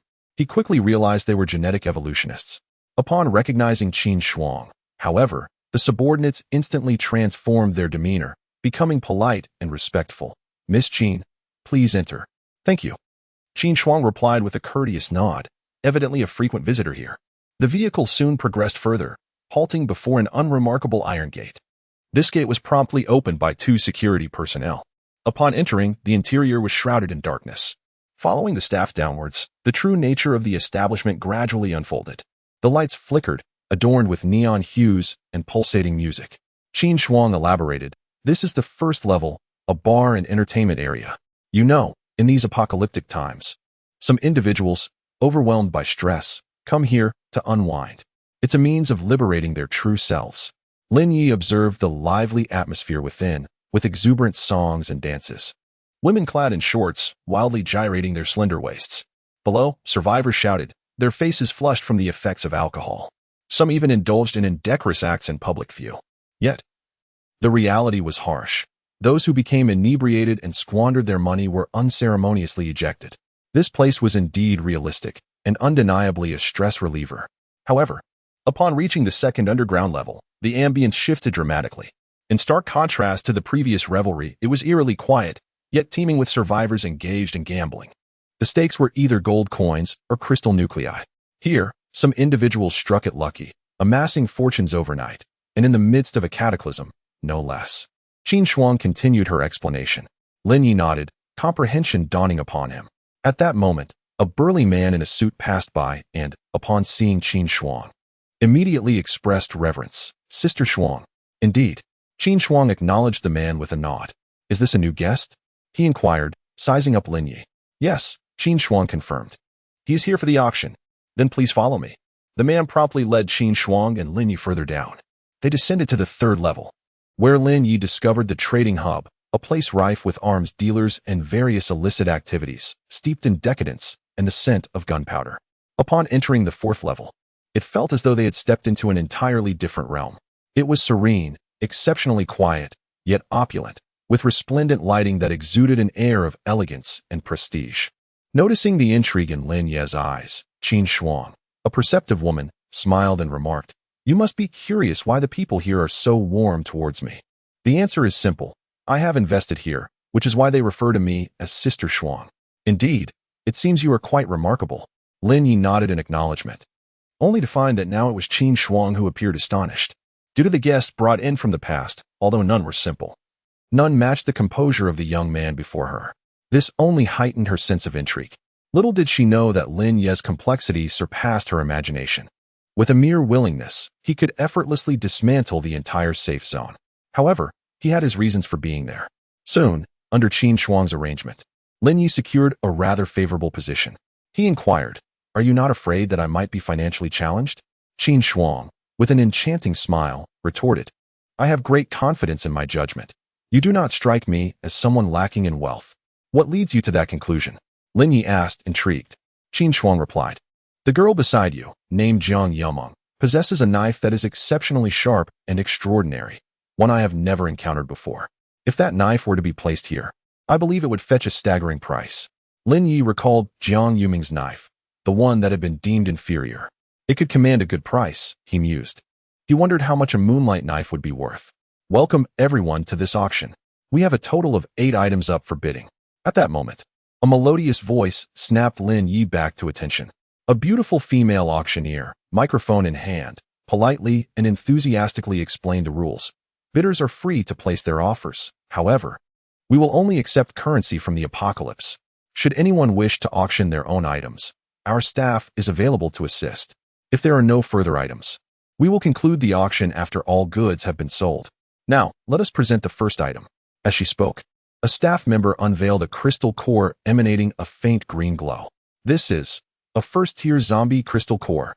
The revelation elicited gasps from the audience. What a sensational opening item. For powerful first-tier genetic evolutionists, this was a coveted treasure. The starting bid is 10,000 gold. I bid 10,000. The moment the words were uttered, eager bidders began to call out their offers, quickly overwhelming each other. I bid 12,000. I bid 14,000. I bid 20,000. I bid 30,000. In mere moments, the price skyrocketed to 30,000. Lin Yi stood stunned. Was a first-tier zombie crystal core truly worth so much? Indeed. Qin Shuang, perceiving that Lin Yi had just escaped from a devastated city and was unfamiliar with the circumstances, chuckled. "What do you think? A first-tier zombie crystal core is a rare find, as not everyone can contend with such levels of zombies. Even for a first-tier genetic evolutionist, killing one is a formidable challenge. Needless to say, the ordinary survivors would find the price exorbitant. I believe it should ultimately settle at 100,000 gold coins." As expected, with a series of bids, the host excitedly addressed a young man on stage. 100,000 gold coins once, 100,000 gold coins twice. Is there anyone else willing to bid? If not, 100,000 gold coins for the third time. Congratulations to our friend Mr. Yi for acquiring this first-tier zombie crystal core. With the gavel's descent, the young man who secured the crystal core exhibited uncontainable excitement, as if he had stumbled upon a great bargain. "Haha, I got it. This is fantastic. Competing with the Yi family? You stand no chance." It truly sold for 100,000. Lin Yi cast a surprised glance at Qin Shuang. "Quite accurate, I must say." "Of course." Qin Shuang raised her elegant neck with a hint of pride, nothing more than familiarity. "Indeed." Lin Yi nodded, recognizing that this woman, being a frequent participant in auctions, would certainly possess such knowledge. Moreover, Qin Shuang, eager to showcase her prowess before Lin Yi, continued. "The most expensive item auctioned here was a second-tier biological crystal core, fetching a staggering 1.5 million. I was the one who brought it, thus earning around 70,000 in commission. Of course, if you happen to possess a second-tier one, I believe, well, it could fetch an even higher price now, as there are indeed buyers here. And what if it were a fourth tier?" Upon hearing this, Qin Shuang couldn't help but chuckle. "Do you think fourth-tier crystal cores are as common as street vendors? Even missiles might struggle to penetrate a fourth-tier creature, let alone the crystal core." "Wait." As she laughed, a sudden realization struck her, and her playful demeanor vanished, replaced by an odd expression directed towards the man before her. "You couldn't possibly have a fourth tier, could you?" Indeed. No sooner had the words left her lips than Lin Yi opened his palm to reveal a biological crystal core emanating a faint purple glow. Instantly, Qin Shuang's expression transformed into one of sheer astonishment. "You truly possess one." Chapter 61, The 97-Point Sutong, a marvel of humanity. Yet, Lin Yi possessed much more. For him, the challenge of acquiring crystal cores did not lie in hunting, but rather in their scarcity. Little did she know that Lin Yi already held over 3,000 cores of rank 1 and above. Such a number seemed trivial. However, even so, this single core was sufficiently astonishing. Qin Shuang's eyes flickered with greed as she stared incredulously at Lin Yi. How did you manage this? One must understand that even a missile may struggle to eliminate a rank 4 creature. Where did this person come from? Yet Lin Yi offered no further explanation, merely inquiring, how much can this core fetch? Qin Shuang hesitated, uncertain of the answer, for no one had ever sold a rank 4 core before. However, if it were to be sold, she surmised it would not be less than 10 million gold coins. 10 million. Lin Yi nodded. That was indeed a substantial sum. He was not in need of such items anyway. Thus, he declared, let us auction it. Are you certain? Qin Shuang cautiously looked at Lin Yi. This core was a pathway to ascend to rank 5, and if utilized for military purposes, it would yield tremendous benefits. No matter. Lin Yi was unfazed by the significance of this small object. After all, he would acquire many more in the future. Presently, without any enhancements. His own strength had already reached rank 5, including Shi Yuan Mei and the others, rendering it practically useless. To purchase a beautiful woman with this would indeed be a far more worthwhile investment. With her mind in a whirl, Qin Shuang grew increasingly curious about Lin Yi, but dared not inquire further. She simply summoned the staff and quietly instructed them, her astonishment mirrored in their beautiful eyes. Yet they remained composed as they informed the female host. The female host, although slightly taken aback in front of the audience, quickly regained her composure and smiled. Today, everyone is fortunate.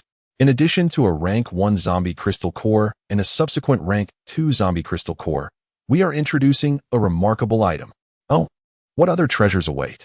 The crowd's interest peaked. The female host responded with a smile. 1 rank 4 crystal core. A wave of astonishment swept through the audience. What? A rank 4 crystal core? Surely, I misheard.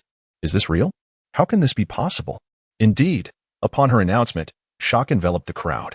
Was it conceivable that a rank 4 crystal core existed in this place? Who could have achieved such a feat? Could someone truly have slain a rank 4 fog creature? Such beings were akin to deities. God? To Lin Yi, they were no different from ants. He simply wished to cultivate discreetly within the southern safe zone. Nevertheless, the female host proceeded with the auction. Yet, having learned of the existence of a rank 4 crystal core, the crowd's interest in the subsequent items waned significantly.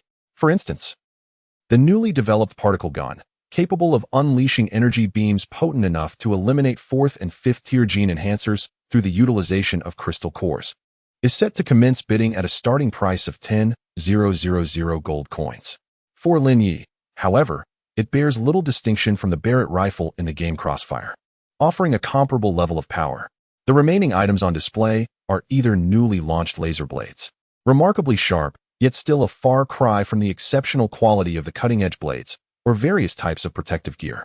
It is evident that, despite the apocalyptic backdrop, weapon technology has undergone a significant leap in advancement. Indeed, disaster serves as the foremost catalyst for technological productivity, Lin Yi mused, shaking his head in reflection. Naturally, these items hold little allure for the other survivors. Those who initially expressed interest have temporarily abandoned their pursuits due to the presence of 4th-tier crystal cores, only to be stirred into a minor frenzy upon the emergence of 2nd-tier biological crystal cores, which saw bidding escalate until it reached a staggering 1 million gold coins. Then came the unveiling of the 10th item. While it may be somewhat demeaning to refer to it as an item, such is the nature of the apocalypse. Once one signs a contract of servitude, one becomes an object. As the words were spoken, a woman adorned in a black gown, reminiscent of a black swan, was brought forth amidst the astonished gazes of the crowd. This woman was breathtakingly beautiful, standing at 180 centimeters, her figure and visage an epitome of perfection. Yet, within her stunning eyes lingered a hint of trepidation, evoking a sense of pity. The man named Yi, upon catching sight of her, found himself unable to remain composed. The others were equally captivated. Such a rare beauty is seldom encountered. Lin Yi, utilizing the system to scan, discovered an impressive score of 97. Such quality astonished him. To possess a score so high was indeed remarkable. It is widely acknowledged that a score of 95 serves as the threshold for unlocking new games or films, and the higher the score, the more extraordinary the unlocked experiences. This was the first instance he had encountered such an elevated score. Meanwhile, the host on stage remarked with a smile, "This young lady's name is Su Tong, a member of a gene hunting team that found her outside. Our female doctor has examined her, and she is in pristine condition. To ensure a favorable price, the hunting team guarantees that she has not been touched." The host added with a hint of suggestiveness. She can assist with various tasks, whether as a servant for daily needs or in ways that men often desire. In this post-apocalyptic world, few could resist the allure of such a pure yet enchanting beauty. The starting bid is set at 20,000 gold coins. Bidding is now open. I bid 30,000. Without hesitation, someone raised their voice, and it was none other than the man named Yi, who had already procured several valuable items, including the particle gun, the laser blade, and a second-tier crystal core. Yet, despite this, he possessed wealth. Clearly, he was determined to succeed. However, others were equally resolute. I bid 40,000. I bid 50,000. 60,000. 80,000. As the prices soared, the host appeared increasingly exhilarated, calling out bids in rapid succession. Only the girl trembled in fear, her head bowed, scarcely daring to utter a word. At last, when the price reached 450,000, Lin Yi suddenly declared 1,000,000. Instantly, the entire venue fell silent. Almost simultaneously, all eyes converged on the young man seated beside Qin Shuang, astonishment etched on their faces. Goodness! $1 million to purchase a woman. Has he lost his mind? Even a second-tier zombie crystal core is worth just over $1 million. This fellow is buying a woman. Even the young man surnamed Ye's expression soured slightly, yet he managed to smile, saying, "My friend, spending 1,000,000 on a woman is hardly wise." Lin Yi, however, remained unfazed by the remark.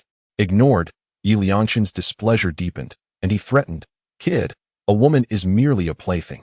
If you have the means to buy her, you must also possess the ability to take her away." Qin Shuang, however, chose not to engage in the banter, merely watching the spectacle unfold. For those who could produce fourth-tier crystal cores had no reason to be concerned about such trivialities. Chapter 62. Will you converse with ants? Lin Yi, indifferent to the commotion surrounding him, regarded the people as mere insects, unworthy of discourse. He merely stated, "Host, it appears no one is raising the bid." "Ah, indeed." The host, regaining his composure, quickly added, 1 million, going once. "Is there anyone else wishing to bid?" 1 million, going twice. As it became evident that there were no further bids, the host declared, 1 million, going thrice, sold. "Congratulations to this gentleman for acquiring this exquisite beauty." As he spoke, staff promptly brought Su Tong before Lin Yi. He scrutinized her closely. "Indeed, stunningly beautiful," he mused, noting her faint fragrance, particularly captivated by her enchanting, slightly violet-hued eyes that seemed to ensnare one's very soul. There was no need for colored contact lenses. "Very well, come with me." Lin Yi rose and took Su Tong's hand, leading her away. The petite beauty was momentarily taken aback, wondering if payment was unnecessary, but she hurriedly followed, pulled along. "Excuse me, sir." The staff member was left bewildered, thinking, "Wait, payment hasn't been made yet." Fortunately, Qin Shuang nearby smiled and said, "That fourth-tier crystal core was provided by him. Just deduct it from there." "What?" The staff member was instantly astounded. "No way. This is a big shot." Meanwhile, observing the woman being led away, a scarred man resembling security beside Yi Liangshan inquired, "Boss, she's gone. What now? What's to be done?" "Just follow them," Yi Liangshan sneered. "Once I acquire that fourth-tier crystal core, we shall find a secluded spot to take her away." "Understood." The scarred man nodded immediately, discreetly exiting the venue. As Lin Yi departed the venue, Su Tong trailed behind him, behaving like a docile maid, not daring to utter a word, her delicate frame trembling slightly. "You are quite obedient," Lin Yi remarked with interest upon noticing her demeanor. "Why, yes." Su Tong softly nodded, her voice barely above a whisper. "You bid for me. I will do anything you say. I will only listen to you." "Is that so?" Lin Yi contemplated her compliance, feeling a sense of nostalgia. The apocalypse has its merits. This is far preferable to the compliant ones from Jiang Yume, and she is even more beautiful. Thus, he refrained from further trivialities and led her back to the hotel. However, before reaching the hotel, a group of burly men obstructed their path in a narrow alleyway. The leader, the scarred man, fixed a menacing smile upon Lin Yi. "Our boss, young Master Yi, requests your presence." Su Tong, frightened, clutched Lin Yi's arm tighter. "Young Master Yi? Indeed, he is the one who has procured nearly all the desirable items in this venue." "Oh, so, are you not concerned about the legality of this?" "Legal concerns?" Ha ha. Upon hearing these words, several individuals burst into laughter. What a joke. The Apocalypse Safe Zone is merely a refuge from zombies. Are you unaware that Nandu is also known as the City of Sin? Youngster, be wise and hand over that woman. Perhaps I might spare you. Otherwise, what will happen? Then do not blame us for taking your life. So, it turns out that killing is permitted here. Lin Yi realized this and smiled, feeling reassured. What the scarred man was momentarily taken aback, still unable to comprehend the situation. Suddenly, a flash of blade appeared. He hadn't even registered how the man before him drew his weapon before he found that several of his second and third tier genetic evolution subordinates had been cleaved in two. The scene was utterly gruesome. How is this possible?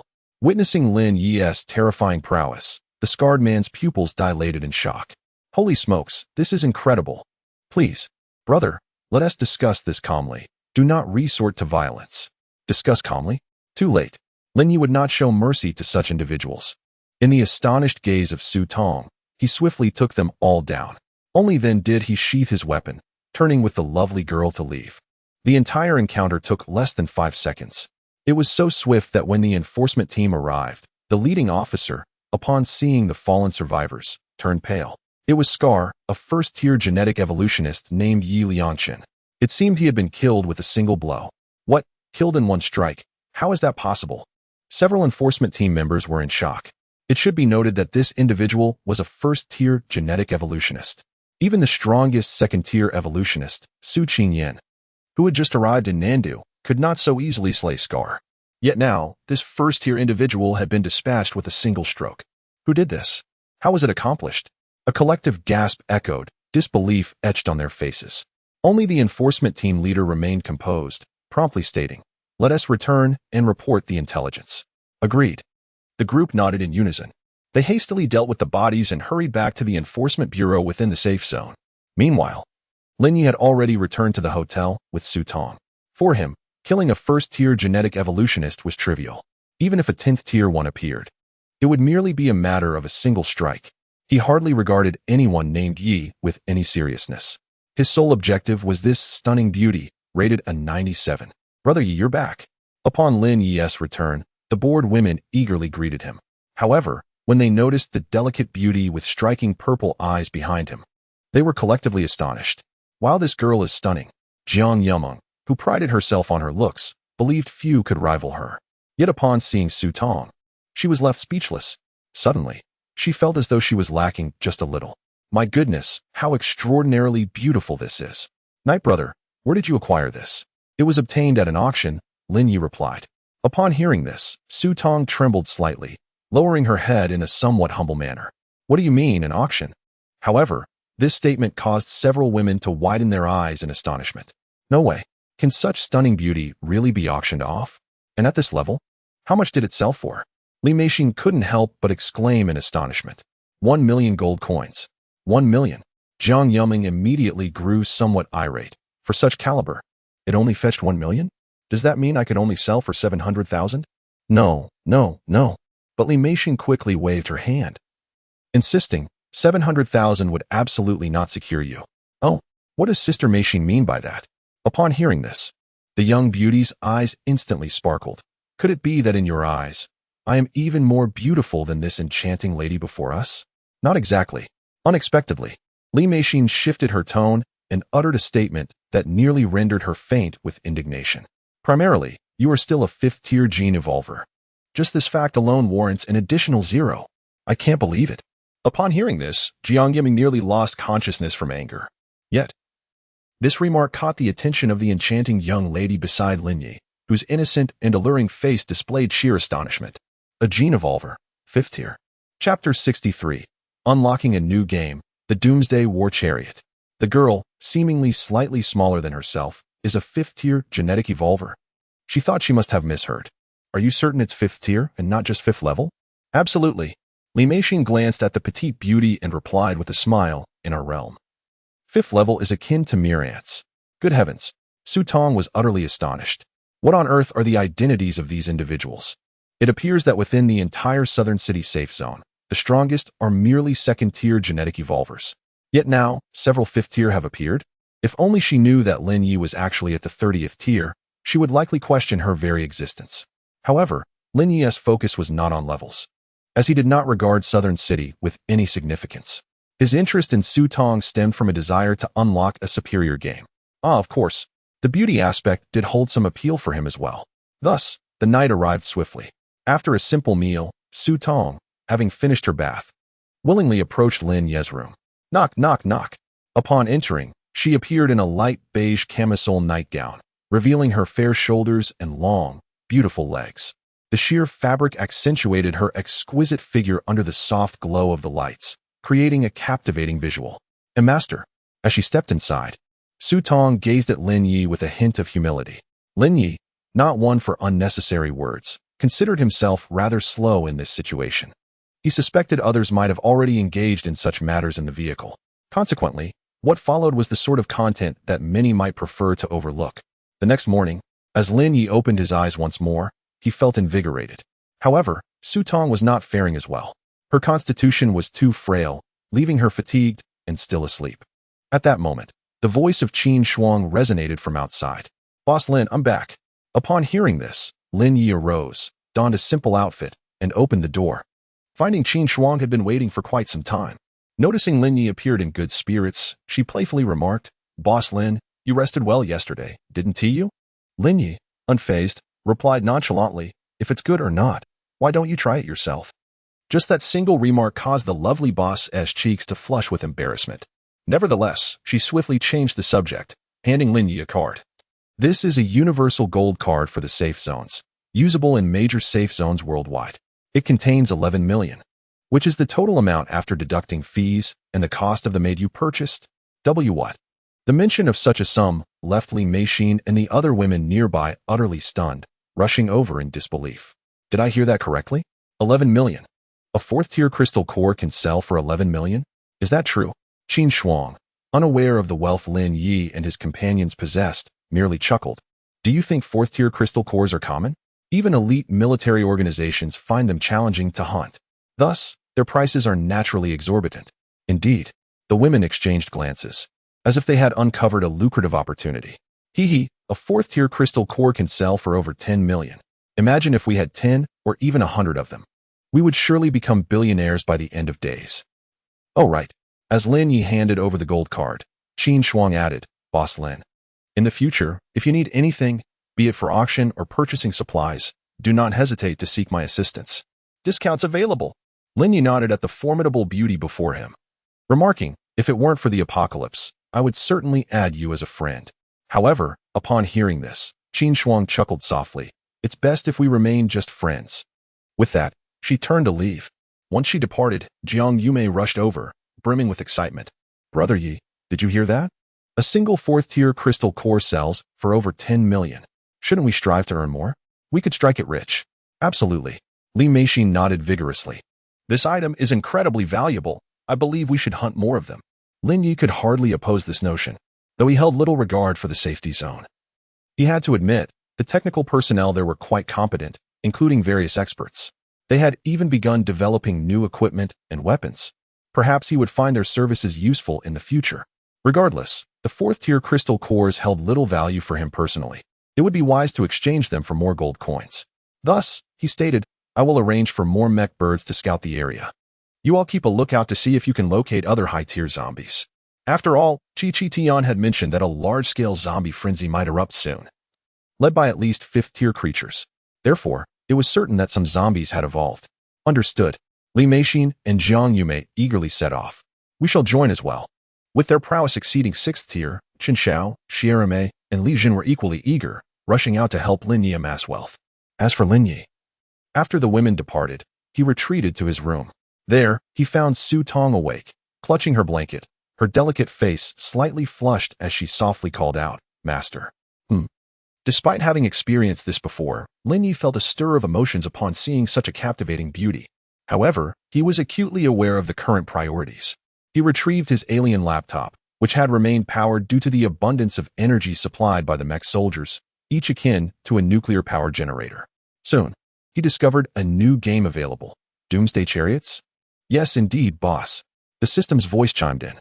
This game features an array of doomsday vehicles, all impressively large and fully functional, akin to mobile homes. Oh, is that so?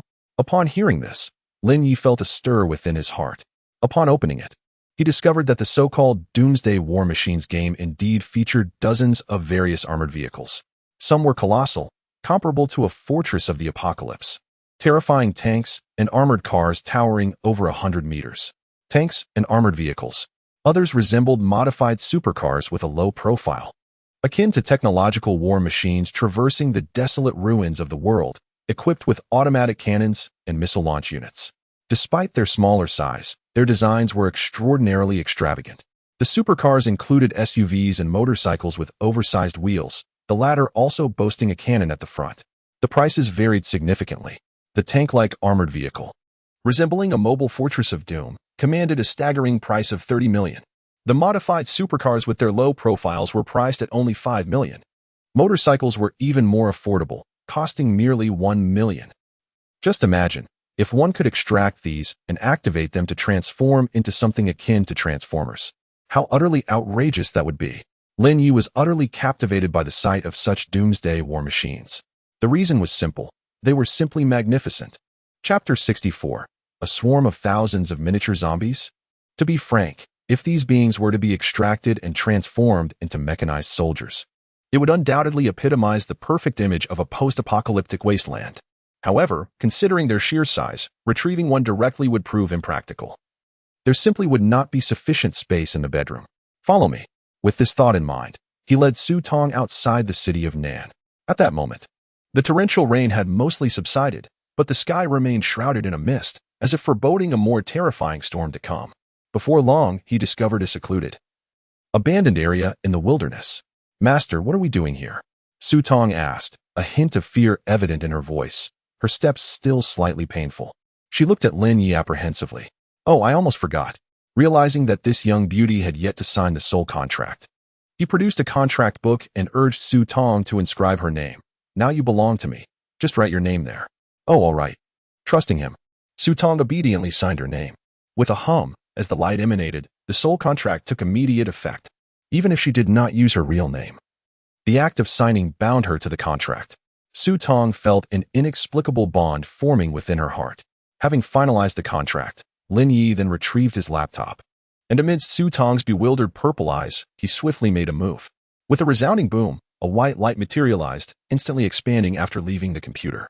When the light dissipated, a doomsday version of a supercar, approximately 7 meters long and wide, adorned with missile launch tubes and featuring large wheel hubs, appeared before them.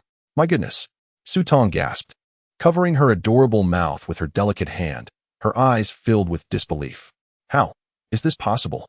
To extract such a colossal object from a mere computer?" The configuration was indeed formidable. "This is my secret." With the contract signed, Lin Yi no longer held back. He turned to Su Tong and said, "I possess a mysterious ability known as manifestation. As long as there is a large screen, I can materialize an object from it. Is that truly possible?" Su Tong believed him. Feeling somewhat dizzy, she gazed at the massive vehicle before her mind consumed by a singular thought. If I had such a battle car, how could I have ever fallen to this plight? Woe is me.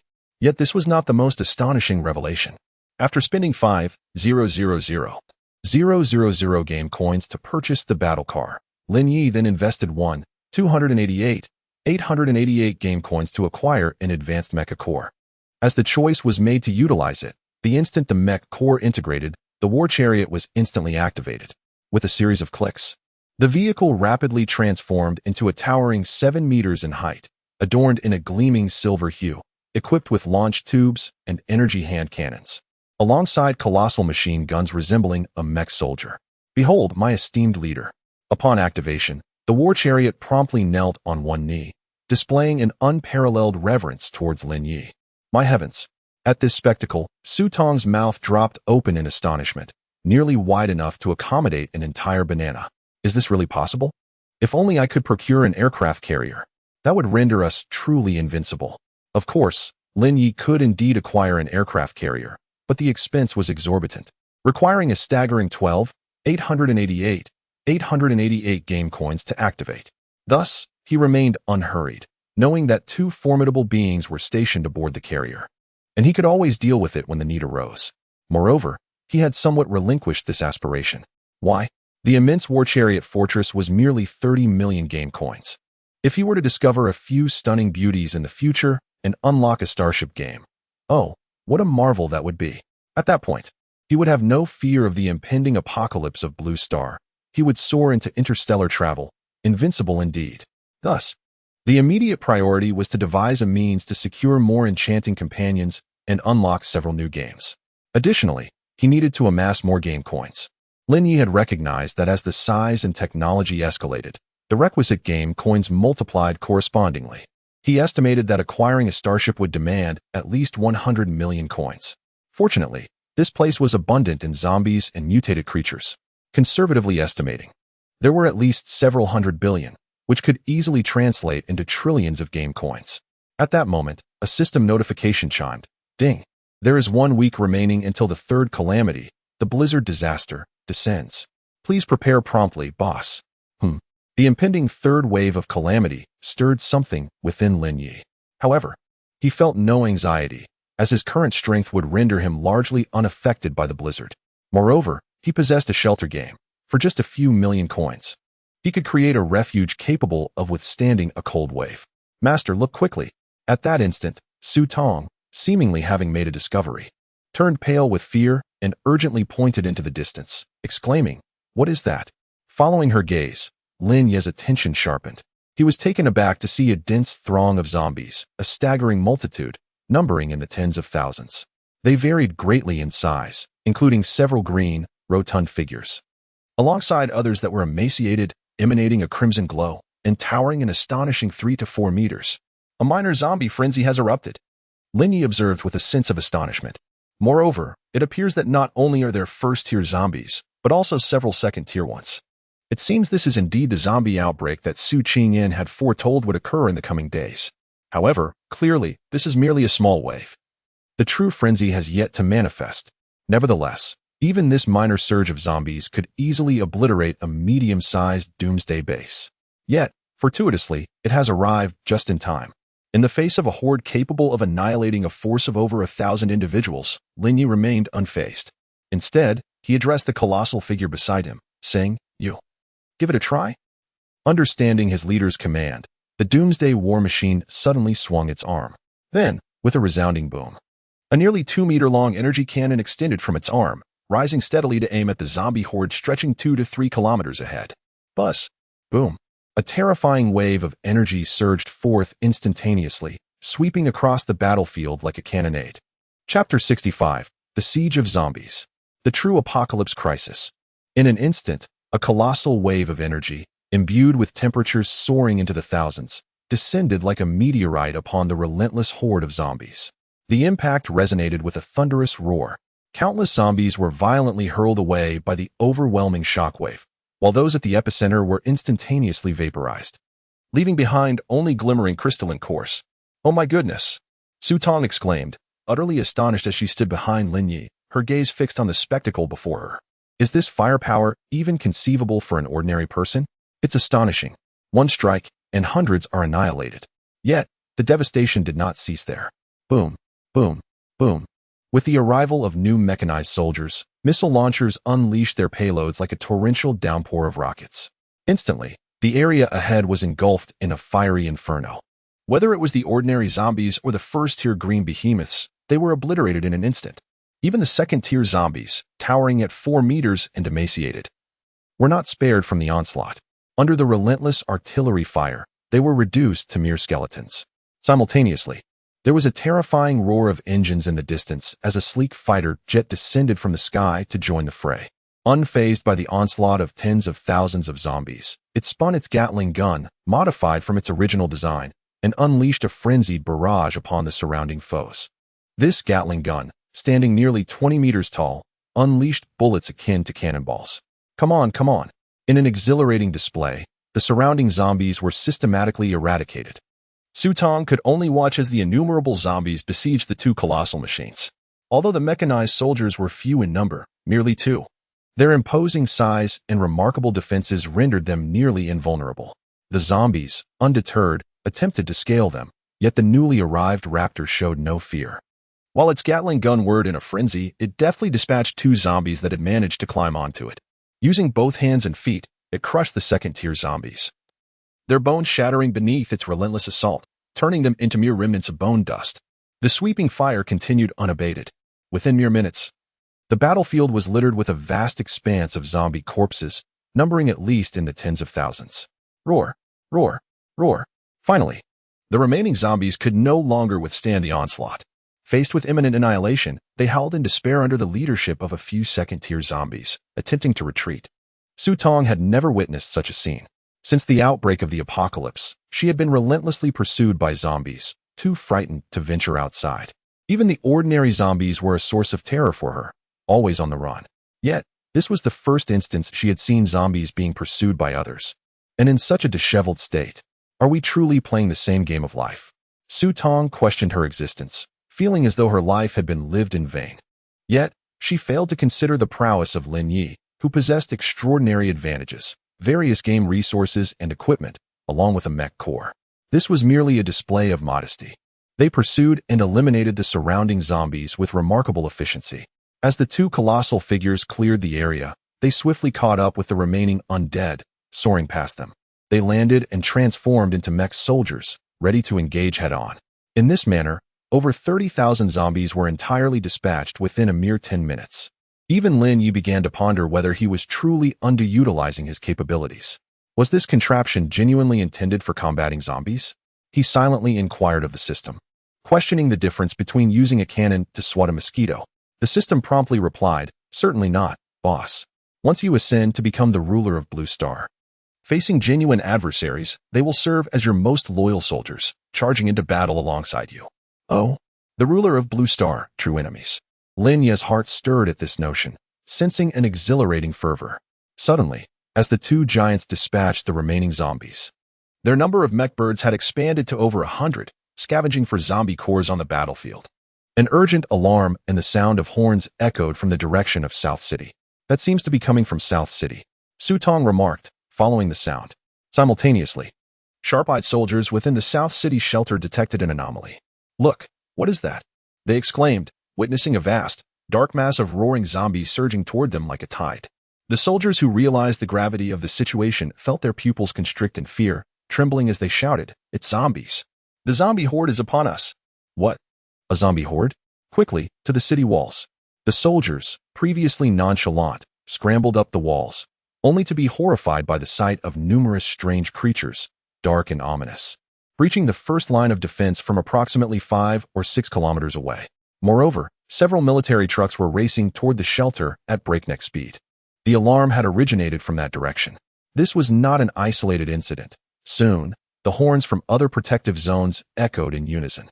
"Zombies are coming. What is happening?" At that moment, a striking female officer clad in special operations attire, accompanied by several high-ranking officials from South City, rushed over. Su Qingyan furrowed her brow and inquired, "Report, officer. What is the situation?" "Sir, it's zombies. There are numerous." "Oh, they have arrived." Upon hearing this, Su Qingyan felt a jolt of alarm. "How many are there?" she inquired. "It's unclear. There are several waves." Su Qingyan then turned in various directions, peering through her binoculars. To her astonishment, she could hardly suppress a gasp. What lay before her lens was a veritable sea of zombies, their numbers overwhelming. They surged forth like a dark tide, interspersed with a number of glowing green figures and a few towering crimson skeletal beings that stood several heads taller than the average zombie. The count was staggering, at least several tens of thousands. Only several tens of thousands? This statement caused the previously shaken leaders from the southern capital to breathe a sigh of relief, one corpulent, balding official in his 50s chuckling. "Only a few tens of thousands? We have tens of thousands of soldiers in southern capital. This is hardly a problem. After all, merely a few tens of thousands seemed manageable." However, Su Qingyan, with a cold laugh and without turning her head, replied, "If it were only a few tens of thousands, it wouldn't be so bad, but this is merely one wave among many. There are over a dozen waves converging from all directions." "What do you mean by over a dozen waves?" At this revelation, the expressions of the previously composed individuals shifted dramatically. "Is that true? Over a dozen waves, each with tens of thousands? That would amount to hundreds of thousands. How can we combat that?" A middle-aged woman seized the binoculars from a nearby soldier, anxiously taking a look. Yet, seemingly unsatisfied with the gravity of the situation, Su Qingyan added, as if hundreds of thousands of zombies weren't enough. Each wave contains hundreds of those green heavyweights and a dozen or so second-tier zombies reigning over them. That is what poses the greatest challenge. Chapter 66. My goodness. Can zombies really hurl fireballs? In that moment, the multitude of high-ranking officials who regained their composure was utterly flustered. The mayor, Gubo, glanced anxiously at Su Qingyan and implored, "Colonel Su, you must save us." "Indeed," interjected a middle-aged woman hastily. "Our deaths are inconsequential. But there are over 200,000 civilians here. If this place falls, they will be doomed." Su Qingyan, however, merely chuckled upon hearing their words. Did she not understand their intentions? Was it the survivors they were reluctant to part with? Or was it the comforts of their own existence they feared losing? Without hesitation, Su Qingyan unveiled their true nature, eliciting a wave of embarrassment from the assembly. Yet, she dismissed their concerns. The immediate priority was to thwart the onslaught of the zombie horde. She promptly issued her orders. "Open fire." "Yes," resounded the soldiers below, who, after a moment of heavy silence, immediately commenced cannon fire. Boom, boom, boom. Dozens of tanks unleashed a relentless barrage upon the nearest wave of zombies, 3 kilometers away, executing a carpet bombing. In a single wave, with the descent of hundreds of shells, the initial wave of zombies was sent sprawling by the terrifying explosions, countless undead perishing in the inferno. However, the zombie numbers were vast, and they were undeterred by death. Lacking orders from higher-tier zombies, they were merely a throng of mindless corpses. Thus, even amidst the concentrated and fierce bombardment, they continued to roar and stagger forward, some even running toward the assault. Rocket Battalion. As the current wave was decimated, Su Qingyan raised her hand once more, commanding the Rocket Battalion to commence launching rockets. In an instant, a dozen rocket vehicles, each equipped with 24 launch tubes, erupted into action. With a series of piercing whooshes echoing through the air, the rockets were swiftly deployed, targeting the more distant zombie hordes. With hundreds of rockets raining down, the largest wave of the undead, numbering over 100,000, was instantly engulfed in flames. Splendid, simply splendid. Gubo, the mayor, could not help but applaud, his expression brimming with excitement. At this rate, even if 1,000,000 zombies came, we could withstand them. The others were equally invigorated. Well done. Excellent work. Even Su Tong, observing from afar through the mechanized bird, was taken aback, her delicate face reflecting astonishment as she covered her mouth. Is this the might of the rocket troops? How impressive. Yet, Lin Yi knew this was not the end. Indeed, no sooner had he spoken than a fighter jet streaked through the sky, accompanied by a colossal explosion. A small mushroom cloud erupted in the heart of a horde of over 100,000 zombies. What is this? Su Tong gasped in shock. It's a tactical missile. Lin Yi explained. A tactical missile? Precisely.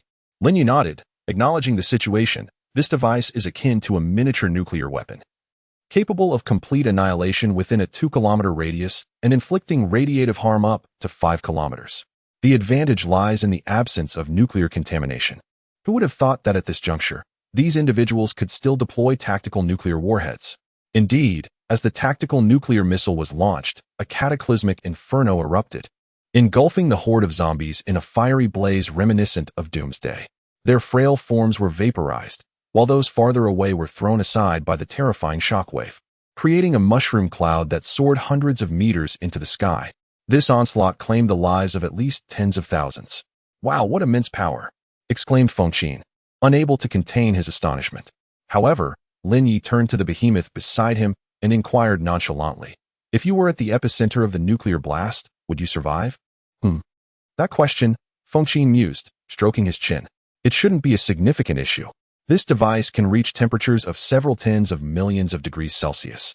But for us, the mech core can withstand even higher temperatures. That's reassuring. Lin Yi sighed in relief upon hearing this. He had been concerned that the colossal machine might falter against the tactical nuclear weapon. If a real confrontation were to ensue, it would certainly be disadvantageous. However, upon further reflection, with the capability to launch nuclear weapons, they could indeed intercept them with ease, eliminating any threat of bombardment. Suddenly, Fengqin's mechanical eyes narrowed as he detected something, revealing an expression of excitement. Following his gaze to the battlefield, Lin Yi was astonished to discover that after the tactical nuclear explosion, nearly all the zombies in the central area had been eradicated. Yet, as the thick smoke dissipated, numerous skeletal creatures, radiating green and red luminescence, emerged. These were the higher-tier zombies. Lin Yi was taken aback to observe that not only had these zombies survived, but they appeared to have absorbed the nuclear radiation, their glow intensifying, significantly enhancing their speed and defensive capabilities. How could this be? Atop the protective walls of Nandu, Su Qingyin's expression shifted dramatically upon witnessing this scene. These zombies seemed to have grown even stronger. No way. The middle-aged woman's face turned pale with dread. Could it be that they can absorb nuclear radiation to become more powerful? If that is the case, what hope do we have? The terrifying deterrent effect of the tactical nuclear weapon was apparent, as countless zombies were reduced to ashes. Although those high-tier zombies had survived and even grown stronger, the loss of their lesser brethren only fueled their rage further. A hulking green giant charged forth with terrifying speed, covering a distance of 20 to 30 meters in mere seconds. Quick, fire! Fire! The soldiers, realizing the imminent threat, immediately opened fire. Bang!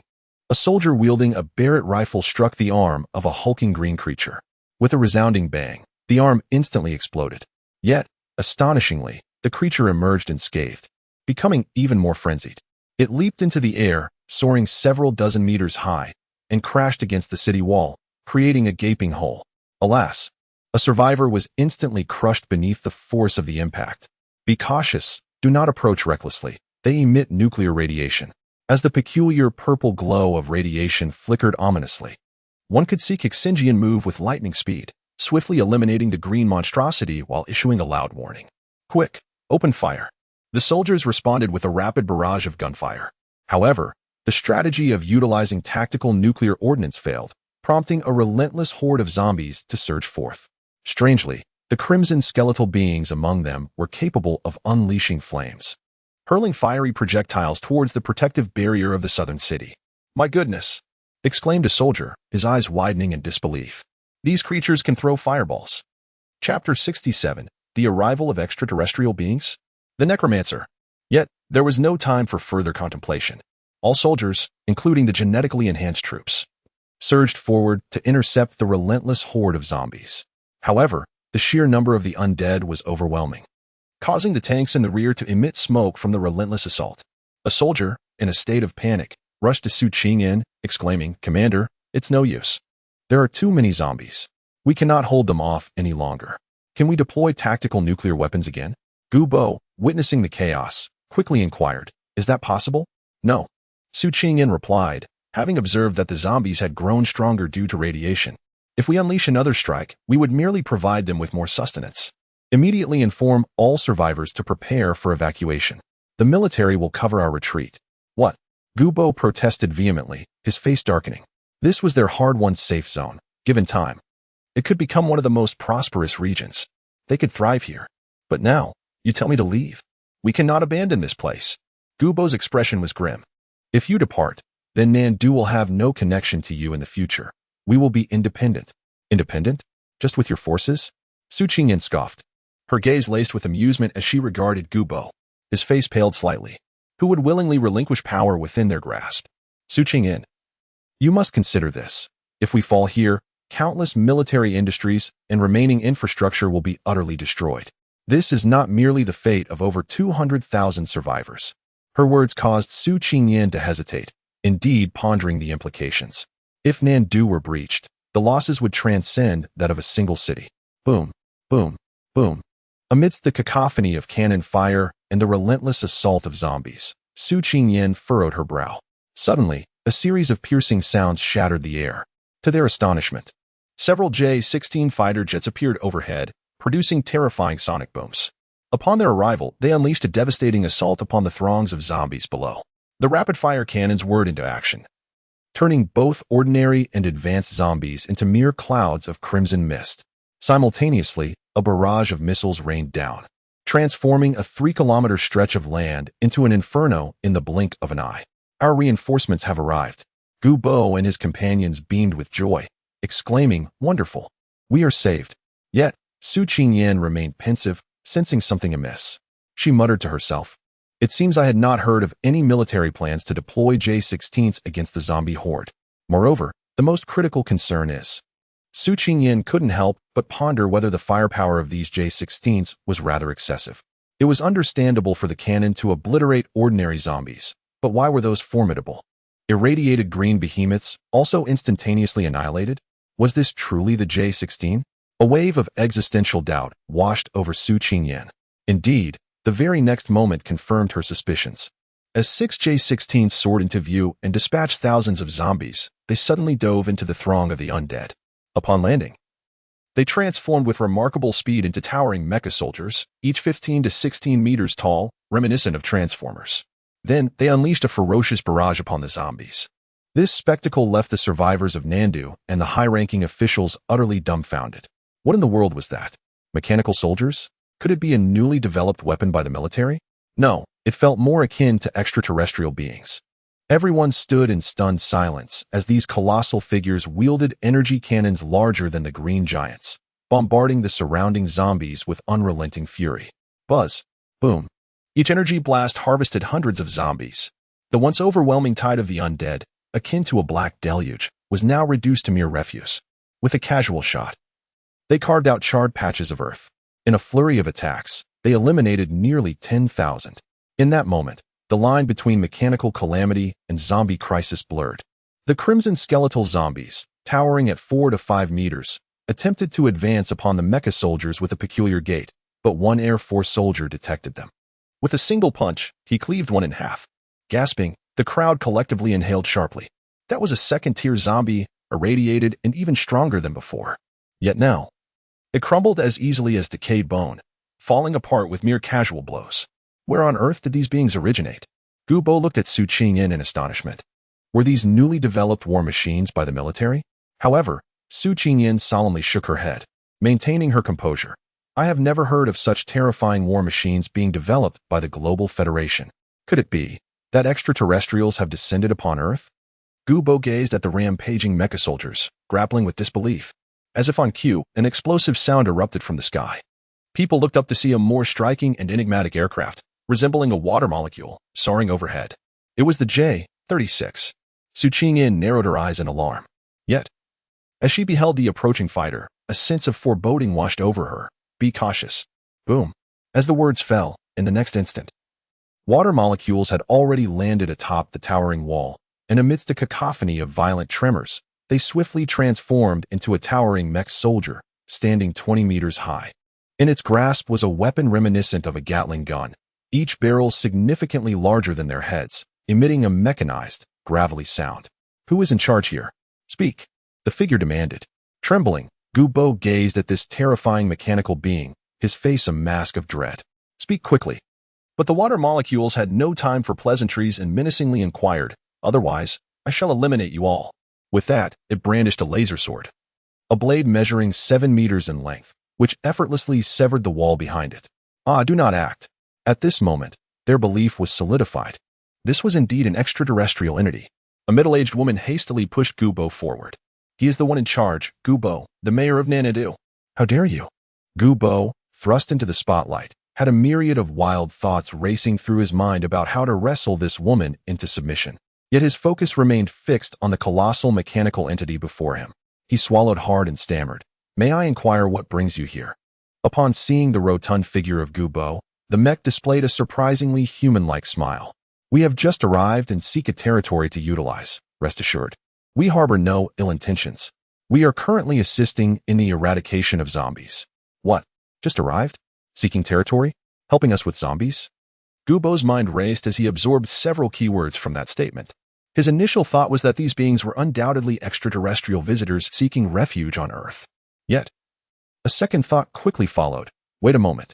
If we seize this opportunity to align ourselves with the aliens, what do we have to fear from the zombies in the future? Chapter 68. Collaborating with extraterrestrial beings? How dare you, Gubo? Upon contemplating this, Gubo hurriedly sought to ingratiate himself. The creature before him was colossal, compelling him to gaze upward. Esteemed being, I am Gubo, the mayor of this place. Might I inquire if you hail from another planet? Another planet? The expression of the water entity was somewhat peculiar. Nonetheless, it did not forget the leader's command to seize the military factory here and develop its own mech army to combat future calamities. Yet, at this moment, it appeared there was a more advantageous approach. Suddenly, the water entity smiled and issued a deep, mechanical voice. Indeed, we are newcomers, still unfamiliar with this planet. However, rest assured, our arrival is solely for the purpose of collaboration. Collaboration? Gubo was somewhat perplexed. The water entity continued, yes, to demonstrate our sincerity. I shall assist you in eradicating all the zombies. But there are conditions. Haha. The water entity paused. We require a place to settle. And this location seems quite suitable. What? Do you intend to oppose the Global Federation? Just as the words escaped, Su Qingyan grasped the extraterrestrial being's intentions. They sought to occupy the southern city, a notion she could not permit, her countenance darkening. However, to her astonishment, Gubo suddenly declared, Colonel Su, we have already decided that from this moment on, Southern City shall withdraw from the Global Federation. You cannot protect us. We need a more formidable ally. He had discerned the truth. These extraterrestrial beings were immensely powerful. Just a few of them could obliterate the million-strong zombie horde. Surely, aligning with them would ensure greater safety. Indeed, a middle-aged woman quickly chimed in. When the Global Federation was established, it was stated that the choice to join or leave was ours. If you cannot provide us with protection, then we shall become independent, and that is acceptable. After all, having such terrifying mechanical beings to assist us is infinitely safer than relying on the Global Federation. You are all insane. Su Qingyan could hardly believe her ears, staring incredulously at the others. Do you not realize these are extraterrestrial beings? You have no understanding of their intentions and yet dare to collaborate. Are you eager for your own demise? Yet Gubo's objective was clear. Whoever could ensure their survival would earn their allegiance. Exactly. The other high-ranking officials concurred with Gubo's perspective. It is evident, Lord Su, that you currently cannot secure our safe haven. However, these beings can ensure our safety here. Fear not. The water entity displayed no interest in their arguments, addressing Gubo with courtesy. We have come solely to expand our army and resolve greater calamities. This is beneficial for both parties. It even fabricated a narrative to support its claims. We, too, are survivors from other galaxies within the cosmos. Our planet was obliterated by them, and now we must assist you, ensuring that your world does not meet the same fate. Good heavens! In the distance, Lin Yi observed the scene through the mechanical bird, beginning to question his existence. This fellow certainly possesses a flair for storytelling. Indeed, Gubo was completely convinced, filled with excitement. Rest assured, as long as you can safeguard Nan City, we will provide you with ample resources. Excellent. The water molecule exhibited a look of satisfaction. Meanwhile, the battle raged on. 6 J-16 aircraft had nearly annihilated half of the zombie horde, the one reaping the most benefits. However, was Lin Yi. His game currency had surged by over 50 million. At this pace, he could easily surpass 100 million. Did you hear that? Gubo, at this moment, issued an eviction order to Su Qingyan, sneering. Commander Su, your legion cannot defend this place any longer. We have new allies now. So I kindly ask you to vacate the premises. It truly is a case of utilizing people for their strengths while discarding them once they are no longer useful. Su Qingyan was amused, shaking her head as she looked at the group with disdain. You will regret this. We are leaving. According to the Global Federation's regulations, any secure zone seeking assistance can request garrison support, but they may also dismiss the garrison. Clearly, he was faced with the latter situation. Thus, Su Qingyan wasted no time. She raised her hand and commanded all legions to retreat. At that moment, the battle was nearing its conclusion. The Mechanical Legion was overwhelmingly powerful, relentlessly crushing the opposition. The once formidable horde of 1 million zombies had dwindled to merely 100,000, with some high-tier zombies attempting to flee. But to escape? Not a chance. 2 J-16s, having dispatched 2 second-tier zombies nearby, swiftly transformed into fighter jets. They unleashed a sonic boom, blocking the retreat of the remaining zombies. A frenzied barrage ensued. Roar. This, however, incited the remaining green giants into a frenzy. With no escape route, they charged recklessly towards the J-16s. Yet, it was futile. While a multitude of ants might overwhelm an elephant, countless zombies could not bring down a mechanical soldier. Thus, after the tank legion led by Su Qingyan and the rocket battalion retreated, all remaining soldiers from Nan City beheld in astonishment the once dominant zombie horde, now nearly eradicated. From a distance, the landscape for 10 kilometers was littered with countless corpses and charred earth. The scene was reminiscent of a post-apocalyptic wasteland. The onlookers were struck with awe. Is this the might of extraterrestrial beings? How astonishing this is. Some soldiers could not help but mutter, their eyes wide with shock. If such a war machine existed to protect the southern city, there would indeed be no need to worry about the encroaching hordes of zombies. With a resounding boom, as the last batch of zombies was eradicated, and J-16 fighter gracefully descended onto the city wall, approaching J-36 with a respectful demeanor. Commander, the zombie onslaught has been completely repelled. Excellent work, J-36 replied with a tone of mechanical satisfaction. My lords, Ancient Wave exclaimed, filled with excitement. He had initially believed that this place could not be sustained. Yet, at this critical juncture, such formidable extraterrestrial beings had arrived.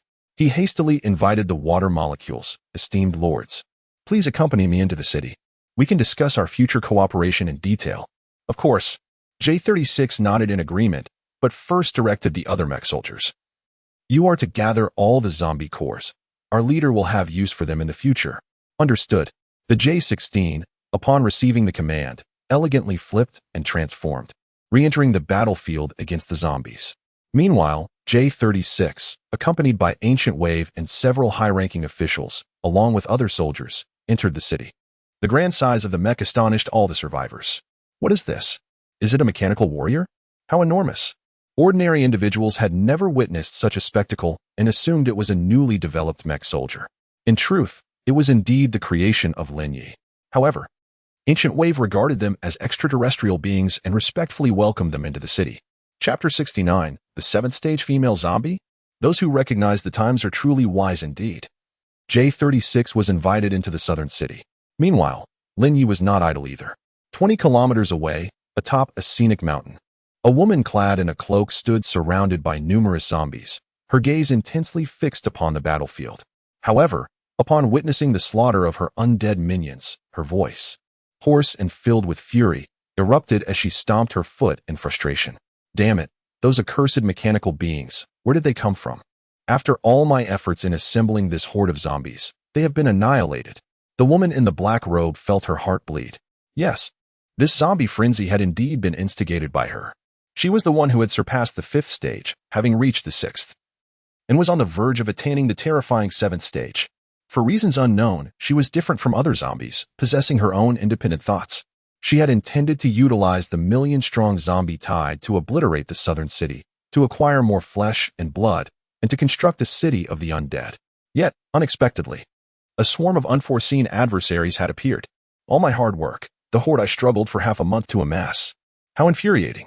The voice of the woman in black became laced with unbridled rage and anguish, her body trembling from the pain in her heart, causing even the 3rd and 4th stage zombies around her to shudder in fear.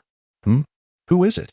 Just as she was about to slaughter a couple of zombies to vent her frustration, she suddenly sensed an anomaly around her, her 7th stage prowess alerting her to the disturbance. She halted, her voice turning icy. Roar. The high-tier zombies in all directions seemed to sense the shift as well, immediately emitting roars and charging away. Yet, in the briefest moment, a brilliant blue light suddenly erupted. Boom. The 6 4th stage zombies were effortlessly torn apart, their bodies consumed by the light, burning to ash amidst their agonized cries. This revelation finally alerted the woman in black, and she swiftly turned around, her crimson pupils narrowing as she beheld a young man accompanied by a striking girl with violet eyes, wielding an extraordinarily formidable, soul-chilling blue longsword. At last, I have found you. The young man smiled upon seeing the woman in black, prompting her to become immediately wary, her nails entwined with a strange green glow. Who are you? I am but a human. As if I could not discern that. My name is Lin Yi. Do you recognize it? The woman in black found herself momentarily at a loss for words. There was no fault in his statement. However, since he had come, it seemed he was courting death. Indeed, Lin Yi had arrived. Earlier, Su Qingyan had mentioned that this zombie frenzy would be led by a creature exceeding the 5th stage. Otherwise, it would be impossible to gather such a terrifying number of 1 million zombies. Yet, no adversary above the 2nd stage was present on the battlefield. Thus, Lin Yi suspected that the command was being orchestrated nearby. And as the saying goes, diligent effort reaps its rewards. Utilizing a mechanized avian, he stumbled upon a horde of zombies. Little did he anticipate that these high-level zombies possessed intelligence comparable to that of humans, which left him rather astonished. Who informed you that I am a zombie? To his surprise, the black-robed female zombie, with her pallid visage, displayed a fierce expression of indignation. She was equally perplexed about her transformation into a zombie, yet she was acutely aware that prior to her metamorphosis, she had undoubtedly been human. This realization piqued Lin Ye's interest even further. You appear to be different from the other zombies. It's a pity, though, you are a zombie. If you were a woman, I imagine you would possess quite an appealing visage. Despite resembling a succubus at present, it is evident that you are truly beautiful. Perhaps you could meet certain criteria, if only you were still human. You are courting death. The black-robed female zombie seemed distinct from her counterparts, her intellect more sharpened. Upon noticing this, she signaled with her eyes. Roar. The remaining zombies charged at him like wild beasts, but they were no match for Lin Ye. Boom. Before they could even draw near, they were obliterated by a terrifying surge of energy. Subsequently, a colossal entity, towering at 18 meters, emerged with heavy, mechanical strides. This creature. He gazed upward, transfixed by the approaching behemoth, adorned with mechanized weaponry, akin to a mansion in size. The previously arrogant black-robed female zombie's crimson eyes instantly became clear. Though not particularly astute, she was not devoid of wit. Having attained nearly 7th-tier strength, her intellect was on par with that of an ordinary person. She realized that a single strike from such a formidable weapon would spell her doom. Consequently, the tone of the black-robed female zombie softened. Friend, we harbor no animosity towards one another, correct? Might you kindly shift that enormous cannon just a tad? Lin Ye chuckled, amused. Indeed, in the face of overwhelming firepower, both humans and zombies tend to be compliant. You are quite perceptive. He gestured with his hand, signaling the mechanized avian, which, understanding the cue, casually retracted its weapon. With the menacing aura dissipated, the black-robed female zombie finally breathed a sigh of relief. She then addressed Lin Ye. Since this is a misunderstanding, I believe there is no need for us to engage in conflict. I shall take my leave now and not disturb your scenic view. With that, she turned to lead the remaining dozen or so zombies away. Wait, Lin Ye called out to her. What is it that you desire? The black-robed female zombie, having been halted, instinctively moved her throat, turning back to reveal a smile that was more wretched than tears. Oh, it's nothing. She shook her head, and Lin Ye inquired, I am merely curious. Do all high-level zombies share your characteristics?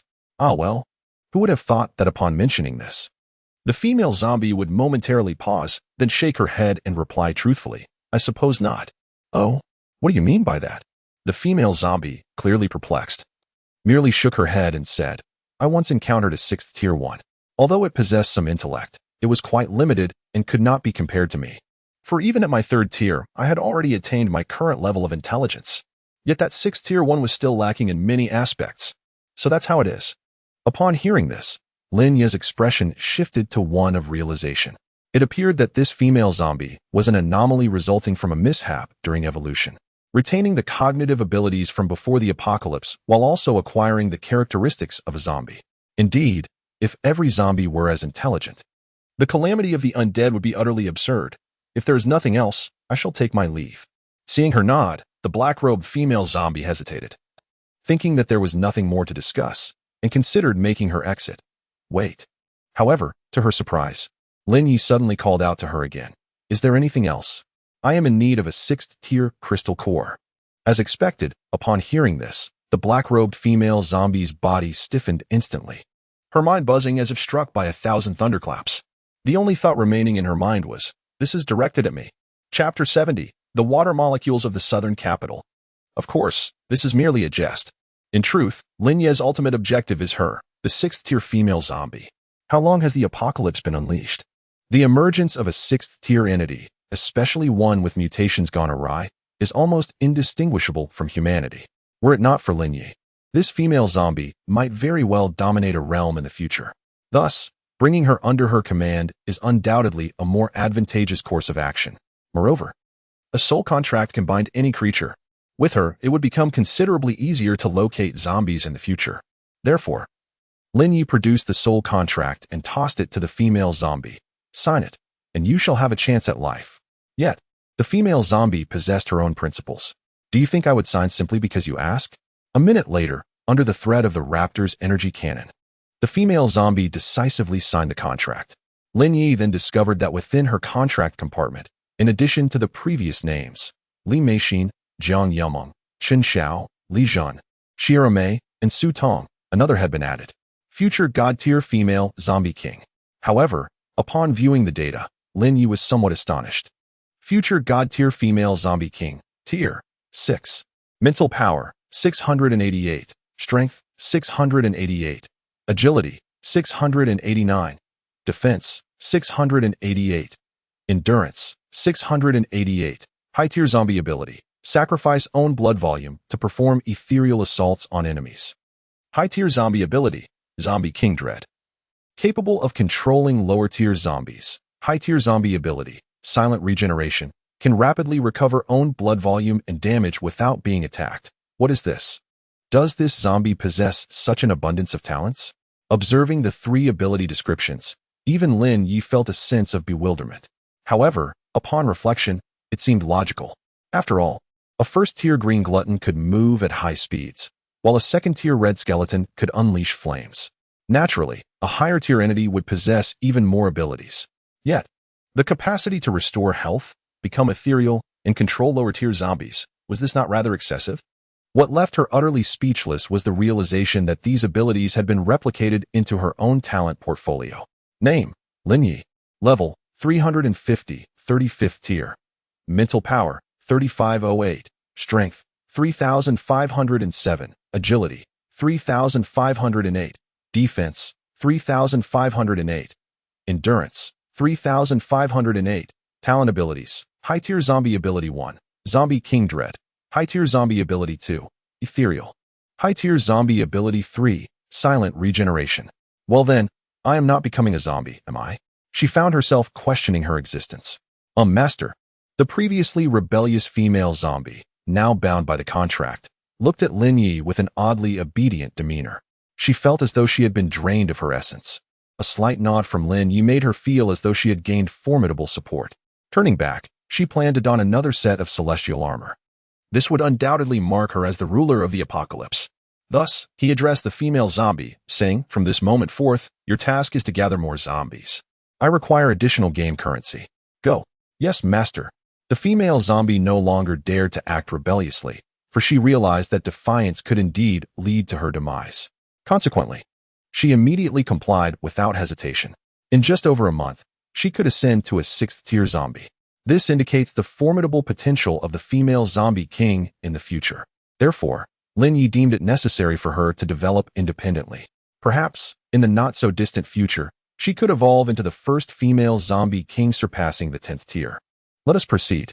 We have already quelled this zombie frenzy. Gather all the zombie crystals, Lin Yi proclaimed, waving his hand as he departed with Su Tong. Meanwhile, within the southern city, chaos had already erupted. All survivors were now aware that a powerful contingent of extraterrestrial beings had emerged within the city. They had descended upon Earth and, with a thunderous might, swiftly eradicated over 1 million zombies, establishing a cooperative relationship with the southern city. This revelation sent waves of excitement through all the survivors. Goodness, you should have seen how formidable those mechanical beings were. They exterminated the zombies in mere moments. Second-tier advanced zombies stood no chance against them. In the streets and alleys, survivors gathered in clusters, discussing animatedly. Some participants, having witnessed the events, exaggeratedly recounted. "I can't believe they are that powerful." The onlookers, bewildered, were filled with exhilaration. So, does this mean we no longer have to worry about zombie invasions? It seems so. However, some knowledgeable survivors bore grave expressions. Although those extraterrestrial beings are indeed formidable, I have heard they too fled from other star systems in the universe. What? This revelation left many in disbelief. Some gasped in astonishment. If they are so powerful and yet refugees, how terrifying must their enemies be? It was difficult for people to fathom that these mechanical life forms, capable of effortlessly slaughtering high-tier zombies, were themselves escaping from other star systems. If their enemies were to arrive on Earth, would we not find ourselves utterly defenseless? Some could not suppress their curiosity and voice their concerns. Who knows? Yet, one survivor, exhibiting a pragmatic outlook, replied, "Why dwell on such matters? We might not even survive the zombie apocalypse ourselves, so why worry about the distant future?" He continued, "All I know is that, for the time being, we have these extraterrestrial beings to protect us, allowing us to rest easy for a while." This perspective resonated with the others, who found it quite reasonable. Indeed, These ordinary survivors could hardly contend with zombies themselves. Even if the enemies of those extraterrestrial beings were to arrive, they would be nothing more than cannon fodder. Surviving each day was all that mattered. Upon reflection, everyone suddenly felt that things were not so bad after all. In the square outside the office building of the southern city, J-36 led two formidable figures, engaging with Gubwa and others. Surrounding them were soldiers, along with an array of tanks and armored vehicles. Clearly, despite their verbal cooperation, a minimum level of vigilance was necessary. Of course, it was possible that such caution was of little use to them. Indeed, not only J-36 but also the other two imposing figures seemed to disregard the presence of these weapons, which further solidified Gubwa's conviction regarding the formidable nature of their adversaries. He stepped forward, awkwardly smiling, and inquired, "May I ask, esteemed sir, what is your name?" "Watamolecule," J-36 replied calmly. "Oh, Lord Watamolecule," Gubwa said, rubbing his hands together. "You mentioned earlier that a powerful being like yourself appears to be fleeing from something. We would like to inquire, if it's not too presumptuous, what kind of enemy could possibly defeat someone as formidable as you?" However, to his surprise, J-36 merely cast a cold glance at him with his mechanical eyes and replied in an icy tone, "That is not something you should concern yourself with at this moment. You need only to know that, perhaps in the not-so-distant future, they may descend upon this planet, delivering a devastating blow to you all." Chapter 71. The Leader. Good afternoon. The words sent a shiver down Gubwa and the others' spines, prompting them to chuckle awkwardly. If their adversary truly possessed such formidable power, what could they possibly offer? He was perplexed. If what the water molecule claimed was accurate, the enemy could effortlessly annihilate the home planet of J-36. What use were they? Mere carbon-based beings who couldn't even fend off zombies? Indeed, you can accomplish a great deal. The water molecule, with his mechanical eyes calm and profound, gazed intently at Gubwa and stated, "We require a new cadre of mech soldiers to regroup, and this planet is abundant in silicon-based metallic materials. We need your military factories to forge more mech soldiers. Only then can we adequately prepare for the impending calamities." "What? Utilize military factories to manufacture mech soldiers?" Gubwa, the middle-aged woman, and the other high-ranking officials were taken aback by this revelation. "Precisely," the water molecule nodded. "Rather than seizing military factories, it is far more expedient to have your assistance in their construction. We possess the seeds of mech technology to activate our new members. The war obliterated all our manufacturing facilities. We require new factories to restore our strength, which is essential for combating further disasters." And in return, the water molecule continued, addressing Gubwa, "We can assist you in repelling the zombies and other calamities on Earth." "I understand now." Gubwa finally grasped their intent. In essence, they wished to utilize the military factories of Nandu to construct their own mech legion, aiming to reclaim their home planet. In exchange, they would help fend off zombies and other disasters during this period. This was truly an incredible deal. Gubwa's eyes sparkled with excitement. They had already witnessed the might of this group, and this was merely a handful of them. What if there were more? He glanced at the middle-aged woman, Lu Wenmin, who also radiated enthusiasm in her gaze. As for the fear of being discarded after their usefulness expired, they were not overly concerned, for if the adversary desired, they could have been eliminated already. "Then please follow me." Gubwa promptly led J-36 to the military factory in Nandu. Soon, as they arrived at the factory, they beheld a sprawling military complex covering several hundred acres. Numerous tanks, armored vehicles, and other basic equipment were parked in the open spaces, alongside production lines for firearms and ammunition. Thousands of workers toiled day and night, hastening the production of more equipment and weaponry. Gubwa elaborated. This facility was previously an automobile manufacturing plant, capable of producing around 300 vehicles daily. However, following the apocalypse, we requisitioned it to commence the production of military equipment and weapons. Furthermore, we have redirected production lines from surrounding cities, expending substantial manpower and resources to relocate everything here. This is precisely why Su Qingyan leads so many legions, tirelessly striving to safeguard the security of the southern capital. Gubwa scoffed, remarking, "They are not protecting us. Rather, they are safeguarding the armaments factory here." "Ah, now I understand." Shui Wenzi nodded upon witnessing the vast factory. Although it was not particularly large, it was exactly what the leader required. However, Gubwa felt a twinge of embarrassment as he continued. "Due to the transition from civilian to military use and the necessary adjustments, our production has significantly declined. Currently, We can only manufacture 100 tanks per day, and our other outputs are severely limited. Gubo glanced tentatively at Shui Wenzi, uncertain if such production capabilities would suffice for these formidable entities. Fortunately, Shui Wenzi exhibited little emotional fluctuation, simply stating, "I will handle this matter." After a brief inspection of the southern capital's armaments factory, Shui Wenzi and Gubo reached a temporary agreement. Upon departure, he sought out Lin Yi. At that moment, Lin Yi had returned to the hotel where Qin Shuang was staying. The other girls had yet to return, clearly engrossed in hunting high-level zombies. However, Su Lingyue had returned early and shared some rather shocking news with Lin Yi. "Mr. Lin, I have some explosive news. Extraterrestrial beings have arrived in the southern capital and have taken control and protection of the area." Su Lingyue exclaimed dramatically. "Oh, is that so?" Lin Yi feigned surprise while seated. He certainly knew who they were, Shui Wenzi, whom he had arranged. Nevertheless, he played along. Yet, after her dramatic revelation, Su Lingyue suddenly expressed a sentiment of concern. "I wonder whether these extraterrestrial beings are good or evil. What if they are here to destroy Earth?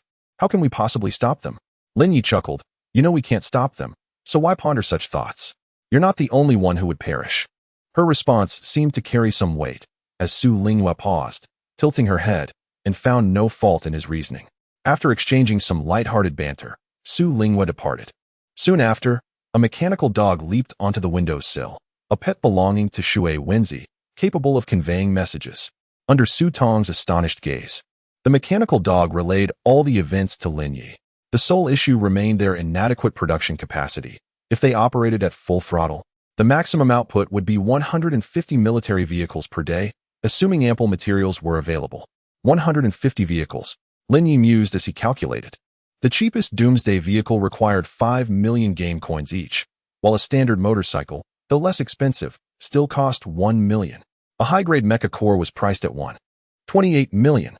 If Doomsday vehicles were utilized, the consumption for a single mecha soldier would soar to 6.28 million. However, with an armaments factory, the funds saved from purchasing vehicles would allow for the activation of approximately 5 mecha soldiers for the same 6.28 million coins. That, indeed, seemed quite a bargain. With eyes wide open, Lin Yi nodded and remarked, "This is certainly preferable to purchasing an apocalyptic war machine with game currency." However, beside him, the water molecule abruptly paused and suggested, "In fact, we have another method. We can retrofit their armory to produce low-level soldiers devoid of mech cores. This way, we can bolster our ranks while minimizing the expenditure of game currency." Oh, Lin Yi's heart stirred at this revelation, and he cast an astonished glance at the robotic dog. Is that even possible? It sounds reminiscent of the war factories from the Transformers movies. He pondered the prospect of assembling a legion of thousands, or even tens of thousands, of mech soldiers. What a formidable force that would be, sweeping across the globe. Yet, he understood that the hesitation from his companion signified a lack of something essential. Indeed, the water molecule promptly responded, "We are in need of a senior engineer. Only an engineer can forge a genuine war factory." "I see." Lin Yi nodded in comprehension. What his companion referred to was likely a form of mechanical life akin to a computer activation. After all, only such a being would possess the requisite intelligence. With this thought in mind, Lin Yi promptly retrieved a ROG Gun God 8 Plus laptop from his space ring. As he activated it with the core, a buzzing sound echoed, followed by a series of clicks. Under the influence of the mech core, the compact laptop, measuring merely 40 centimeters, was instantly transformed into a diminutive mechanical engineer, approximately 50 centimeters tall. Upon its emergence, it greeted Lin Yi with enthusiasm. "Leader, good afternoon." Chapter 72, The Impending Third Calamity. The Falling Starblade. Ah, how polite. Observing this diminutive mech soldier, no, mechanical engineer, standing at a mere 50 centimeters, Lin Yi felt a twinge of surprise. Moreover, he noted from the data that this individual was indeed a mechanical engineer, capable of constructing a war factory. It increasingly resembled something out of Transformers. Upon this realization, he could not help but feel a sense of nostalgia. Nevertheless, addressing the petite figure clad in black metal, he declared, "The matters concerning the war factory shall be entrusted to you. Hiki, rest assured, I shall ensure the task is completed." With that, the mechanical engineer, having received the command, promptly followed the mechanical dog, departing the hotel en route to the armory. Well then, clapping his hands, Lin Yi felt a wave of relief now that there were water molecules and the newly appointed mechanical engineer on site. He calmly stated, "Now, we await the arrival of the third calamity." Thus, in the ensuing days, the mechanical engineer commenced renovations at the armory to prevent any leakage of secrets. He even deployed J-16S and other formidable machines to patrol the area, designating it as a restricted zone where no one was permitted to enter. This piqued the curiosity of many survivors in the South City, including Gu Bo and his companions. However, having witnessed the might of these machines firsthand, Gu Bo dared not voice any dissent. In his words, "Let them do their work. The stronger they become, the safer we shall be. Who knows? If extraterrestrial beings descend upon us, we might have a fighting chance." Consequently, he even reinforced the personnel to thwart any potential disruptions. Ironically, the more precautions they took, the more commotion ensued, leading to widespread awareness among the survivors in South City that indeed, outsiders had arrived from beyond the stars, establishing a military base to cultivate even greater military prowess and technology. This situation birthed two prevailing opinions within the city. One faction viewed this development as a boon. After all, with these formidable entities present, the zombie hordes had ceased to manifest, thereby ensuring their safety. Conversely, another faction held a more skeptical view, believing that those not of our kind harbor ulterior motives. Considering that even fellow humans from foreign lands could not be trusted, how could they place faith in extraterrestrial beings? If they were to engage in any significant undertakings, goodness gracious, that would spell doom for everyone. As a result, some survivors even organized protests, seeking to expel the water molecules and their ilk. However, expulsion? What a jest! The water molecules paid them no heed. Assisting the leader with the war factory remained their primary concern. Thus, after several days of uproar with no tangible outcome, the matter eventually dissipated. Paradoxically, the presence of these extraterrestrial beings attracted numerous nearby survivors seeking refuge. In a mere 5 days, the number of survivors in the southern refuge has surged from 200,000 to over 300,000, and it continues to rise. However, Lin Yi remains largely indifferent to these developments. In contrast, Jiang Yumeng and Li Meixin have been industriously engaged during this period, successfully locating and exterminating numerous high-tier zombies. Their prowess has ascended from Tier 5 to Tier 6. To put this into perspective, while ordinary survivors, and even those cultivated by the military, rarely exceed Tier 3, they find themselves significantly ahead. Additionally, the Red Spider faction in the Island Nation and the Mecha Legion in the city of Shanghai have not been idle either. Each day, they have been accumulating a substantial amount of game currency. Within just 5 days, Lin Yi discovered that his game currency had astonishingly reached 500 million. This figure includes the aftermath of a massive wave of 1 million zombies that had previously attacked the southern refuge. The majority of the remaining currency can be attributed to the efforts of the Red Spider, as the Island Nation, with its limited land and abundant population, is rife with mutated zombies. Their speed in exterminating threats is remarkable.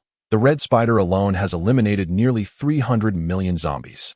However, the situation regarding other factions is less favorable, as zombie waves do not occur constantly. Typically, daily hunts yield only around 100,000 zombies. As for the female zombie, Lin Yi took a moment to observe her progress and found that she, indeed, had been busy expanding her own influence, gathering over 200,000 zombies within 5 days, including several high-tier ones. She is fervently competing with other zombies for territory, determined to establish a city of the undead. Lin Yi does not quite understand her relentless ambition, but he reasons that it matters little. After all, any growth translates into game currency. Throughout these 5 days, he also remained on the lookout for beautiful companions, as unlocking a remarkable interstellar game remains his top priority. Regrettably, despite dispatching over 200 mecha birds for reconnaissance, he has yet to find anyone meeting his criteria. It seems that candidates scoring 95 points are indeed scarce. His previous luck in finding one was exceptional. Nevertheless, Lin Yi is not in a hurry. He believes that with patience, he will eventually succeed. Regarding the 500 million game currency, he refrained from immediate expenditure, planning to reserve it for larger ventures in the future. With the impending arrival of the third disaster, he contemplated his options and decided to spend 128 million game currency on a radiant starfall blade. After all, as a seasoned veteran player, who could resist such an essential weapon for undertaking missions? Notably, this weapon also possesses a chance to summon meteorite strikes. Although its in-game performance is average, Lin Yi eagerly anticipates its potential in reality. Thus, he resolutely chose to make the purchase. Congratulations. You have successfully spent 280,000 game coins to purchase the weapon, Radiant Meteor Blade. Radiant Meteor Blade. Strength, 200. Agility, 180. Defense, 200. Special attributes. Inflicts fire damage, with a 2 chance of summoning a meteor upon attack. Would you like to retrieve it? As Lin Ye's hand delved into the computer, a blaze of scorching light flashed. Before him appeared a long sword measuring an impressive 130 centimeters, emanating a fiery crimson glow. Is this truly the Radiant Meteor Blade? Gazing at the sword, which radiated a mysterious aura and exuded a slight warmth, he casually swung it twice. The searing heat, intertwined with fire attributes, caused the very air to twist and burn. Even Lin Yi found himself astonished. Indeed, it was the weapon that everyone had once yearned for. It was undeniably striking. However, he pondered whether it could withstand the blizzard of the third cataclysm. He mused to himself, Brother Yi. Just as he contemplated further experimentation with the meteor summoning attack, Su Tong rushed in, flustered. Upon seeing the blazing sword, she paused for a moment. Yet, as Lin Yi inquired, what is the hurry? The young beauty quickly regained her composure, pointing outside, breathless. It's snowing outside. Chapter 73, A Natural Barrier. Upon hearing these words, Lin Yi felt a stir in his heart. He promptly rose and gazed outside, where he was met with a remarkable sight. The once overcast sky and dimly lit streets were now graced with falling snowflakes, accompanied by a sudden drop in temperature. Could it be that the third calamity is upon us? As he extended his hand to catch a snowflake, uncertainty clouded his mind. Simultaneously, the survivors throughout the southern city were acutely aware of the temperature shift. Snow has fallen. Some individuals, wrapped in their garments, found themselves nestled in the corners of alleyways, instinctively pulling their clothes tighter as they witnessed the unexpected snowfall. More people began to notice the unusual weather, gazing up in astonishment at the thick flurries descending from above. What is happening? Isn't it only May? Where is this snow coming from? Indeed, this bizarre weather is quite bewildering. It has grown somewhat chilly. Survivors manning small stalls, clad in minimal clothing, hastily packed up to return to their shelters. Meanwhile, at the munitions factory, several thousand survivors toiled to construct new war machinery under the command of J-36, with mechanical engineers overseeing the blueprints. As the atmosphere buzzed with industrious energy, the unexpected snowfall caught many laborers off guard. Snow has fallen. What is going on? Quickly, do not halt your work. Increase your pace. J-16 bellowed, urging the workers forward with a dull, mechanized tone reminiscent of a taskmaster. Nevertheless, the survivors complied, quickly resuming their duties. They were not truly enslaved, rather. The substantial rewards in gold motivated their efforts. Thus, the group hastened their work. At that moment, Gubo arrived, donning a bozzetting-down jacket, braving the heavy snowfall as he approached the mechanical engineers. Engineers, it seems snow is falling outside, and it appears to be quite significant. I'm not blind. I can see that, replied one of the engineers, who was engrossed in studying the virtual blueprints projected before him. The progress of the war factory was on track, nearing completion in about 9 days. However, he took a moment to glance at the sky before stating without lifting his gaze, "It is a natural disaster." A disaster? Gubo was momentarily taken aback, as were several senior officials accompanying him, their expressions reflecting confusion. Indeed, over the past few days, you have all contributed significantly and become familiar faces here, the engineer continued. This is merely the beginning. The temperature will plummet even further. Prepare yourselves for the harsh winter ahead. Well, Gubo and his companions appeared perplexed, as they had never experienced such a phenomenon before, prompting them to inquire, will it be very cold, sir? Certainly. The mechanical engineer, akin to a high-performance gun god 8+ computer, accurately calculated the severity of the impending harsh winter. As the robotic arm stroked its chin, it conjectured it should last approximately a month. If preparations are not made in advance, many may perish from the cold. The gravity of this statement left Gubo and his companions exchanging glances. It was not merely a matter of national duty. Rather, the survival of their community depended on these survivors. In a post-apocalyptic world, a larger populace equated to greater labor force, enhancing the viability of their refuge.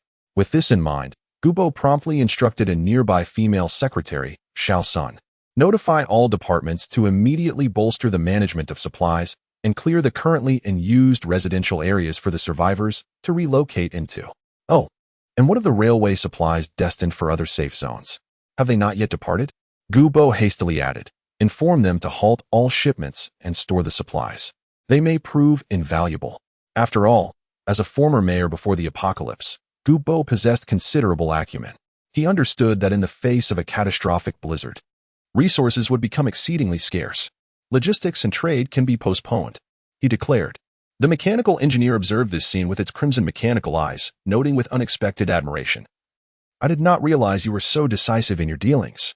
Gubo, upon hearing this, forced a sheepish grin upon his corpulent visage, attempting to ingratiate himself. Although I may be somewhat greedy and timid, achieving this position surely requires some understanding. The mechanical engineer nodded in agreement, finding merit in his words.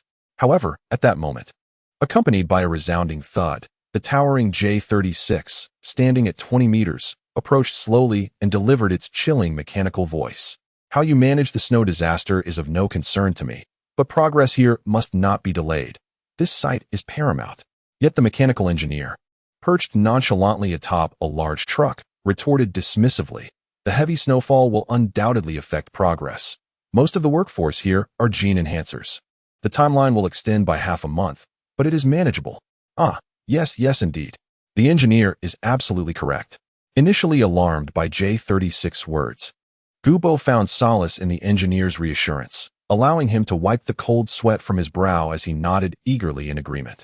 If an outsider were to witness this scene, they would undoubtedly question their perception of reality. Here stood the mayor of the southern city shelter, typically commanding respect with a retinue of gene-enhanced soldiers, yet now he appeared as a mere sycophant, dutifully attending to the mechanical presence. However, they had no choice. These were not mere humans. A single outburst could ignite chaos, and they dared not provoke such wrath. Yet, even amidst such circumstances, Ancient Bo cautiously inquired of the mechanical engineer, esteemed sir, there is something else I believe I must bring to your attention. He fidgeted with his hands, momentarily at a loss for words. Ultimately, he confessed, we have just received news that many of the shelters are now aware of your existence. I was pondering what we should do if they were to turn their attention towards South City. To his surprise, the little fellow seemed to possess knowledge of everything and cast a nonchalant glance at Ancient Bo. Yes, indeed, Bo replied, feeling a bit embarrassed as he continued to fidget. After all, news of extraterrestrial beings in South City had already spread. Although survivors were flocking to this area, it would undoubtedly raise the vigilance of other shelters. He feared that prolonged tensions might lead to conflict, which would be difficult to resolve, especially if larger shelters decided to unite against them. However, the mechanical engineer had anticipated this, sitting atop a large truck and emitting a harsh, mechanical cackle directed at Bo below. Ha. What is there to worry about? This blizzard serves as our natural barrier. Chapter 74, The Harsh Winter Descends. Engulfing the entire southern capital in a snowstorm, what? A natural barrier? For a moment, Gubo was perplexed. However, he quickly grasped the situation. Indeed, the mechanical engineer leapt from the vehicle, carrying a mechanical arm, and nonchalantly surveyed the surroundings, stating, this snowstorm has arrived at an opportune moment, granting us additional time for preparation. As for a month from now, A chilling ruthlessness flickered in his mechanical eyes. Once the war factory is completed, who shall we fear? My lord, do you mean? At that moment, Gubo finally comprehended, his gaze widening in astonishment as he looked at the mechanical engineer, gradually becoming exhilarated. It turned out that the natural barrier the Lord referred to would, during the cold winter, afford them more time due to the heavy snowfall. Indeed, he slapped his thigh, exclaiming with excitement, precisely. During the snowstorm, no one will venture into the southern capital, and once the storm subsides, by then the war factory will be operational, and we shall have a greater army of Mecha soldiers, rendering us unafraid of any other doomsday bases. This was the mechanical engineer's plan all along. However, soon after the laughter subsided, Gubo glanced at the diminutive figure standing less than 50 centimeters tall, and an unsettling chill crept into his heart. This creature, possessing such sharp intellect, was alarmingly cunning. If such an extraterrestrial being were an enemy, it was difficult to fathom. At that moment, the mechanical engineer interjected, "All right, go attend to your tasks." "Understood." Gubo, snapping back to reality, nodded with deference and hurriedly led his team to prepare. As the snowstorm set in, The entire southern capital transformed into a winter wonderland within just half a day, adorned in shimmering white. The heavy snow continued to fall, enveloping the city in a blanket of white, reminiscent of the frigid winters of Earth. Even the air plummeted below freezing, causing many to exhale clouds of white vapor in the biting cold. Fortunately, Gubo's timely decision had cleared ample space for the survivors to take refuge. Yet mere shelter was insufficient to resolve their predicament, as the frigid temperatures demanded additional supplies for warmth. However, many of the survivors were genetic evolutionists, their enhanced physiques enabling them to endure the cold to some extent. Nevertheless, the drastic change in temperature still left them feeling the penetrating chill. Goodness, it's freezing. In a hotel room, standing before the floor-to-ceiling window and exhaling a breath that fogged the air, Jiang Yuming couldn't help but complain. You could at least dress warmly. Sitting comfortably in her down jacket, Li Meishin reclined in her chair. Humph, beautiful girls are never afraid of the cold. Jiang Yuming tossed her snow-white neck disdainfully. At that moment, accompanied by a melodic chime, the door swung open. Qin Shuang entered, flanked by 2 attendants, bringing in a fireplace. Apologies, but the weather has been exceedingly cold these past few days, rendering our heating systems inoperative due to excessive electricity consumption. Thus, we can only arrange for stoves to provide warmth, Qin Shuang said with a hint of embarrassment. That's quite all right, exclaimed Jiang Yuming, her eyes brightening at the sight of the stove. Upon approaching, she immediately sensed the shift in temperature and remarked, "This stove is far more comfortable than air conditioning. The proximity is truly a delight. I had no idea you offered this service." Li Meishin, unable to contain her excitement, hurried forward, extending her delicate hand to warm it by the stove, smiling as she spoke. However, Qin Shuang felt somewhat awkward and replied, "Not everyone has access to this. I have only provided it for you. The sudden drop in temperature has caused the prices of various heating supplies to soar, and I cannot accommodate so many guests." Upon hearing this, Lin Yi opened his eyes and inquired, "The prices of heating supplies have risen?" "Indeed," exclaimed Su Lingyue, who had joined them. "Since the snowfall began yesterday, the municipal office has reported that this blizzard is expected to last for a month and will only grow colder. A cold wave may follow, so within the safe zone, the prices of all warming supplies are skyrocketing. These people," Lin Yi shook his head in exasperation, "they never miss an opportunity to profit. Yet, he personally had no need for such items." Regrettably, Qin Shuang added, "The snowfall is so heavy that a train carrying supplies has become stranded midway, particularly coal, which is costly. I suspect this is far more than just a simple blizzard." "I share your sentiment." Lin Yi regarded Qin Shuang's intuition with newfound respect. After all, this phenomenon could be classified as a third natural disaster, certainly not a trivial matter. And indeed, the reality matched their concerns. On the 3rd day of the blizzard, temperatures continued to plummet, reaching a chilling -15 degrees Celsius.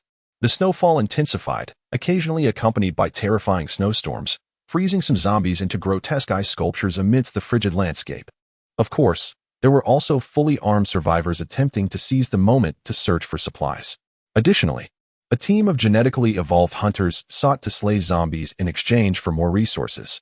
Thus, on the desolate streets blanketed with thick snow, one could occasionally observe the comings and goings of these evolved beings. Meanwhile, the war factory had been bustling with activity, working tirelessly to minimize losses. Mechanical engineers had even arranged for a massive J-36 furnace, towering 15 meters high. Once the coal was ignited, the accumulated snow around the war factory melted away, resembling a scene from a Doomsday game set in a winter apocalypse, an awe-inspiring sight indeed. However, this also invigorated the spirits of the survivors. After all, outside lay a frigid expanse, while here it remained warm and there was sustenance to be had. Who wouldn't be eager to contribute? Thus, even the mechanical engineers took note. What was initially a planned 15-day timeline, under this momentum, could astonishingly be completed in merely 10 days. Yet, just as Lin Yi believed everything was proceeding according to plan, suddenly, the alarm from the protective zone pierced the air. This sound, amidst the swirling snow, echoed like an ancient lament, emitting a mournful howl.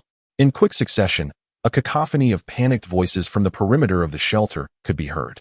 "The blizzard is coming. The blizzard is coming." This alarmed Li Meishin, Jiang Yumong, and the other women, who were still resting in the hotel. Dressed in thick pajamas, Li Meishin hurried to the floor-to-ceiling window. Below, she beheld countless survivors frantically scrambling and tumbling in their desperate flight. Beyond the city, a relentless blizzard, stretching over 10 kilometers, coalesced within the dense clouds, sweeping in like a sandstorm, enveloping everything in a shroud of blinding white snow. The scene was so overwhelming. It seemed poised to engulf the entire city. Chapter 75. This is the true calamity. Genetic evolvers? Merely ants. Alas, witnessing the towering blizzard approaching like a sandstorm, engulfing everything in a blanket of white, it swiftly devoured skyscrapers and streets alike. The unfortunate survivors, unable to flee, could only emit a wretched cry before being submerged in the relentless snow. Li Meixin's delicate face paled instantly as she exclaimed, "Brother Yi, it's a sandstorm. No. A snowstorm is upon us." But scarcely had the words left her lips when, with a thunderous roar, the colossal blizzard surged forth, even through the glass. Li Meixin instinctively raised her hand to shield herself. Boom. In the next instant, the fortified glass almost shattered under the onslaught. Before her eyes lay a vast expanse of white, accompanied by the eerie howls of the storm outside. Fortunately, the glass was remarkably sturdy, managing to withstand the avalanche-like scene outside. Goodness, Jiang Yumin gasped, observing the overwhelming whiteness and the buildings swaying perilously. I feel as if this place can't hold much longer. It was not merely a feeling, it was a certainty. Noticing the situation, Lin Yu furrowed his brow and urged, "We must leave immediately." Understood. Yet before the group could make their escape, a resounding crash echoed as the floor-to-ceiling windows succumbed to the violent impact and shattered. "Be careful." Thankfully, Li Meixin reacted swiftly, drawing forth the moonlight blade just in time to slice through the incoming shards. However, an unparalleled, bone-chilling cold swept in immediately after, leaving the two women, clad in pajamas, utterly defenseless. Their nightgowns were lifted, revealing their long, fair legs, while the blizzard continued its rampage. Startled, Li Meixin and Jiang Yumin hastily covered themselves. The fierce blizzard roared like thunder, drowning out all other sounds. Brother Yi. As they felt a powerful force attempting to pull them outside, Lin Yi seized both women, pulling them behind him just in time. In the next moment, with a resounding crash, he drew forth a long, blazing crimson blade from his spatial ring and plunged it into the ground. Whoosh! An extraordinary wave of searing heat erupted forth, the terrifying temperature forcefully repelling the savage blizzard. To their astonishment, the surrounding snowflakes melted away, forming a wall of flames ahead that effectively blocked the biting frost. Incredible! Is this even possible? Gazing at the steadfast, radiant starfall blade, the two women were left speechless. This is astonishingly powerful. Even Lin Yu was taken aback by the weapon's efficacy in the blizzard. Yet he still inquired, "Are you both unharmed?" "And no, we're fine." As she regained her composure, she noticed the two women hurriedly shaking their heads, their delicate faces still tinged with fear. If it weren't for night, they would likely have been swept away by the ferocious blizzard moments ago. Nevertheless, the storm continued its relentless assault. Jiang Yumin, her expression grave, spoke up. "Night, this cannot go on. We must find a way to escape from here." "No need." Lin Yi interjected, "I have already made arrangements. I have contacted J36. Just as he finished speaking, at the very moment when the energy of the falling star blade was about to be depleted, a terrifying sound wave surged from outside, where a blinding white expanse rendered all life nearly invisible. A colossal shadow suddenly seized the walls of the high-rise buildings engulfed by the blizzard. J36 emitted a deep, mechanical voice, extending its massive head. "Leader, we must leave at once." "All right." With a slight nod, Lin Yi instructed the two women to ascend J36's arm. In an instant, J36's immense form began to descend rapidly towards the ground. The altitude was perilous, and even J36 could not act recklessly. With a thunderous crash, they landed, and Lin Yi released his grip, allowing Li Meixin and Jiang Yumin to rise. They beheld the street, nearly obliterated by a snowstorm akin to an avalanche. However, the silver lining was that the conditions below were indeed more favorable than those above. Some survivors had even managed to find refuge below. The blizzard howled ferociously, its icy breath so terrifying that it could freeze one in an instant. Who could possibly withstand such frigid temperatures? Li Meixin felt her blood nearly solidifying, unable to suppress her complaints. Fortunately, she was now a 6th-tier genetic evolver, 60 times stronger than an ordinary person. Even if encased in ice, she would not perish as long as she could break free. Yet, the arduous sensation was truly unbearable, not to mention for the other survivors. At that moment, with a resounding boom, Lin Yi leaped from nearly 200 meters in the air. The two women, witnessing this, urgently inquired, "What should we do now?" "Let us check the first floor," Lin Yi replied, turning to J-36, "Return to the wharf factory and ensure its safety. This massive blizzard will surely have repercussions there." "Yes, leader." J-36, though worried about Lin Yi's safety, would not dare to leave without assurance. Now seeing the leader unscathed, it transformed back into a fighter jet, unleashing a terrifying sound wave as it sped towards the wharf factory. Meanwhile, Lin Yi led the two women to the first floor. Upon arrival, they found a considerable number of survivors taking shelter inside. Among them was Su Lingyue, who, upon spotting Lin Yi, Li Meixin, and Jiang Yuming, was momentarily taken aback before rushing over, exclaiming, "Brother Lin Yi, what are you doing here? Were you not on the top floor?" "Top floor?" Upon mentioning this, Jiang Yumei was rendered utterly speechless. Goodness! If the winds below were to reach a force of 8, the upper levels must surely be at least 12, compounded by a fierce snowstorm. Who could withstand such a tempest? Could we even survive up there? Qin Shuang, Sister Shuang. However, upon speaking of Qin Shuang, Su Lingyue's charming visage transformed. "She has gone up there to find you." "What? She has gone now? Is she out of her mind?" This revelation startled the two women. The tumult above was akin to a tempest of 12 on the Beaufort scale. To be swept away would spell doom, even for an ordinary gene survivor. Just as they prepared to ascend to rescue her, Lin Yi intervened. "I shall go alone." With that proclamation, he swiftly made his way upstairs. Meanwhile, at that very moment, Qin Shuang had already reached the pinnacle. As an 8th-level gene evolver, her prowess was commendable in Nandu. Yet, before such supernatural forces, she remained vulnerable. "Lin Yi, are you unharmed?" However, just as she arrived at the presidential suite and opened the door, a fierce blizzard suddenly surged forth. The overwhelming force nearly swept her away, threatening to hurl her through the floor-to-ceiling window.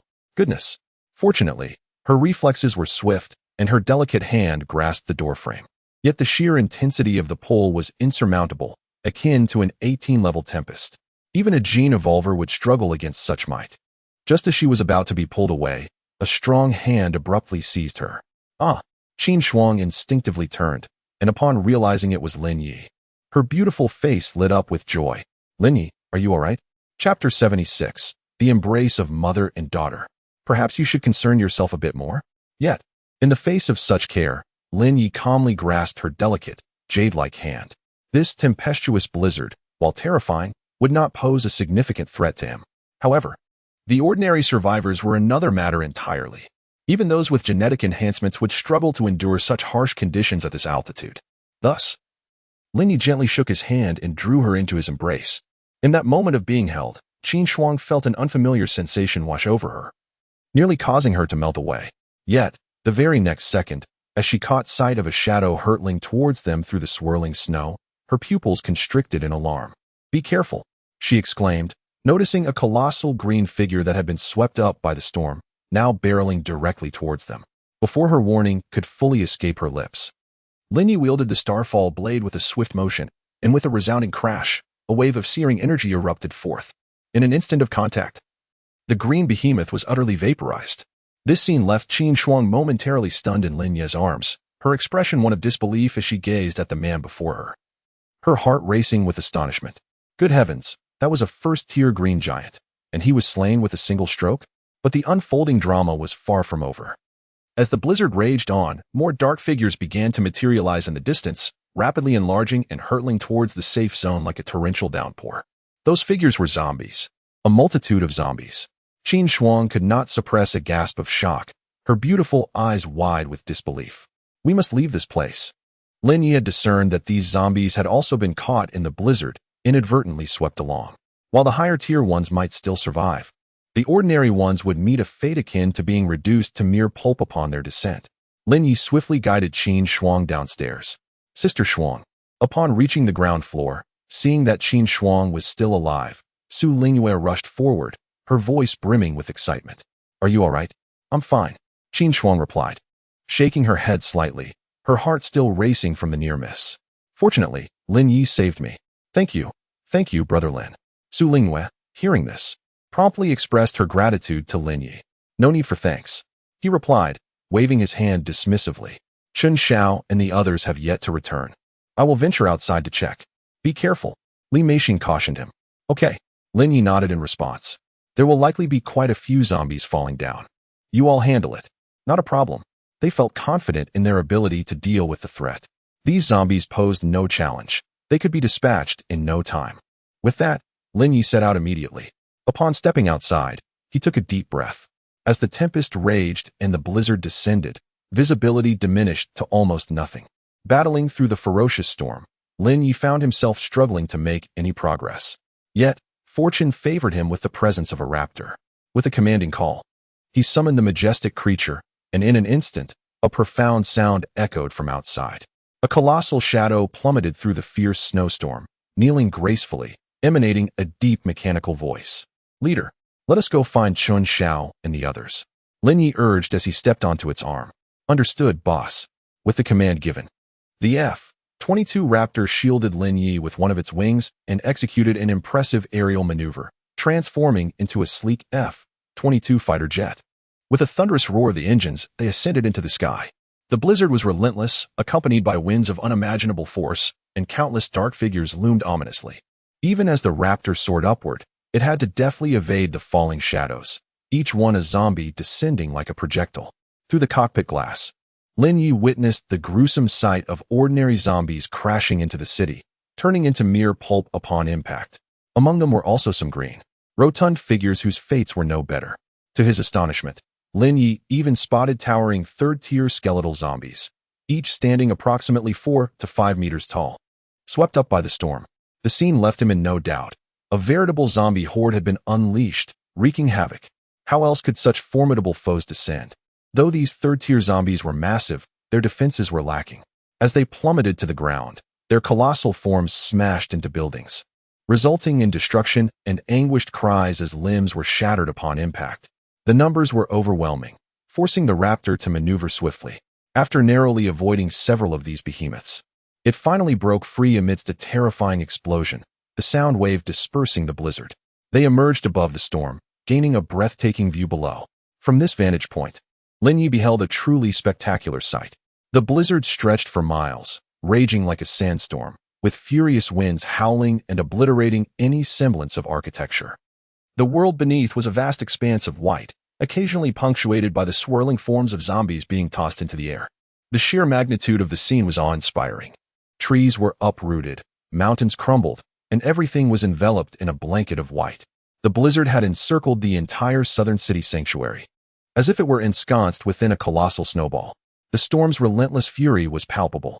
This was indeed the third calamity.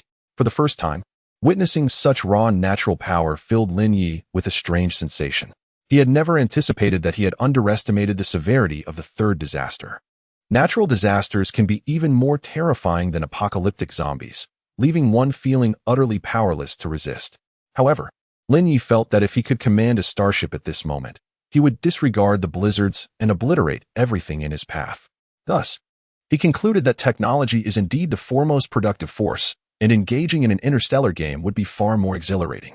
Through the network of the Mech Legion, he observed that other regions were similarly besieged by even more fearsome snowstorms. Compared to blizzards sprawling over hundreds of kilometers, the current storm seemed relatively minor.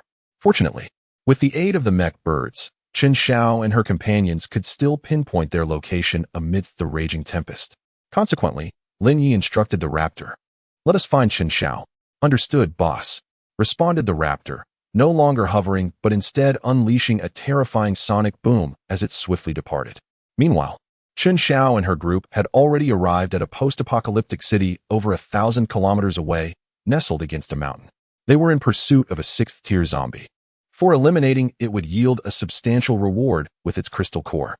However, to their dismay, the zombie had fled, and they were soon met with a fierce blizzard.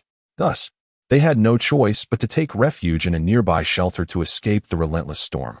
Despite having reached the level of sixth-tier genetic evolution, Chun Xiao, being a petite beauty weighing just over 100 pounds, stood little chance against the howling winds outside, which would undoubtedly send her soaring into the sky. Consequently, they remained huddled in the shelter, alongside a dozen or so survivors they had rescued along the way. A group of them sat together, warming themselves by the fire.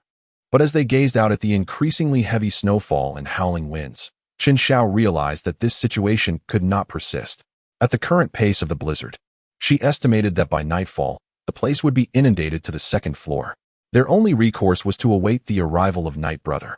Li Jun, seated nearby, sighed as he warmed himself by the fire.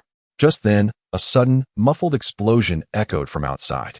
Almost immediately, a massive shadow emerged from the swirling white snow. Who is that? The sudden appearance of this colossal figure led the group to suspect they were encountering a high-tier zombie king. Tension filled the air as they grasped their weapons, rising to their feet. A young girl, no more than 18 or 19, brandished a knife, anxiously positioning herself in front of the others. Fortunately, as the enormous shadow gradually revealed its true form, and they recognized it as an F-22 Raptor, Chen Xiao finally exhaled in relief. She quickly reassured her companions, "No need to panic. It's one of us." "What? One of us?" As these words were uttered, a group of individuals gazed outside, questioning the very essence of their existence. At the sight of a colossal figure towering over 10 meters high, its head obscured from view. Surely, this entity must be one of their own? At that moment, Lin Yu leaped down from above. "Brother Yi." The instant Chen Xiao laid eyes on Lin Yi, she rushed towards him with uncontainable excitement. The sheer force of her enthusiasm left Lin Yu momentarily dazed. "Brother Yi." Observing this, Li Jun felt a surge of excitement as well, but after a brief hesitation, she lowered her foot that had just begun to rise. After all, her daughter had dashed forward, seeking an embrace. What would it signify if she, as the mother, followed suit? It would be quite the scene, a mother and daughter throwing themselves into each other's arms. Chapter 77. A snow avalanche stretching over several kilometers? Behold the 150-meter-long land cruiser. This detail did not escape Lin Ye's notice. A mere glance at Li Jun elicited an inward chuckle. How remarkably composed. However, he soon turned his attention to the survivors and inquired, what transpired? "Oh, speaking of which," Chen Xiao quickly rose, awkwardly explaining. "We were in pursuit of a 6th-tier mutated zombie when a horde of zombies demolished a doomsday shelter along our path. These individuals are the survivors, and we brought them here with us." "Ah, I see." Lin Yi nodded in understanding, then suddenly smiled. "You possess quite the benevolent heart. Night Brother, my apologies." Chen Xiao, detecting the underlying tone of Lin Ye's words, acknowledged his overstepping without permission, feeling rather contrite. "Not to worry." Lin Yi waved dismissively, expressing little interest in the survivors. After all, countless lives were lost daily, if not in the millions, certainly in the hundreds of thousands. These individuals were merely transient souls in this apocalyptic world. The pressing matter at hand was to depart from this place. "Let us leave at once." As he spoke, Lin Yi prepared to escort the two women to the aircraft. Yes, indeed. Yet, just as they stepped outside, a distant rumbling sound reverberated through the air. What is that noise? Noticing the ominous sound, Lin Yi halted, furrowing his brow. "It is an avalanche. It is approaching." The survivors, accustomed to life in the valley, recognized the impending danger, their expressions shifting dramatically. "What? An avalanche?" Before Lin Yi could fully comprehend the situation, he looked up to see the distant mountains, stretching for hundreds of kilometers, seemingly struck by some tremendous force. With a deep, thunderous roar, accompanied by a raging blizzard, the colossal mountain trembled, unleashing an overwhelming torrent of snow that cascaded down towards the valley. The sight made even Lin Ye's complexion pale. Should this avalanche descend, the entire town would be obliterated. "Damn it, it's that 6th-tier zombie."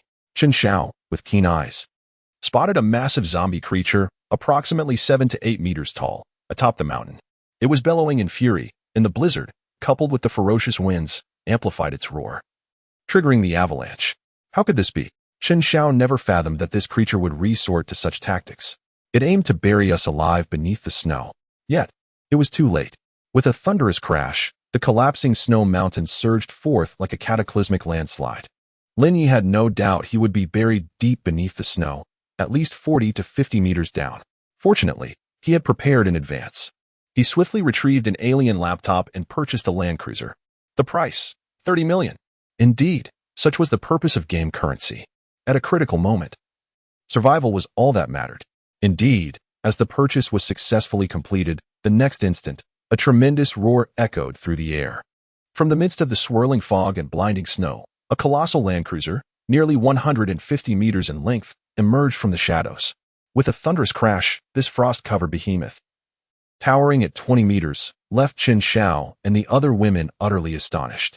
Goodness, They gazed in awe at this apocalyptic land battleship, which rivaled the size of a cruiser. It was simply too immense to comprehend. The snow tires alone were akin to tank treads, standing a staggering 7 meters tall, and there were 10 of them. Furthermore, its body was constructed from a mysterious, extraordinarily resilient metal. Adorning its surface were 2 massive 8-barreled close-in weapon systems, as well as 2 enormous cannons positioned centrally.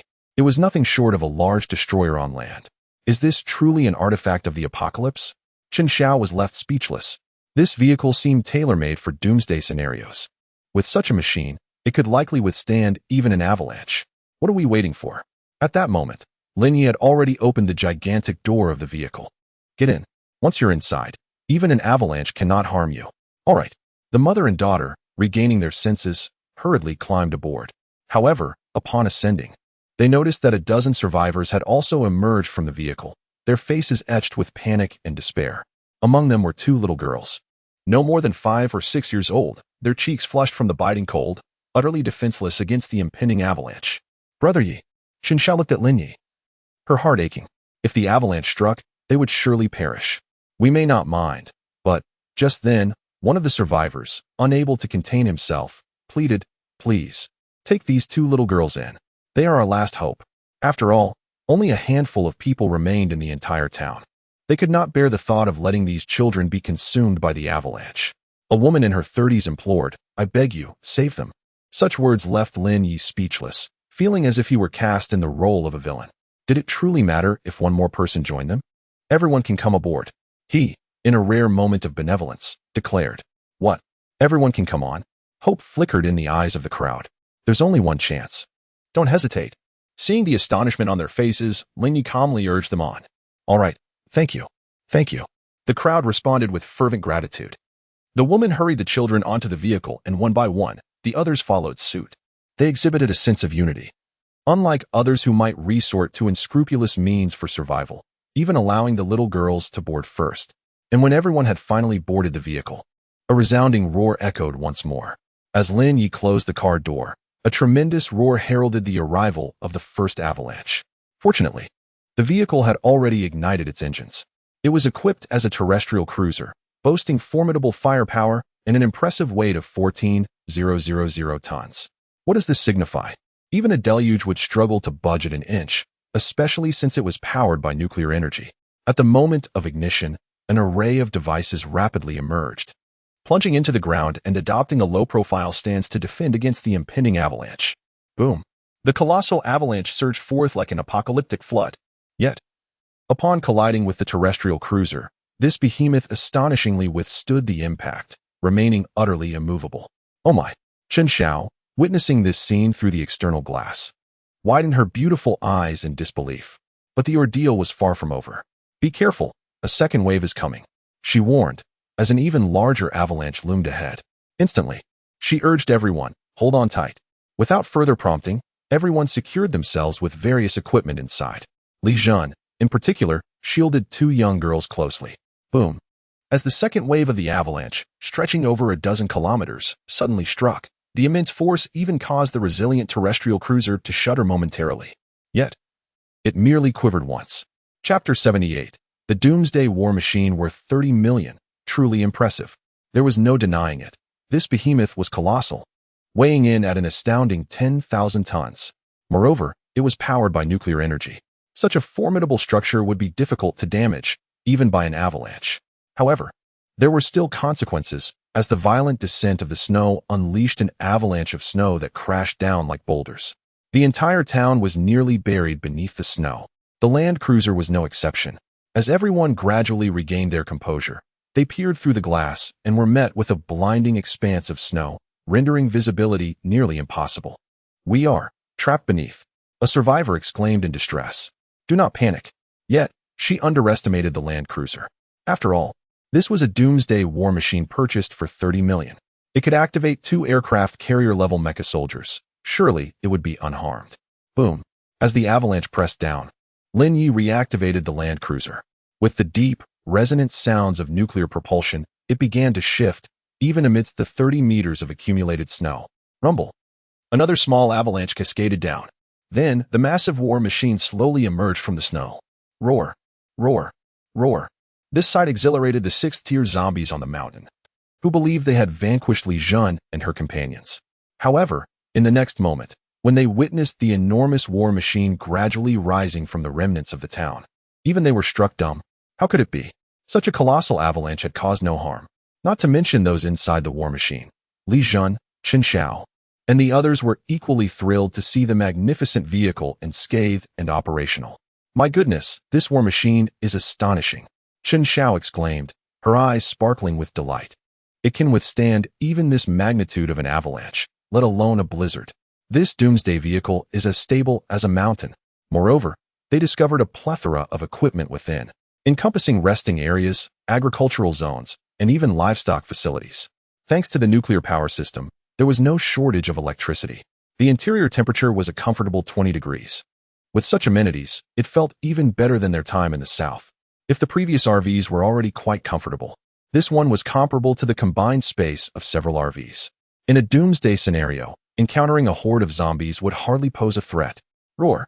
Just as everyone was still in awe of the war machine's impressive capabilities, a sudden barrage of cannon fire erupted outside, shaking them from their reverie. They turned to look through the large glass windows. On the snow-capped mountains, a colossal creature, comparable to a landslide and towering at 7 or 8 meters, had succumbed to fury.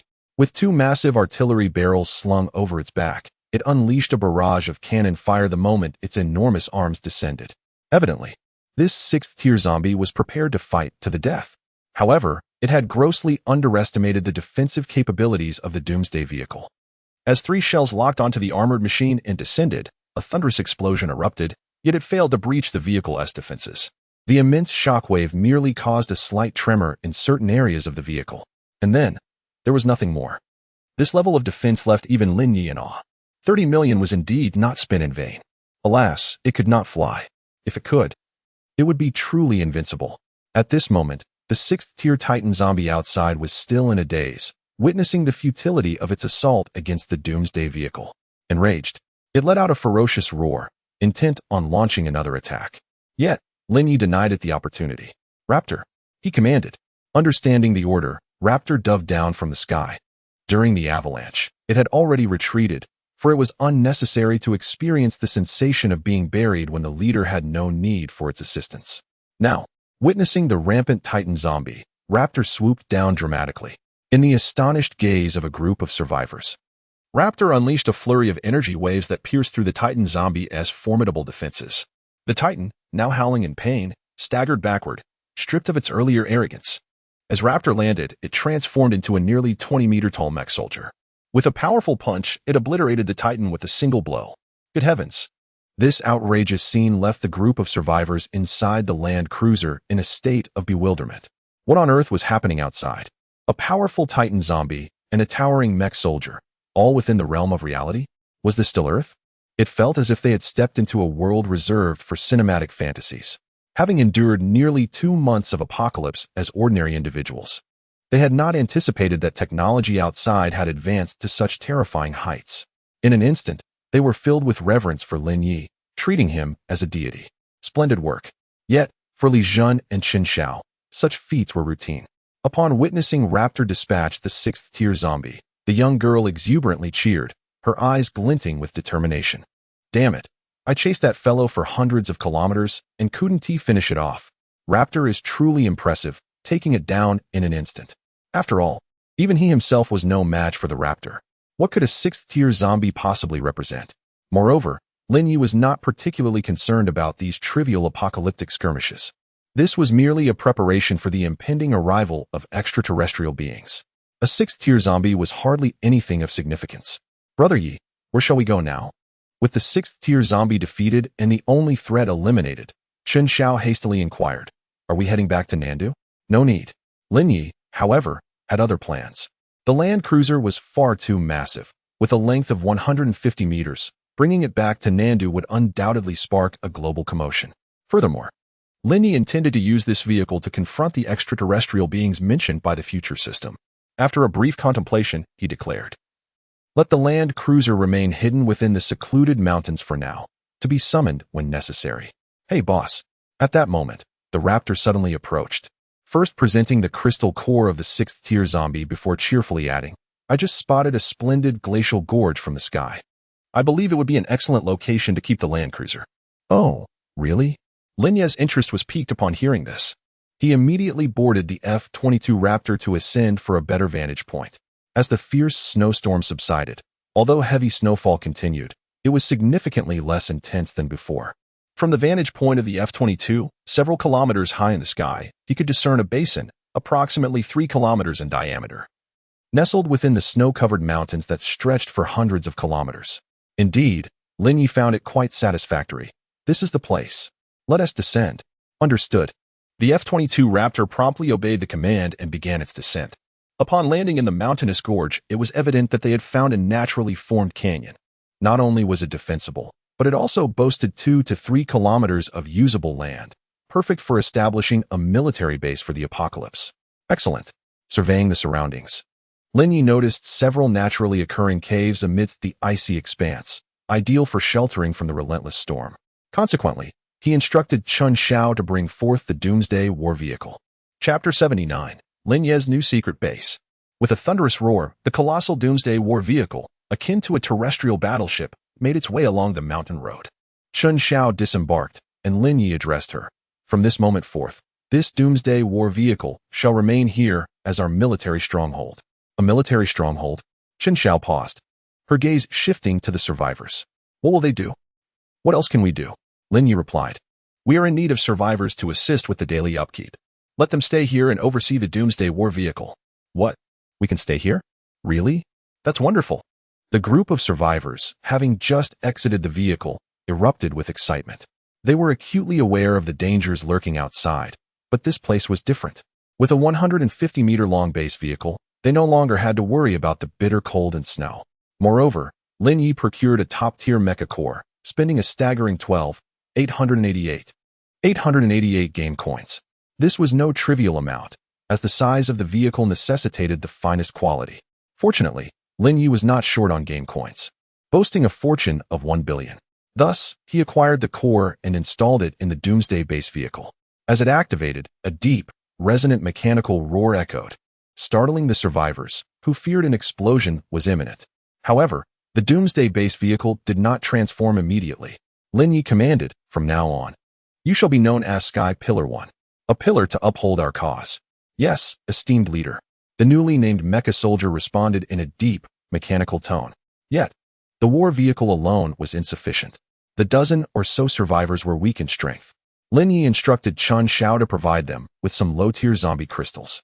"Since they will guard our military base, they must not be lacking in power.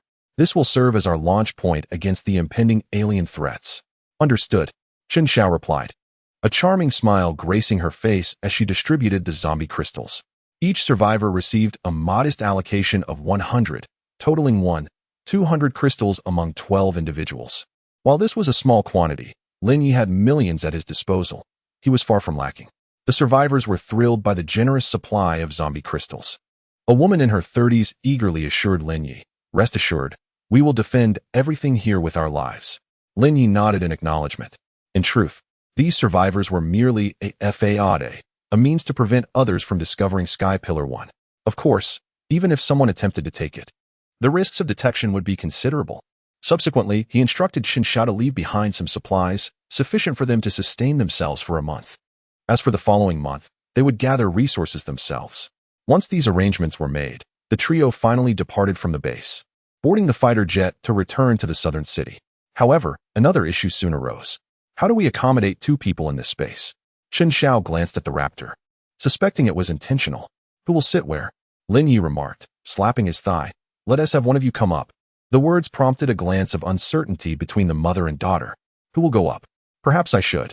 After a brief hesitation, Chun Xiao's cheeks flushed slightly as she suggested. "Well, all right then." Although Li Jun also wished to join, he felt it inappropriate to compete with his daughter for the spot, so he dutifully took a seat at the back. As for Linyi, he was indifferent to who occupied the seat. His only concern was the tactile experience. "All right, let us go." Upon seeing the 2 women board, Linyi commanded the F-22 Raptor to take off. With a thunderous roar from the engines, the F-22 Raptor soared into the sky like a black hawk. After nearly an hour, They returned to the southern city, only to find that the blizzard overhead had yet to dissipate. What? It's still here? Chen Xiao, nestled within the confines of the aircraft, was taken aback by the sight. Hadn't he more than 2 hours passed? Even Lin Yi was surprised, yet he insisted. Let us descend and take a look. With that, he directed the F-22 Raptor to land with a resounding thud. Entering the storm cloud, they observed that while the blizzard persisted, it had diminished considerably. However, the streets were now teeming with zombies, emitting low, guttural growls as they sought out survivors to attack. As soon as they landed, they became the target of attention. A first-tier green giant charged towards them, but before it could approach, Chen Xiao swiftly dispatched it with a single strike.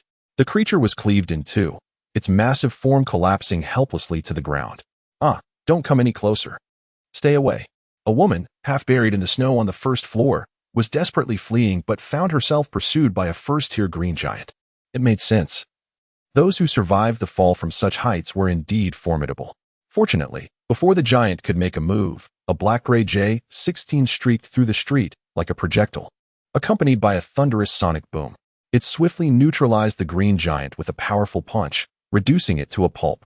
The pilot then addressed the terrified woman in a mechanical voice. Leave immediately. Oh, okay. Thank you. The woman, startled but realizing it was the extraterrestrial forces of the southern city that had intervened, expressed her gratitude before fleeing in a panic. Not long after, in the alleys of the streets, armored soldiers appeared one after another, alongside a squad of genetic evolvers. It was evident that they had come to eradicate the zombies. Upon encountering the undead, they unleashed a barrage of gunfire.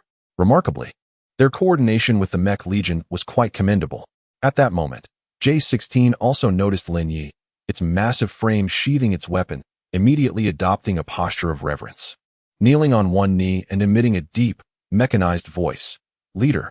It turned out that J-16 was collaborating with the soldiers from the southern capital. With their presence, the zombies here posed little threat. Consequently, the area was swiftly being cleared. Nodding slightly, Lin Yi inquired, "How is the war factory faring?" In response, J-16 replied with utmost respect, "That area remains relatively secure and has not been affected." "Excellent." Lin Yi acknowledged. "I leave this place in your capable hands. Expedite the process." "Understood." With the command received, J-16 coordinated with the other soldiers, including additional mech warriors, to launch another assault on those high-tier zombies. In a short while, the area was effectively cleansed. Lin Yi then escorted the mother and daughter back to the first floor of the hotel. On the first floor, Qin Shuang and the others were still awaiting their return. Li Meixin and Zhang Yameng had already eliminated the surrounding high-tier zombies. Upon seeing Lin Yi return, they rushed over. "Night Gu, you're back. Did everything go smoothly?" "It was fine, thankfully." Chen Xiao interjected. "We were fortunate that Night Gu arrived just in time to rescue us. Otherwise, we would have likely been buried alive." She exaggerated dramatically. Buried alive.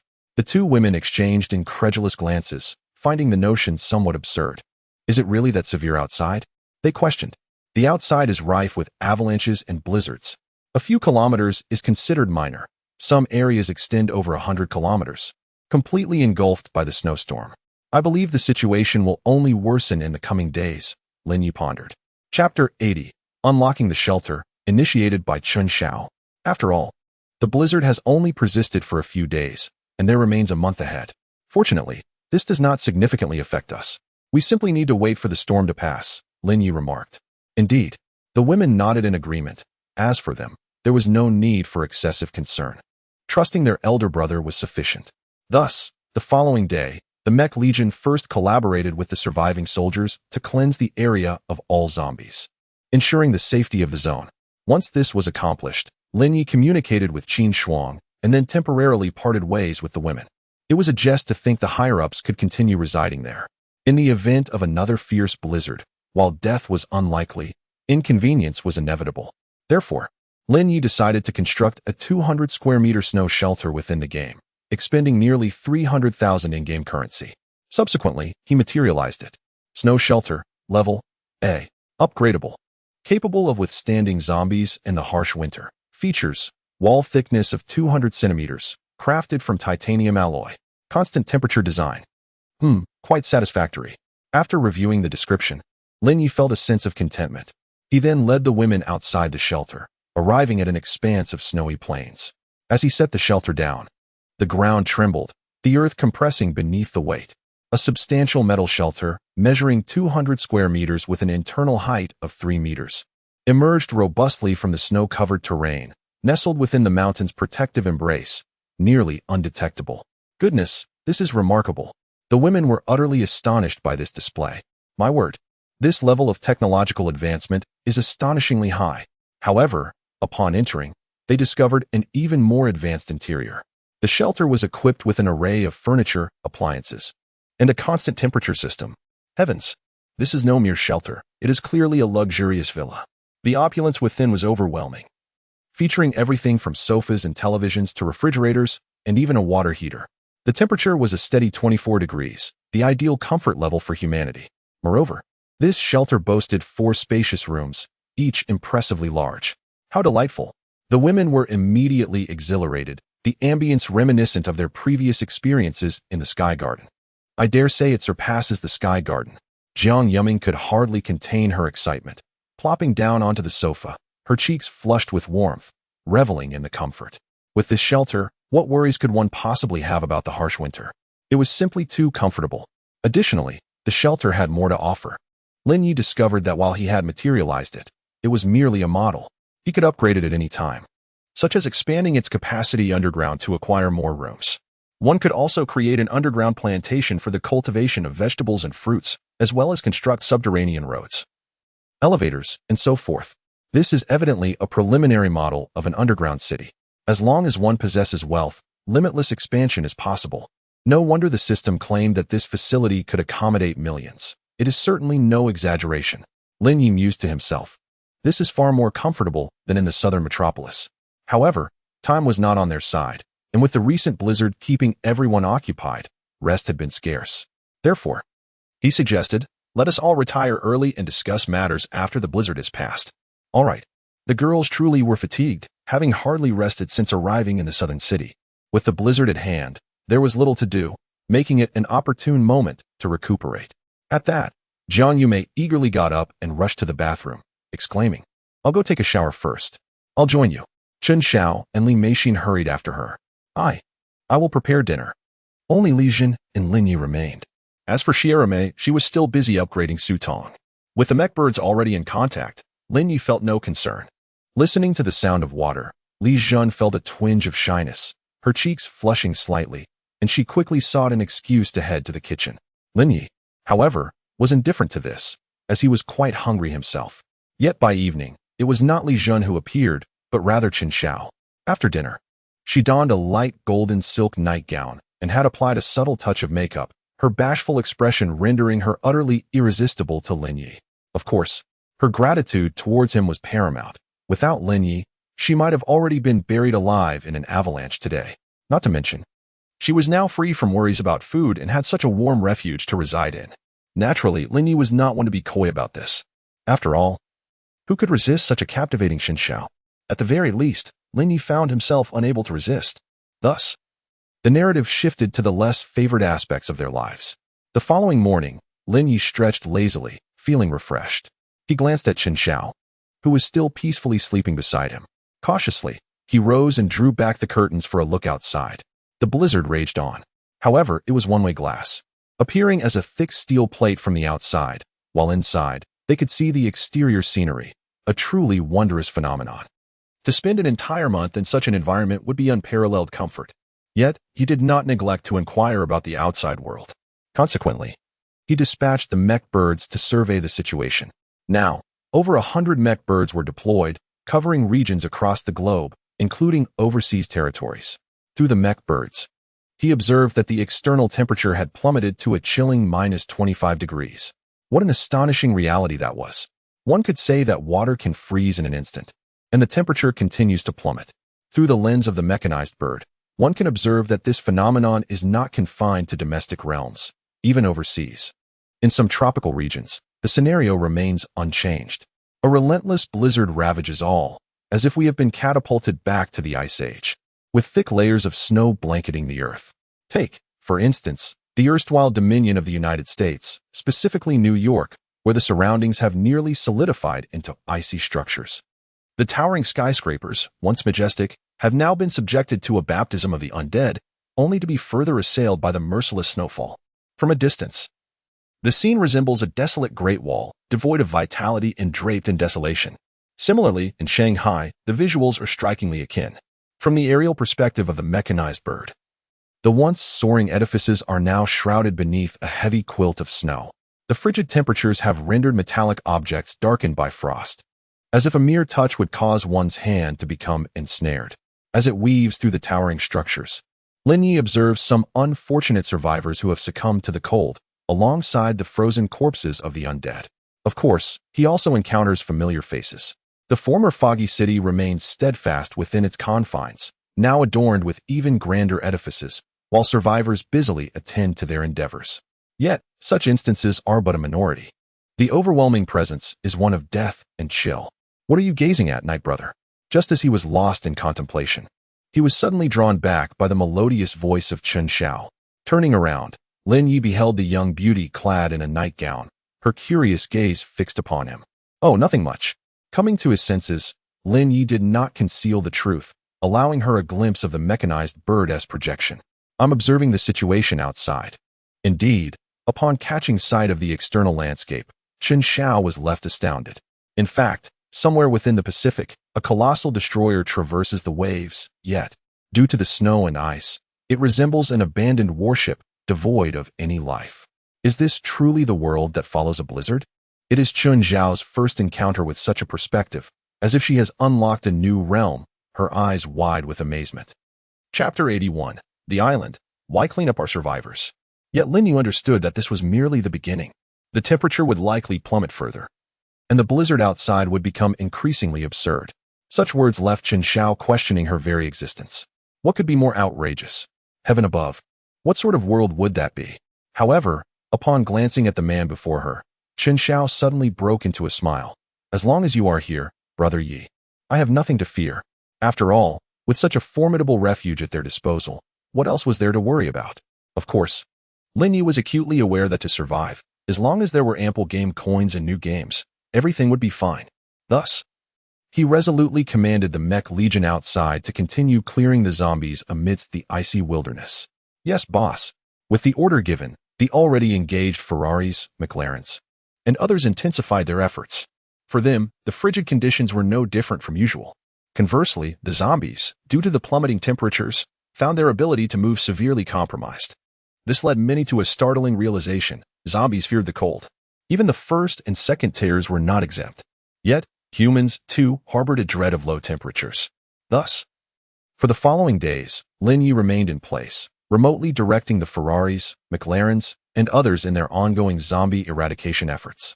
In just a week, they had eliminated an additional 5 to 6 million zombies, yielding nearly 500,000 low-tier zombie cores and around 10,000 first-tier cores. As for those above the second tier, though fewer in number, they still amounted to over 3,000. When combined with the previous counts, Lin Yi discovered that his collection of second-tier and above zombie cores had surpassed 10,000. What did this signify? With a mere thought, he could forge a battalion of 1,000 second-tier gene-evolved warriors. However, with the presence of the Mech Legion, these gene-evolved warriors seemed somewhat superfluous. Fortunately, the zombie cores possessed additional utilities, primarily as energy supplements. Lin Yi noted that even the likes of Ferraris and McLarens, when overexerted and unable to convert energy instantaneously, could rejuvenate by absorbing the energy from a single zombie core, reviving them with a vigor akin to having taken a potent stimulant. Most importantly, these zombie cores could serve as mech cores for lower-tier mech soldiers, mechanical soldiers produced in war factories designed by engineers. While not as formidable as those activated by mech cores, they still vastly outperformed ordinary gene survivors, essentially equating to the firepower of fourth-tier gene-evolved warriors. And astonishingly, this device merely requires a single ordinary low-level zombie core to sustain a continuous combat capability for an entire day, 24 hours. Thus, the utility of these zombie cores is undeniably vast. For Lin Yi at this moment, the more, the better. Consequently, he instructed his companions, from now on, you shall do nothing but hunt zombies. The more, the merrier, regardless of whether they are low-level or high-level. Eliminate them all. Understood, boss. With the command issued, Ferrari and the others cast aside all reservations and commenced a more aggressive assault, particularly the Legion led by the Red Spider, which rampaged across the globe with unrestrained fervor. As 6 days passed, Lin Yi discovered that his game currency had increased by a staggering 1 billion, bringing the total to 25 billion. The speed of this accumulation astonished even Lin Yi. These companions were indeed extraordinary. However, their raucous activities drew the attention of the remaining powers from various nations. Even fighter jets from the United States, on a mission, caught sight of a more formidable F-22, darting by like a bolt of lightning. The pilot was rendered momentarily speechless. Oh crap, it's those guys again. They had grown accustomed to such encounters. As nearly all of the world's leading surviving military factions had learned of the extraterrestrial presence in Longwa's southern capital. Through satellite imagery, they had also identified numerous entities of this sort, both within the borders of Longwa and across various global locales, harvesting zombies as if it were their own domain. Yet, due to a sudden snowstorm, they had refrained from taking action. However, the audacity of these beings had only escalated. Time passed, and the furious pilot promptly reported the developments to the base. Nestled within the Himalayas, this icy expanse extends for thousands of kilometers, a vast and desolate mountain range. Yet, due to the apocalypse, it has been transformed into a military base spanning 50 square kilometers, serving as a sanctuary for the world's elite technical personnel and the final stronghold of various nations. Upon closer inspection, one would notice an intricate array of artillery, bunkers, and helipads scattered throughout the area. The mountains have been hollowed out to accommodate a colossal underground research facility, complete with radars and satellites, creating an impenetrable final bastion. This facility can house over 1 million individuals, serving as humanity's last line of defense. At this moment, a gathering of high-ranking officials from various nations found refuge here, absorbing the reports relayed by the pilot. Consequently, the defense minister of the United States, seething with indignation, slammed his fist upon the table, exclaiming, "This is utterly intolerable. Do these extraterrestrial beings truly believe that Earth is devoid of inhabitants? They brazenly hunt zombies to replenish their energy." Beside him, the minister of the Dragon Kingdom received news. In the southern capital, they were even in the process of establishing war factories, intending to mass-produce mech legions. I harbor grave doubts that these individuals hunt zombies solely for the purpose of obtaining crystal cores to replenish their energy. What? This statement alarmed the elders of other nations. What are we waiting for? If we do not take action, what shall we do if they occupy the Earth?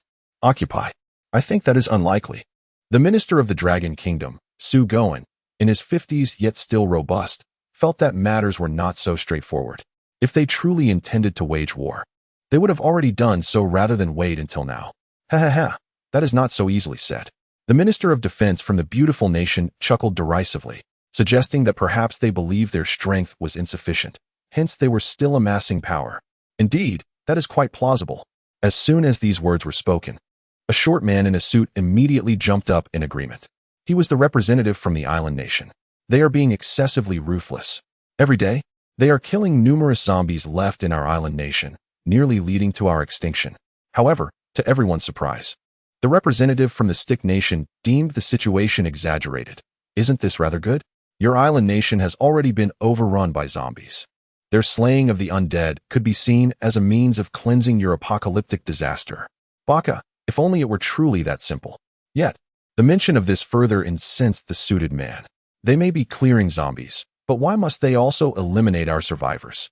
Chapter 82, The War Factory, completed. It was revealed through some reconnaissance reports that those extraterrestrial beings had arrived on the island nation. Astonishingly, they transformed the remaining survivors who had not yet succumbed to zombification into zombies and subsequently slaughtered them. However, this was not the most infuriating aspect. The most enraging part was the evident disparity in treatment. Why did the extraterrestrial entities only hunt zombies elsewhere, yet treat our island nation differently? This was what incensed the little one the most, as it felt as though they were not regarded as human beings at all. Who could possibly know? Yet, the representatives from the allied nations burst into laughter upon hearing this. After all, the reputation of the island nation was far from commendable, especially following their recent retreat. They had blatantly abandoned ordinary survivors, taking only the elite, the military, and their weaponry. Besides the so-called elite of over 100,000 and more than 500,000 troops, the island nation was essentially annihilated. Regardless, since you have forsaken your own, what difference does it make if you leave them to the extraterrestrial beings? The representative from the neighboring country maliciously remarked. Indeed, that is a possibility. A representative from the Sun Nation concurred, suggesting that perhaps the extraterrestrial beings disapproved of their actions as well. How can you speak so insolently? The little one trembled in fury, his face contorted with rage. Enough. Finally, the representative from the beautiful nation spoke up, and upon his utterance, the little one immediately subdued himself. After all, prior to the apocalypse, they had relied on their protection. Now, with no one left, having essentially faced national extinction, they needed assistance to reclaim the island nation. Perhaps they could even acquire a more fertile territory. Thus, the little one was obedient. Observing the silence among the crowd, the representative from the beautiful nation continued. Regardless of the motives of these extraterrestrial beings, we must remain vigilant and monitor their movements closely. Otherwise, they pose a potential threat to us, particularly concerning the southern capital. You need not worry about the situation in the southern capital. However, before he could finish, he was abruptly interrupted by Suangwa, the representative from the Dragon Nation. That is our territory, especially since there are over 400,000 survivors from the Dragon Nation in the southern capital. Do not attempt to launch any attacks there. We absolutely will not permit it. The little one could no longer contain himself. Representative Su, I hope you understand one thing. They are constructing a war factory in your territory. Once completed, if they launch an assault on humanity, it will result in catastrophic disaster. Can you bear that responsibility? What? But with a mere glance from Suangwa, the little one instinctively recoiled, retreating behind the representative from the beautiful nation, rendered speechless. Afterward, Suangwa spoke. If that day truly comes, we will handle it. However, this matter is not for you to address. We will take full responsibility for any losses incurred. But until that time, anyone who dares to act against us will be opposing the entirety of the Dragon Nation's protective zones. After all, there are over 300,000 survivors there, all of whom are compatriots. They would certainly not permit any external forces to intervene.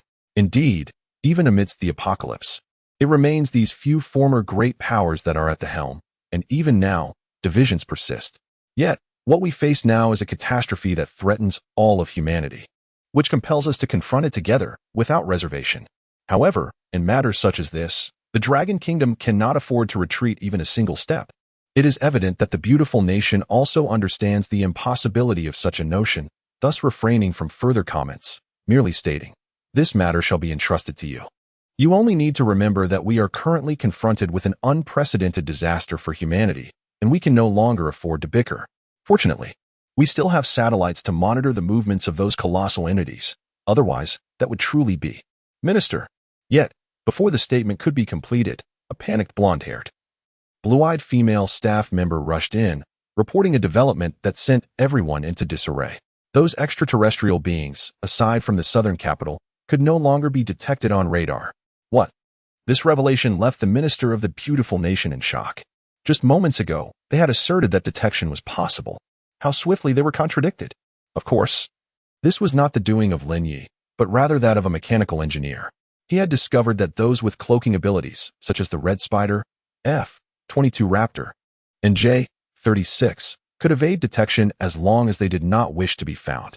However, the others were easily detectable by satellites. Hence, he decided to launch a set of mech satellites to obscure all signals from those entities. This abrupt loss of signal caused representatives from various nations stationed in the Himalayan military bases to panic. Are they really trying to target us? One representative quipped in a Chinese-style retort. Do not panic. The representatives from the 5 nations remained relatively composed, with a representative from the beautiful nation stating, "The southern capital is still operational. They cannot obscure that signal. As long as we keep our eyes on that location, we will be fine. However, I still recommend." Before he could finish, he was once again interrupted by Suangwa, who solemnly declared, "Until we ascertain the specific situation, it is best not to rashly initiate an attack." What do you mean? All representatives turned their attention to Suangwa, who continued, "I will first send someone to the southern capital to ascertain the specifics before making a decision. Currently, the calamities of the apocalypse are occurring one after another, leaving everyone overwhelmed. Moreover, the intentions of the other party remain unclear, especially since they have yet to commit any acts detrimental to humanity. Well, of course, excluding the island nation. Shorty, so you don't regard me as a human, do you? Thus, It is better to gather more information. Having more friends is preferable to having more enemies. All right then. Upon hearing this, everyone nodded in agreement. For although they were not particularly optimistic about this extraterrestrial force, it seemed that this was the only course of action available.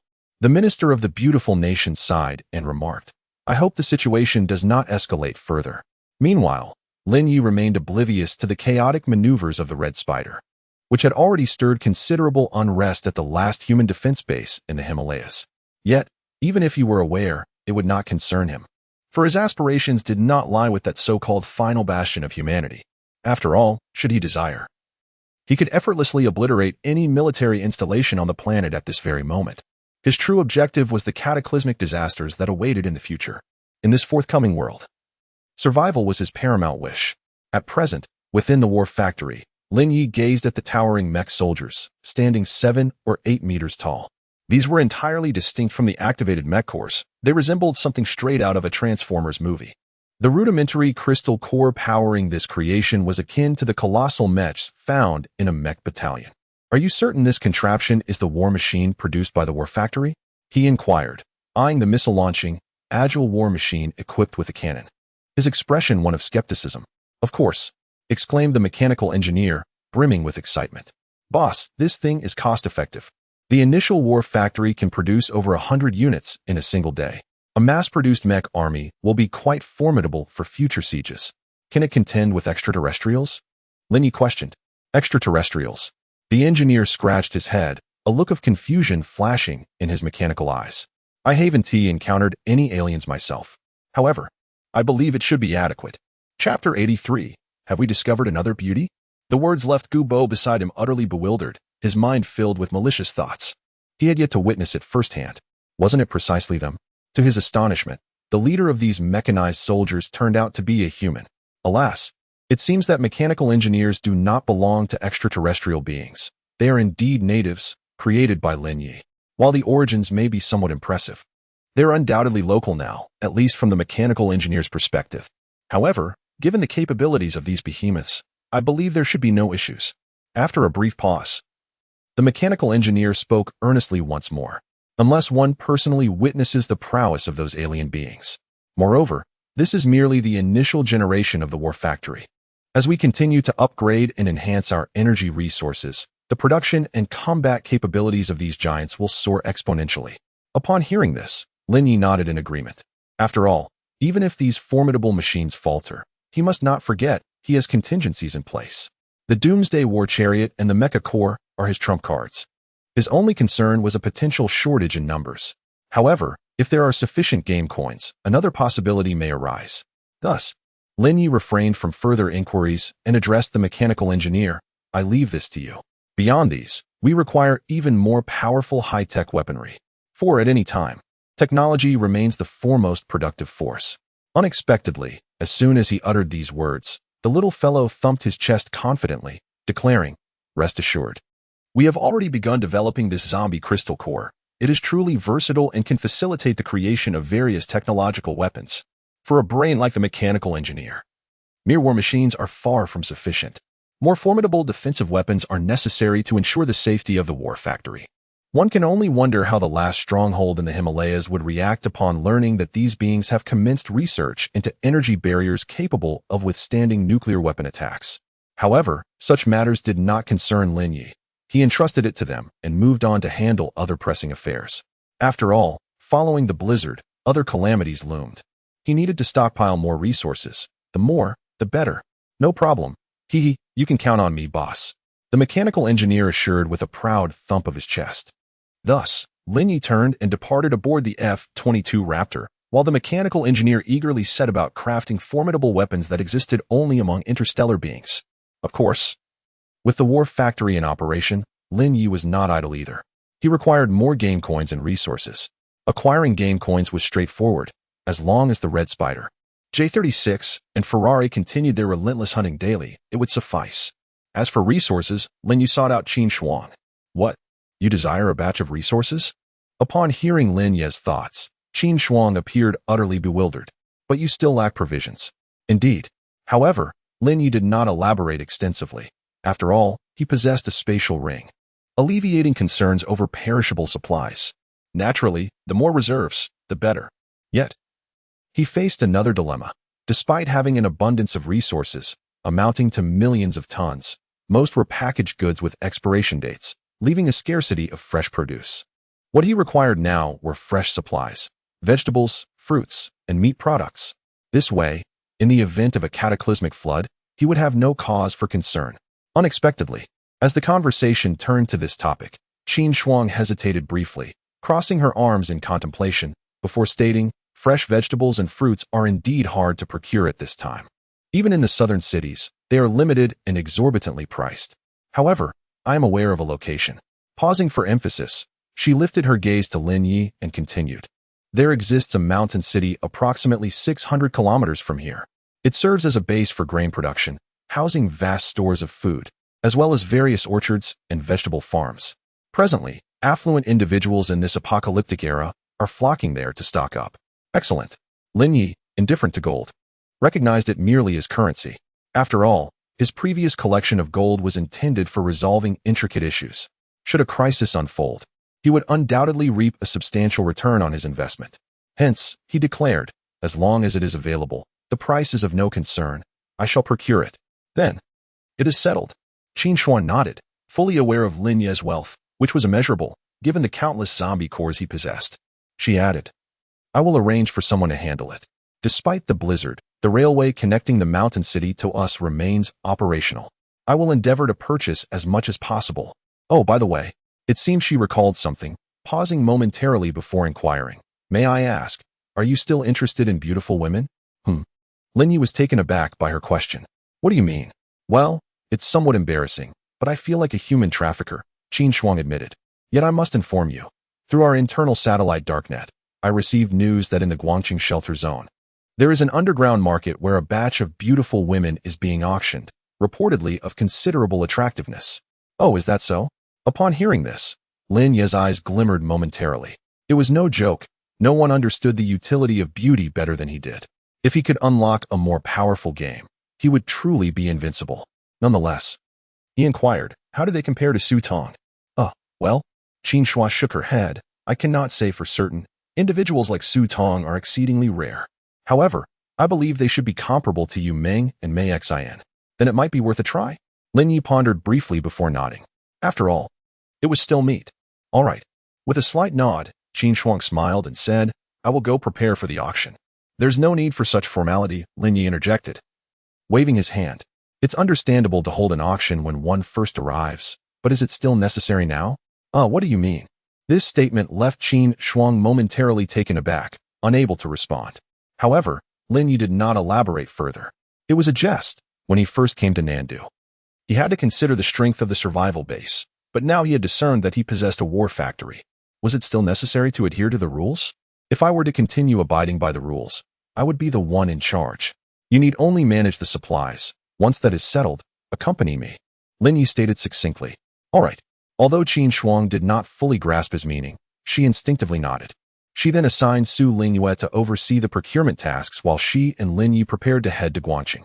Guangqing, a large metropolis situated along the coast of Longhua, was once a premier city.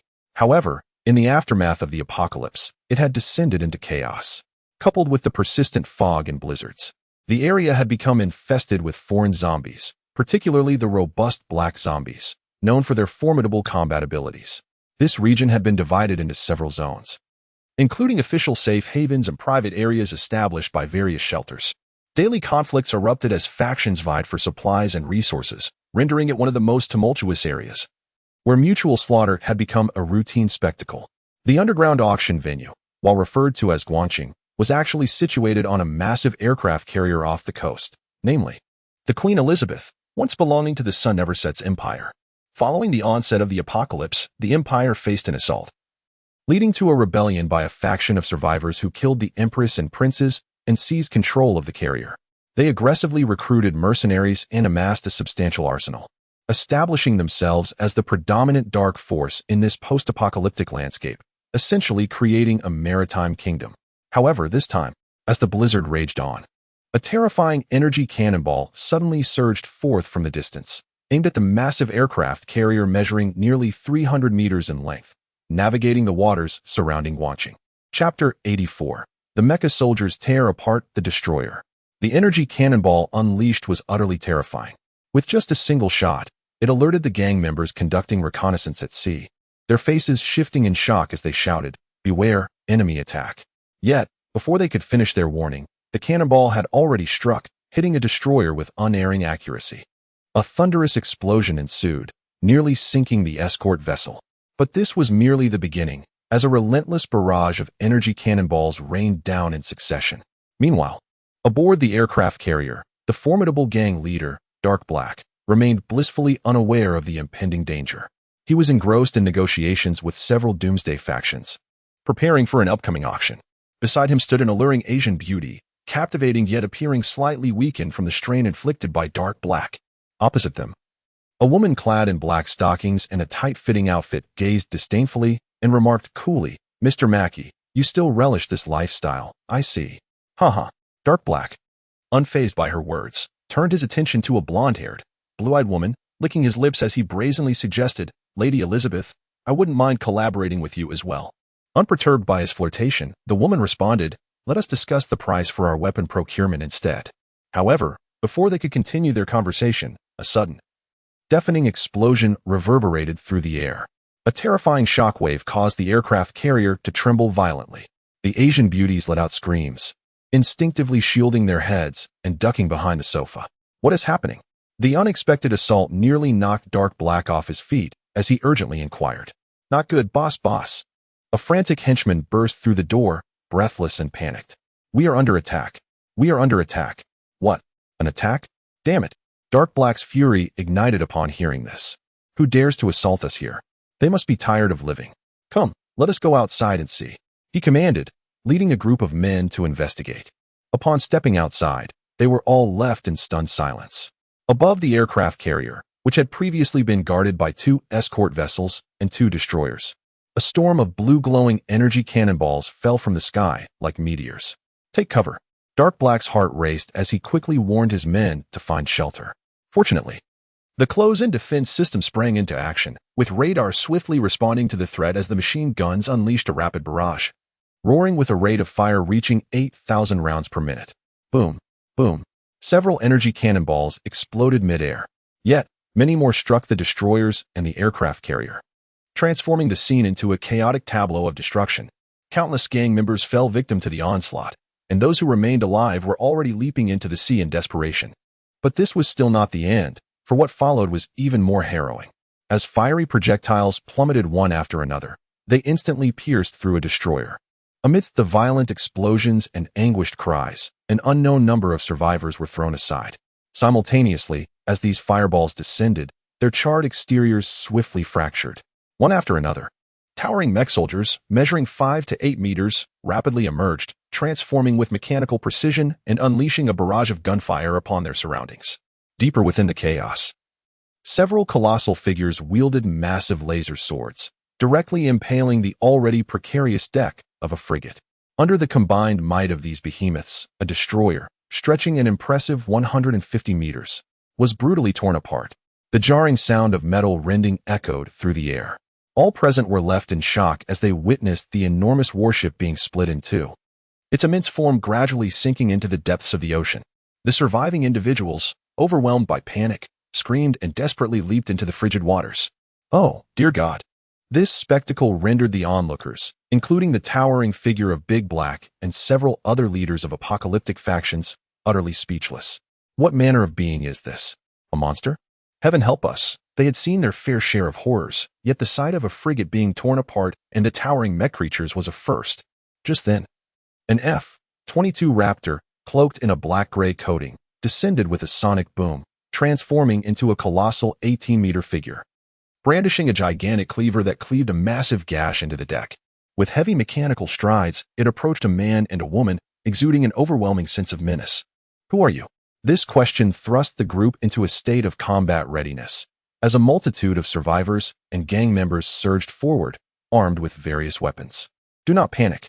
Yet, amidst the pointed weapons, Lin Yi remained unfazed, offering only a smile as he declared, I am here to discuss a partnership. Partnership? Big Black Mike expressed skepticism, inquiring, Who are you? You need not concern yourself with my identity.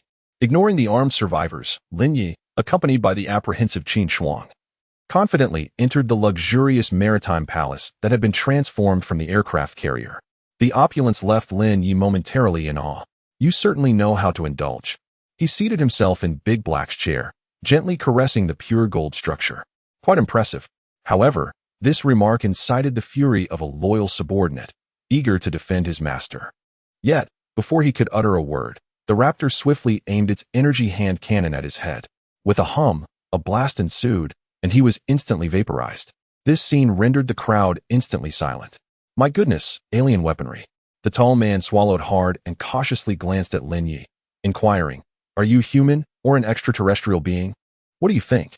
Lin Yi replied, casting a glance at the surrounding beauties, whose ratings barely exceeded 70. He shook his head before turning his attention back to the tall man. He chuckled softly, for Mackie knew better than to speak recklessly. After all, the previous individual had met an undeniably grim fate. Thus, he could only ask, "Might I inquire, esteemed sir, what brings you to our humble abode?" The leaders of other apocalyptic factions dared not utter a word, their breaths held tight. Only a stunning figure clad in a black bodysuit discreetly lifted her gaze to observe. Lin Yi wasted no time, declaring, "I have heard that there is an auction taking place here, featuring several exquisite ladies. It is for them that I have come." Upon hearing this, the crowd's eyes widened in astonishment. "Wait a moment, my friend, you caused such a commotion, even sinking a warship, just for a few women." The tall man, realizing the implications, wore a smile that was more painful than tears. "If it is the auction you seek, you are always welcome. There is no need for such grand gestures. We could even present them to you directly." Chapter 85. Another beauty has arrived, Han Bing. He has now discerned that she is certainly not an ordinary individual. In fact, it is quite possible that she is not human at all. Although he has seized these aircraft carriers, he dares not confront such a terrifying mechanical being. Hence, he promptly declared with enthusiasm, "Bring those lovely ladies to me." "Yes, yes." One of his subordinates cautiously made his way outside, keeping close to the wall, as he observed the mechanical beings that had already tidied up the surroundings. Meanwhile, Qin Shuang, who had accompanied him, was still in a daze. She was somewhat bewildered, for she recognized the imposing figure of the big boss. She had previously auctioned items here and never imagined that Lin Yi's method would be like this. How brazen. However, it indeed appears to be less troublesome than an auction. Hey, Miss Qin." At this moment, the big boss finally noticed Qin Shuang, raising his eyebrows in a greeting, inquiring about the situation. But what could Qin Shuang say? She gestured for him to keep quiet. The big boss, understanding her unspoken request, immediately complied. Before long, several women were brought forth. "Boss, they have arrived." Lin Yi finally raised his gaze to the women who had been brought in. They were impeccably adorned, evidently prepared for auction, and judging by their appearances, they were indeed quite striking, representing various nations. Of course, there were also some from their own country. Among them was a woman who appeared to be in her early 20s, exquisitely dressed, with long, alluring legs, yet she kept her head bowed, trembling with fear, her delicate face exuding an air that invited conquest. She bore a resemblance to a million-dollar internet celebrity Lin Yi had encountered in a past life. Lin Yi assessed her briefly. Overall evaluation, 96 points. "What is your name?" he inquired, gently lifting her chin with his hand. I am Han Bing." Han Bing, terrified, could barely catch her breath, yet she spoke with a quivering voice. There was no escape for her. Han Bing felt incredibly unfortunate. After painstakingly becoming a million-follower internet sensation, gaining a legion of admirers, and achieving financial freedom, she had barely enjoyed 3 days abroad before the apocalypse erupted. Following that was a relentless month of survival. Finally, she managed to find a sanctuary vessel from the Dragon Kingdom, hoping to return home to assess the situation, only to be hijacked at sea in Guangqing and subsequently auctioned off. Now, she found herself here, amidst so many extraterrestrial beings. Is this truly still Earth? Han Bing. As in the Han Bing archer? Lin Yi inquired. No. Upon hearing this, Han Bing nearly fainted from frustration but still managed to explain, "It's Han from Korea. My surname is Han." "Oh, so it is indeed that." Lin Yi realized at once, understanding why she met the criteria. However, Lin Yi was also curious. The distinction between a million-follower internet celebrity and one with a lesser following was often difficult to discern in terms of beauty. Why is it that those who become famous seem to meet all the necessary criteria? Nevertheless, it matters little. You are the one. Lin Yi addressed Han Bing, saying, "From this moment forth, you shall accompany me." The unexpected declaration left the young beauty in a state of astonishment, her beautiful eyes blinking in disbelief, as she thought she had misheard. "Do you know who I am? Who are you?" "I am a major internet celebrity." Goodness. The elder black man could hardly contain his disbelief, thinking, is this woman lacking in common sense? An internet celebrity indeed. They possess extraterrestrial weaponry, and clearly, she has not yet experienced the harsh realities of a post-apocalyptic world. Meiji's Chinese was impressively fluent. He feared that a displeased Lin Yi might obliterate everyone present. Thus, he maintained a calm demeanor and remarked, "If you wish to be auctioned off, I cannot guarantee you'll encounter a reasonable individual." Ah, indeed. Upon hearing this, Han Bing was terrified at the thought of being sold to someone else. Being with this young man seemed a far better option, particularly since he appeared quite handsome. What a jest! Mr. Lin is not merely a name without substance. Enough. Having located individuals who meet the criteria, Lin Yi wasted no time and prepared to depart. "Wait a moment, sir." What is it?" Just as he was about to leave, the elder black man hurriedly approached him. "What? Do you wish for death?" This prompted the F-22 Raptor to react, mistaking him for someone unafraid of peril, as a 2-meter diameter energy cannon was aimed directly at the elder's head. No. With the weapon pressed against his forehead, the elder quickly explained, "I merely wanted to inquire if you are in need of any subordinates." Oh, Lin Yi's interest was piqued, and he directed his gaze toward Meiji. Indeed, Meiji was no fool. It was no laughing matter. This was an entity comparable to an extraterrestrial being, setting aside the origins of such power. If he could align himself with Lin Yi, his safety would be far superior to his current situation. Furthermore, he epitomized the pursuit of strength. Thus, rubbing his hands together and revealing a broad smile, he shyly stated, "We wish to follow you. If you doubt my character, you may inquire with Miss Qin Shuang." Qin Shuang. She inwardly cursed this scoundrel for dragging her into his affairs. However, upon noticing Lin Yi's encouraging gaze, she mustered her courage and said softly, "This Meiji is a native of Guangxing, raised here since childhood. If he had not united the overseas survivors and those from Guangxing, the situation would likely be far worse." "That is perfect. I find myself in need of a regional influence since Guangxing is exceedingly chaotic. If someone can assist in consolidating resources here, it would be quite advantageous." Therefore, she addressed Meiji, saying, "Very well. It is too disorderly here. You shall take charge." No problem. Meiji exclaimed, his expression brimming with excitement upon hearing her words. "Who would have thought that through this robbery, we would secure a leader? Following this individual, it seems that Guangxing shall soon become invincible." Of course, Lin Yi did not forget the aircraft carrier outside, along with 3 accompanying frigates. One of them had already been sunk, proving to be of little consequence. Thus, Lin Yi invested nearly 50 million game coins to procure 4 top-tier mech cores, which he entrusted to the F-22 Raptor. "Understood, boss," exclaimed the eager Raptor, who immediately took flight upon receiving the command. It proceeded to install the mech cores onto the destroyers, frigates, and the aircraft carrier. With a resounding hum and a thunderous boom, the moment the cores were positioned, a wave of blue energy surged forth. In the ensuing tumult akin to a tsunami, many were nearly thrown off balance. What just happened? What was that? They questioned, still reeling from the sudden events.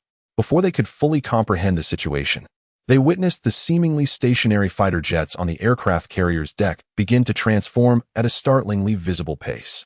With a series of hums and crashes, one after another, 12 F-35 fighter jets procured from the United States metamorphosed into towering mech soldiers, each a staggering 15 meters tall. Oh, my goodness! This astonishing spectacle left McGee utterly flabbergasted, clutching his head in disbelief as he gazed at the unfolding scene. The local gang leaders were equally astounded, rendered speechless by the sheer absurdity of it all. Even Lin Yi was momentarily taken aback. "System, did we not only use 1 mech core for the aircraft carrier? How is it that so many fighter jets have been activated?" "Soon," the system responded, in reply to the boss, "since the fighter jets are integrated with the aircraft carrier. Their activation is simultaneous upon the carrier's activation. They are considered components." Chapter 86, Grateful Han Bing-o? Is it possible to play like this? The expression of those who heard this was utterly bewildered. Goodness, why wasn't this mentioned earlier? If so, I could activate tanks and armored vehicles on the aircraft carrier. Wouldn't tea that yield a plethora of resources? Theoretically, indeed. The system responded with assuredness. Truly remarkable. Lin Yi found himself at a loss for words upon hearing this. He harbored serious doubts about whether this feature had been added by the system afterward. Nevertheless, it was too late to dwell on that. Furthermore, there was no longer any necessity to remain here. Thus, Lin Yi addressed Ma Ji, saying, "You will be in charge here. I believe Guanxing has become too chaotic." Understood. I comprehend what is expected. Having grown up here, Ma Ji was acutely aware of the underlying implications of Lin Ye's words. He immediately thumped his chest, vowing, "Rest assured. In the near future, all the resources here will be yours. All mine." Well, that depends on whether there will be anything left after the deluge. Lin Yi mused silently. However, it must be said, the chaos caused by a horde of foreigners scavenging amidst the disorder indeed required some tidying up. That's enough. Yet, he was disinclined to involve himself further, simply instructing the F-22 Raptor, "Let us depart." "Hey, no problem." Upon receiving the command, the F-22 Raptor swiftly transformed into an impressively sleek fighter jet. My heavens!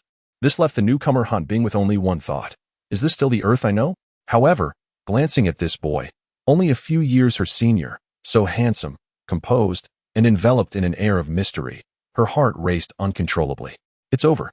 I feel utterly captivated. Boom. With the F-22 Raptor soaring into the sky like a bolt of black lightning, not even the blizzard could hinder its ascent. After Lin Ye's departure, Ma Ji was filled with excitement. The boss has left, brothers. It's time to seize the territory. He raised his golden desert eagle, exclaiming jubilantly. What about tonight's auction? A Doomsday gang leader inquired. The auction? To everyone's surprise, Ma Ji chuckled, saying, "Who cares about that? Soon, all of Guangxing will belong to us. Prepare, charge." Understood. Onward. A group of survivors, previously petrified with fear, suddenly realized that these terrifying beings had become their allies. They went wild with enthusiasm. However, those who had just been pulled from the sea found themselves bewildered. Wait, have we just become one of them? Dripping wet and shivering. Their teeth chattered. Yet, upon seeing the towering mecha soldiers beside them, they ignited with fervor. Charge. Fight. Of course, Lin Yi paid no heed to these matters. After an hour, he had returned to Nandu. The F-22 Raptor had thoughtfully prepared 3 seats this time. For Han Bing, who had never flown in a fighter jet before. This was exhilarating, her cheeks flushed with excitement. Wow, how cool. However, Qin Shuang felt something was amiss. This F-22 Raptor was rather unpretentious. When they departed, it accommodated only 1 seat. Can it not conjure 3 seats? Nevertheless, she mused, the sensation of being nestled in Lin Ye's embrace was quite delightful. Boom. As the trio returned to the southern capital, the city had commenced the mass production of mech soldiers. However, the pace was not particularly swift, with a mere 150 units being produced each day. Yet, 150 was no trivial number, equivalent to 4-tier gene enhancers. An increase of 150 daily was indeed commendable. As for Yu Ming and the others, upon returning to the hotel, they found that it had been nearly tidied up over the past few days. Although the upper floors remained unusable, the lower levels were quite satisfactory, overseen by Su Lingwei. Oh, they mentioned they were off to gather supplies. Su Lingwei explained. It turned out that the young women were also quite industrious at the refuge outside. With the blizzard persisting for the time being, they ventured to other locations to procure resources. Lin Yi, however, was not particularly concerned about this. They could go wherever they pleased, as long as they were not in danger. Instead, he focused on the present situation. Come, let us enter and rest for a moment. Ah, so quickly? Upon hearing this, Han Bing's pretty face flushed a deeper shade of crimson, which amused Lin Yi greatly. What? Is your face so easily embarrassed? I don't want to. Han Bing was at a loss for words. In her previous life as a prominent internet celebrity, she had filmed various videos daily without feeling any unease. She had never paid attention to other men while on her team. Yet now, being beside Lin Yi, she felt a touch of shyness. Isn't this simple? Qin Shuang, with the wisdom of experience, teased with a charming smile. It must be that you have a fondness for our Yi Gu. Otherwise, how could you feel this way? Fondness. Han Bing was startled at this suggestion. Isn't that a bit too fast? Yet, Qin Shuang could empathize. She reflected on how, when Lin Yi had rescued her, she too had experienced unusual feelings toward him. Although the girls were indeed exceptional, they could only boast beauty. When faced with a true powerhouse, one inevitably felt a twinge of insecurity. All right, Let us wash up first. Okay. Nodding gently, Han Bing hurried into the bathroom for a quick refresh under Qin Shuag's guidance. As night fell, Han Bing emerged clad in a light green, shoulder-bearing sweater, her soft pink locks cascading down as she shyly entered the room. Oh, a change of attire? Lin Yi remarked, intrigued by the sight, finding it rather amusing. This was arranged by Sister Qin Shuang. Under his gaze, Han Bing felt a bit awkward, yet she did not mind, for had it been any other man, she would have frowned. But with Lin Yi, perhaps it was as Sister Qin Shuang had said, when one harbors affection for another, impatience often takes precedence, leaving little room for other thoughts. She mused quietly to herself. Thus, she refrained from further pleasantries, inhaled deeply, and expressed to Lin Yi, Brother Lin Yi, I owe you my gratitude for rescuing me. Without your intervention, I cannot fathom what my fate would have been this evening. After all, though she had been a prominent internet celebrity merely 2 months prior, accompanied by bodyguards whenever she ventured out, that was a distant memory. Back then, she had basked in the limelight, drawing astonished gazes wherever she went. However, now, amidst the apocalypse, she found herself an ordinary woman, or perhaps merely a plaything. Hence, her gratitude towards Lin Yi was profound. In a moment of boldness, she paused briefly and then eagerly settled herself upon Lin Yi's lap. To be fair, she was the first to exhibit such heartfelt appreciation, which took Lin Yi by surprise. Nevertheless, given the circumstances, it was difficult for any man to resist the allure of such a captivating presence before him. Thus, Lin Yi chose to forego further words. Chapter 87, The Reward for Han Bing. Unlocking New Cinematic Experiences. The following morning, Lin Yi awoke feeling invigorated. Stretching leisurely as he glanced at the enchanting figure beside him, still lost in slumber. Her radiant, porcelain shoulders shimmered under the soft light, a quintessential beauty that filled him with satisfaction. It is no wonder men are enamored with women, particularly those of diverse allure. The experience is undeniably distinct. Yet, this posed a dilemma for Han Bing. As an ordinary individual, could she withstand such vigorous exertion? She had even elevated her genetic prowess midway, progressing to the first tier. Nonetheless, this was a struggle in itself. Thus, she now slept soundly, blissfully unaware of Lin Yi's rising presence. After enduring the apocalypse for so long, it was rare for her to experience such deep rest. A little extra sleep was hardly a concern. Conversely, Lin Yi was different. Upon rising, he promptly powered on his laptop and was greeted with the delightful surprise of a new interface. However, unlike before, this time it was not a game, but rather a short video from the Marvel Universe.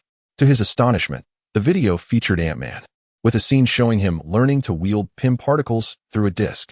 The green disc shrank objects, while the red disc enlarged them. As he paused the video, a prompt appeared on the screen, offering options for retrieval: Ant-Man suit, Pym particle disc, villa, giant tree, foundation, and so forth. Yet, he could only select one. Upon seeing the Pym particle, Lin Yi's expression shifted dramatically. Could it be that this remarkable item was available for him to acquire? For those unacquainted, the Pym particle allows one to effortlessly shrink or enlarge an object. Imagine, if one could not transport a towering skyscraper standing at 500 meters. One could simply reduce it to the size of a suitcase for easy transport.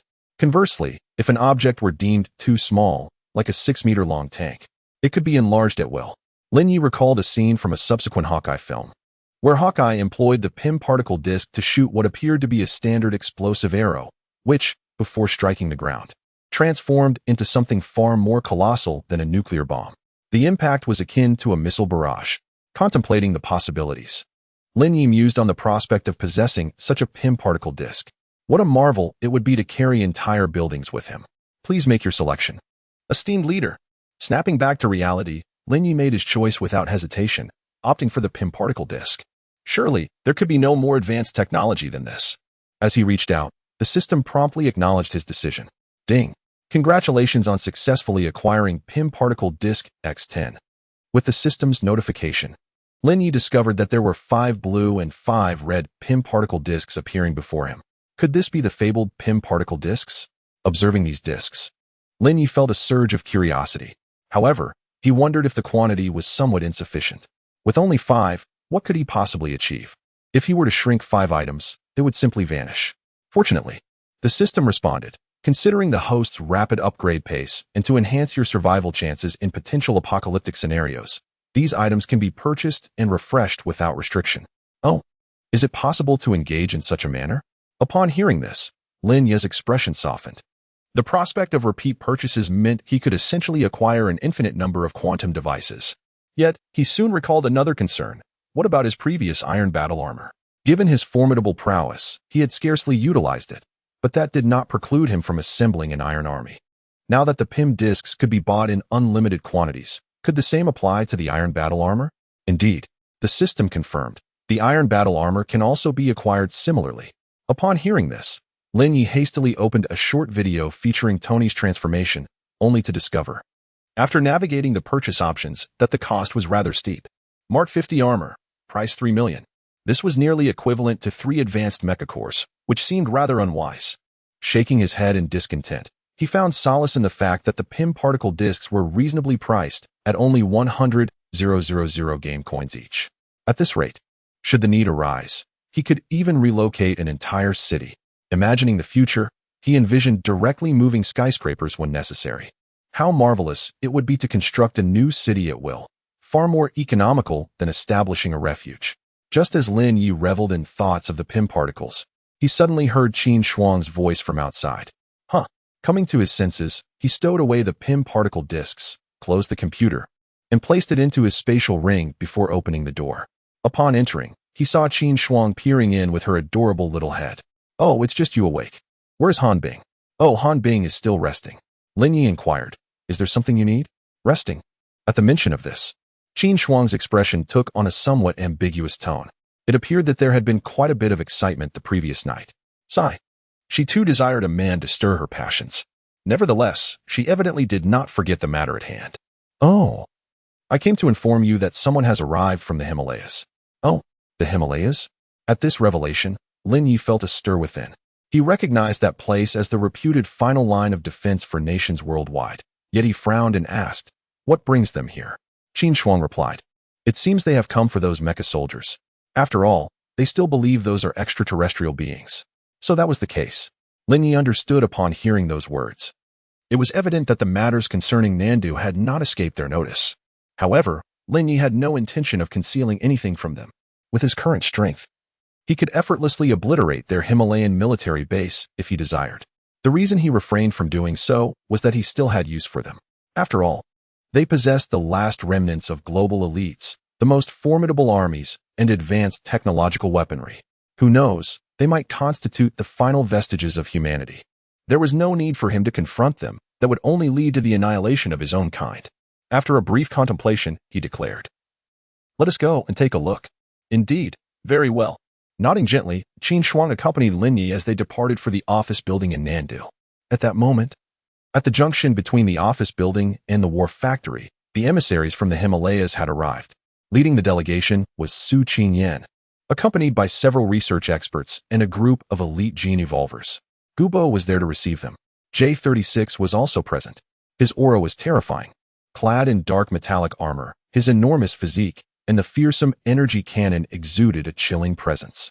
The sight caused several experts to involuntarily gasp in astonishment. Was this truly an extraterrestrial being? The structure seemed utterly outrageous. Upon closer inspection, it was evident that this was beyond the capabilities of human craftsmanship. J-36 emitted a deep, mechanized voice. Ants, have you seen enough? My apologies. A blonde beauty quickly offered her apologies, retreating a few steps in a fluster, fearing she might provoke these alien entities and meet her demise. Fortunately, with Lin Ye's arrival, Gubo's eyes sparkled as he hurriedly approached, exclaiming, Lord Lin Ye, you have arrived. Lin Ye. Upon recognizing him, Su Qingyan was momentarily taken aback, then couldn't help but express her sentiments. I should have guessed. These formidable beings are under your command. Chapter 88. Ancient Wave. You truly are a beast. Previously, during the thick fog, Su Qingyan had witnessed similar colossal beings in the Shanghai market. At that time, everyone assumed they were creatures born of the mist. However, it has now become apparent that these are extraterrestrial beings making their descent. What is more unexpected is that this is also connected to Lin Yi. Oh, you are so clever. Should I then take your life? Lin Yi jested. Impudent. A first-tier gene evolver nearby exclaimed in furious indignation, ready to strike.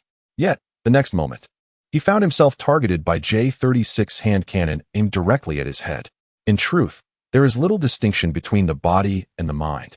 For this energy cannon measures a formidable 2.5 meters in diameter. You are the one courting death, J-36 intoned in a deep, mechanical voice, chillingly. Cease. Su Qingyan interjected, aware that Lin Yi was merely jesting. Such a creature would only require a single shot. However, J-36 seemed unaffected until Lin Yi spoke once more. Stand down. Yes, leader. J-36 complied, retracting the hand cannon with a tone of respect. This only served to reinforce Su Qingyan's conviction that this being was indeed a leader of extraterrestrial origin. Yet, she could not help but wonder, are you truly human? Of course, I am human, Lin Yi replied, ushering several individuals into a dedicated office hall. The chamber soared to a height of 30 meters, specifically designed to accommodate mech soldiers. Once everyone was seated, Su Qingyan inquired again, but how did you become associated with these colossal entities? Association? These creations are of my own making, he responded, though he added, but this has little to do with you, right? The remark left Su Qingyan somewhat embarrassed. Indeed, it appeared she had no real connection to this matter. Since the other party was unwilling to elaborate, she could not press further. Nonetheless, she articulated the purpose of her visit. Mr. Lin, we are here to investigate these extraterrestrial beings. Initially, had they merely remained in Nandu, even the construction of a war factory would pose no issue. However, yesterday, Guangqing faced an assault from these colossal beings, thus she chose not to continue her statement. Yet, Lin Yi understood her implication. Clearly, they perceived the actions of these extraterrestrial beings as crossing a line. Lin Yi, however, remained unfazed. I see no issue. Guangqing is far too chaotic, with various apocalyptic factions intermingling and numerous other nations making landfall. If you choose to disregard it, I shall manage it for you. If it remains unclaimed, why should I not take it? His words left Su Qingyan in a state of helplessness, for they simply lacked the military resources to maintain order in Guangqing. In truth, she too believed that Guangqing was indeed in disarray. It hardly mattered who ruled, yet. Being overrun by extraterrestrial beings surely instilled a sense of urgency, did it not? Lin Yi chuckled, seamlessly continuing the conversation. Indeed, though she was reluctant to acknowledge it. Su Qingyan nodded in agreement. It is true that the conflict among humans has always been a human affair, yet the involvement of extraterrestrial beings alters the very essence of the struggle. However, Lin Yi made it unequivocally clear, I can assure you sincerely, they will not lay a hand on humanity. Their focus is solely on the zombies and the impending natural disasters. I believe your primary concern should not be with them, but rather on how to confront the increasing likelihood of future calamities. Oh, if I may interpret your words correctly, it seems you are aware of other potential disasters. Su Qingyan, seizing upon the crux of the matter, could not help but inquire. Another strikingly beautiful blonde expert turned her gaze towards them. Indeed, are you privy to what may transpire next? The blonde beauty asked. Lin Yi glanced at her, scoring a mental note of 93. By heavens, such capability coupled with beauty is a rare find. Alas, she fell just short of perfection. Nevertheless, he responded, floods. A collective gasp escaped the crowd at his proclamation. Yes, Lin Yi affirmed with a slight nod while seated in his armchair. A deluge capable of eradicating all of humanity. The system had previously issued a warning. Following the blizzard, floods would ensue. However, the extent of the forthcoming catastrophe remained unclear to Lin Yi. Yet, the others felt as though they were caught in a surreal dream, grappling with existential doubts. Could there truly be a great flood? Su Qingyan turned to the blonde expert beside her, Celia, a specialist in geology, biology, and mechanics. Therefore, her presence here was no coincidence. Indeed, after a moment of contemplation, the young blonde woman elaborated. Under normal circumstances, if such a global blizzard were to occur, resembling conditions akin to the Ice Age. Once the blizzard subsides and the sun emerges, the melting glaciers would indeed precipitate catastrophic flooding. This mirrors the events of millions of years ago when the dinosaurs faced extinction. Following an extended period of glaciers, floods ensued. The Earth experienced floods for 2 million years before arriving at its current state. Should this occur, I fear the consequences would be dire. Her expression turned grave. Lin Yi did not dwell excessively on the expert's deductions. He merely followed the system's prompts. However, Su Qingyan perceived the gravity of the situation. If this were indeed the case, it would be a matter of utmost seriousness. Thus, I reiterate, Lin Yi spoke once more. Your focus should not be on me, but on devising strategies for survival in the face of the impending disasters. As for me, I harbor no interest in you, for my sole desire is to endure. You. Su Qingyan gazed at Lin Yi, who spoke with an air of nonchalance, unable to restrain a twitch at the corner of her mouth. Are you truly contemplating survival despite such circumstances? What hope do we have for our own existence? Nevertheless, one certainty emerged. Your response suffices. With that, Su Qingyan rose and politely stated her intentions. For her purpose in this gathering was not to delve into the study of extraterrestrial mechanical life forms. I merely wish to clarify their intentions and objectives. Although discerning truth from falsehood is challenging, do they possess the power to choose disbelief? Thus, a singular response suffices. Moreover, we have now received a valuable piece of information regarding the impending disaster, a cataclysmic flood. We must return to report and prepare in advance. With that, Su Qingyan politely bid farewell to Lin Yi, saying, farewell, without waiting for further pleasantries. As she departed with her companions, Gu Bo, still in a state of bewilderment, finally regained his composure and cautiously turned to Lin Yi, tentatively inquiring, my lord, is it true that the next calamity will indeed be an apocalyptic flood? What are your thoughts? Lin Yi did not provide a direct answer, but instead posed a counter-question, which only served to further confirm Gu Bo's suspicions. He was perplexed. Such confidential matters, and yet you so readily divulge them to them. What if they prepare in advance? Upon hearing this, Lin Yi was taken aback, his expression one of incredulity as he gazed at Gu Bo. Are you even human? For heaven's sake, we are all part of the human race. When an apocalyptic flood looms, every life saved counts, and you wish to conceal this information. Are you not concerned about the potential extinction of others? Gu Bo, startled by Lin Yi's words, trembled slightly in his corpulent form, hastily clarifying, no, what I meant was, shouldn't we seize this opportunity to prepare ahead and perhaps secure a fortune? You truly are a beast. Lin Yi's gaze toward Gu Bo shifted entirely. This fellow, even in the face of the apocalypse, is contemplating wealth. Yet, I find it oddly appealing. Chapter 89. The Art Project of the Himalayas. Of course, his motives were not solely rooted in the survival of humanity. In his view, it sufficed for a few million to survive into the future. Saving a few 100,000 was not a daunting task. Otherwise, what would remain would be merely himself, a handful of women, and a motley crew of followers. Absurd. Therefore, conveying this information to Su Qingyan would allow them to prepare adequately, thereby minimizing potential losses. Only through such preparations could they withstand the impending arrival of extraterrestrial beings, leveraging the military base in the Himalayas as a formidable bulwark. After all, until the strength of the adversary was discerned, Lin Yi would not readily reveal his trump cards. The military base in the Himalayas served as an excellent vanguard. If Gu Bo were aware of Lin Yi's thoughts, he would undoubtedly be speechless. Am I truly the villain here? Who could rival your malevolence? As anticipated, upon Su Qingyan's return with the news, the atmosphere in the conference hall of the Himalayan military base turned somber. Did that fellow truly say such things? Suongwa furrowed his brow, directing a concerned gaze at his daughter. Indeed, Su Qingyan did not withhold the truth. Nodding gently, Cyria also mentioned that once the blizzard subsides, the current circumstances could very well precipitate a cataclysmic flood. This poses a significant dilemma. As expected, upon hearing this, the representatives from various nations were immediately unsettled. It is essential to understand that a global flood would be far more terrifying than an apocalyptic zombie outbreak. One representative could not contain himself and spoke in a grave tone. Indeed, others nodded in agreement, their expressions fraught with anxiety. After all, zombies could be combated, and blizzards could be evaded. However, should a worldwide extermination flood truly arrive, there would be no refuge. Yet, the minister from the United States could not restrain himself from questioning Su Qingyan. What is the credibility of this information? What if it is a deception? What if we are being misled? Deception? Su Qingyan shook her head, her demeanor earnest as she replied, I believe Lin Yi is not lying. Why are you so certain? A diminutive representative from the island nation, standing beside his superior, could not help but inquire. Su Qingyan held the actions of the short-statured individual who abandoned his people in disdain but still articulated. I have interacted with him.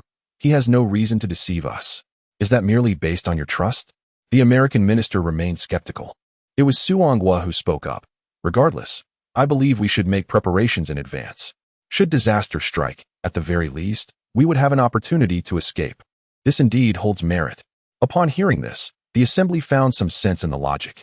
After all, whether true or false, it was prudent to be prepared. What if it is genuine? If arrangements are not made, the consequences could be dire.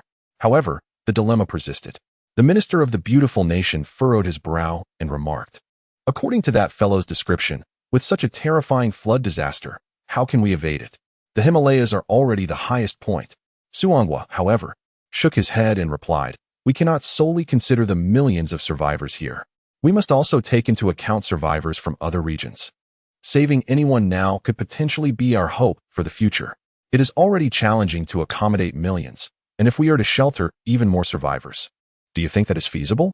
Yet, Suangwa seemed to be well prepared as he lifted his gaze and scanned the crowd, declaring, "There is another way." "What way?" they inquired. "Initiate the Ark project." "What?" Upon utterance of this statement, the room erupted in uproar. Everyone gazed at the representative from the Dragon Nation with incredulity. Was this a jest? The Ark project was merely a concept at this stage, yet to be implemented.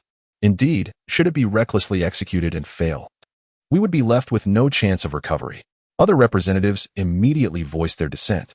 It turned out that the Ark project was a salvation initiative devised by the Global Alliance to preserve the last hope for humanity. It primarily aimed to construct 20 state-of-the-art arks capable of accommodating millions, also known as aerial motherships, designed to traverse the skies. This was a precaution against a future cataclysmic nuclear war, ensuring that some remnants of humanity would survive.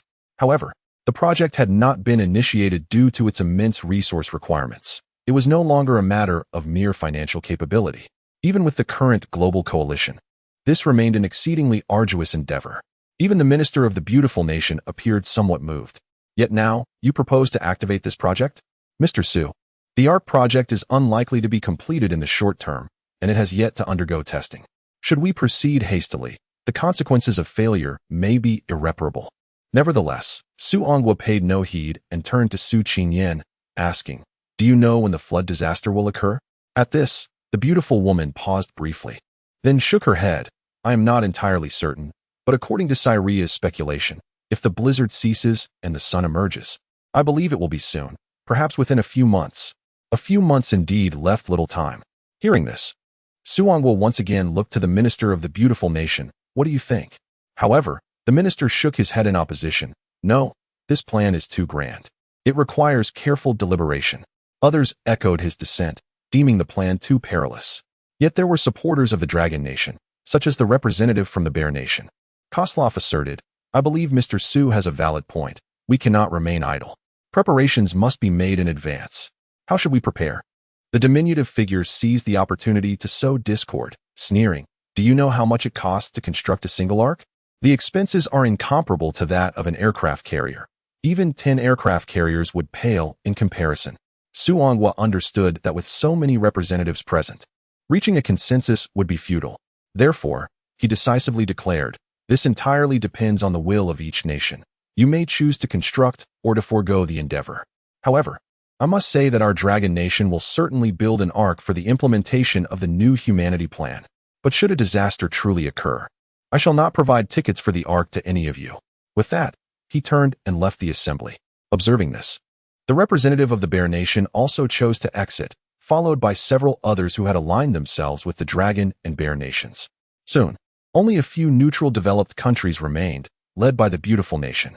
The little fellow could not contain his curiosity and asked, "Mr. Wall, what are your thoughts?" Wall gazed at the departing figure of the Dragon Nation's representative, his expression a tumultuous mixture of contemplation and apprehension. He recognized that should calamity strike, it would undoubtedly pose significant challenges. Consequently, he promptly instructed one of the 4-star generals beside him, General Longmire. "It appears we must also compromise and construct an ark of our own." Upon hearing this, the middle-aged general saluted and replied, "I will make arrangements immediately." Of course, there were those who opted not to build, such as a few representatives from the Sun Never Sets Empire. As the gathering began to disperse, a middle-aged man inquired of the Sun Never Sets representative, "What shall we do?" The representative merely smiled enigmatically and shook his head, saying, "No need for haste. We lack sufficient resources to undertake such a grand project. However, we can consider boarding another's vessel when the time comes." At this revelation, the eyes of the attendees sparkled with intrigue. A new plan was afoot. Thus, each individual, harboring their own motives, embarked upon the Ark project of the Himalayas. Chapter 90. The Celestial Winged Angel Sky Set? Hanbing cosplay? Now this is true cosplay. However, Lin Yi remained oblivious to these details. Even if he were aware, it would matter little to him. The Himalayan military base posed no threat whatsoever in his eyes. In comparison, the apocalyptic calamities represented a far greater danger to him. At this moment, he had arrived in a city overrun and completely engulfed by zombies. Boom! With a sound akin to a dragon's roar resonating from the heavens. An F-22 Raptor plummeted from the sky. Under the bewildered gaze of countless zombies, it crashed to the ground. With a thunderous impact, a blizzard of debris erupted, revealing the sleek, dark gray aircraft. Before the multitude of zombies, the fighter jet began to transform at a speed visible to the naked eye, swiftly morphing into a colossal mechanical behemoth nearly 20 meters tall. Simultaneously, Lin Yi and the enchanting Han Bing descended to the ground. A roar erupted from the zombies, who, upon spotting two living humans, became instantly animated, howling in excitement as they charged forward. Why there are so many. Han Bing, who had only recently gained fame as an internet sensation, was overwhelmed by the scene. Her delicate face turned pale, and her hand, gripping a crimson long knife, trembled uncontrollably. This is too much. Fear not, Lin Yi replied calmly. In this apocalypse, if you lack the courage to hunt zombies, how will you survive? Indeed, Lin Yi's purpose for coming here was to train Han Bing. Jiang Yamong, Li Meixin, and the others were already seasoned, having been among the earliest to join. So there was no need for concern regarding them. The later recruits, such as Ishihara Mei, Qin Shao, Li Jin, and even Su Tong, had all made significant progress. Yet, Han Bing, despite being forcibly elevated to a fourth-tier status, had never slain a single zombie. Thus, Lin Yi had taken it upon himself to personally guide her training. Otherwise, she would merely be a burden by his side. This location, teeming with zombies, was perfect for her development. However, the pressure on Han Bing was immense. No, big brother. While I understand the need for training, must we start at such an intense level? Look at those first-tier green giants. There must be hundreds of them. And the second-tier red skeletons, alongside some third-tier black skeletons. This is not a challenge for ordinary survivors.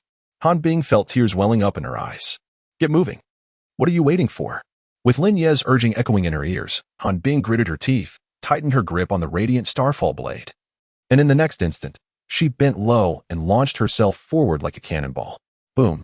As she landed, a terrifying crimson radiance erupted, resembling a ferocious fire dragon, resulting in a violent explosion centered around her. Within a radius of several meters, an immense conflagration erupted, akin to a missile detonation. The hapless zombies, devoid of any resistance, were instantly hurled into the air, incinerated in the blaze. In a singular strike, dozens of these wretched creatures were annihilated, while the remnants were similarly cast aside. Emerging from the meteorite crater, Han Bing gazed in disbelief at the radiant blade she clutched, her beautiful eyes reflecting astonishment. Goodness gracious, is this my doing? Am I truly this formidable?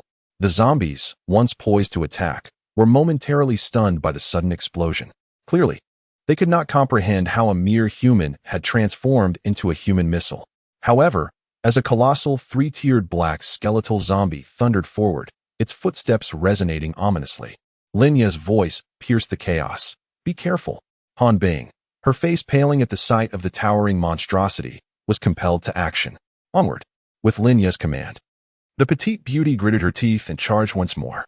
With an inevitable crash, the luminous starfall blade, like a blazing crimson ray, effortlessly cleaved the three-tiered skeletal zombie in twain, as though slicing through tofu. This spectacular display instilled further confidence in Han Bing. Yet, as she lifted her gaze, she was met with the horrifying sight of zombies surging towards her like a relentless tide. Even in her newfound strength, the sheer number of foes overwhelmed her. Just as despair threatened to take hold, Lin Yi's calm, training voice resonated again. Activate the winged angel set. As the words fell, a brilliant white radiance erupted from Han Bing's form just as the frenzied zombies closed in. Suddenly, a pair of massive white wings unfurled, reminiscent of a celestial angel. Indeed, this was the sky set, winged angel, which Lin Yi had exchanged in the underground city for a hefty sum of 10 million game coins. He believed that while the mechanized army might rival the might of Transformers and grow ever more powerful, true survival in this apocalyptic realm hinged upon one's personal strength. The underground city offered the finest arsenal and equipment to augment the user's capabilities, with the sky set providing a remarkable 70 enhancement to all attributes, regardless of initial strength. Thus, Lin Yi procured a set of the sky set, which also served to facilitate Han Bing's training. As anticipated, amidst the zombie onslaught, Han Bing soared into the air, her expansive white wings granting her an angelic presence. The sight of her flowing white dress, coupled with her long, graceful legs, was nothing short of exhilarating, a fitting homage to the aesthetic of cosplay. Yet, there was a distinct difference. This is a manifestation of genuine power. Indeed, at the moment she ascended into the heavens, Han Bing, adorned with pure white wings, radiant as an angel, and wielding the luminescent starfall blade, found herself momentarily dazed. One must understand that prior to the apocalypse, she had engaged in various cosplay endeavors to garner followers. Yet now, the instant she donned this ensemble, which surpassed any mere costume, Han Bing felt as though she had transcended to divinity. Her perspective subtly shifted, rendering those below her as mere ants. At that moment, the zombies below collided with one another, with the weaker ones being directly obliterated by the green giant. Thousands of zombies, thwarted in their advance, surged with a fervent urgency. However, Han Bing, now soaring over 100 meters above the ground, revealed a cold smile upon her delicate visage, as she raised the luminescent starfall blade to strike downward. A resonant hum filled the air, followed by an explosive roar. A colossal red blade of light suddenly erupted forth, cleaving through the chaos below and carving a vast cross with a diameter of 50 meters. This was the blade's inherent energy storage effect. The more zombies she vanquished, the greater the energy accumulated, which could be unleashed through the zombie crystals. With that singular strike, at least several hundred zombies were cleaved in twain. Even Lin Yi, observing from a distance, was momentarily taken aback by the spectacle. This equipment was undeniably impressive, exuding an aesthetic appeal reminiscent of an ethereal angelic warrior descending from the underworld. Moreover, amidst the ruins of a fallen city, survivors hiding on the rooftop of a high-rise building beheld Han Bing in the distance, radiating with a white luminescence, as if an angel had descended. One survivor was left utterly awestruck, convinced he must be mistaken. Goodness, look! Is that an angel arriving? Chapter 91. The radiant angelic armor and the luminous starfall blade. This is the combat prowess that DNF ought to embody. They were a small group of survivors, mere dozens, who had long taken refuge in the desolate zombie city, struggling to survive day by day. Yet now, as they observed the outside world, they beheld a stunning sight. A woman adorned with pure white wings, as holy as an angel, wielding a blinding red longsword, was vanquishing the undead. They were momentarily entranced. Could it be? Did angels truly exist in this world? Had they lost their minds? They had believed that such celestial beings were mere myths, yet here was one, descending upon the earth. From a distance, the ethereal and magnificent angel appeared to effortlessly dispatch the zombies with each swing of her blade, radiating a fierce crimson glow that enveloped her surroundings. And then, with a final strike, the sky erupted with a thunderous roar, as if the heavens themselves were tearing apart. To their astonishment, a colossal meteor, nearly 20 meters in diameter, plummeted from the sky. The impact was terrifying, akin to that of a missile strike, shaking the very ground beneath them. Gasp! The onlookers collectively inhaled sharply. This was undeniably a true angel. How could they be so certain? One companion, still in awe, could not help but inquire. Isn't it obvious? Replied a man, exasperated. Can an ordinary person summon meteors? He had a point. The young man felt a wave of embarrassment wash over him. Meanwhile, the zombies were nearly eradicated, prompting the leader to urge his companions forward. Come, let us hasten to behold the angel. Who knows, she might be here to save us. Indeed, the group felt a surge of hope. After 2 months of desolation, they had grown numb to the apocalypse. Yet witnessing such a divine figure reignited their spirits. If miracles were indeed manifesting, they would gladly be among the first to believe. However, as they rushed to the scene, they were left bewildered. One perceptive young man, gazing at the winged figure still reaping the zombies, noted her long, elegant legs and pure white wings, exuding an aura of divinity. Yet, upon closer inspection, he mused, this doesn't quite resemble a deity. It seemed more like a formidable gene-evolved being, he pondered. But the leader, utterly captivated by Han Bing's breathtaking beauty, was entranced, declaring, "Whether she is a deity or not is irrelevant. To me, she resembles an angel." Boom. Just then, as the last of the zombies fell, a piercing sound sliced through the air, followed by a massive black energy orb hurtling toward them. Watch out. The man was indeed a first-tier genetic evolver. Otherwise, how could he have survived until now? Upon witnessing the black energy sphere, his pupils constricted, and he hastily warned, "The dark zombies are approaching." Without a doubt, Han Bing also noticed the ominous energy sphere. Instinctively, she raised the luminary starfall blade to shield her chest. Boom. The black energy sphere erupted violently. The powerful shockwave sending Han Bing soaring through the air, nearly colliding with a distant building. Fortunately, she managed to stabilize herself mid-flight and then cast her holy gaze towards the man, Jiang Fan. In that fleeting moment of eye contact, a thunderous realization struck Jiang Fan. He was utterly captivated. She was simply too beautiful. However, Han Bing had no time to concern herself with this man's warning. Her attention was fixed on a distant figure. Perched atop a building was a diminutive figure, clad in a black robe, holding what resembled a bone staff, glaring intently at Han Bing. Was this a fifth-tier zombie? Han Bing's brow furrowed slightly. That earlier black energy sphere had nearly cost her dearly. Instinctively, she glanced at Lin Yi, her heart racing. "Brother, that one is only a fourth tier." Yet Lin Yi remained composed, calmly instructing, "Eliminate him." With the prowess of a fourth-tier genetic evolver, coupled with the enhanced luminary starfall blade and the 70% augmented lightwing angel ensemble, Han Bing's true strength could reach 9th tier. Dealing with a 5th-tier zombie would be a mere formality. Taking a deep breath, Han Bing merely fluttered her wings and surged forward like a beam of white holy light toward the diminutive foe. The small figure screeched in an attempt to resist. But Han Bing's speed was overwhelming. With a swift strike, she severed one of his arms. However, to Jiang Fan and the others, the scene unfolded differently. They beheld the extraordinarily holy angel effortlessly cleave the arm of the ambushing jester. Another strike followed. Boom. The flames unleashed by the luminary starfall blade instantaneously cleaved the small figure in twain.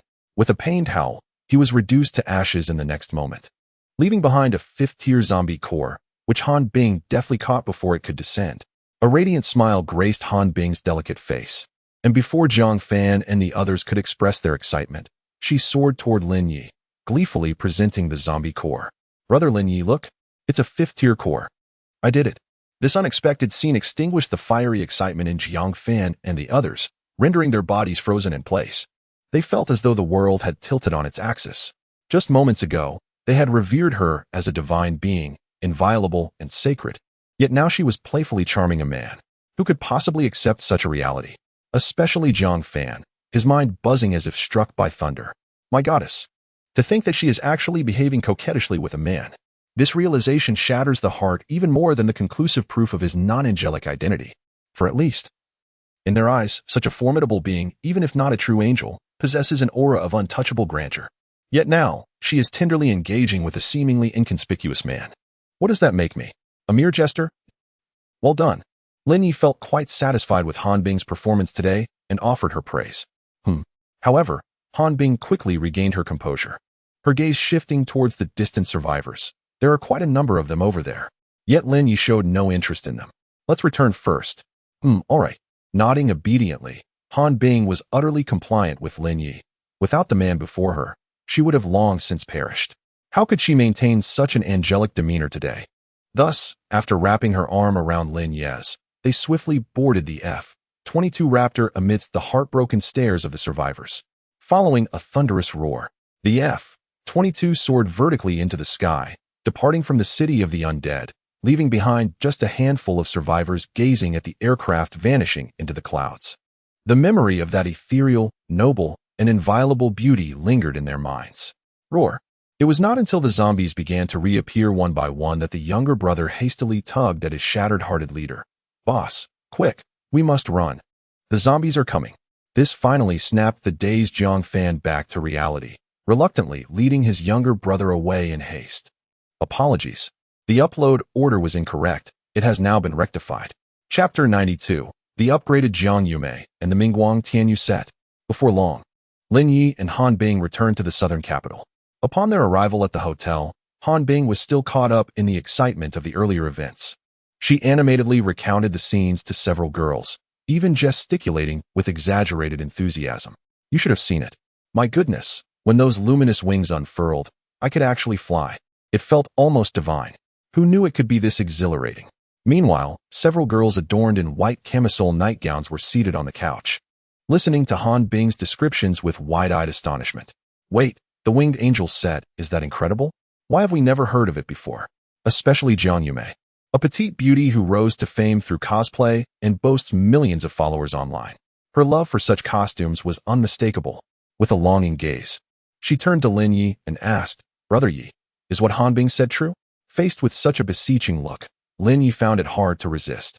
However, it was also his first time utilizing a set other than weapons, and he had not anticipated it to be so extraordinary, particularly with the sky set. Where in the game the wings were merely decorative, he was astonished to discover that they could actually enable flight in reality. Wow! Jiang Yume was undeterred by the complexities and, upon hearing this, rushed to Lin Ye's side, clinging to his arm and nuzzling against him. Brother Lin Ye, Yume wants it too. Me too. Me too. Li Meixin chimed in eagerly, raising her hand. Chen Xiao followed suit. I want it as well. Only Su Tong and Xiera Mei remained silent, yet their eyes brimmed with unspoken desires. When Jiang Yume noticed Li Meixin's eagerness, she playfully blocked her way, exclaiming, Hey, Meixin, don't you know it's first come, first served? I asked first. Li Meixin pouted. I know, but it still depends on who Brother Yi gives it to first. Then, Brother Yi, who will you choose first? Jiang Yume quickly clutched Lin Ye's arm again, rubbing against him affectionately. Brother Yi, Li Meixin, not one to back down, grasped his other arm, presenting an alluring conflict. Who could withstand such a display? Even though Lin Yi had experienced similar situations numerous times, he felt overwhelmed. Nevertheless, he said, All right, one at a time, no need to rush. Let's start with. He surveyed the girls before finally resting his gaze on Jiang Yume. Let's give it to Yume first. Yay. Thank you, Brother Yi. Jiang Yume exclaimed, her joy radiating like a triumphant swan. This was not merely about the equipment. It signified her special place in Lin Ye's heart. Among so many women, I was the first to receive it. Li Meixin, feeling a twinge of jealousy, pouted and muttered, What's so great about it? It's only temporary. Nevertheless, as Lin Yi powered on the computer, the attention of the young ladies promptly converged upon him. He opened various celestial outfits, allowing Jiang Yume the liberty to choose her ensemble. Take a look, select whatever suit you desire. I want. Overwhelmed by the dazzling array of equipment, Jiang Yume took a moment to gather her thoughts before finally selecting a set. I want this one. Lin Yi glanced at her choice and discovered it was the Mingguang Tianyu set. Mingguang Tianyu set. All attributes plus 70%, increases resistance to light, darkness, ice, and life attributes by 20%. Attacks imbued with light and dark attributes can inflict special damage on shadowy beings and zombies. Price, 12 million game coins. Not bad. After reviewing the attributes, Lin Yi deemed it quite satisfactory. It could simultaneously enhance attacks against zombies and shadowy creatures. Moreover, the set was undeniably stunning, exuding a charm reminiscent of Ganyu, thus fulfilling Jiang Yume's deepest desire for a cosplay. Therefore, Lin Yi promptly purchased it. With a swift motion, a radiant white light enveloped his hand, revealing a complete ensemble including a hat, headpiece, chest armor, facial covering, waist garment, shoes, pants, and top. Is this the Mingguang Tianyu set? Upon witnessing the exquisite white and purple attire, Jiang Yume was instantly captivated. Her beautiful eyes sparkled. It's so beautiful. Go try it on. Without wasting a moment, Lin Yi handed the outfit to the young beauty, urging her to change. Okay. Jiang Yume eagerly accepted the clothes and dashed to the side to change. After nearly 10 minutes had passed, impatience began to set in for Li Meixin. Is she really taking this long? Should I go help her? It's not easy for one person to get dressed. Chen Xiao suggested. Sure. After all, Lin Yi wouldn't wear such cosplay outfits. She nodded in agreement. However, before Chen Xiao could enter, they heard Jiang Yume's voice from within. No need. As her words echoed, the petite beauty emerged clad in the Mingguang Tianyu set. The moment she stepped out, all eyes were transfixed upon her. Her long white hair was adorned with a purple-red bow, accentuating the cascading locks that flowed down to her waist, reminiscent of an ethereal sprite. Complementing her appearance was the elegant white and purple gown, paired with white stockings that showcased her long, delicate legs. She resembled a fairy maiden that had gracefully stepped out of an anime. In that instant, the other young ladies were left speechless. Oh my heavens, this is simply too beautiful. Li Meishin was utterly astonished, her mouth agape, as she had anticipated some noteworthy transformation. Unexpectedly, a remarkable transformation has occurred. At this moment, Jiang Yume resembles a celestial angel emerging from the realms of mythology. Most strikingly, despite her breathtaking beauty, she emanates an aura of profound danger. The Mingguang Tianyu set bestows not merely a sensory metamorphosis, but, more crucially, an enhancement of power. I sense that my strength has nearly doubled. Gazing at the armor adorning her arm, Jiang Yume shyly turned her flushed face towards Lin Yi. Brother Yi, what do you think? Although the Mingguang Tianyu set imparted an oddly aloof demeanor, she felt an irresistible urge to hear Lin Yi's opinion. Well, quite impressive. Lin Yi remarked candidly as he appraised her from head to toe, acknowledging that her attire exuded an extraordinary allure. The underground realm certainly knows how to captivate its players. Upon hearing his words, Jiang Yume exhaled in relief.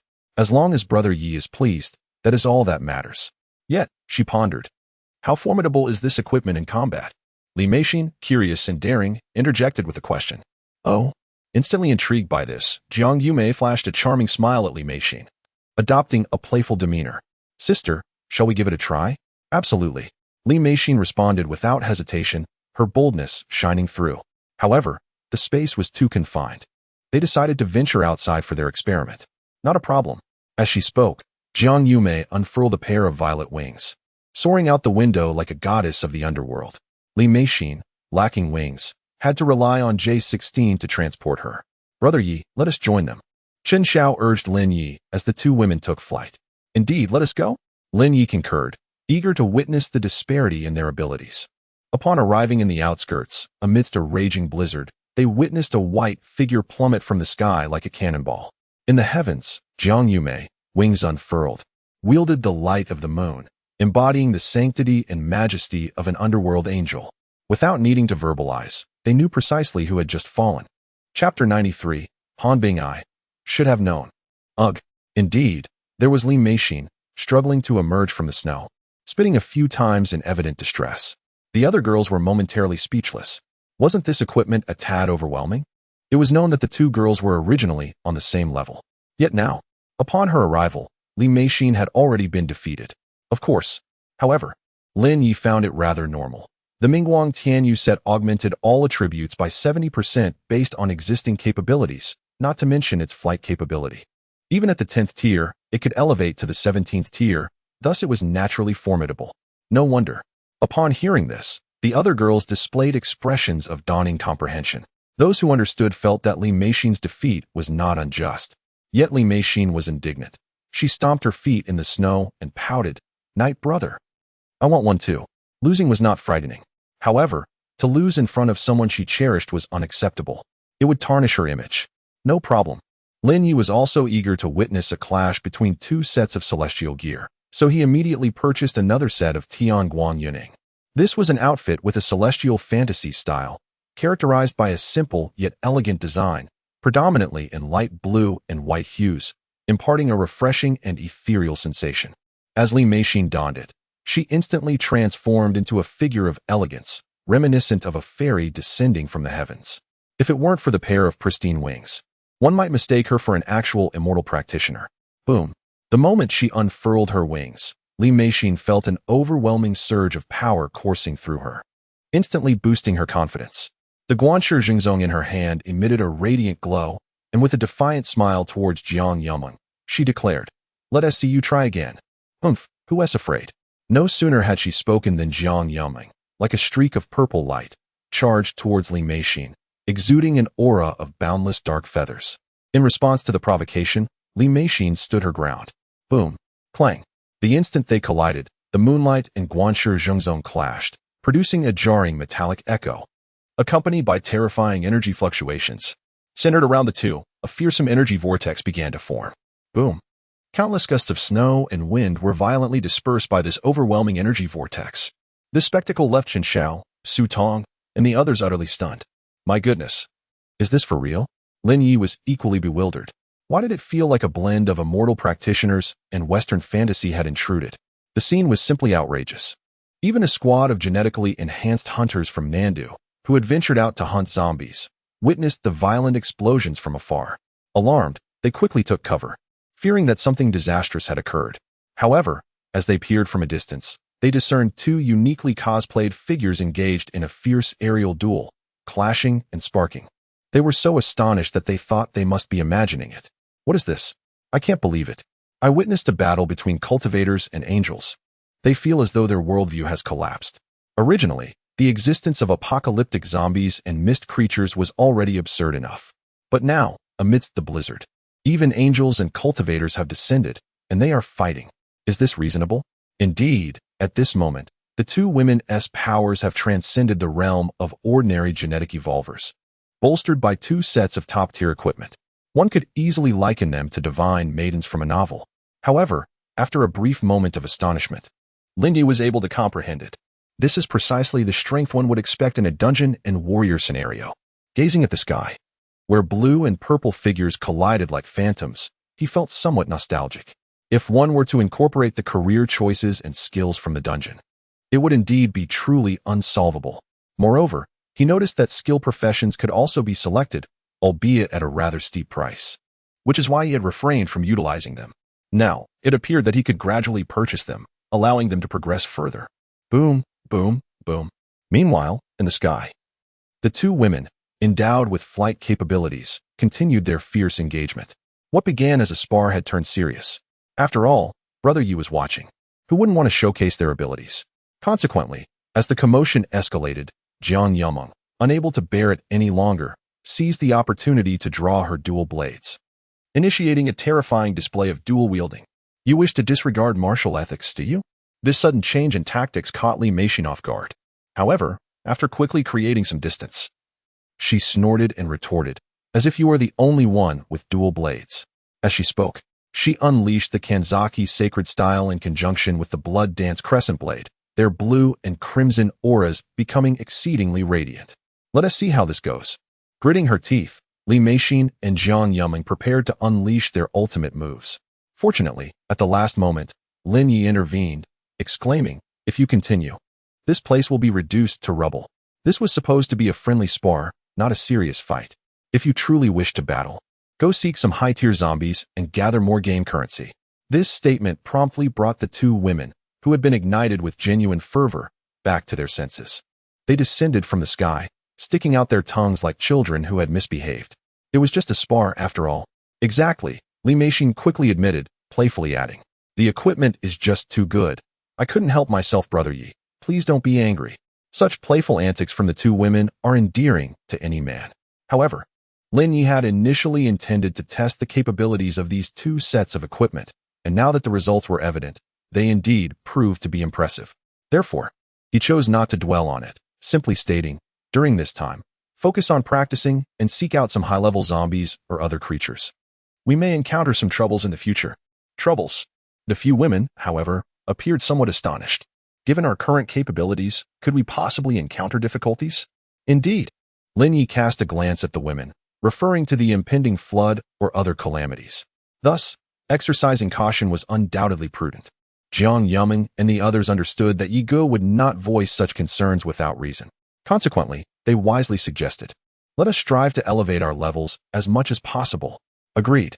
Lin Yi nodded, subsequently preparing a set of equipment for Su Tong, Qin Xiao, Li Jun, and Ishiharame. This alone cost nearly 80 million. It is undeniable that in-game currency holds immense significance. Fortunately, he currently possessed around 2 billion. And with his mech legion generating a daily income of 100 million, it was hardly a concern. Oh, and one more thing, Lin Yi added. We require more women who meet the criteria to unlock additional games. More. Upon hearing this, Han Bing nearby seemed to ponder something, timidly raising her pristine hand. I believe I know of one. Chapter 94. The Enchantress, Shu Jiu? You know. Lin Yi, intrigued by the mention, turned his gaze towards the captivating beauty beside him.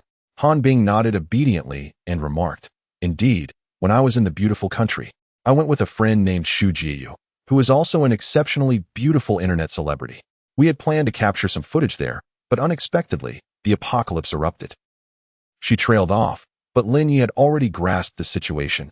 Evidently, it was yet another case of being unprepared for the cataclysm. He inquired, "Do you know her whereabouts?" "Yes, yes." Han Bing eagerly nodded. "She is at a cliffside hotel in Hawaii, but I have no idea if she is still alive." Lin Yi, however, was unconcerned and merely smiled. "Whether she is alive or not, we shall find out." Raptor, "Hey, boss, I'm here." Just as the words left his mouth, an F-22 Raptor descended like a streak of black lightning, crashing onto the ground and stirring up a flurry of snowflakes. Enthusiastic, it transformed into a mechanized soldier, kneeling respectfully. "Boss, you called for me. Let us go." Lin Yi nodded slightly. "According to Han Bing's guidance, we are heading to the beautiful country." "Understood." With that, the F-22 Raptor executed a graceful turn and transformed back into its aircraft form, landing nearby. After Lin Yi and Han Bing boarded, he addressed Jiang Yuming, Li Meixin, and the other women. "In the meantime, make sure to hunt some high-level zombies to enhance your strength. When the next catastrophe strikes, it will likely be far from easy." "Yes, we understand." The women nodded obediently, then watched as the F-22 soared into the sky. Jiang Yuming turned to her companions. "Sisters, don't just stand there. Let us set off. Onward." They were filled with determination, eager not to disappoint Lin Yi. Thus, the group promptly sought out their Ferraris and quickly departed. Meanwhile, at the cliffside villa in Hawaii, an iconic hotel known for its opulence nestled between steep cliffs, it had become a shadow of its former glory. Xu Jieyu and several survivors had taken refuge in the hotel's underground sanctuary. Fortunately, the supplies were abundant, sufficient to last them a year and a half, alleviating any concerns regarding sustenance. The only challenge was to remain undetected by the zombies outside. However, with the arrival of a blizzard, they realized that this singular threat had dissipated. Consequently, Xu Jieyu emerged as the queen among the survivors, enjoying a relatively comfortable existence, particularly as the hotel was equipped with solar power and luxurious amenities. Living in such splendid surroundings, Xu Jieyu found her situation rather agreeable. At this moment, she donned a form-fitting dress in shades of gray and black, complemented by thigh-high black stockings, cascading long hair, and an exquisite figure, an epitome of the secretary style. She leisurely sipped red wine while savoring a steak, captivating the onlookers among the survivors, who found themselves utterly entranced. Yet, they dared not act on their desires. For Xu Jieyu was a first-level genetic evolver, a formidable force that rendered them powerless to resist. Each day, they remained at her mercy, living under her reign as the queen among this group of over 100 survivors. The flavor is quite delightful. After taking a sip of red wine, the enchanting beauty displayed a satisfied expression. Of course, beside her stood a man in a suit, resembling a waiter, who had been coerced into learning the dragon language over the past 2 months. He quickly exclaimed, "This is from a mall we discovered this morning, not leftovers from the hotel. Moreover, we have also procured some heating equipment, which we intend to bring to you." With that, he summoned 2 survivors to transport a massive heater towards her. Xu Jieyu glanced at the label, "Made in China." How familiar that phrase felt. She had been here for 2 months and had no idea how things were back home. This realization dampened her appetite. Upon noticing her change in demeanor, the man, Little Black, was immediately alarmed, feeling a chill run down his spine. If the queen were displeased, his life could be in jeopardy. Fortunately, Xu Jieyu did not pursue the matter further, but inquired about the situation outside.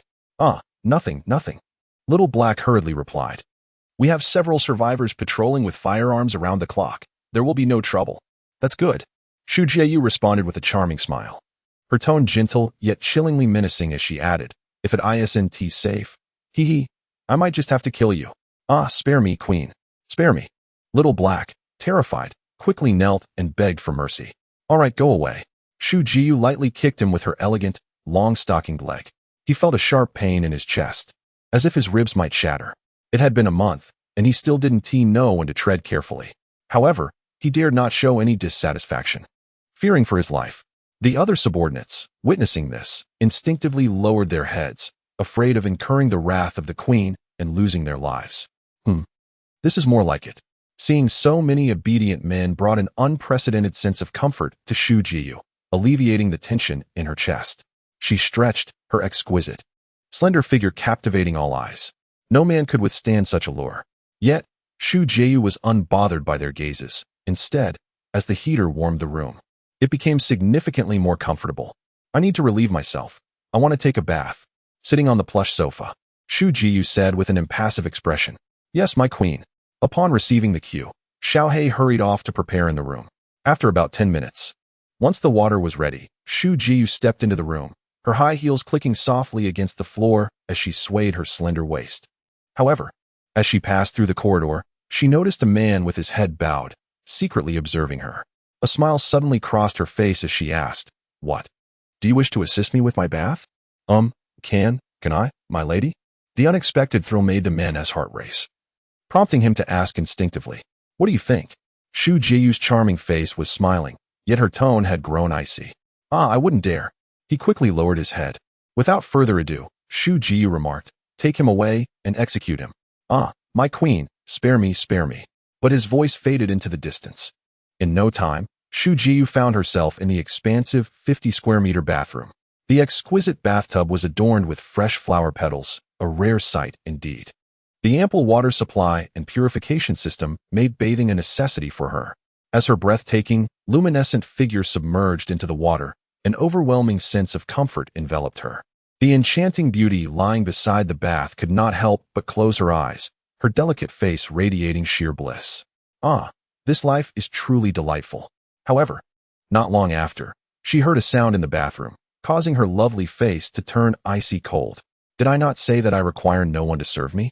Upon opening her eyes, she was surprised to find an unfamiliar handsome young man, causing her heart to flutter slightly. This fellow has captured my interest.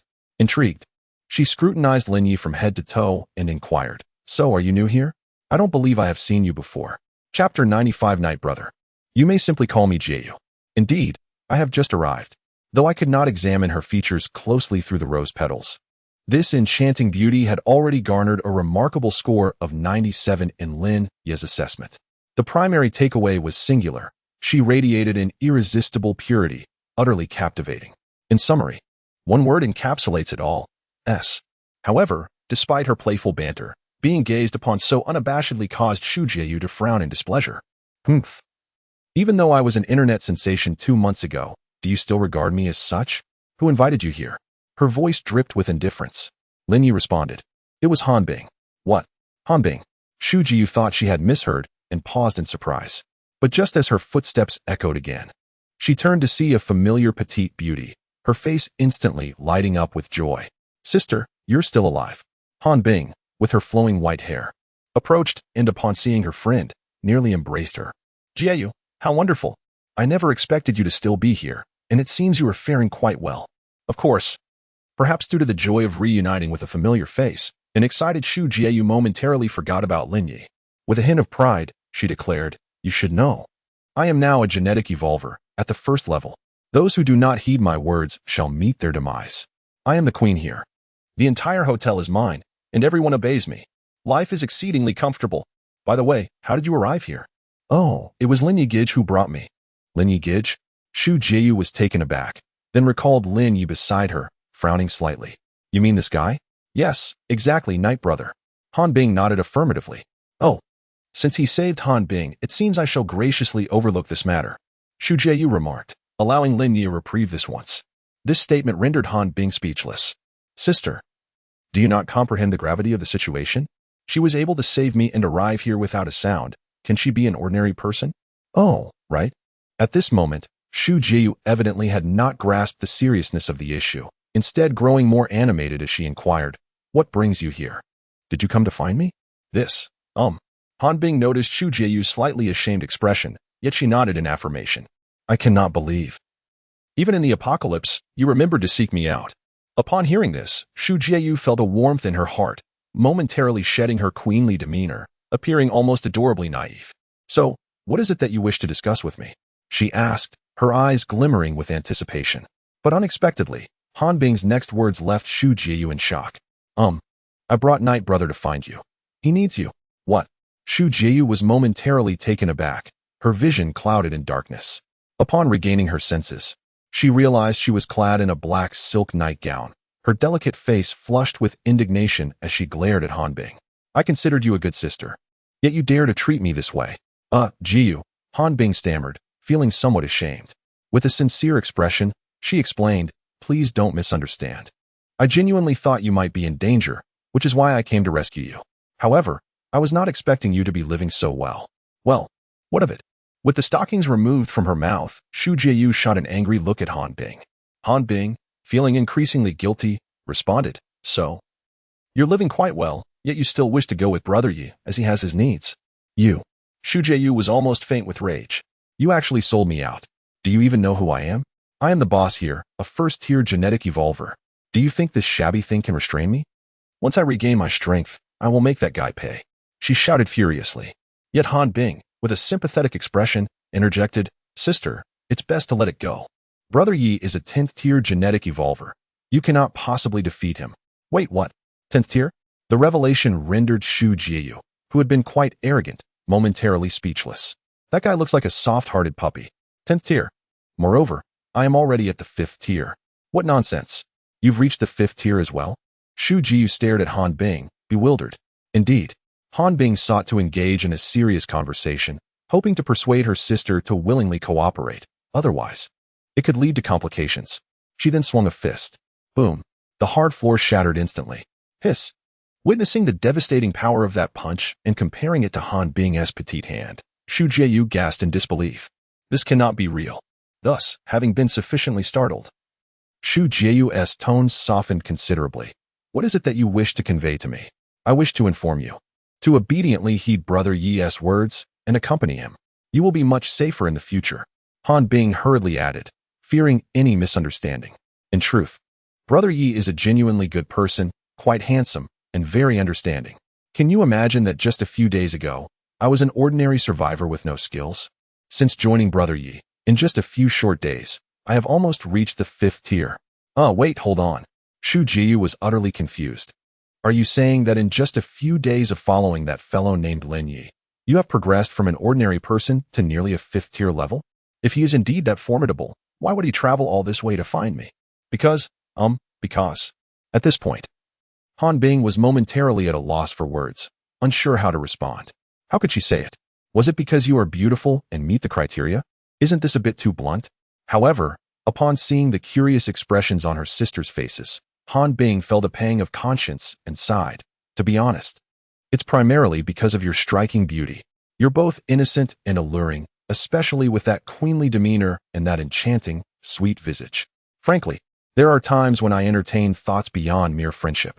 Xu Jieyu responded. Are you really being this straightforward?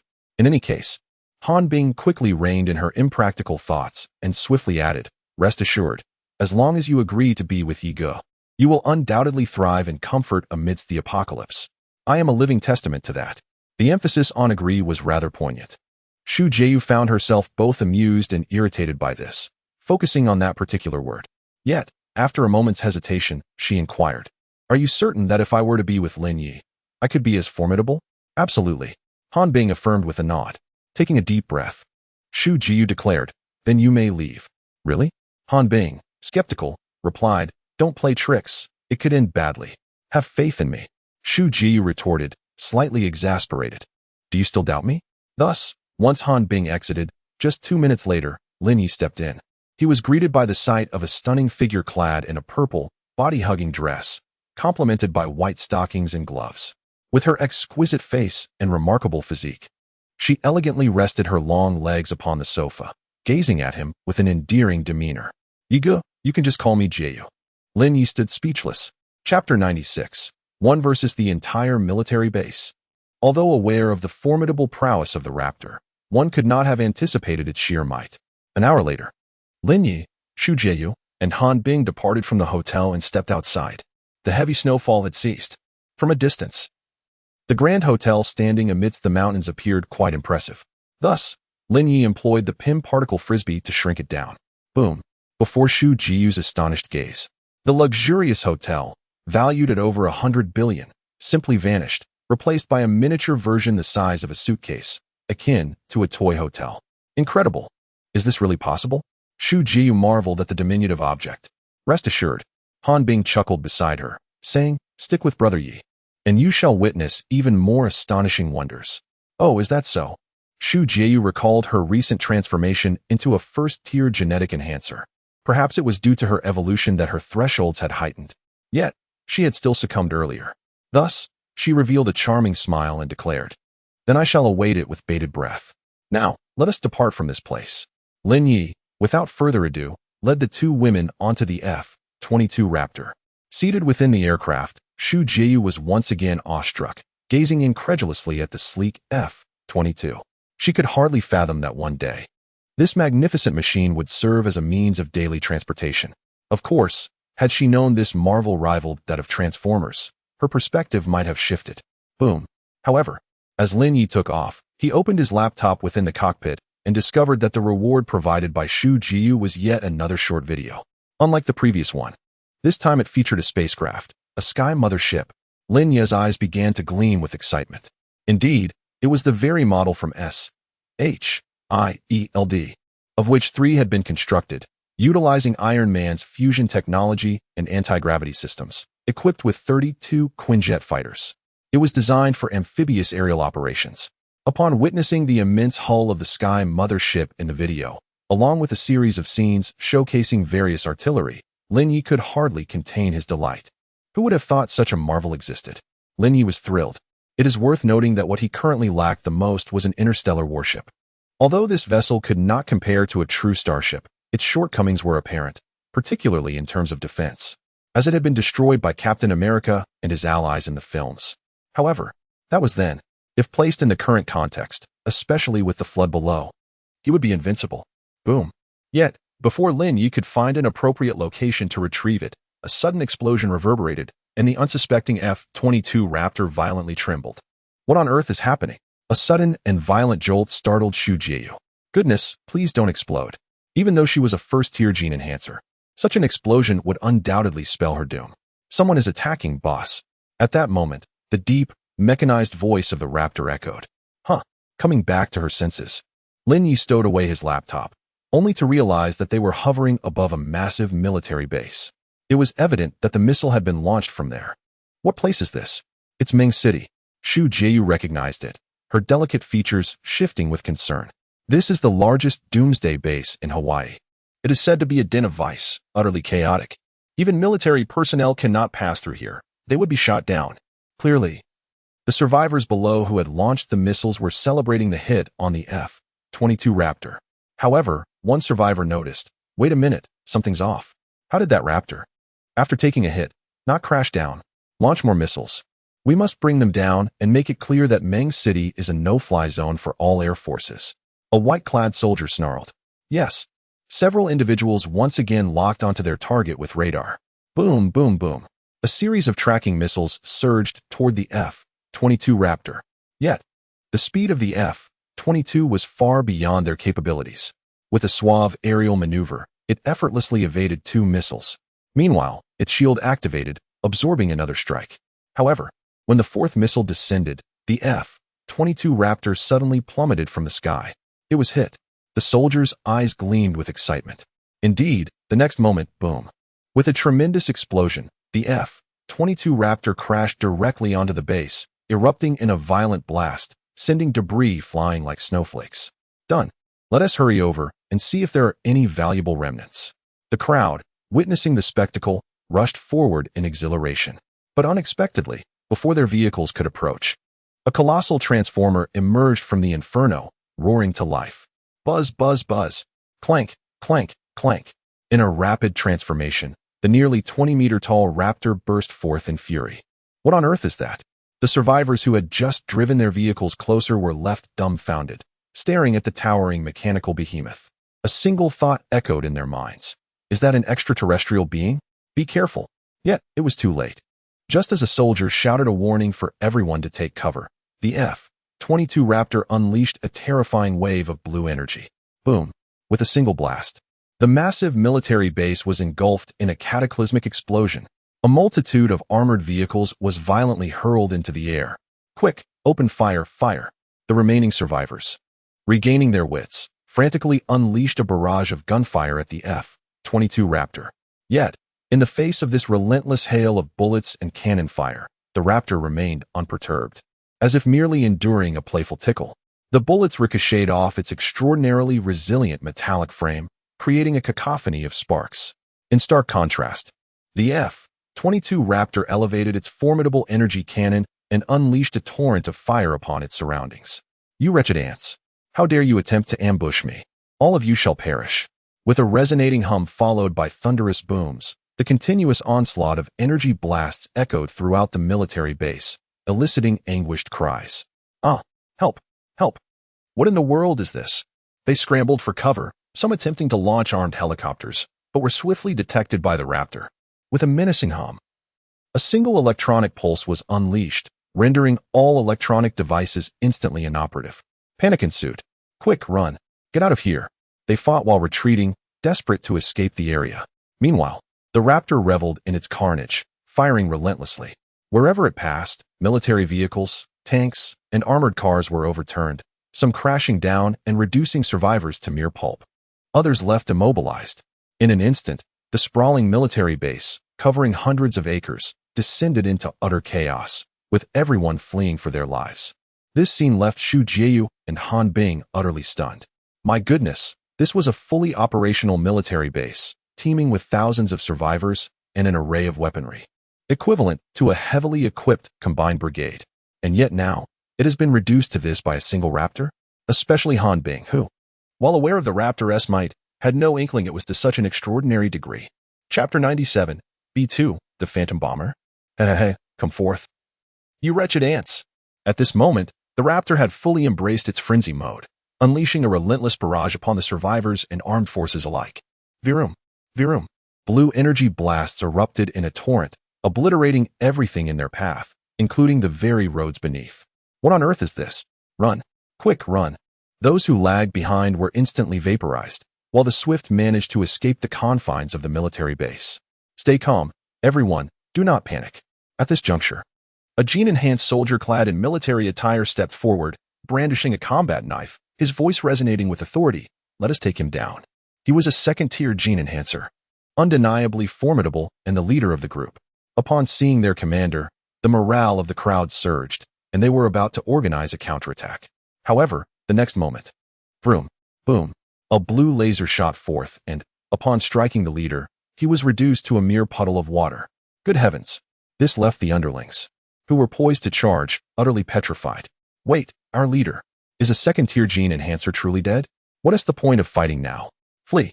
They cast aside their weapons and turned to flee. In the blink of an eye, thousands had perished, hundreds lost, and the remaining throngs scattered in disarray. Do not pursue them. Just as the Raptor contemplated a chase, Lin Yi intervened. There is no merit in exterminating them all. Besides, with thousands fleeing, it would be a waste of time to kill them all. We might as well explore what this military base has to offer. Let us proceed inside. Very well. Regaining their composure, Han Bing and Xu Jieyu nodded eagerly, particularly Xu Jieyu, who was astonished at how fortunate she was to be aligned with such a remarkable individual. He surpassed the notion of being a queen among 100 subordinates. Yes, boss. Following the command, the Raptor ceased its pursuit and began to clear the remaining survivors within. Upon entering, Lin Yi beheld a scene of utter devastation. Armed helicopters lay in ruins, tanks and military vehicles destroyed. Military vehicles were inconsequential, but those helicopters, ablaze and some even severed in two, were particularly striking. Their immense size made them conspicuous within the military base, and he felt a pang of regret. Such a waste. Next time, aim more precisely. These are our spoils, your future comrades. Casting a glance at the wreckage, Lin Yi remarked, Oh, understood, boss. He scratched his head in acknowledgement. At this moment, the Raptor has finally regained some of its strength. However, brother, hey, I have no siblings, aside from a few decent relationships with the Ferraris. Nevertheless, since the boss has mentioned it, I shall be more cautious next time. A slight nod followed as Lin Yi glanced around. There were still numerous undestroyed weapons remaining, such as those anti-aircraft guns. Just moments ago, one had struck the unguarded Raptor. Of course, this does not imply the weapon's superiority. Primarily, the Raptor had never been attacked since its inception. This was its first encounter with such an event, and perhaps it had been somewhat careless. Otherwise, the more precise missiles that followed hadn't hit a single time. The only one that did was a deliberate feigned hit by the Raptor, which gracefully descended onto the base to launch a counterattack. Moreover, aside from the anti-aircraft guns, Lin Yi also discovered 4 mobile missile launchers for camouflaged military vehicles. each equipped with 6 missiles. If activated, these should prove advantageous. Lin Yi promptly retrieved 4 advanced mech cores, spending over 5 million game coins, and tossed them towards the vehicles. With a hum and a boom, energy swiftly enveloped the 4 mobile missile platforms. Then, under the astonished gazes of Xu Jiyu and Han Bing, the 4 machines transformed rapidly, morphing from vehicles into formidable camouflaged mechanical entities, standing approximately 18 meters tall, resembling something out of Transformers. Upon their emergence, they immediately knelt before Lin Yi, displaying utmost respect. Mech soldiers, salute to our esteemed leader. Lin Yi examined the data. Mech soldier, profession, army, strength, 7,000, agility, 3,000, defense, 7,000, equipped with missile launchers, capable of launching missiles to obliterate enemies. Not bad. They represent a professional force for ground assault. In the army, such capabilities are indeed explosive, and they can also lock onto aerial targets. Undoubtedly, with a single volley, these 4 could potentially eliminate over 20 fighter jets. Such formidable power. Suddenly, Lin Yi thought of the domestic rocket forces. TSK, TSK, TSK. Those are equipped with a rocket vehicle that has 32 units. If they were to launch a coordinated strike, they might prove even more devastating than these machines. It seems I ought to acquire a few of those in the future, Lin Yi mused silently. However, for now, having these 4 is still quite satisfactory. Hey, boss. There are still plenty of good things here. At this moment, the voice of the raptor snapped Lin Yi back to reality. He noticed the raptor had already sprinted towards the command center, where a large hangar awaited. Feeling a surge of excitement, Lin Yi quickly beckoned to the others. Let us go take a look. Oh, all right. Xu Jiyu was still in a daze, having planned to return to her homeland, only to be ambushed in the midst of it. Now, in the blink of an eye, chaos had ensued. Good heavens, what manner of formidable adversary was this? Yet, a military base, who could possibly lack interest in such a place? Let us go. The 2 women exchanged glances, their excitement palpable as they swiftly followed suit. Upon their arrival at the hangar, they beheld a vast and meticulously maintained facility. Inside, an array of armed helicopters and fighter jets awaited, including the ubiquitous Black Hawk and the Apache helicopters, of which there were 6 of each. Moreover, the hangar boasted formidable aircraft such as the F-14 Tomcat, F-16 Fighting Falcon, along with the Raptor's stalwart companions, the F-22 and F-35, totaling nearly 30 aircraft. However, the true spectacle lay in the 2 imposing large-winged jets, poised with the grace of hawks, exuding an air of sharpness and precision. These were the B-2 Spirit bombers. The sight of these colossal machines ignited a spark of excitement within Lin Yi. Although his air force was substantial, he had yet to possess a bomber, especially one renowned as the most powerful 5th-generation bomber, the B-2 Spirit. If this marvel were to be activated into a transformer, it would undoubtedly be formidable. Chapter 98. Is that Megatron? Indeed, the B-2 Phantom. These 2 behemoths exude an aura akin to Black Hawks, presenting an exceptionally sharp impression. As for myself, while I possess a considerable air force, I find myself lacking in bombers. I wonder what activation will bring forth. With this thought in mind, Lin Yi once again expended $58 million to purchase 2 advanced mech cores. Buzz, boom. In the instant of fusion, the 2 phantom bombers emitted a deep mechanical sound, swiftly transforming as if collapsing under their own weight. Before the astonished gazes of Xu Jiyu and Han Bing, they completed their metamorphosis, becoming 2 towering mech soldiers, each approximately 20 meters in height, cloaked in silver-gray metal. The design left Lin Yi momentarily speechless, resembling Megatron from the first Transformers movie.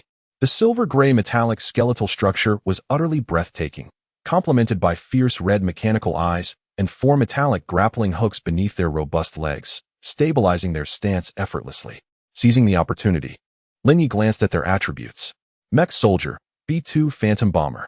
Strength, 8,000. Defense, 8,000. Agility, 8,400. Description: activated mech soldiers of the B-2 Phantom Bomber, possessing long-range strategic bombing capabilities and supersonic speed, equipped with tactical nuclear weapons.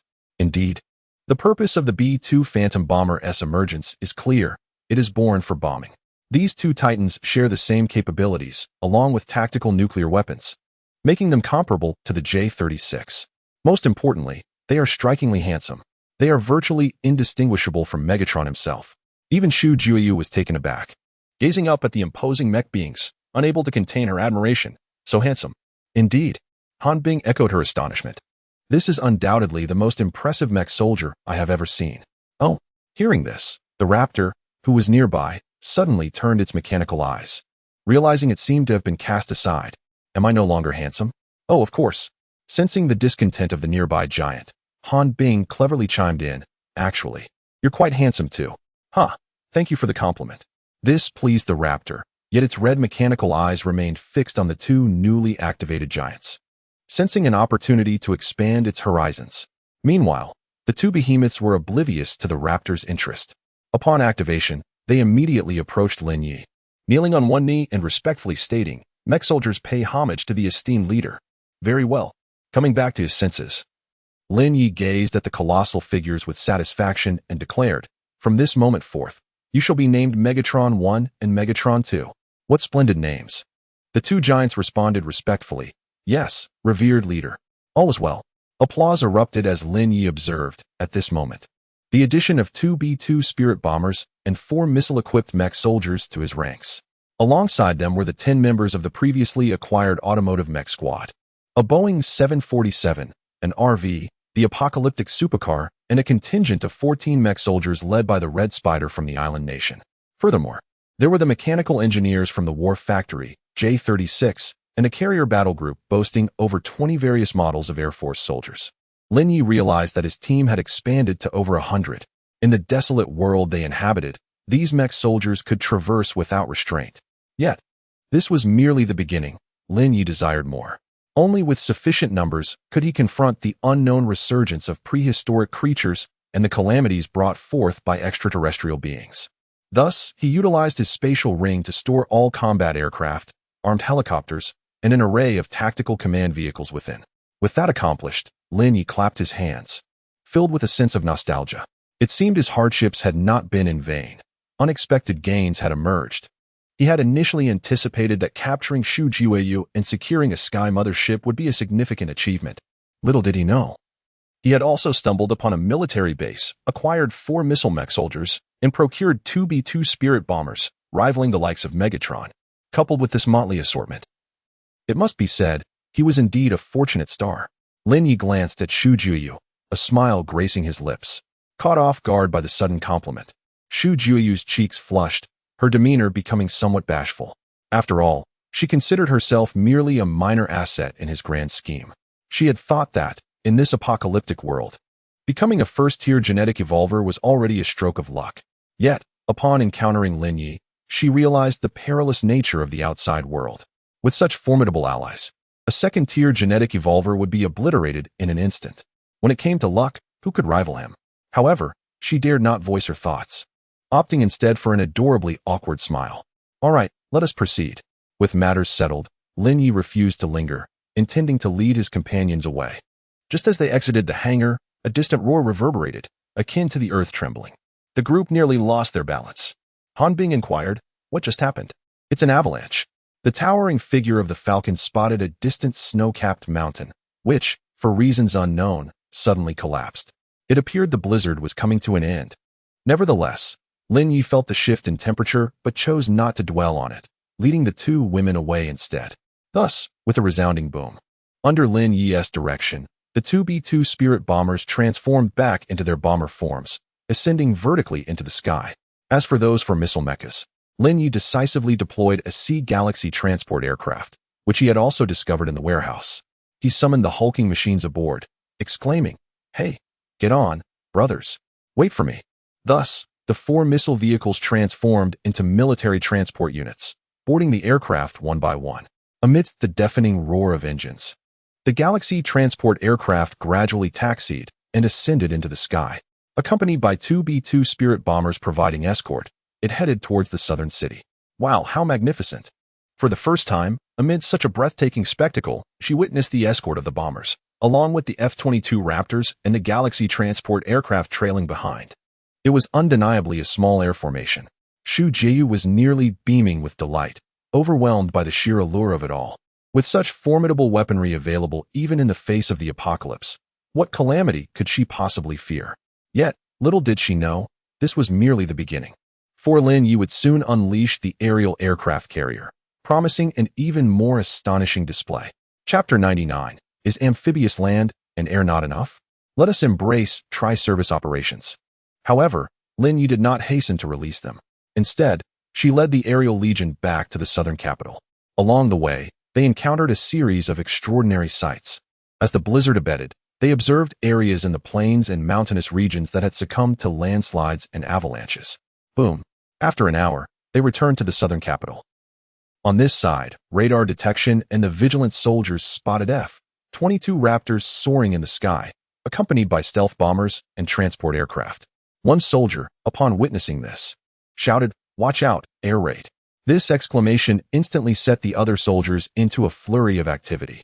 Upon seeing the stealth bombers, some soldiers' pupils constricted in alarm, mistakenly believing that the beautiful nation had seized the opportunity to launch an attack. In a state of urgency, they cried out, "Air raid." Yet, before the words fully left their lips, a resounding slap landed on the back of his head. "What air raid? Can't you see the F-22 Raptors in front? Those are not extraterrestrial beings," exclaimed the squad leader with a scornful tone. "Ah, Raptors." Most of the soldiers defending the city had already undergone genetic evolution, albeit at a low level, only second or third tier. Nevertheless, they possessed powers far superior to ordinary humans with enhanced vision.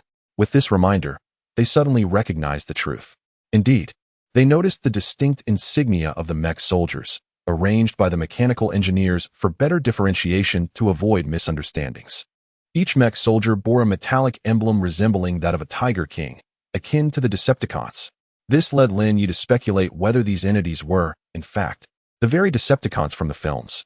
Yet now, as the soldiers beheld the stealth bombers and the Galaxy transport aircraft, their expressions grew peculiar. Good heavens! Could these also be newly developed extraterrestrial beings? Where on earth did these behemoths originate? Fortunately, the squad leader, exasperated, delivered another slap. "Why are you fretting over such trivialities? Just pay closer attention next time." Feeling aggrieved after being chastised twice, the soldier could only acquiesce. Soon, under the lead of the F-22 Raptors, 2 stealth bombers and a transport aircraft arrived above the wharf factory. Gubo had been waiting eagerly for their arrival. As those massive machines touched down, a thunderous roar erupted, and with a series of mechanical clicks, the stealth bombers swiftly transformed into imposing 20-meter-tall figures resembling their leader. The transport aircraft, instead of transforming, deployed 4 missile vehicles from within, which promptly morphed into 15-meter-tall mech soldiers in the blink of an eye. As they beheld the 6 mechanical entities approaching, led by the Raptors, the scene was nothing short of breathtaking. Gubo warmly welcomed them. "Ah, everyone has returned. What a laborious journey it must have been. Surely, you have just landed on Earth and been welcomed back. Quickly, let us fuel the brothers." With that, Gubo hastily organized the team to prepare the fuel. However, the 2 recently arrived stealth bombers exchanged peculiar glances at the mention of fuel. "Fear not." The Raptor stepped forward confidently, seizing a large fuel drum and gulping down its contents with gusto, before chuckling, "Delicious." The 2 titans cautiously sampled the fuel, only to have their mechanical pupils constrict in astonishment. "This substance is exquisite." Gubo observed this with satisfaction, pleased by their reaction. "Over these past few days, I have merely catered to your preferences. How could I not be aware of this delicacy?" Seeing their delight, he urged, "There is plenty more. Come, don't be shy." At that moment, Lin Yi approached with Xu Xiuyu and Han Bing, chuckling, "Gubo, I must admit, you understand them better than I do." "Ah, Lord Lin Yi." Upon recognizing Lin Yi, Gubo eagerly welcomed him. Then his gaze fell on Xu Xiuyu, and he was taken aback. This woman, goodness, she exudes a mature charm, with that figure and beauty, truly captivating, especially her queenly demeanor. The boss's taste is undeniably impeccable. However, he was aware that she belonged to Lin Yi, so he averted his gaze and quickly added, "I merely aim to serve these titans to the best of my ability, especially since they have contributed significantly to the city of Nan. It is no exaggeration to say that, if not for these giants, the recent blizzard and the ensuing zombie onslaught could have utterly devastated the city. Where would our safety be then?" Safety? Yet, upon hearing this, Lin Yi merely smiled at Gubo, his eyes sweeping over the vast construction site as he sighed. "I fear that in due time, even they may not be able to safeguard this place." What does that mean? Gubo was momentarily bewildered, struggling to grasp the implication. "Nothing." Lin Yi shook his head, offering no further explanation, only advising, In the coming days, secure all maritime vessels in the port and prepare additional warships and cargo ships. You may need them in the near future. Gubo felt a jolt of alarm at these words. Though he did not fully comprehend their significance, he understood that such caution from this esteemed figure indicated that the future may indeed hold daunting challenges. I will make the necessary arrangements, he promptly replied, nodding slightly. Lin Yi turned his attention to the mechanical engineer who was excitedly sprinting towards them. Hey, Chief, you're back. I have missed you immensely. The engineer piloted a mech that appeared considerably more imposing. Yet, Lin Yi merely cast a glance and inquired, how is the wharf factory progressing? The mechanical engineer's azure mechanical eyes twinkled with excitement as he exclaimed, it's all set, and mass production has commenced. However, the quantity is somewhat limited, as we can only produce 150 units per day. To date, we have successfully manufactured a total of 450 units over the past 3 days. Boss, would you like to conduct an inspection? No need, Lin Yi replied, waving his hand dismissively. He had complete faith in the proficiency of this little fellow. With the current pace of 150 units daily, in just half a month, the total could soar to over 2,000 units. Quite impressive indeed. Not bad. Lin Yi felt a sense of satisfaction. Yet, contemplating the impending calamity, he paused and inquired, is it possible to adapt these mechas for amphibious operations? Amphibious? The mechanical engineer was momentarily taken aback by the question. Indeed, Lin Yi affirmed, considering the forthcoming floods, if the mechas were limited to land operations, their utility would be significantly diminished. Fortunately, the mechanical engineer rubbed his chin with a mechanical finger and responded earnestly, this is feasible, as these mechas are originally designed for dual land and aerial combat. Incorporating an aquatic form would not pose much of a challenge. Upon realizing this, he seemed to devise a solution and confidently patted his mechanical chest, declaring, Boss, leave this to me. I assure you, it will be accomplished. Chapter 100, The Ark Base Beneath the Himalayas. Excellent. Lin Yi's trust in this little genius has grown immensely. He is truly a prodigy in scientific research. However, one must not forget that he is an activation of a computer, with a brain capacity and enhancements far beyond human capability. After entrusting the site to the mechanical engineer, Lin Yi returned to the hotel. Upon arrival, he was pleasantly surprised by the establishment. Xu Jieyu, with her sparkling eyes full of wonder, exclaimed, although it cannot compare to my luxurious holiday hotel, this place is quite commendable. Indeed, beside them, Han Bing, who had been bustling about, leaned against the sofa with her long legs stretching out, dazzling in their elegance. Were it not for other pressing matters, Lin Yi would have certainly taken immediate action. Suddenly, a knock echoed through the room. Coming back to his senses, Han Bing swiftly approached the door. Yi go, she exclaimed as Qin Shuang stepped inside. Xu Jieyu cast a glance at Qin Shuang, feeling a twinge of competitiveness as she noted her ample figure. Wow, she's even larger than I am. Furthermore, her beauty exuded a mature allure. Of course, Qin Shuang noticed Xu Jieyu, but merely acknowledged her with a fleeting glance. After all, she was accustomed to seeing various women around Lin Yi. She quickly approached, stating, I have arranged all the materials you requested for procurement.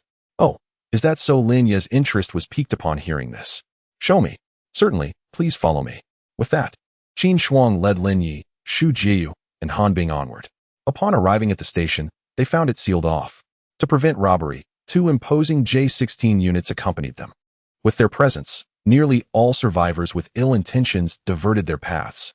It was understandable. These machines stood 18 meters tall, posing an undeniable threat. Who would dare provoke them? Leader. The 2 patrolling units approached Lin Yi respectfully, kneeling on one knee. Thank you for your efforts, Lin Yi acknowledged, knowing that these machines had been his guardians throughout the journey. Without them, many would have undoubtedly attempted to take advantage of the situation. The 2 units replied, it is an honor to serve the leader. All right, you may go. The ordinary mech soldiers can take over from here. Lin Yi gestured dismissively. Understood. Following his command, the 2 units transformed back into their J-16 forms and ascended into the sky with striking poise. As the imposing figures departed, the surrounding survivors finally exhaled in relief. Phew, they've finally left. Their gazes were fervently fixed upon the cargo within the train compartment, a vast array of resources. To be candid, no one could refuse such a generous bounty, even if one could seize merely a fraction. However, before their aspirations could fully materialize, a deep mechanical rumble resonated from the distance. Upon turning, they were rendered speechless to discover a squad of mecha soldiers approaching, formidable in their own right, though only 7 or 8 meters tall. Nevertheless, in this context, they appeared quite menacing. This left them utterly speechless. Was this place truly overrun by extraterrestrial beings? Regrettably. For Linyi, the answer was indeed affirmative. Before them lay a train consisting of 20 carriages, each capable of accommodating 100 tons of cargo. In total, that amounted to 2,000 tons. As a carriage was opened, a splendid sight greeted their eyes: rice, vegetables, and fruits. Beside him, Qin Shuang elaborated. All of this has been procured from over there. We have 500 tons of fresh vegetables alone, along with 600 tons of apples, oranges, bananas, and other products. The remainder consists of various grains and oils. If the number of people is not too large, this bounty could sustain 100 individuals for a lifetime. And this is merely one train. We have procured a total of 10 trains, amounting to 20,000 tons. Linyi cast a satisfied glance at the cargo. Although the quantity was not overwhelming, the rarity of the items compensated for it. He then entrusted Han Bing with a spatial ring, declaring, "Here, take care of this." Understood. Han Bing, already exhilarated by the sight of so many fresh fruits, eagerly took the spatial ring and began scanning with fervor. The subsequent days unfolded in a similar fashion. With each arriving train, Han Bing awaited eagerly, ensuring that every last bit was transported away. Of course, incidents were not entirely absent. The rarity of these resources inevitably attracted the attention of desperate raiders. Some attempted to mount assaults in hopes of seizing a few carriages. Alas, each carriage was guarded by 2 mecha soldiers, beings comparable to 5th-tier gene enhancers, wielding firepower that far surpassed their own. As a result, the raiders invariably met with failure, either being eliminated or forced to flee. Thus, the railway leading to the southern capital remained unobstructed. It was an undeniable truth that the presence of such formidable guardians was daunting. While a handful of raiders might have felt emboldened, an organized group of 30 or 40 would spell disaster for them. As 10 days swiftly passed, the military base in the Himalayas was far from idle, continuing its relentless pursuit of the Ark project. Nestled amidst the snow-capped mountains lay an underground world with a temperate climate. Countless workers, gene enhancers, and engineers labored tirelessly day and night, forging ahead with their monumental task. In the distance, a colossal structure, cloaked in a chilling black exterior, stretches nearly a kilometer long and towers at a height of 100 meters, is gradually taking shape. This is the Ark base of the Dragon Kingdom. In fact, this initiative had commenced long before the impending apocalypse. However, the astronomical resources required, coupled with the absence of a propulsion system capable of lifting such a massive entity weighing millions of tons, had stalled its progress.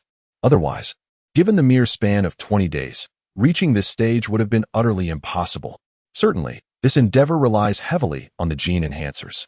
After all, while a level 5 gene enhancer may appear to be of modest rank, their capabilities far surpass those of 5 ordinary workers. One individual can accomplish the workload of 5 workers in just 5 days, or even more, significantly expediting the timeline. Boom, boom, boom. As one enormous mechanical arm after another is installed and hammered into place, the scene unfolds magnificently, reminiscent of the grand industrial might seen in AI films. Truly awakening before our eyes. Xianghua Su serves as the overall commander for this monumental vessel, which is designed to accommodate the daily survival needs of 500,000 people. Yet, this is still far from sufficient. Beside him, the blonde-haired, blue-eyed Celia participates as well, holding documents, blueprints, and a computer. After a careful examination, she sighs, stating, "Although our plan has long been initiated and is continually being refined, following this pace, it seems utterly impossible to complete the project in a short time frame." Chapter 101. The preparations of various forces at least 6 more months are required. Furthermore, the development of the propulsion system has yet to undergo testing, which is also a protracted endeavor. We do not need such an extensive duration. However, Su Onghua, with his hands clasped behind his back, gazed calmly at the imposing and frigid structure before him and spoke with profound composure. "Once completed, this will take too long. What I need now is for it to possess capabilities equivalent to that of an aircraft carrier before the flood arrives. Let's launch the unfinished product." Upon hearing these words, Celia looked up, momentarily taken aback, her expression reflecting astonishment. She could not help but smirk slightly. This truly was a bold and audacious idea. She had never considered that the colossal Ark, which had consumed countless resources without fruition, was merely to be temporarily operated as a semi-finished product by the commander. Nevertheless, after a brief pause, she had to concede. While this notion was indeed audacious, it was more suited to the current circumstances. Celia, Suong was suddenly inquired. If a flood were to erupt, do you think the Himalayas would face any danger? Regarding this. As she contemplated, Celia, a seasoned researcher, hesitated for a moment before responding. Based on the current snowfall, even if the glaciers collapse and sea levels rise, submerging most areas, the Himalayas, with an average elevation of 6,000 meters, would actually be a safe haven. However, if heavy rain were to occur, the situation could change. Heavy rain? Suongwa replied, his voice tinged with surprise. Indeed. Celia nodded lightly. Currently, the snowstorm clouds have yet to dissipate. I fear that if temperatures rise, turning snow into relentless rain, there may be little that remains safe. However, even so, to inundate the Himalayas would likely take 2 years. Yet by that time, Celia sighed, it is probable that there would be no safe place left in the world. In light of this, Suongwa pondered for a moment before softly stating, our ARC plan is indeed correct. For regardless of the circumstances, we shall safeguard the final hope of humanity. Father. At that moment, from the heavily guarded entrance, Su Qingyan, clad in military uniform, hurriedly entered. What is it? Upon seeing his daughter, Suongwa's resolute gaze softened as he inquired. However, Su Qingyan furrowed her brow and stated, I have just received news that 10 days ago, a military base on Hawaii, belonging to the United States, was attacked. Oh. Upon hearing this, Suongwa's eyes revealed a hint of surprise. Wasn't that a military base captured in a surprise attack? Yes. Su Qingyan nodded. There were 2 B-2 Spirit bombers and several other aircraft stationed there. 5 days ago, the United States dispatched troops to reclaim it, only to discover it had already been destroyed. Moreover, 2 stealth bombers, along with transport aircraft, have been completely plundered from the hangar. Who could be responsible? Suongwa turned in surprise to Su Qingyan. Su Qingyan, with a serious demeanor, responded, it was Lin Yi. Him. However, upon hearing the name, Suongwa surprisingly calmed down, even stating, if that fellow is already making such swift moves, then our ARC plan must indeed be on the right track. Yet Su Qingyan tilted her head in confusion. Father, I don't understand. Why are you not worried upon hearing that it was Lin Yi? Oh, foolish daughter. Suongwa gazed gently at his young daughter, who had already reached the 3rd tier of genetic evolution, and sighed, do you think that if Lin Yi wished to destroy any place in the world, he would need a B-2 stealth bomber? After a moment's pause, Su Qingyan seemed to grasp the implication. Indeed, that individual possessed numerous formidable mechanical life forms. Not to mention, a single J-36 could obliterate any organization in the world. There was truly no need for such means. Yet she remained perplexed, looking at Suongwa with curiosity. Then why did he raid a military base? The situation in the United States is in turmoil. However, Suongwa held a different perspective, his eyes reflecting a hint of contemplation. This only indicates that Lin Yi is making preparations. He likely understands the horrors of greater disasters and is merely amassing more power. Amassing more power? Precisely. Suongwa glanced at his daughter once more, nodding as he continued. The war factory, the plunder of military bases. And I have also received intelligence that he has stockpiled a large quantity of resources and even gained control over the aircraft carrier battle group near Guangqing. All of this unequivocally suggests one thing. That fellow is undoubtedly preparing to confront a formidable enemy. Perhaps, for him, floods are merely an appetizer.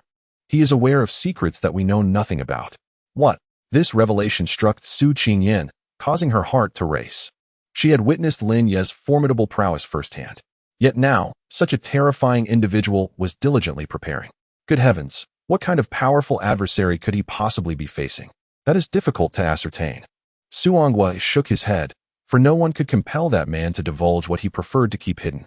However, it was certain that he suddenly smiled, having deduced an important conclusion from this matter. The more he observed, the more it affirmed that his ARC plan was indeed correct. Only through this could the last hope of humanity be preserved. Yet he understood well that if even the ARC could not withstand the impending cataclysm, then there would truly be no hope left. Therefore, this plan must be accelerated. Nonetheless, Su Qingyan gazed at her father, who appeared so grave, and furrowed her brow in confusion. If that is the case, why don't we find a way to collaborate with Lin Yi? Wouldn't that increase our chances of survival? Oh, foolish daughter. Upon hearing this, Suangwa couldn't help but shake his head and chuckle. He looked earnestly at his beautiful daughter and said, "Any collaboration must be founded on the principles of equality and mutual assistance. Do you truly believe that, given Lin Ye's current technological prowess, there is a necessity for us to collaborate?" "Oh well." Su Qingtian opened her mouth, momentarily at a loss for words. Indeed, this individual could effortlessly acquire whatever he desired. Hence, there was no pressing need for a military base in the Himalayas. Yet, she furrowed her brow, still perplexed. What exactly was this person trying to achieve?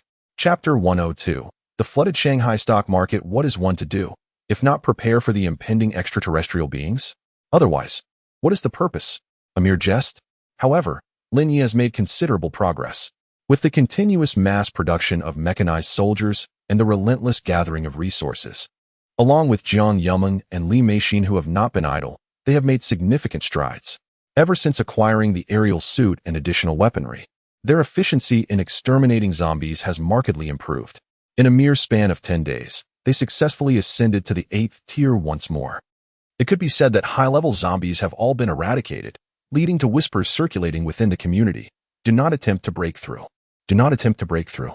Should you do so, you may fall prey to a few bizarre creatures. Yet, there are benefits to this situation. Lin Yi finds himself with nothing to do each day while still experiencing rapid upgrades.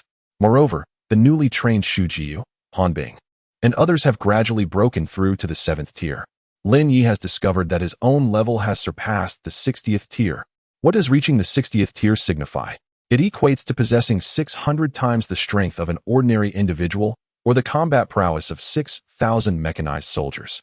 To put it plainly, he feels capable of engaging in a contest of strength with a raptor. In a genuine clash, he might not even be at a disadvantage. Furthermore, bolstered by the aerial suit, even a raptor may not stand as a formidable adversary. So work?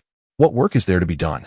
Lin Yi spends his days luxuriating in the opulent presidential suite of Nandu. On this day, he is attended to by Xu Jiyu. Since joining him, she has found herself increasingly impressed by Lin Yi's remarkable capabilities.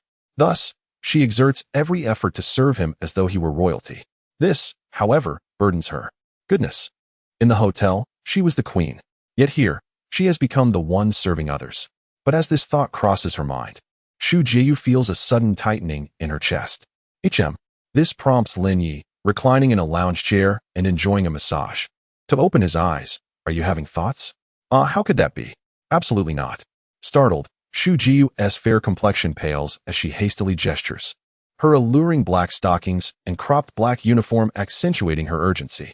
Nonetheless, Lin Yi is unfazed. For if this woman truly harbored rebellious intentions, she would not be so comfortably stationed beside him, attending to his needs. Of course, in stark contrast to Lin Yi's comfort, the situation elsewhere is markedly different. With the cessation of the blizzard, despite the continued frigid temperatures, an increasing number of survivors, driven by hunger, have begun to venture out into the biting cold to seek sustenance. Daily, chaos reigns outside as individuals clash fiercely over mere scraps of food, while concurrently, as temperatures gradually rise, the zombies begin to stir once more, launching assaults on the beleaguered survivors. Every day, some shelters fall prey to relentless assaults, some succumbing to the undead, while others are torn asunder by the ravenous zombies. Ordinary survivors engage in fierce battles over mere scraps of bread. News has reached him that certain cities, once overrun by the undead, have birthed successive zombie kings. As the name suggests, these zombie kings reign supreme among their kind. They seize control of urban territories, establishing their own domains. Strikingly, even the more advanced zombies have attained an intellect rivaling that of humans, adopting strategies akin to laying low, stockpiling resources, and fortifying defenses. Remarkably, even the petite female zombie has ascended to the 9th tier, emerging as a true monarch and founding her own zombie realm. However, Lin Yi holds no interest in these developments. Instead, he finds greater merit in constructing his own city, which would facilitate the collection of game currency. Thus, each day, the Red Spider leads a team to cleanse the island nation, eliminating all threats, whether they be zombies or not.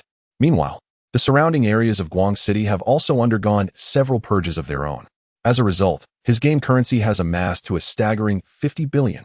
Yet, on this particular day, while he indulged in a massage, a sudden thunderous roar echoed from the heavens. The sky outside was soon whipped into a frenzy by a fierce wind, accompanied by flashes of lightning and distant thunder. The temperature began to rise, and a mix of rain and snow began to fall. "Is it snowing?" Shu Jieyu exclaimed, rushing to the window to observe. To her surprise, she noted, "Night brother. This isn't just snow. It seems to be mixed with rain. It appears something is approaching." Hearing this, Lin Yi rose and inquired, "What is coming?" However, Shu Jieyu, perplexed, tilted her head in confusion at the man before her. "It's nothing," Lin Yi replied, choosing not to elaborate further. "You'll understand after tonight." "After tonight?" Shu Jieyu felt an inexplicable flutter of anxiety at his words. "What are you being so mysterious about, big brother?" My heart is racing. Frustrated, she wondered why he was being so secretive. In truth, Lin Yi was not being enigmatic. He himself was uncertain of what was to come. He decided to summon back Jiang Yameng, Li Meixin, and the others to prevent any unforeseen incidents outside. Meanwhile, outside, conditions were less than favorable compared to the stable warmth of Lin Ye's room. Some zombie hunters, composed of genetically enhanced individuals, were still preoccupied with capturing zombies, subsisting on the hunt for zombie cores. At that moment, in the port area of Hu City, a survivor dispatched a zombie with a swift strike of his military knife, only to be startled when he noticed something beginning to fall from above. Looking up, he discovered a tempest of snow mixed with rain cascading down. Great! It's snowing again, and this time it's rain mixed with snow. This left the men somewhat speechless, and temperatures plummeting below -40 degrees. The rain that fell was colder than ice. Just as they were about to relocate, suddenly, an enormous explosion echoed in the distance. What was that sound? It startled everyone, leading them to believe that a formidable adversary had emerged. Yet, in the next instant, one sharp-eyed survivor pointed toward the horizon.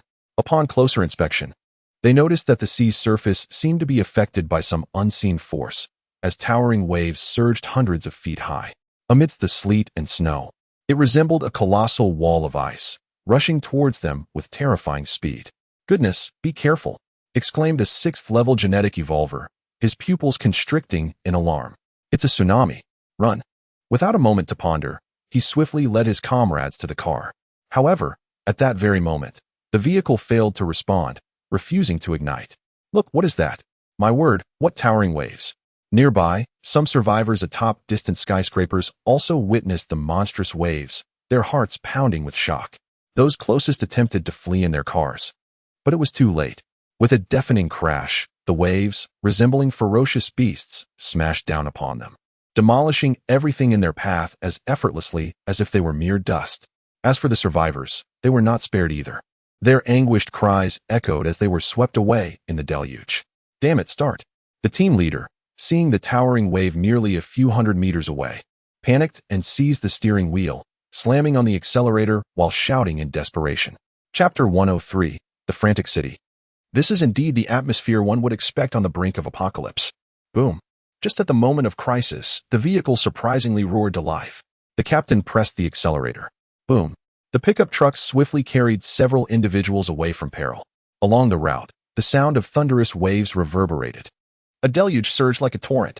Wherever it passed, towering floods engulfed homes, structures, and streets, rising to heights of over 10 meters. Roar. Even some zombies were not spared, devoured by the relentless waters. Even the second-tier red skeleton zombies were swept away, nearly disintegrating under the force. Goodness. This scene utterly petrified the survivors. He accelerated even faster, racing against the oncoming tide. The flood relentlessly pursued them. It wasn't until they were nearly 10 kilometers from the port that they finally escaped its grasp, allowing them to breathe a sigh of relief. Just as they were about to wipe the cold sweat from their brows, the man glanced into the rearview mirror and was horrified to see an even more colossal wave approaching. "My goodness, quickly, report to the boss. We must flee." "All right." The subordinate dared not hesitate any longer, flooring the gas pedal while launching a distress flare. Whoosh. Boom. As the flare ascended, in the fog-shrouded city, which had once been the survivor base established by Jiang Yameng, now home to over 6,000 individuals, it had transformed into the foremost apocalyptic force in the city under Chen Hong's leadership. However, with the flare's launch, some patrolling survivors noticed it. "Look, a flare." But as the flare extinguished, a survivor standing atop a 400-meter skyscraper, holding a fire chelan, was struck with fear as he beheld the monstrous wave looming in the distance. towering over the buildings. And even higher waves followed. It was a tsunami. Run! Regaining his composure, the subordinate shouted with all his might. Simultaneously, he triggered the alarm. This compelled Chun Hong and her companions to rush out. Upon witnessing the overwhelming tsunami approaching like a flood, even she, now a third-tier gene evolver, wore a look of horror. She urgently warned all survivors, quickly, ascend to the high buildings, everyone, all of you, to the heights. But it was too late. In the next moment, the colossal flood demolished one building after another, charging towards Duck Jiao mouth like a ravenous beast. It crashed against those skyscrapers, producing terrifying sounds along with the anguished cries of survivors. Even the tank mech soldiers stationed there were not exempt, swiftly engulfed by the flood. The entire city of Shanghai was instantly transformed into a deluge. In the deep of night. This is dire, this is catastrophic. As Lin Yi lay entwined with Li Meixin, he was suddenly jolted by the urgent voice of Chun Xiao from outside. Not bothering with his current situation, he hastily opened the door. What's the matter? Upon seeing Chun Xiao, Lin Yi quickly donned his clothes, frowning with concern. It's a tsunami, no, a flood. I'm not even sure what it is. Chun Xiao exclaimed, her demeanor flustered and uncertain. Can you please speak slowly? Li Meixin, still groggy from her recent slumber, was at a loss for words. Exasperated that she had only just settled down after a long day. Oh dear. Chun Xiao, in her panic, finally composed herself enough to say, news just came from the Shanghai market. There has been a tsunami flood. The entire city is almost half submerged. The officials from Nandu have reported that we have about 7 hours before it reaches us. What? At this revelation, Li Meixin immediately fell into a state of panic. No way, that fast. Quick, let us get up and check. Lin Yi sprang out of bed as well, and the three of them exited the bedroom. Upon entering the living room, they discovered that Li Zhan, Xiera Mei, Su Tong, Han Bing, Xu Jieyu, and Jiang Yumei were already present. Below, chaos had already erupted. As Gubo had disseminated the alarming news, the shelter was now teeming with over 50,000 people, all scrambling to escape at the news of the impending flood.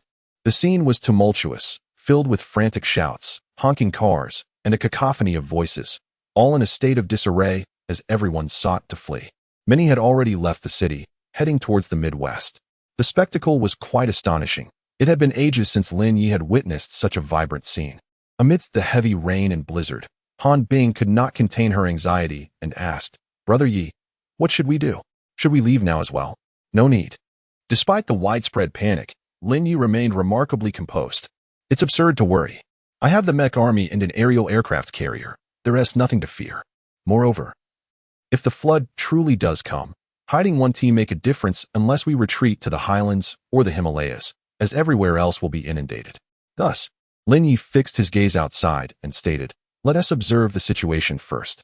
Meanwhile, Jiang Yumei, her eyes slightly red with concern, stamped her foot anxiously. I wonder how the Dongwu city is faring. She was genuinely worried about that area, as it was a territory she had helped establish. However, Lin Yi reassured her, saying, there is no need to worry. A few days ago, I had already informed Chun Hong to prepare in advance. Besides, there are 10 mech soldiers stationed there. So it should be manageable. Let us hope so, Jiang Yumei nodded gently. This elicited a teasing remark from Li Meixin. Oh, who would have thought you could show concern for others? Of course. Jiang Yumei, upon hearing this, cast an exasperated glance at him and retorted. That was painstakingly established by someone, you know? It could still be of use to Brother Yi in the future. If it all disappears, what a waste. Li Meixin pondered for a moment and found her reasoning sound. At that moment, the entire southern city was engulfed in chaos, its streets brilliantly illuminated. Even in the port area, ships were packed with people, many eager to board and escape the impending deluge. Come on, what are we waiting for? Let us aboard. Someone shouted. Are we just going to stand here until the flood engulfs us? I'm sorry, but without the mayor's orders, these vessels will not be put into service, came the stern reply from the hundreds of law enforcers stationed on the cargo ship, who were attempting to manage the thronging crowd. Waiting for what? We'll be dead by then. Another voice cried out. Just take it. Some individuals even began to brazenly push their way forward. Nevertheless, the official enforcers remained relatively restrained, doing their utmost to obstruct the chaos. Lin Yi observed this scene with a flicker of concern in his eyes. This was indeed the kind of pandemonium one would expect in the face of an apocalypse. However, it was evident that they could not await Gubo's orders. For at that moment, Gubo had already arrived at the hotel, accompanied by several high-ranking officials, led by Qin Shuang. They braved the sleet and snow to reach their destination. Upon entering, he promptly removed his woolen hat and shook off the snow, urgently addressing Lin Yi. My lord, the flood is imminent. It's predicted to arrive in approximately 7 hours. What shall we do? Chapter 104. You're emptying Nandu at an alarming rate.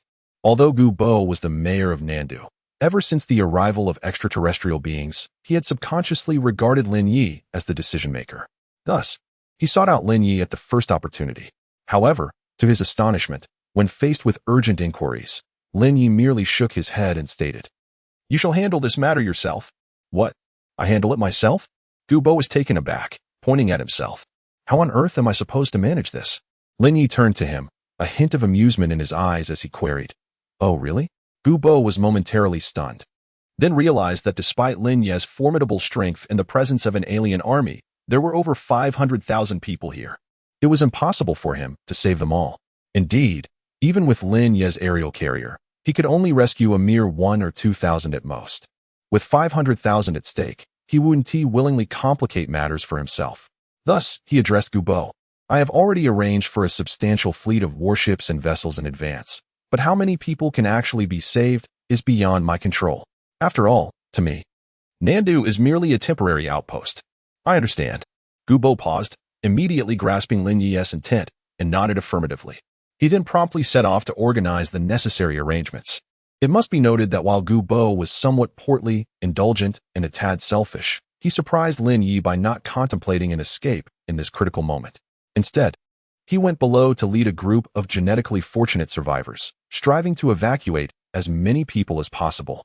From his vantage point above, Lin Yi observed the stout figure below, directing the throng of survivors to board the vessels in an orderly manner. Even Zhang Yume was taken aback. This hefty fellow, at such a crucial juncture, surprisingly exhibits a sense of righteousness. Righteousness? Lin Yi's gaze remained fixed on the portly figure below, indeed a revelation. However, in the face of a cataclysmic deluge, there was little he could accomplish. After all, salvation differs vastly from destruction. It is a simple task to raise a city. Yet to save one demands 100-fold sacrifice. Even Lin Yi, in his present state, was no exception. Notify the mechanical engineers to prepare for the relocation of the war factory. Lin Yi summoned J-36. With a resounding thud, J-36 elegantly swooped in, gripping the outer wall with one hand. After receiving the PIM particle disc from Lin Yi, it promptly emitted a deep, mechanical voice. Yes, leader.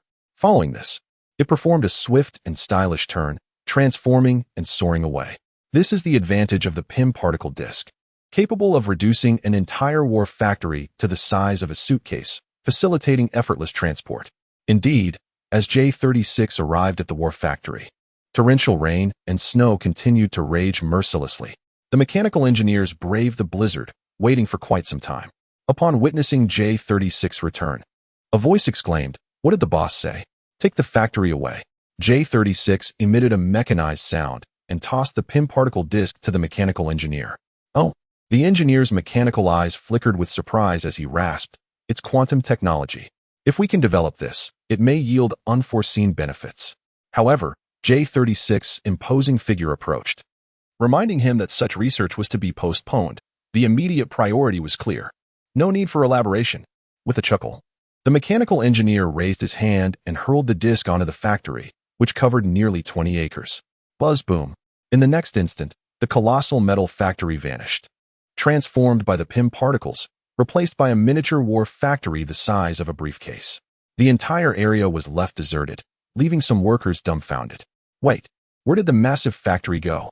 Unperturbed by their astonishment, the mechanical engineer gazed at the diminutive war factory, unable to suppress his admiration.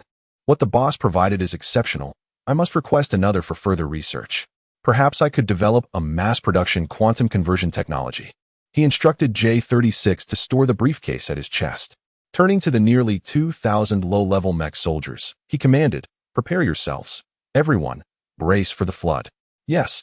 The soldiers responded in piercing mechanical tones, promptly moving to transport the remaining items and evacuate. In no time, the entire war factory lay desolate.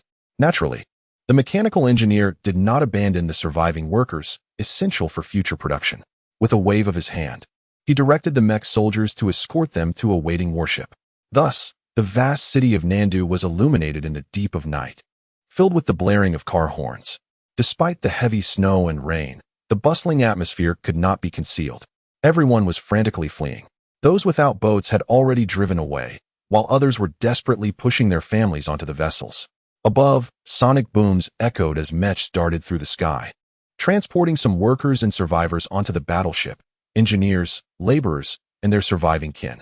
Additionally, some mech soldiers, following Lin Ye's orders, utilized the PIM particle discs to shrink and relocate vital structures such as power plants, manufacturing facilities, and food processing plants, all invaluable assets in the apocalypse. Consequently, within the expansive refuge, the most crucial buildings disappeared one after another, leaving Gu Bo in a state of bewilderment. This is utterly incredible. Yet, joy once again illuminated his face, for this served as undeniable proof that he had chosen the right companion. Ha ha ha. Even after the deluge, he remained a formidable mayor of a vast sanctuary. Consequently, he exerted himself even more fervently to direct the evacuation, striving to ensure that everyone boarded the vessels. Although 7 hours seemed a considerable span of time, in the presence of 500,000 souls, it was utterly insignificant. As the impending flood loomed ever closer, it became evident that, up until this moment, Gu Bo had managed to evacuate merely 200,000 individuals. The remaining populace, sensing the urgency, rushed towards higher ground. Meanwhile, atop the towering buildings, it appeared that most had successfully evacuated. Jiang Yuming hastily turned to Lin Yi, urging, "Brother Yi, we have approximately an hour left. We must leave as well. Time is running out." However, before she could finish her sentence, Lin Yi suddenly interjected. His words startled the women, causing them to instinctively glance outside. Boom. Approximately 5 kilometers from Nandu, a colossal wave surged forth, roaring like a primordial beast, accompanied by thunder and swirling clouds of blizzard. The survivors, both still in the process of evacuating and those who had already fled, sensed the earth-shattering commotion and quickly turned their gaze toward the source of the sound, their faces turning ashen with dread. The flood was upon them. Chapter 105. A Sky Carrier from Marvel. Run. Flee.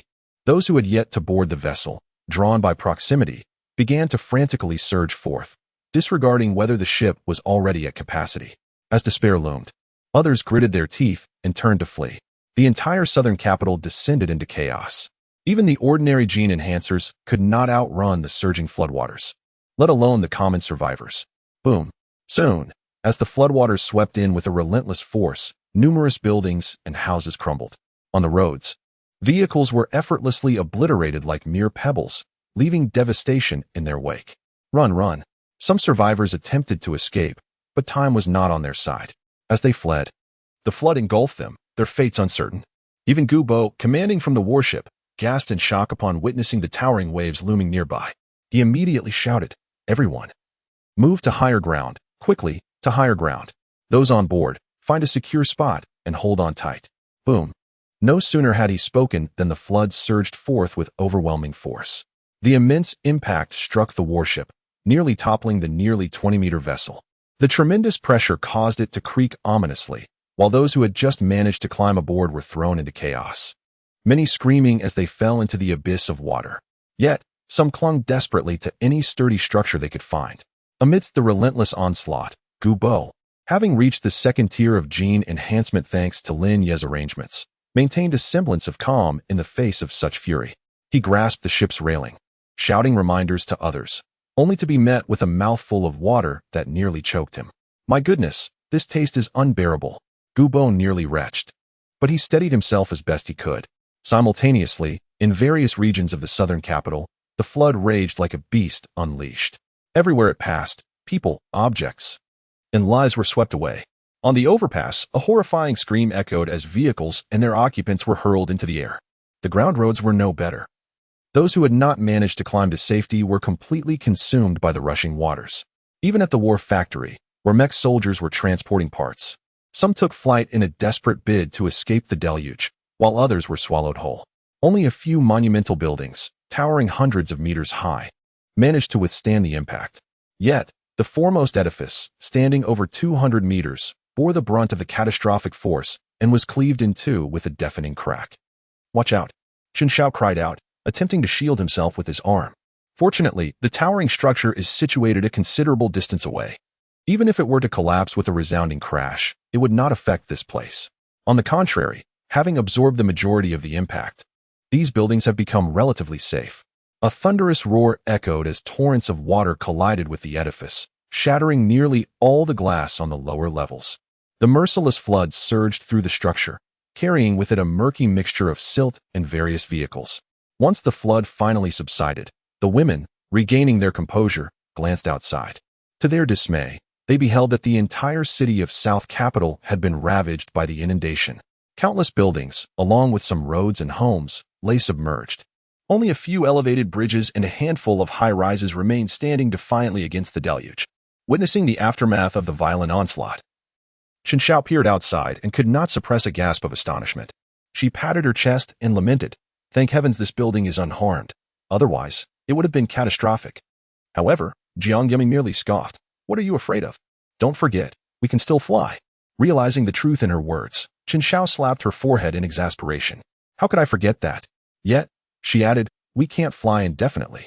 Ishihara Mei interjected softly. "Indeed," Jiang Yiming concurred, promptly turning to Lin Yi. "What shall we do, Brother Yi?" The other women also turned their gazes toward him, for in their eyes, he was their steadfast anchor. Lin Yi, however, had long been prepared. As the most perilous tsunami finally passed, though the waters below remained turbulent, they had begun to stabilize. Thus, in the dim light of early dawn, the world appeared almost shrouded in darkness. Lin Yu unleashed the aerial aircraft carrier. With a resonating hum, a brilliant white light flashed. In the blink of an eye, a colossal carrier, measuring over 400 meters in length and 300 meters in width, descended from the sky, creating towering waves as it landed. The sight of this massive vessel left the women utterly astonished. Incredible! They gazed in disbelief at this behemoth, reminiscent of a maritime base, their eyes brimming with wonder. It was truly remarkable.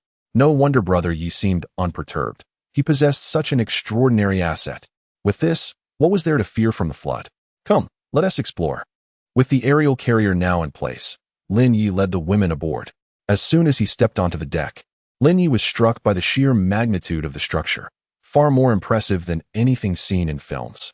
It resembled a naval military base, with an array of Kuan-style fighter jets stationed atop, exuding a sense of futuristic sci-fi wonder.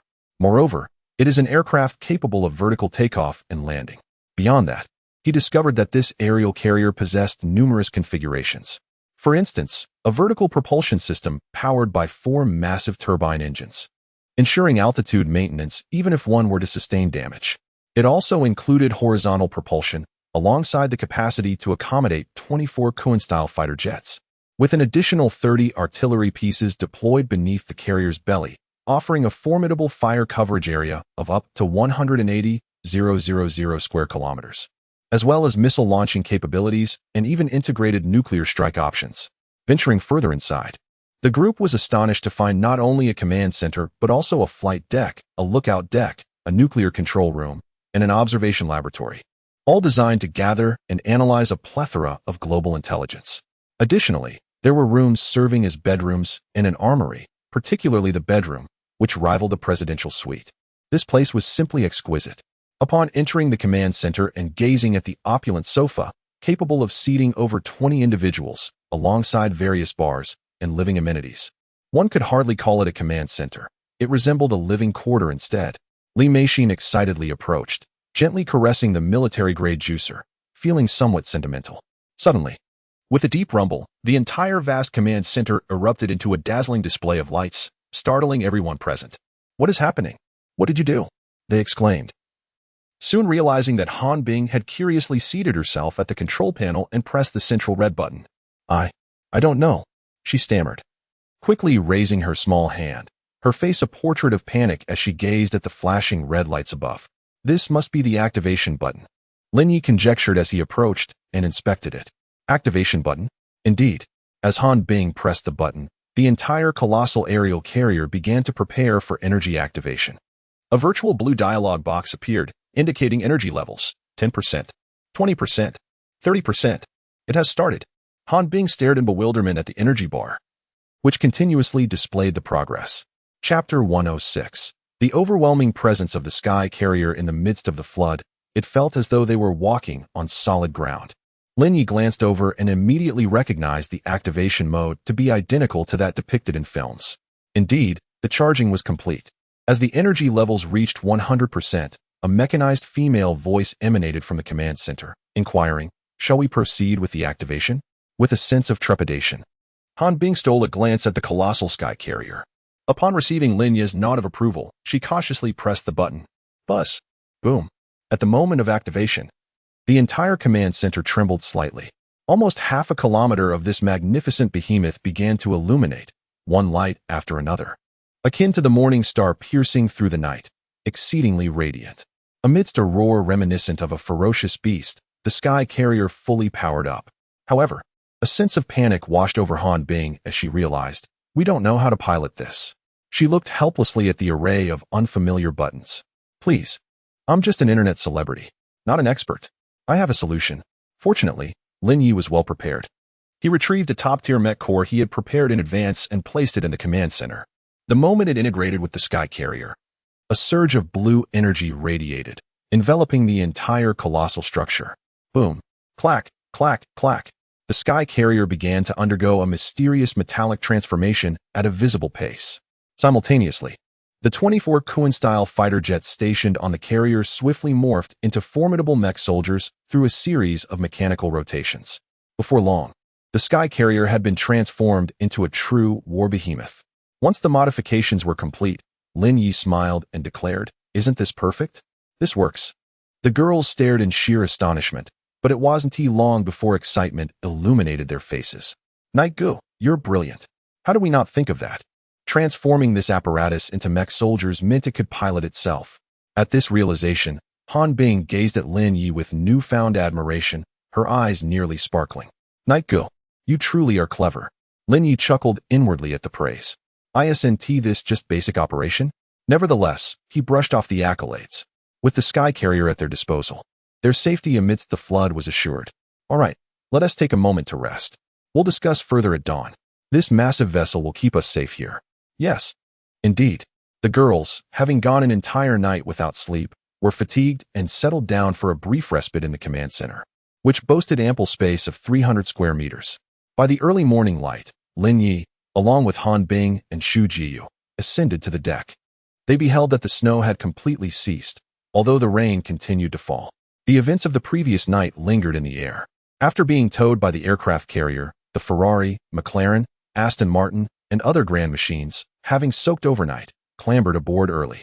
They were vigorously shaking off the water clinging to their surfaces. Alas, their inability to fly rendered them at the mercy of the elements.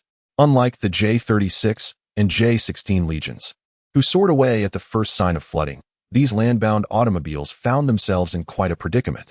The Ferrari, in a fit of exasperation, exclaimed, "Great!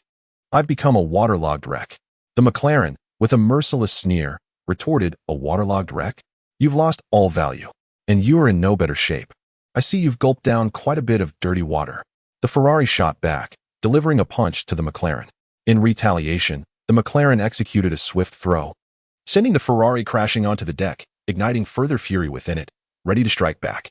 "Enough," Lin Yu interjected, raising his hand to halt the playful scuffle among the few still in the mood to jest. He then inquired, "Where are the J-36s? The sudden flood yesterday had swept away numerous mech soldiers from the war factory, and their whereabouts remained uncertain. The astute had flown away to evade disaster, while the less fortunate were carried along with the current." However, Lin Yi was not overly concerned about their potential damage. With their formidable resilience, they would likely emerge unscathed even amidst the tumultuous waters. He merely sought clarification. "Hey, boss." Upon seeing Lin Yi and the curious expression of Han Bing, who wore an adorably puzzled look, the Ferrari flexed its fists and approached, stating, "Yesterday, the J-36s, along with the mechanical engineers, relocated to safety. About a kilometer away on that mountain. What was it called again?" "Ah, Huangshan." "Oh." The McLaren, standing nearby, scoffed at the Ferrari's verbosity but quickly turned to Lin Yi, flattering, "They've all moved to Huangshan." "Excellent." Upon hearing this, Lin Yi felt no surprise. The mountain's elevation ensured it would remain above the floodwaters. He then declared, "Let us go take a look." "Absolutely." The machines cheered excitedly. This left Han Bing in a state of bewilderment, as she had never encountered such beings before. Now witnessing them, she realized they were anything but ordinary mech soldiers. They were indeed vibrant entities. However, that was not the crux of the matter. As dawn broke and the aircraft carrier set sail, they observed vast expanses inundated by the floodwaters. Had it not been for the towering buildings still standing, one might have assumed they had arrived in the heart of the Yellow River. Surprisingly, despite the ferocity of the flood, a considerable number of lives had been spared. Over 200 vessels remained afloat in the harbor alone. Moreover, as the aircraft carrier glided slowly along the flooded path toward the central regions, they spotted numerous survivors on the hills that had yet to be submerged. On the mountainside, a fire crackles, providing warmth while awaiting rescue. Yet, no one comes to offer assistance. What a jest! This is the apocalypse. Who would play the hero? The remnants of humanity crowd the few towering buildings that still stand, filled with survivor after survivor. Of course, some have caught sight of Lin Ye's aircraft carrier. Upon glimpsing this colossal vessel, reminiscent of a maritime military stronghold, they are immediately taken aback. Good heavens! Can it be true? Even in these dire times, there exists such an enormous aircraft carrier, and it seems scarcely populated. Such extravagance is astonishing. A group gazes at the carrier with envy in their eyes. If only one could possess such a ship, would the seas not feel safer? Consequently, some begin to entertain notions of their own, shouting towards the aircraft carrier, "Save us! Good sir, rescue me. I am capable of work. Hey, you there, halt at once. Otherwise, do not blame me for my lack of courtesy." Chapter 107. The Ferrari that nearly brought down a skyscraper. Yet, in the face of these desperate pleas for help, Lin Yi stood on the deck, resolutely ignoring them. What a jest! In the apocalypse, to rescue others? Was that not merely seeking thrill for the sake of it? However, this indifference incited fury among the survivors, who watched the aircraft carrier drift farther away, oblivious to their plight. Damn it, that kid on the deck. Does he really need such extravagance to operate that massive aircraft carrier all by himself? One survivor lamented. We're not many here, only a few hundred. What harm would it do to help us? Another voice echoed with menace. Kid, if I find that ship, I swear I'll take you down. A first-tier gene evolver seethed with anger. What? Take us down? Han Bing, standing beside Lin Yi, could only endure the taunts. Ferrari, unable to restrain himself any longer, transformed rapidly into a formidable robotic form, ready to retaliate. He aimed at the audacious leader of the survivor base and fired a shot. Buzz. Boom. The once arrogant leader of the shelter gaped in shock as a wave of blue energy surged towards him, his pupils dilating in sheer terror. Holy cow, he actually fired. Fortunately, the energy blast merely obliterated the lower level, sparing those on the upper tier from disaster. Damn it, you missed. McLaren retaliated with a punch. Ferrari, undeterred, shot back. You give it a try. Hey, watch this. McLaren summoned his own energy cannon, gathering blue energy orbs. The first-tier gene evolver, who had narrowly escaped, was once again struck with fear. He finally grasped the reality. These were not mere survivors, but the alien beings from Nandu aboard their aircraft carrier. Fortunately, Lin Yi intervened. Enough. There's no need to waste time here. Understood, boss. McLaren promptly powered down his weapon, allowing the survivors to exhale in relief. As they journeyed along the Yangtze River, the aircraft carrier braved the torrential rain, heading towards Huangshan. Although 100 kilometers was not a great distance, given the current circumstances, it would require at least 4 hours to reach their destination. During this time, Lin Yi did not forget to check in on Chun Hong from the Shanghai market, inquiring about the situation. Fortunately, the report revealed minimal losses. We have only over 1,000 individuals unaccounted for. As for the Mech Legion, there were no casualties. Chun Hong explained. It turned out that when Shanghai was initially struck, the mech soldiers, despite being submerged by floodwaters, suffered no harm due to their formidable defenses. They quickly found footholds amidst the deluge and climbed back up. Chun Hong had also prepared naval escorts, destroyers, and several cargo ships at the port, successfully evacuating all the survivors. Certainly, it is unrealistic to expect a complete absence of casualties. However, surviving with the majority intact is already a significant achievement. As for other regions, they have largely remained unscathed. For instance, in the island nation, the recent tsunami and flooding have been particularly devastating, resulting in almost total devastation. Fortunately, the Red Spiders, being an Air Force unit, managed to evade the disaster and even occupied the few dry areas, such as Toyama. As for Guangxing, It is needless to say that with aircraft carriers and fighter jets in the mix, although the number of survivors has diminished significantly, individuals like Ma Ji remained safe. In fact, after Guangqing was submerged, he excitedly led the Mech Legion to land in other countries. Lin Yi, however, did not inquire further about this individual, as it mattered little where he chose to exert his influence. Nonetheless, as they journeyed westward, the extent of flooding damage lessened. Yet, vast areas had transformed into lakes. Coupled with the relentless downpour, numerous locations experienced catastrophic losses. Thunderous roars echoed. By afternoon, the aerial carrier continued its path along the river. This behemoth possessed the capability of flight, yet Lin Yi refrained from utilizing it, deeming it unnecessary and too conspicuous for the current circumstances. Nevertheless, its mere presence was awe-inspiring, prompting many small vessels to instinctively navigate around it, wary of the potential dangers aboard. At that moment, Jiang Yuming, Li Meixin, and the other women had awakened. The group of 7, clad in various styles of sleepwear and simple raincoats, emerged with an alluring display of long, fair legs. Upon sighting Lin Yi, they eagerly rushed towards him, calling out, "Yigo! Yigo!" From a distance of nearly 2 kilometers, some survivors aboard small boats were rendered speechless. Wait, am I seeing things? How can there be so many long, fair legs? Goodness, I can't handle it.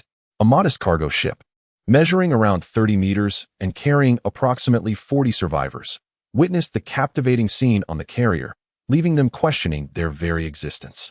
Damn it! In such dire times, how can there still be so many beautiful women around? This is the apocalypse, brother. The disparity is infuriating. However, Lin Yi paid little heed to their thoughts and simply regarded the enthusiastic women rushing towards him.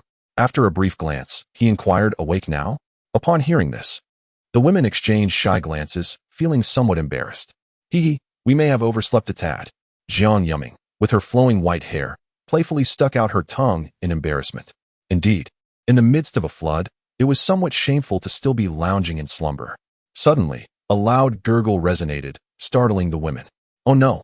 Was that someone's stomach rumbling? Apologies, but Su Tong shyly raised her hand, feeling somewhat embarrassed. Yesterday, she had been on a diet and, not having eaten enough, coupled with the long hours of busyness, she now felt a bit hungry. Dieting? Observing this enchanting beauty with violet pupils, Jiang Yumei scrutinized her and realized that this pure and desirable individual appeared to have lost a bit of weight, although her proportions remained exquisite. This left the other women feeling somewhat self-conscious. Seriously, my dear sister, you are already so beautiful. Why must you continue to diet? Are you trying to deprive others of their joy? They quipped. Let us all just give up. We'll all be lost in this endless cycle. This sentiment struck a chord with the voluptuous Chen Xiao, who felt an unprecedented challenge arise. Oh dear, you all are truly relentless. Even in the face of doom, you still choose to diet. However, it was Li Jin, the motherly figure, who displayed understanding. How about I prepare something for you all? Would that be acceptable? Chen Xiao's eyes brightened at this suggestion. Her mother's culinary skills had notably improved over time. I would love chicken wings. But to her surprise, Li Jun rolled her beautiful eyes in response to her daughter's request. You, focus on your diet. If you don't strive, others will surpass you. What shall I do as your mother? Help you catch up? Chen Xiao felt a twinge of injustice. She believed she wasn't that overweight. Was it really necessary? Yet, it was true that Lin Yu favored the proportions of Chen Xiao. She was indeed slim where it mattered, though certain areas were rather ample, skewing the average. Suddenly, a thunderous sound broke the air, drawing everyone's attention upward. They saw an J-16 fighter jet appear, which, upon landing on the deck, transformed into a towering mechanical entity standing 18 meters tall. Upon its arrival, it knelt and proclaimed, "Leader, you have arrived. Ahead lies our temporary base, Huangshan." Chapter 108, The Convergence at Huangshan. The Mecha Star Legion. Indeed, as Lin Yi followed the direction, he soon beheld the outline of Huangshan emerging in the distance. "Wow, we have arrived," exclaimed the young women, their voices brimming with delight. It was surprising to awaken and find themselves here. Let us proceed to take a closer look. Lin Yi felt a surge of excitement and promptly instructed the aerial carrier. "Yes, my leader," responded the carrier, which continued to emit a resounding roar as it advanced toward Huangshan. At last, after nearly 20 minutes had passed, they reached the borders of Huangshan. The majestic mountain, once a striking marvel among the 5 great mountains, now appeared as a vast expanse resembling a cluster of islands. On the mountain, colossal machines emerged one after another, having awaited their leader's arrival for quite some time. Upon catching sight of Lin Yi, they waved their enormous mechanical arms and erupted in jubilant cheers. "Leader, the leader has arrived. Long live the leader. Thank you for your hard work, my lord." Lin Yi glanced around and recognized the J-36 and mechanical engineers, along with the J-16 Legion, not to mention the countless mecha soldiers. Occasionally, aircraft would swoop down from the sky, roaring past before landing on Huangshan. "Wow, the boss is here." A mechanical engineer, standing on the shoulder of a mecha soldier, was equally thrilled and hurriedly waved in greeting. As the carrier slowly approached, the mechanical engineer immediately rushed forward with enthusiasm. J-36 unleashed a powerful sonic boom, landing on the deck and kneeling respectfully before Lin Yi. "Esteemed leader, all mecha soldiers are gathered here awaiting your command." Nodding slightly, Lin Yi surveyed the mountain, now densely populated with metallic giants, almost entirely occupied by the Mecha Legion. He then inquired, "What is the situation? Were there any losses?" "Reporting to you, my leader, fortunately, there were no losses." The engineer replied with a grin. "Oh. Only 2 units were impacted by the flood during their retreat, losing a couple of parts, but they have already been repaired." It turned out that although the war factory had been engulfed by the flood, rendering some mecha soldiers unable to evacuate, their remarkable defenses ensured minimal damage. Thus, the 2,000 mecha soldiers, the Decepticon grunts, remained unscathed. That is reassuring. Lin Yi felt a sense of relief upon hearing this. However, he mused, this natural disaster of flooding is indeed quite formidable. Beside him, Jiang Yuman could not resist making a remark. "Goodness, such an impressive mecha legion. Yet they are left homeless by the flood." Hey, Miss Yuman." A small mecha soldier, displeased by her words, shot her a disgruntled look. "What do you mean we are left without a place to stay? It is due to the nascent stage of our warfare technology that we are unable to withstand even such a minor deluge." "Indeed," Ferrari chimed in enthusiastically. "We have suffered not a single loss." "Ah, fine. With so many formidable beings scrutinizing her, Jiang Yuman could hardly be bothered to argue. She merely inquired, "What shall we do next? Where shall we go?" Upon uttering this, both the Transformers and Li Meixin turned their gazes toward Lin Yi. Under the scrutiny of so many, Lin Yi hesitated for a moment before addressing the mechanical engineer. "What do you think we should do?" Well, the little fellow pondered, stroking his chin, before responding. "Now that we have evacuated our critical technologies, our immediate priority should be to locate a high-altitude region that remains untouched by the flood, to reconstruct a war base and continue mass-producing more mech soldiers. After all, a flood, while troublesome, poses no real threat. As the boss stated, the focus should be on what lies ahead." That sounds reasonable." Lin Yi nodded in agreement and then asked, "Is there a suitable location where we can re-establish the war base?" "Well, I haven't found one yet, but wait." It seems he recalled something. The little fellow's mechanical eyes lit up suddenly. "I actually thought of one. In the western plateau of Asia, there exists a sanctuary known as the Holy Land, where numerous survivors reside, approximately over 20,000, belonging to a doomsday cult led by someone seemingly called the Pilgrim. And there's also a saintess. Quite peculiar, indeed." Goodness.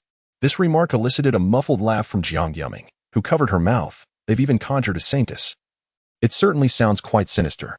The mechanical engineer paid no heed to this troublesome woman. He eagerly addressed Lin Yi. "The elevation is quite high. What do you think?" But Lin Yi countered. "Do you think, given the current flood disaster, that area might be submerged?" Well, the little fellow paused at this question, scratching his head before replying. "If the current rate of increase persists, that area is approximately 4,000 meters above sea level. Even if it were to flood, it would take at least several months. Of course, this assumes the flood endures for that long. Then that works." Upon hearing this, Lin Yi felt a sense of relief. For based on the typical pattern of natural disasters, they occur roughly once a month. Several months would indicate relative safety. By the time the next calamity strikes, they might very well expand to 1,000 mechs. Thus, he declared to the mechanical engineer, "Then it will be entrusted to you." "No problem, boss." The mechanical engineer, receiving the command, let his blue mechanical eyes gleam with anticipation. The battle was about to commence anew. He turned around and called out to J-36, instructing, "Water molecules. Prepare the Star Legion. We shall embark to conquer the sacred land." With a slight nod, the colossal J-36 pivoted, beckoning to the massive iron behemoths atop Huangshan, which emitted a deep, mechanical resonance. Onward. Understood. It's time for battle. Charge forth. As the command was issued, the tri-service mech soldiers, who had long awaited atop Huangshan, surged forth like a tidal wave, each suddenly leaping into the air, transforming seamlessly into forms reminiscent of Viking aircraft. Under the fierce onslaught of flames, they swiftly took flight.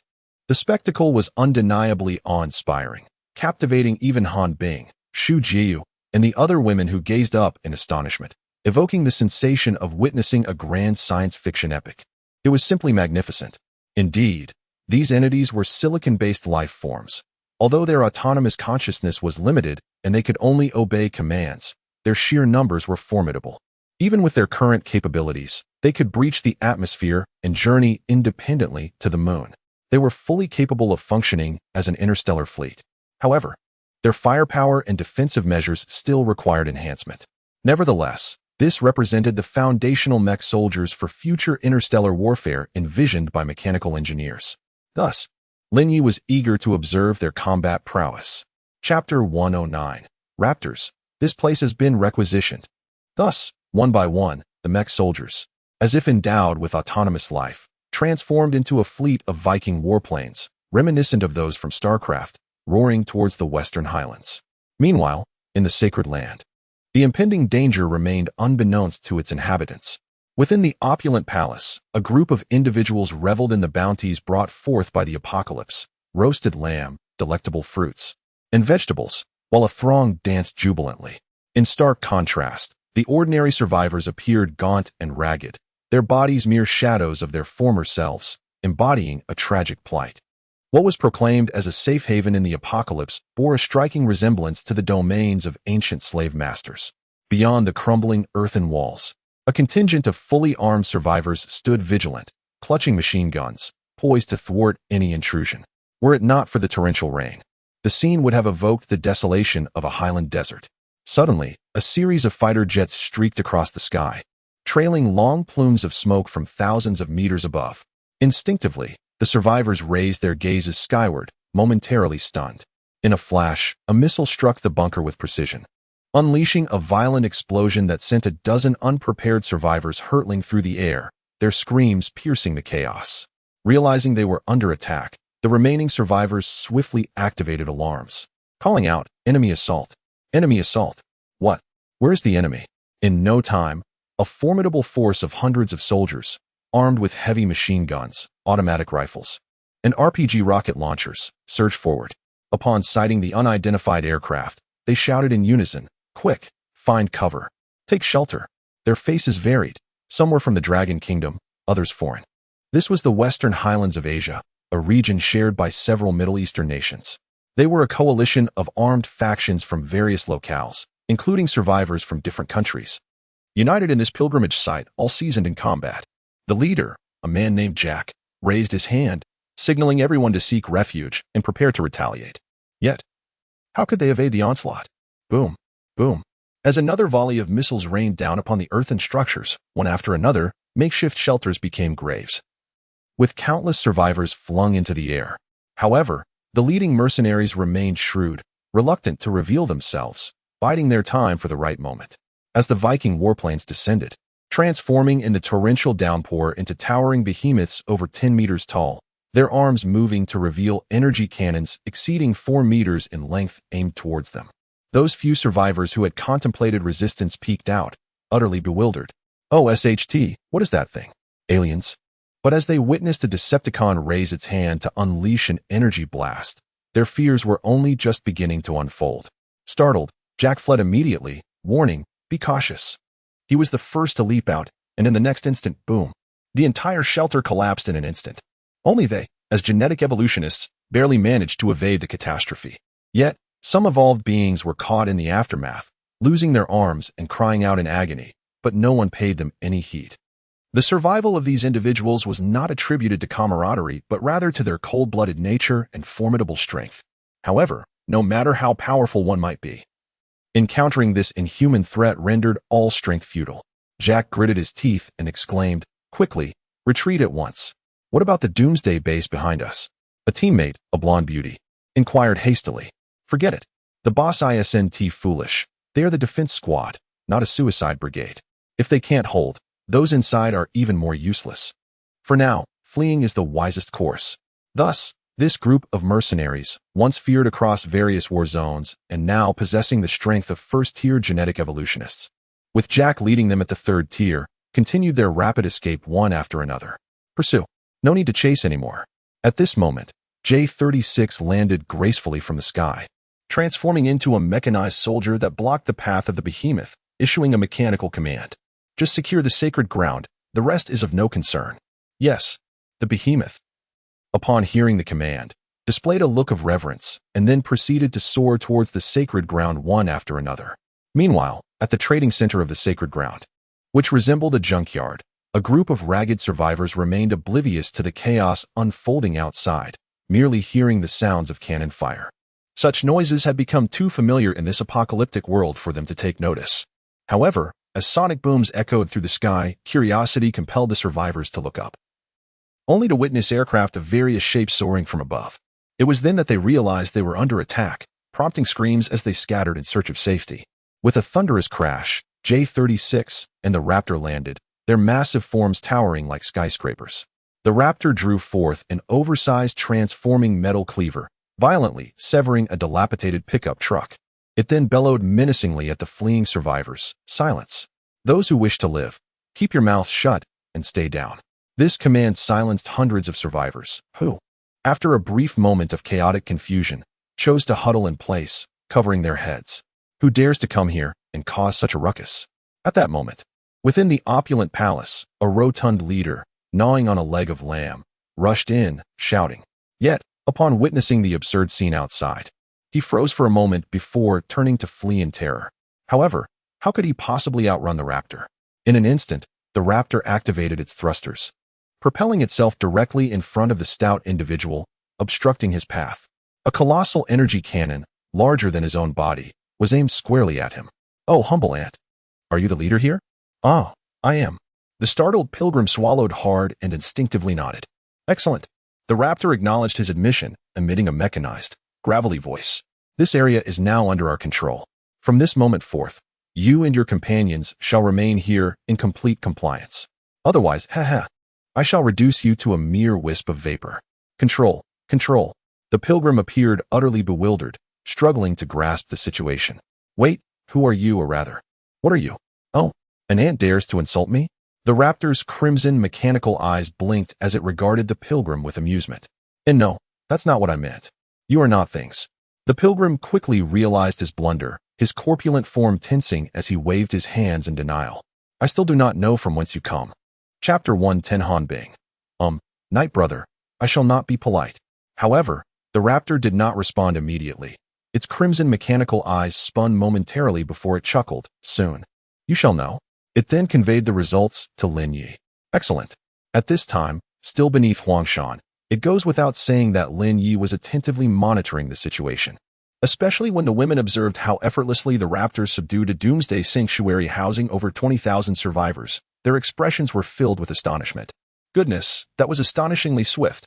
Though they were aware of the Raptors' prowess, they had not anticipated such extraordinary efficiency. A base of such magnitude was taken in mere minutes. Of course, Lin Yi rolled his eyes at the comment. Do you think the Raptors are akin to extraterrestrial beings? How could such a minuscule Doomsday refuge possibly withstand them? Nevertheless, he instructed the Raptors, you handle the situation there. We shall proceed at once. After hanging up, he commanded the aerial carrier, set sail. Yes, leader. The aerial carrier emitted a thunderous roar. As for the mechanized legion led by the mechanical engineer, Lin Yi turned to them and said, let them go first. Sure thing. Boss. The mechanical engineer promptly notified the remaining Decepticons, resulting in a multitude of mass-produced Decepticons transforming into fighter jets, swiftly soaring past. Meanwhile, Lin Yi accompanied the aerial carrier. But due to the considerable distance, approximately 400 kilometers, not to mention drifting at sea, it would require at least 800 kilometers. Accounting for travel time, it would take roughly 12 hours. Of course, Lin Yi could opt for the aerial flight mode, which intrigued Jiang Yume and the others. They were puzzled. Night brother. This giant can fly. Why don't we just fly directly there? However, seated on the grand sofa in the command center, Lin Yi glanced at Jiang Yume, who stood before him clad in a strappy long dress, her long, snow-white legs quite captivating. With a calm demeanor, he replied, "One must always reserve their trump cards for critical moments to maximize their efficacy." Jiang Yume appeared adorably perplexed, as if she partially understood. "Oh dear, you're quite dense." Li Meixin interjected, lightly tapping her head in exasperation, then added, "What Night Brother means is that this is the carrier's secret weapon. We don't need to showcase it in our regular travels. When the time comes, the aerial carrier will serve as a bombardment platform, catching our enemies off guard. Do you comprehend now?" "Oh, I think I get it." After a moment's hesitation, Jiang Yume wore a dazed expression, but to avoid being chided by the campus belle, she feigned understanding and nodded. Well, the implication was clear. She had not grasped it. However, Lin Yi was disinclined to elaborate further. Ultimately, whether it be the aerial aircraft carrier or the doomsday war machines atop the snowy peaks, these are one's trump cards.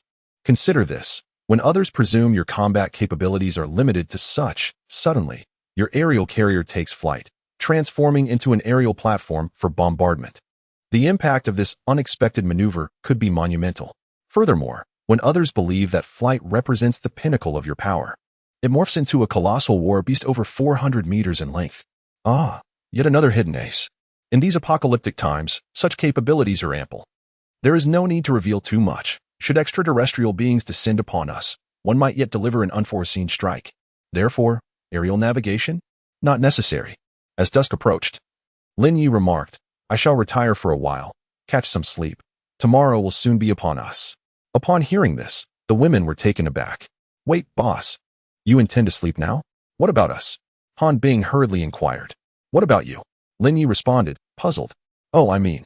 After a moment of hesitation, Han Bing suddenly had a bright idea and quickly added, "I'm a bit tired too. Perhaps I shall take a short nap." "You're tired?" Chen Xiao, still processing, pursed her lips. "But you just woke up not long ago." "Oh, well." Han Bing hesitated. "I'm just sleepy." "Sleepy?" Jiang Yumeng scoffed. "Revealing. I suspect you have other intentions." Chen Xiao, upon hearing this, finally grasped the situation, her cheeks flushing with realization. "Oh, I see. You wish to indulge alone."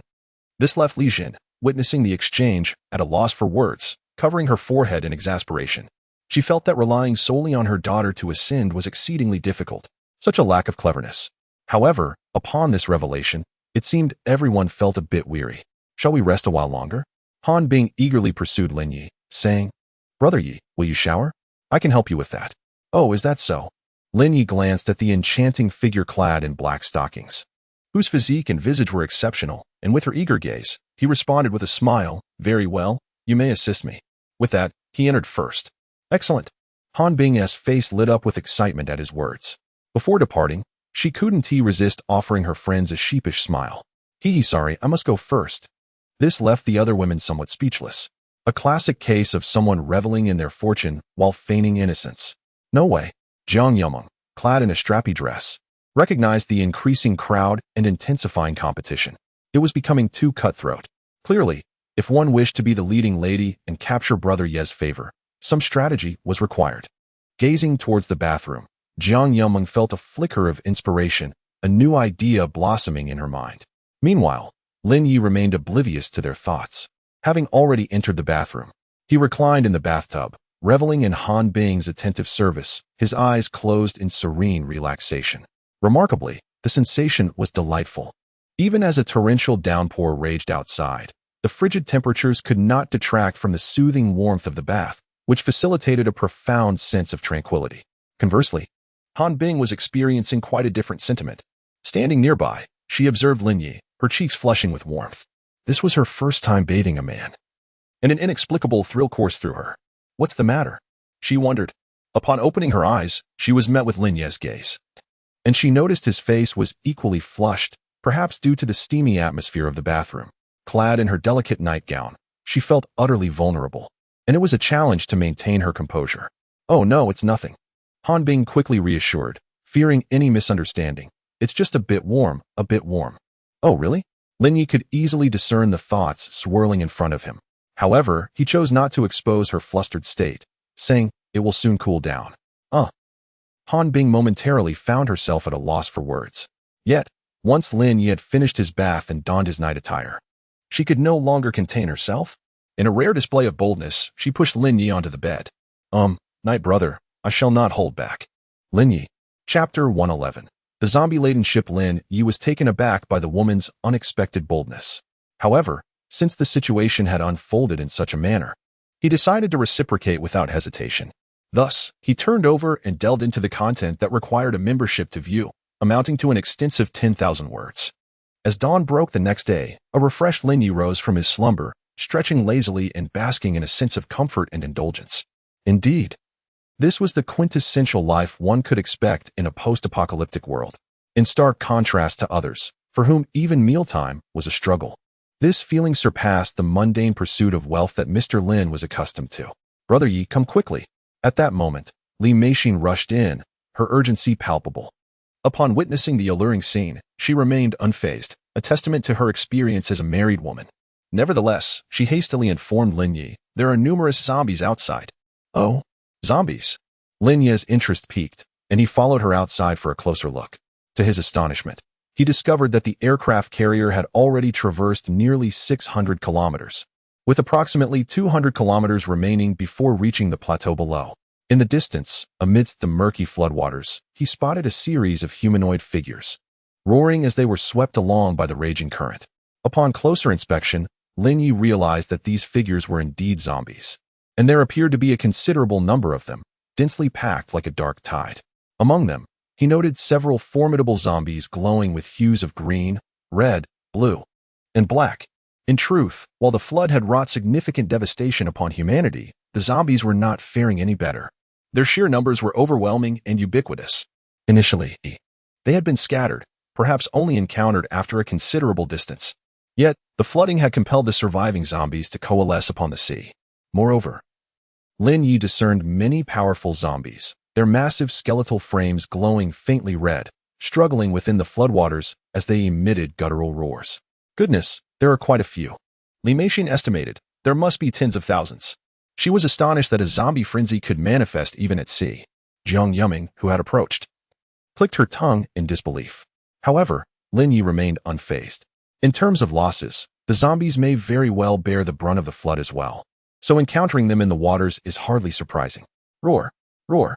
The zombies had also caught sight of the imposing aircraft carrier, their eyes gleaming with a frenzied light, as if they had spotted long-lost kin, and they began to thrash eagerly toward the vessel.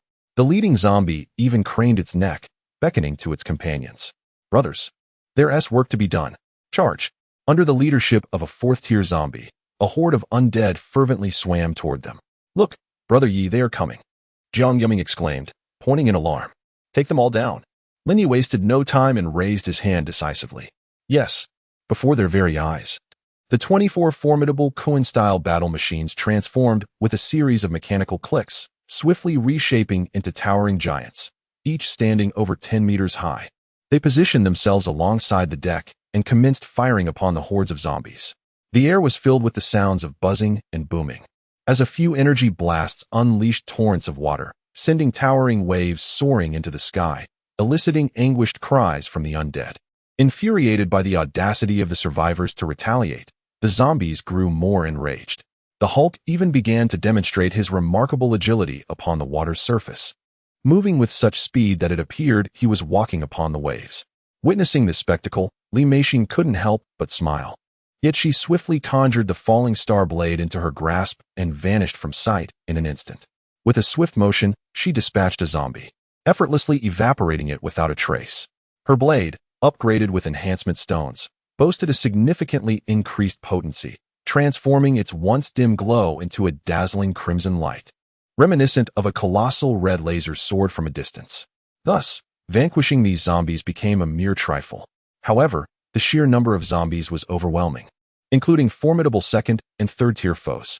Although there were over 20 colossal machines at their disposal, their firepower was too dispersed, allowing them to eliminate only 7 or 8 at a time. Many zombies began to board the aircraft carrier, their numbers proving to be too great. Come quickly to assist, Li Meixin urged, having dispatched several advancing zombies. Using a blade is far too slow. Yet, Jiang Yuming dashed forward, activating the ship's closed defense cannons and positioning them horizontally. As the zombies struggled to clamber onto the deck, believing they were in for a feast. They were suddenly met with a barrage of over 30 machine guns aimed directly at them. The lead third-tier blue skeleton zombie sensed something amiss. With a cacophony of gunfire, the machine guns whirred into action, unleashing a torrent of bullets that shredded the unsuspecting skeleton into mere fragments before it could react. The ensuing carnage was relentless. As one after another, the zombies were reduced to a bloody mist, their remains littering the deck. My goodness, the power of this weaponry is astounding. Li Meishin gasped in astonishment. This is far swifter than using a blade. It's no wonder that firearms reign supreme. Jiang Yuming, arms crossed before her chest, operated the cannons with effortless grace, as if playing a game, obliterating the undead with ease. Yet the spectacle did not end there. As the machine guns roared to life, additional rows of cannons emerged around the aircraft carrier. The zombies, frenzied and desperate, swam towards the vessel, attempting to launch an assault, only to be met with a relentless hail of gunfire that left them no chance to board. In the blink of an eye, the surroundings transformed into a vibrant tapestry of greens and reds, as if the entire river had been painted in a myriad of hues. This spectacle compelled the remaining zombies to immediately turn and flee. But could they escape? Lin Yi, observing the scene, revealed a cold smile. Suddenly, several Kuan-type fighter jets morphed into ethereal, hovering warplanes, pursuing the fleeing creatures with a rapid barrage of fire. In an instant, the zombies that sought to escape fell silent. With this onslaught, Lin Yi found himself enriched by a windfall of 5 million game coins. Indeed, the zombie frenzy proved to be a lucrative affair. As he beheld the increase in his game currency, Lin Yi couldn't help but feel a sense of gratitude. This phenomenon was indeed a bountiful harvest. Yet, it was only for them. For any other vessel encountering such a horde of zombies would likely face total annihilation, let alone emerge unscathed. Take the present situation, for instance. Once all the zombies had been eradicated, Su Tong, with keen eyes, exclaimed, "Look, a cargo ship." Not far away, a massive vessel was drifting downstream, heading towards the west. However, something felt amiss. It seemed that there were no living souls aboard this ship.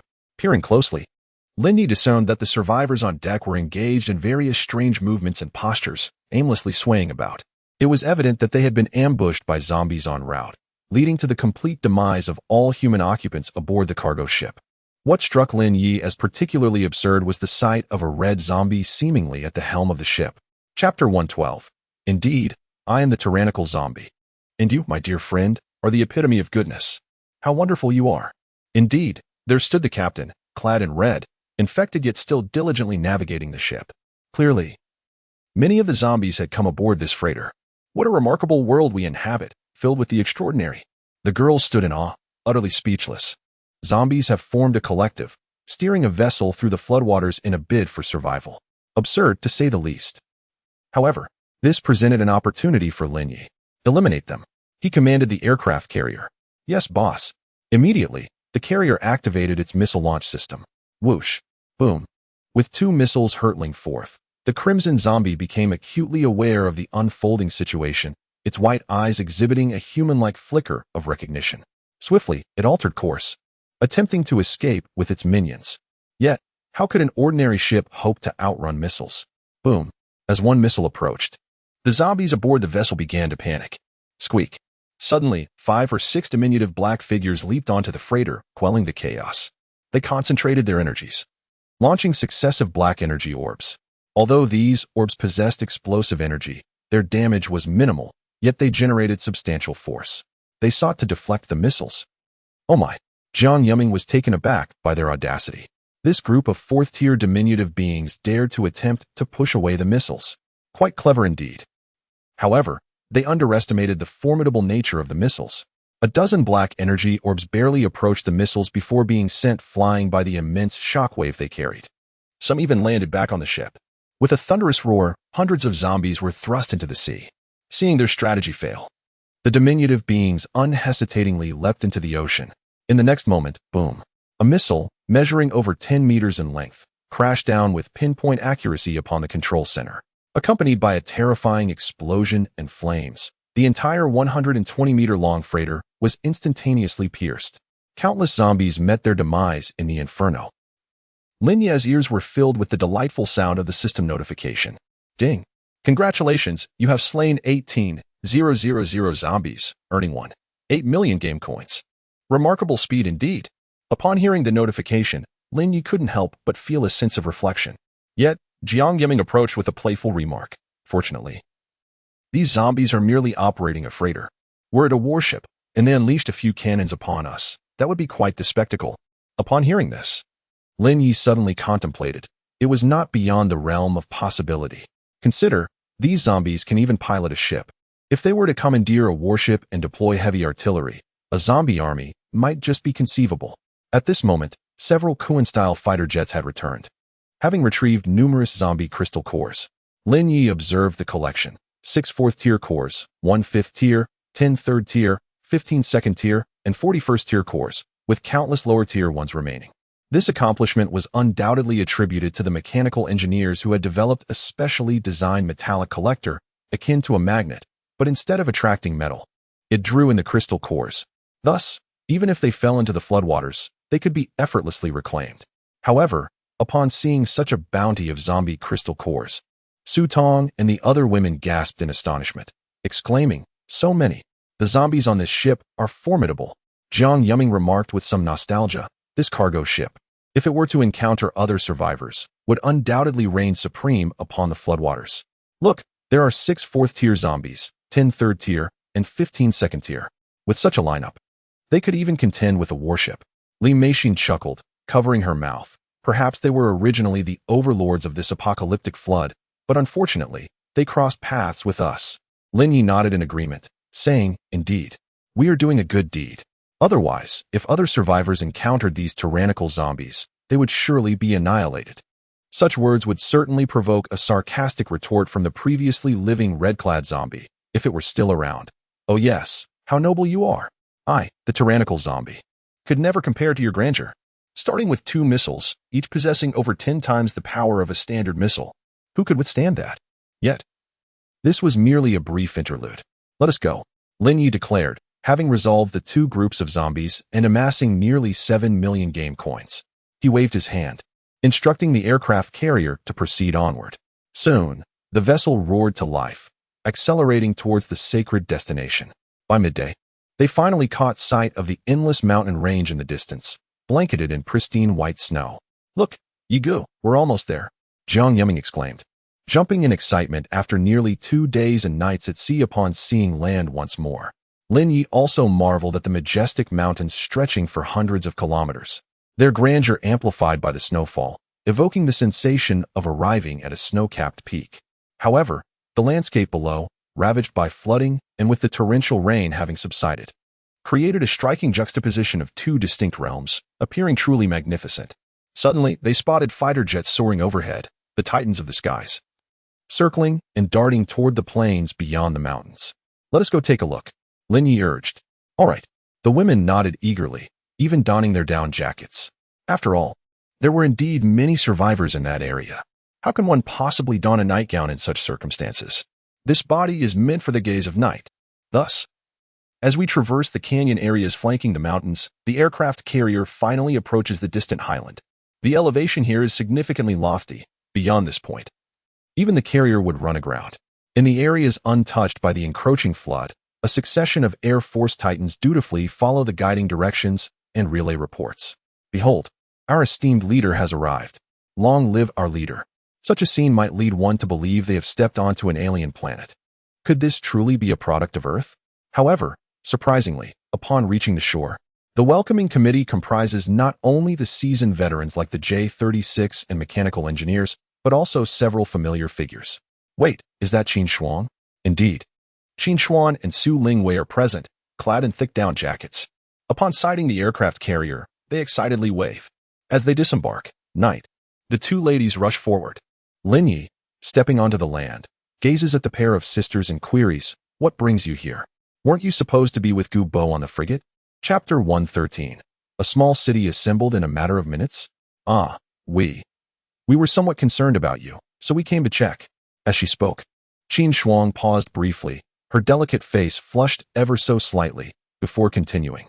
It turned out that both Qin Shuang and Su Lingwei had boarded the southern capital's escort ship when the flood broke out. Yesterday, after failing to locate Lin Yi, they learned of his whereabouts through reconnaissance birds and thus hurried over. Concerned for my safety, Lin Yi chuckled upon hearing this. He was not in any peril. Nevertheless, their arrival was fortuitous. It was much safer here. Let us go. With gentle nods, the two women followed Linyi and the others to explore the new base.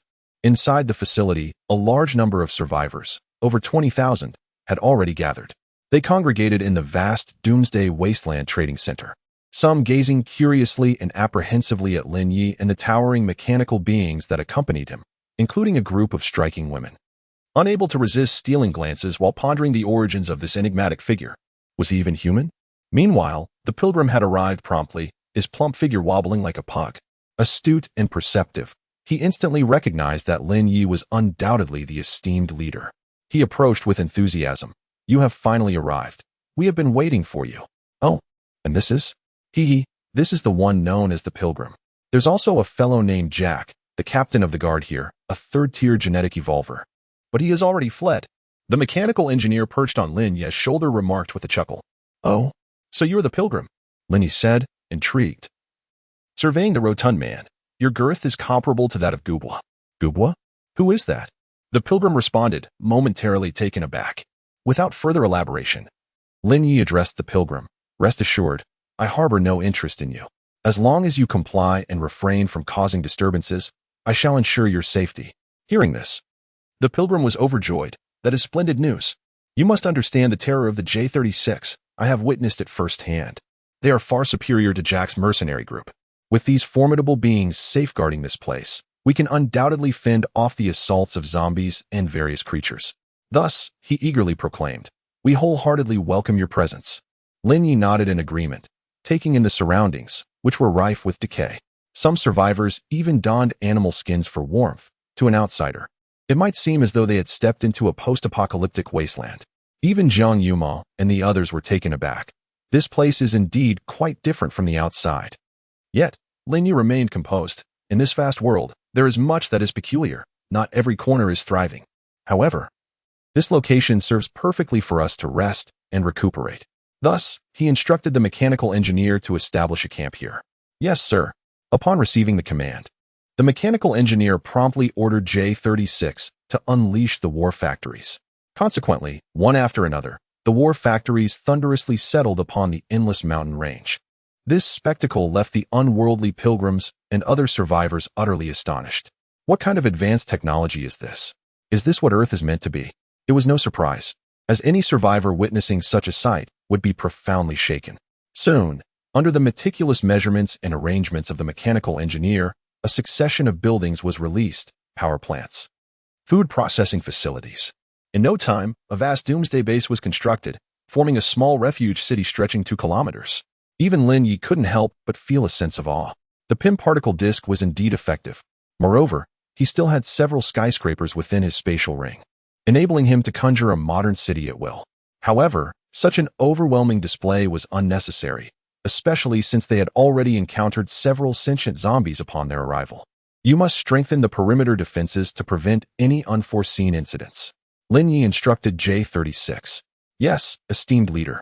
J-36 responded with a respectful nod, its mechanical voice resonating, rest assured. With us here, no zombie shall breach this place. Linyi nodded slightly, feeling quite reassured by J-36 and its companions. Thus, under the guidance of the pilgrims, they entered the opulent palace to rest. Upon entering, Jiang Yumeng was astounded by the resplendent interior, spanning a vast 3,000 square meters. It resembled a grand palace adorned with gold and jade carvings. Even the faucets were made of pure gold, not to mention the servants on either side respectfully presenting food. Goodness, the outside and inside are like 2 entirely different worlds. Jiang Yumeng couldn't help but jest. The pilgrims, hearing this, lowered their heads in fear, hesitant to speak. After all, it seemed they had perhaps indulged too much in luxury. Yet Linyi paid little mind to this. He simply settled onto the sofa, declaring, "We shall rest here for today."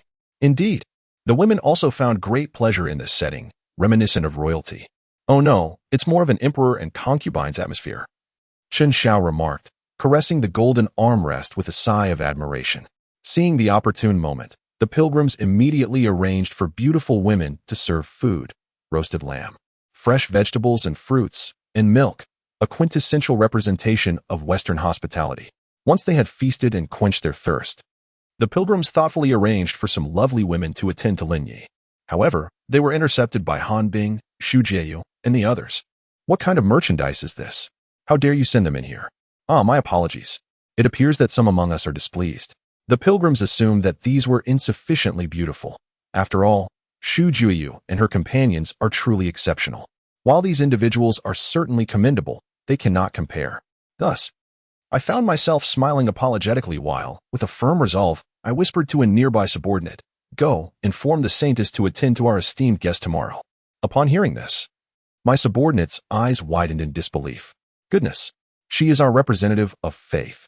However, the pilgrims were acutely aware that the notion of a representative of faith was merely a ruse, designed to compel these Na'vi survivors to comply. Yet, one thing remained true. The saintess was indeed strikingly beautiful. Therefore, I grimly asserted, attending to this esteemed guest is of utmost importance. Have you not experienced the terror of those formidable beings outside? As I spoke, a sudden cacophony erupted outside. The night sky was illuminated by various blue energy waves, reminiscent of an earthquake, causing the entire palace to tremble. For a moment, it was as bright as day. The pilgrims, gripped by fear, felt their legs weaken. In confusion, they cried out, "What is happening outside?" Then, a faithful follower rushed in, both excited and frantic, exclaiming, "There are countless zombies floating down the river outside." "How many?" I inquired. "I cannot say. It's a vast horde, but it's too dark to see clearly. However, they have all been dealt with by those extraterrestrial beings outside."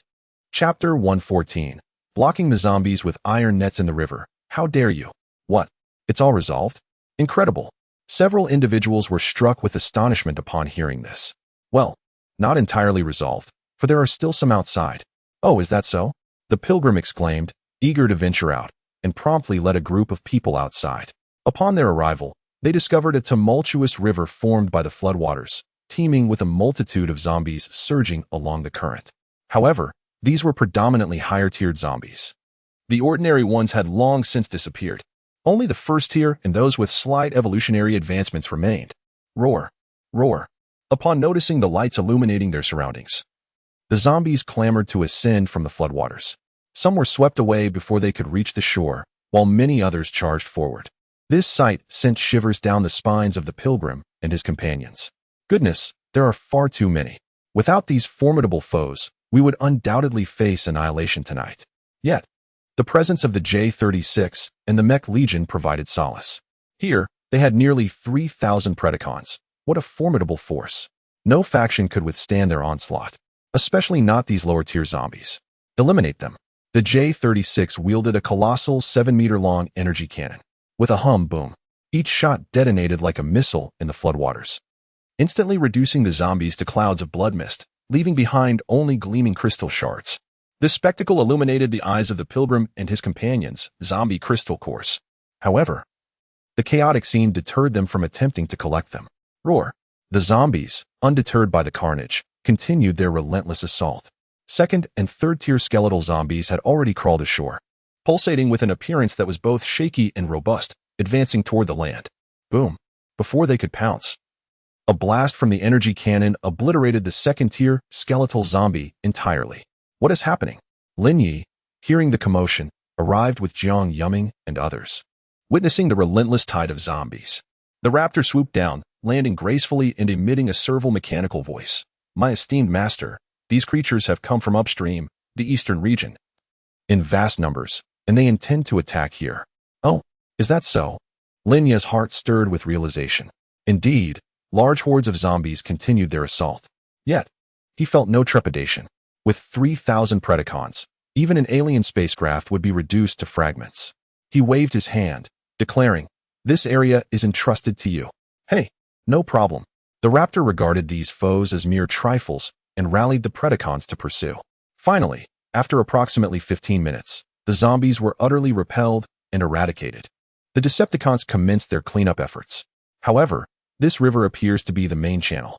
"Brother Yi, more are coming from that direction," exclaimed Jiang Yume, pointing at the sight of several hundred zombies drifting towards them. "Perfect," Lin Yi remarked with a smile, observing the approaching undead. "Let J-36 set up a massive net here. We shall eliminate them in droves, much like fishing. We will never be short of zombies." "Is that even feasible?" The pilgrims nearby were taken aback. Their leader couldn't possibly be jesting. After all, these were zombies, particularly high-tier ones. Just the second and third tiers could effortlessly obliterate a small apocalypse base. Are you truly likening them to fish? Nevertheless, Lin Yi's strategy proved effective. After making the necessary arrangements, he returned to rest, accompanied by Jiang Yume, who donned a striking sky-themed outfit. Outside, the artillery fire raged on, uninterrupted throughout the night, echoing every so often, driving Jiang Yume to exclaim her exasperation. When will it end? Fortunately, they endured until dawn. The next day, as the sun's blinding rays pierced the horizon, Jiang Yume struggled to open her eyes, stretching lazily. Meanwhile, Lin Yu had already risen. After a light meal, he stepped outside to find a group of Decepticons still busy clearing the remnants of the zombies. Their method was straightforward. They uniformly extracted the zombies' cores and cast them into the torrent, effectively disposing of them. Upon seeing Lin Yi emerge, the Decepticons greeted him politely. "Good morning, leader." "Indeed, good morning," he replied with a slight nod. These ordinary Decepticons possessed only a modicum of intelligent awareness, not qualifying as true life forms. Yet, their reverence for Lin Yi was deeply etched into their core chips. Meanwhile, the mechanical engineer spotted Lin Yi and eagerly approached. "Boss, how did it go?" "Well, the cannon fire didn't cease much through the night, but we eliminated a considerable number." The engineer calculated roughly and chuckled, "At least over 2 million. What a profitable venture along this main river." Indeed, 2 million was no trifling sum. Lin Yi realized he had accrued an additional 400 million game coins overnight, including contributions from Red Spider and Mikey. He also observed that the engineer had successfully barricaded the entire river with barbed wire. Anything attempting to pass through was ensnared and swiftly eliminated. As a result, virtually all zombies arriving here stood no chance of escape. Furthermore, the cores collected were impressively substantial. Beyond the first tier alone, there are over 20,000, and for those above the 5th tier, there are 300, including 24 6th tier ones. I have also collected all the lower tier ones for future use. The mechanical engineer exclaimed, excitedly counting on his little mechanical fingers. Who would have thought? Lin Yi couldn't help but smile upon hearing this, merely coming to select a temporary land. Yet his fortune was so remarkable. At this rate, after a month, he would surely amass at least 60 billion game coins. This trip was undeniably worthwhile. He could nearly create 500 mech soldiers comparable to aircraft carriers. It was truly an unexpected delight. "Oh, by the way," Lin Yi inquired, "how is the war factory progressing?" "Well, the war factory has commenced production." The little fellow replied enthusiastically. "Everything was arranged last night. Although the raw materials we brought are limited, we may need to continue gathering more later." As he spoke, he led Lin Yi to the war factory. Before them lay a vast, sloping plain beneath the mountains, now adorned with enormous steel structures. In addition to this, there were food processing plants, power stations, and more. It resembled a small city of mechanical fabrication. Surrounding the area were fully armed Decepticons, towering over 10 meters, patrolling with mechanical cannons, each exuding an imposing presence. Upon entering, they witnessed Decepticons being gradually crafted from raw materials through energy processing. Numerous automobiles, tanks, armored vehicles, and fighter jets were in various stages of completion. As a fighter jet was fed into the assembly line, a moment later, with a hum and a boom, a surge of blue energy enveloped the entire aircraft, altering its metallic structure. In the blink of an eye, it trembled and transformed into a 15-meter-tall Decepticon. Climbing out from within, the spectacle was so surreal that one might think they had stepped into a futuristic world. Astonishing, simply astonishing. Lin Yi marveled. Chapter 115, The Saintess. Sume, in the Tinu District, this contraption truly feels more impressive than the Transformers in the films. Yet, this is not sufficient. I desire more, much more. Ideally, tens of thousands, or even hundreds of thousands. At that moment, Lin Yi chuckled coldly. No matter who it is, they shall receive a couple of slaps. He could hardly believe that extraterrestrial beings, so formidable, could handle this. No problem. The mechanical engineer was utterly enamored with the production of these creations. After all, it was war, an ardor indeed. The only issue lay with the raw materials. However, stroking his mechanical chin, he suddenly grinned. Not a significant problem. Leave it to me. Thus, in the ensuing days, the mechanical engineer embarked on a massive expansion of the war factory. Naturally, for the materials, he utilized PIM particles to transport them directly from other regions. Consequently, within less than a week, The production of Decepticons surged from an initial 150 per day to 200. Moreover, these Decepticons were also engaged daily in hunting various zombies. During this period, the War Factory alone generated nearly 1 billion game currency from the manufactured Decepticons. Considering other miscellaneous earnings, the total accumulated to 2 billion per day. By the end of the week, that amounted to 14 billion. Of course, Lin Yi did not neglect to observe the external situation. He soon discovered that the floodwaters continued to rise. Many areas began to be submerged due to the increasing water levels. Fortunately, the location of the land battleship remained relatively secure. There were no issues. And the survivors in the snowy mountains were also safe. This was one of his trump cards, essential for future confrontations. As for Meiji, there was no need to elaborate. Each day, he roamed the seas with his mech legion, becoming a tyrant of the ocean, seizing from anyone he encountered. Even the zombies were not spared. He was busily engaged in his endeavors. However, Lin Yi paid them little mind. As long as game currency continued to flow in, he was satisfied. Additionally, he discovered an intriguing phenomenon. Some zombies had begun to evolve again. From the highest 7th tier, 8th tier zombies were now appearing. Hence, Lin Yi instructed Jiang Yume and the others to harvest them. Hooray! No need to say, the women had been quite bored these past few days upon hearing this news. They were all exhilarated and promptly set out, accompanied by several Decepticons. Lin Yi held no concerns for them, as each had attained the 8th tier in strength, and with the enhancement of the sky set, claiming they were at the 12th tier would not be an exaggeration. It was virtually impossible for anything to go awry. The ones in peril would be the zombies. My lord. However, just as Lin Yi arranged for the women to depart, he noticed a figure with a charming smile approaching, a zealot, rubbing their hands together and saying, "With all your women gone, perhaps you should consider, having someone else accompany you." Oh, seated upon an opulent sofa within the resplendent palace, Lin Yi's interest was piqued by the words he heard. "Bring her forth," he commanded. The pilgrim, upon turning, suddenly adopted a grave demeanor. Soon after, several individuals approached, escorting a remarkably beautiful woman adorned with a veil. What is this? You wish to assassinate our knight brother?" Lin Yu mused.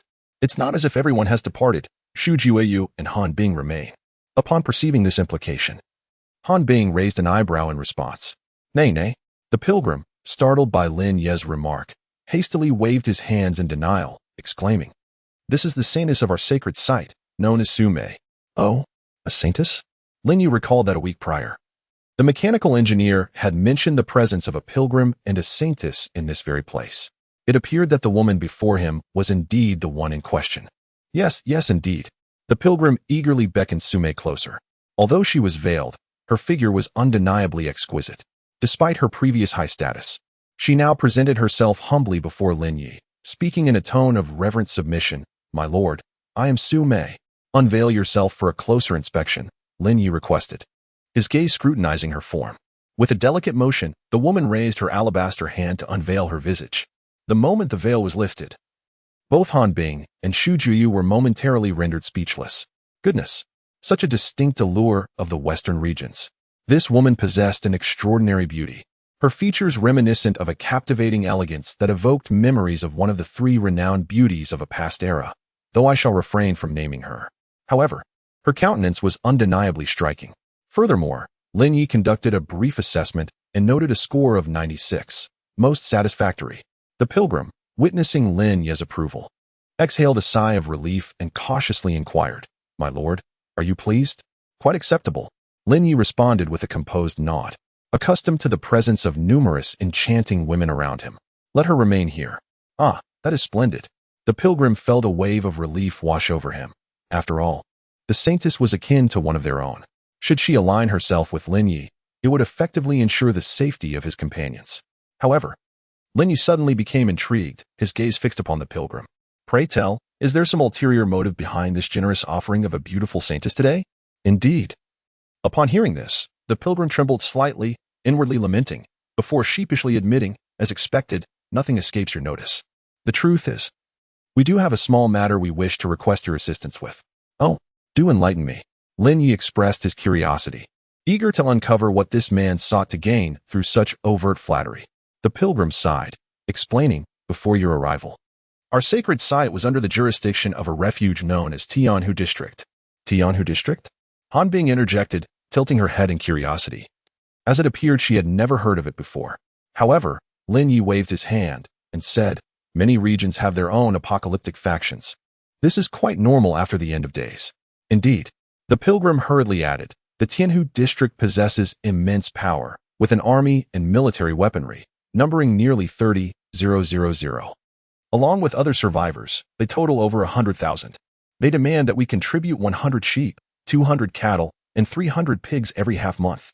Additionally, they require 5,000 zombie crystal cores. If we fail to provide these offerings on time, they will send people to plunder and kill indiscriminately." Good heavens, are they truly that ruthless? Shu Jiu exclaimed, somewhat exaggeratedly. "It feels even more perverse than when I was in the hotel." Indeed, the pilgrim's face bore a bitter smile. "The agreed-upon time is approaching. I fear they will soon come to raid us." He had originally planned to flee, even recruiting Jack in hopes of confronting the Tinu District. Yet, unexpectedly, instead of the Tinu District's people arriving, it was Lin Yi's Dominator Tiger Legion that came. Thus, it became clear to Lin Yi. He finally understood whom those mercenaries and machine gun fortifications were intended to combat. It was not for the defense against zombies, but rather against the so-called Tinu District. Chapter 116. Behold, this is what true professionalism looks like. However, Lin Yi was quite curious. Does this mean that the Tinu District is exceptionally formidable? Well, how should I put it? To his surprise, upon mentioning this, the pilgrim scratched his head, momentarily uncertain of how to articulate his thoughts. After all, prior to your arrival, they indeed wielded considerable power, not only boasting a plethora of gene evolutionists, but also possessing a dedicated team for the development of military technology.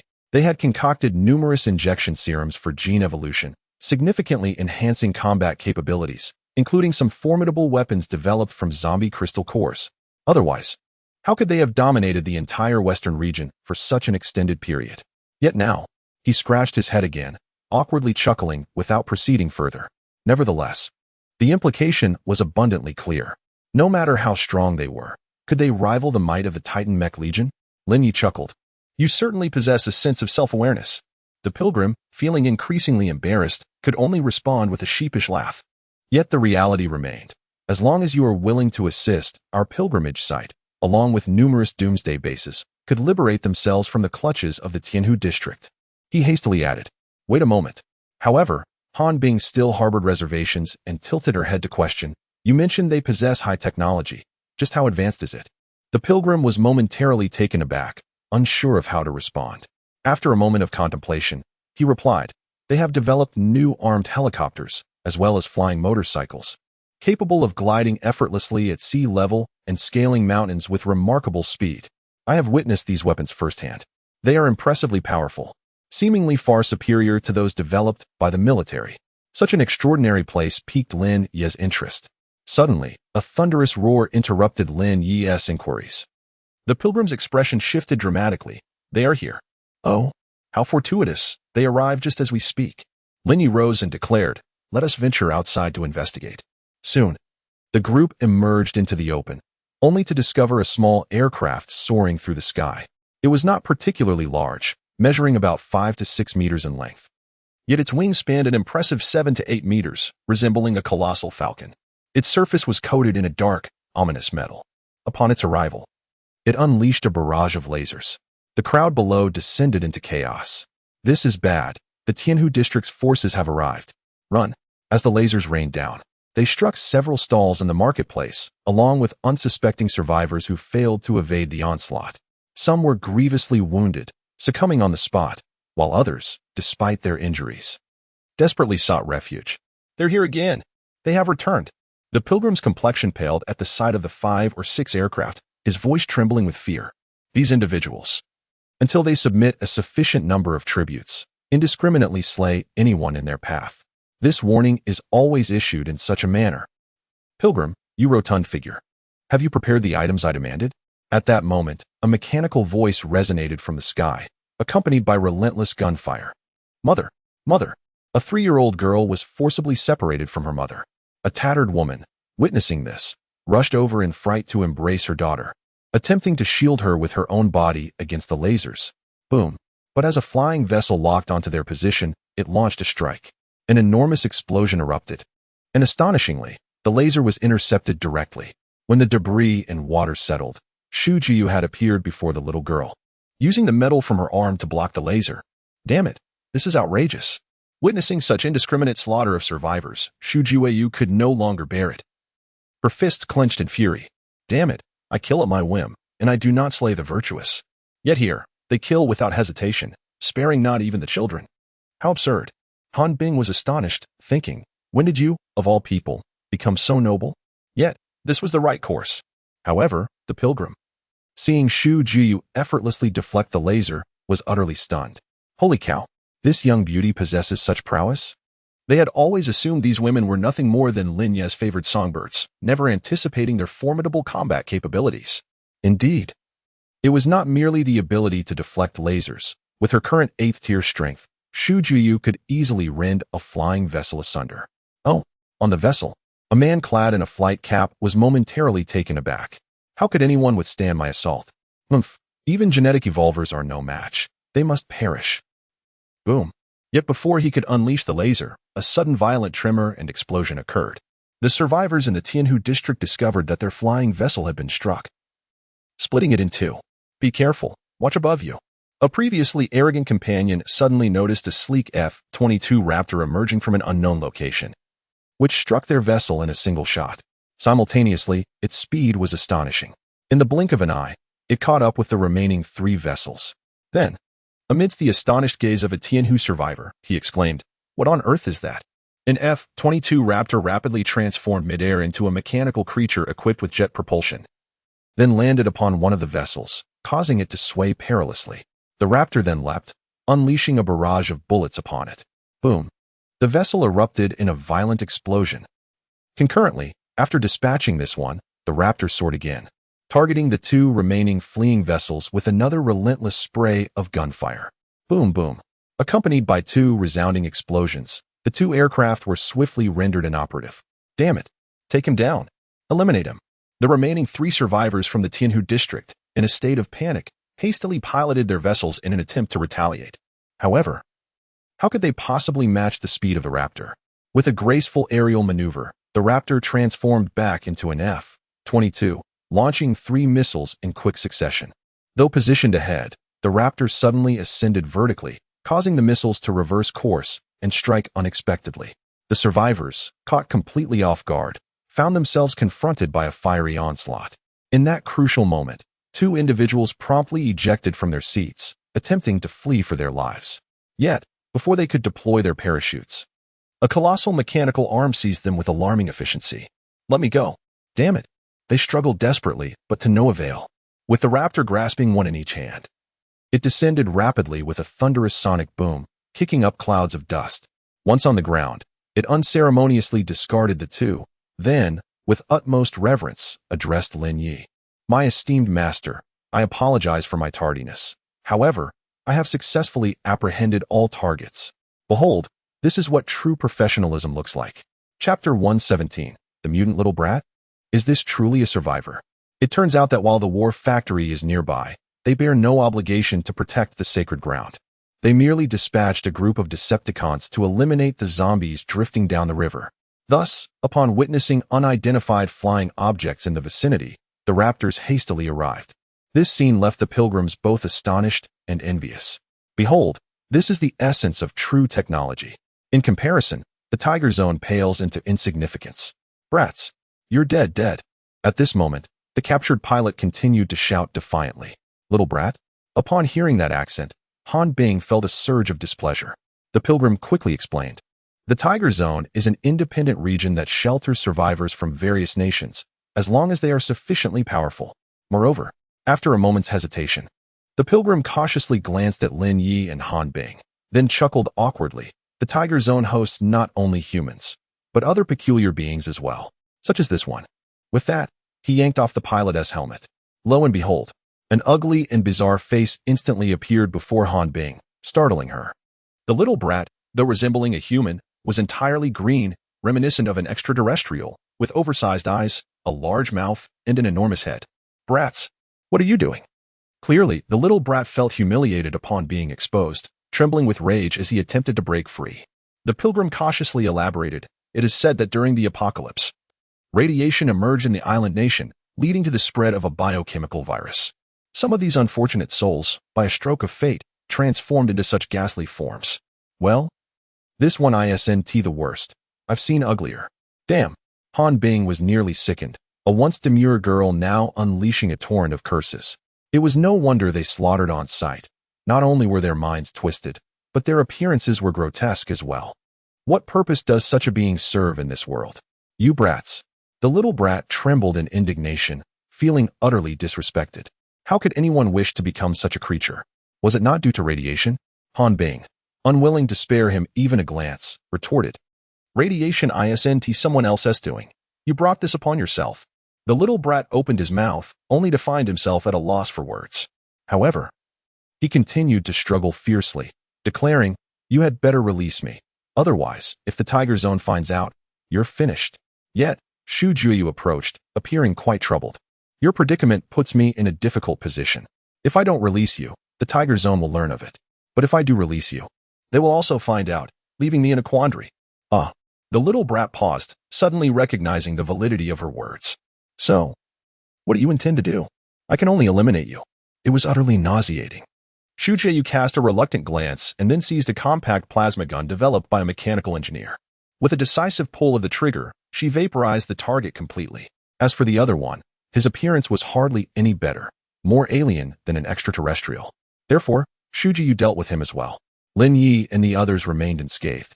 However, the pilgrim became increasingly agitated upon witnessing the complete annihilation of his comrades. He rubbed his hands together, nervously chuckling as he addressed the man before him.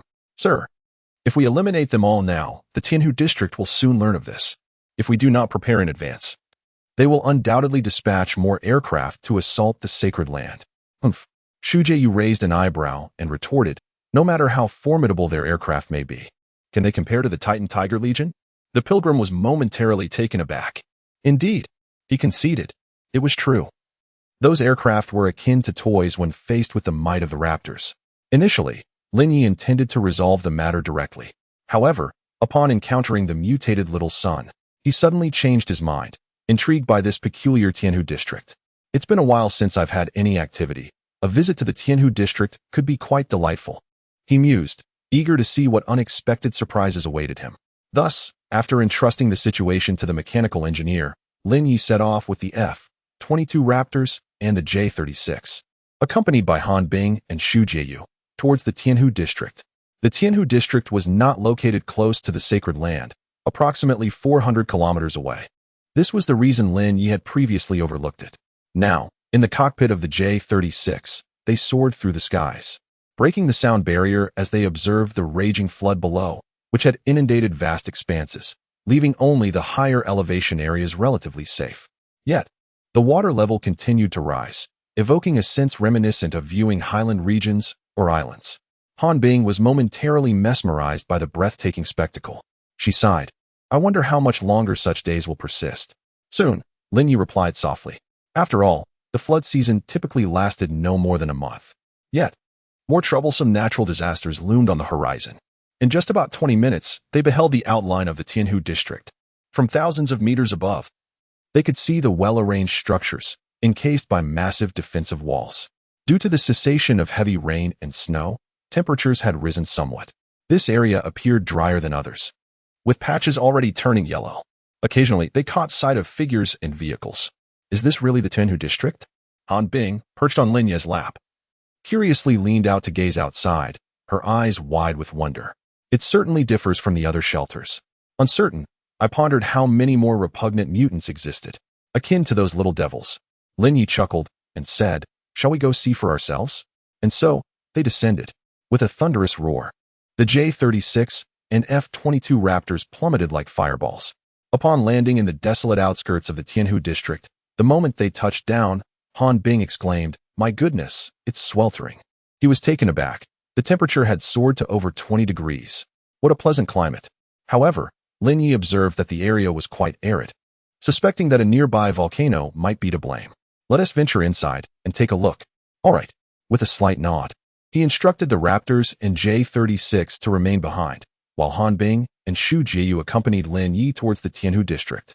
Upon arrival, They were surprised to find no guards present. Instead, the survivors milling about were clad in peculiar attire. Some wore white coats, while others donned dark robes. Perhaps due to the heat, the ground appeared somewhat yellowed, indicative of a water shortage. Many individuals looked sun-kissed, yet numerous pale faces also wandered through, evoking an atmosphere reminiscent of a dystopian Western world. The air was thick with a sense of desolation. The passing survivors merely cast a cold glance at Lin Yi and his companions before returning to their own affairs. This Tinu District certainly held intrigue, Lin Yi mused.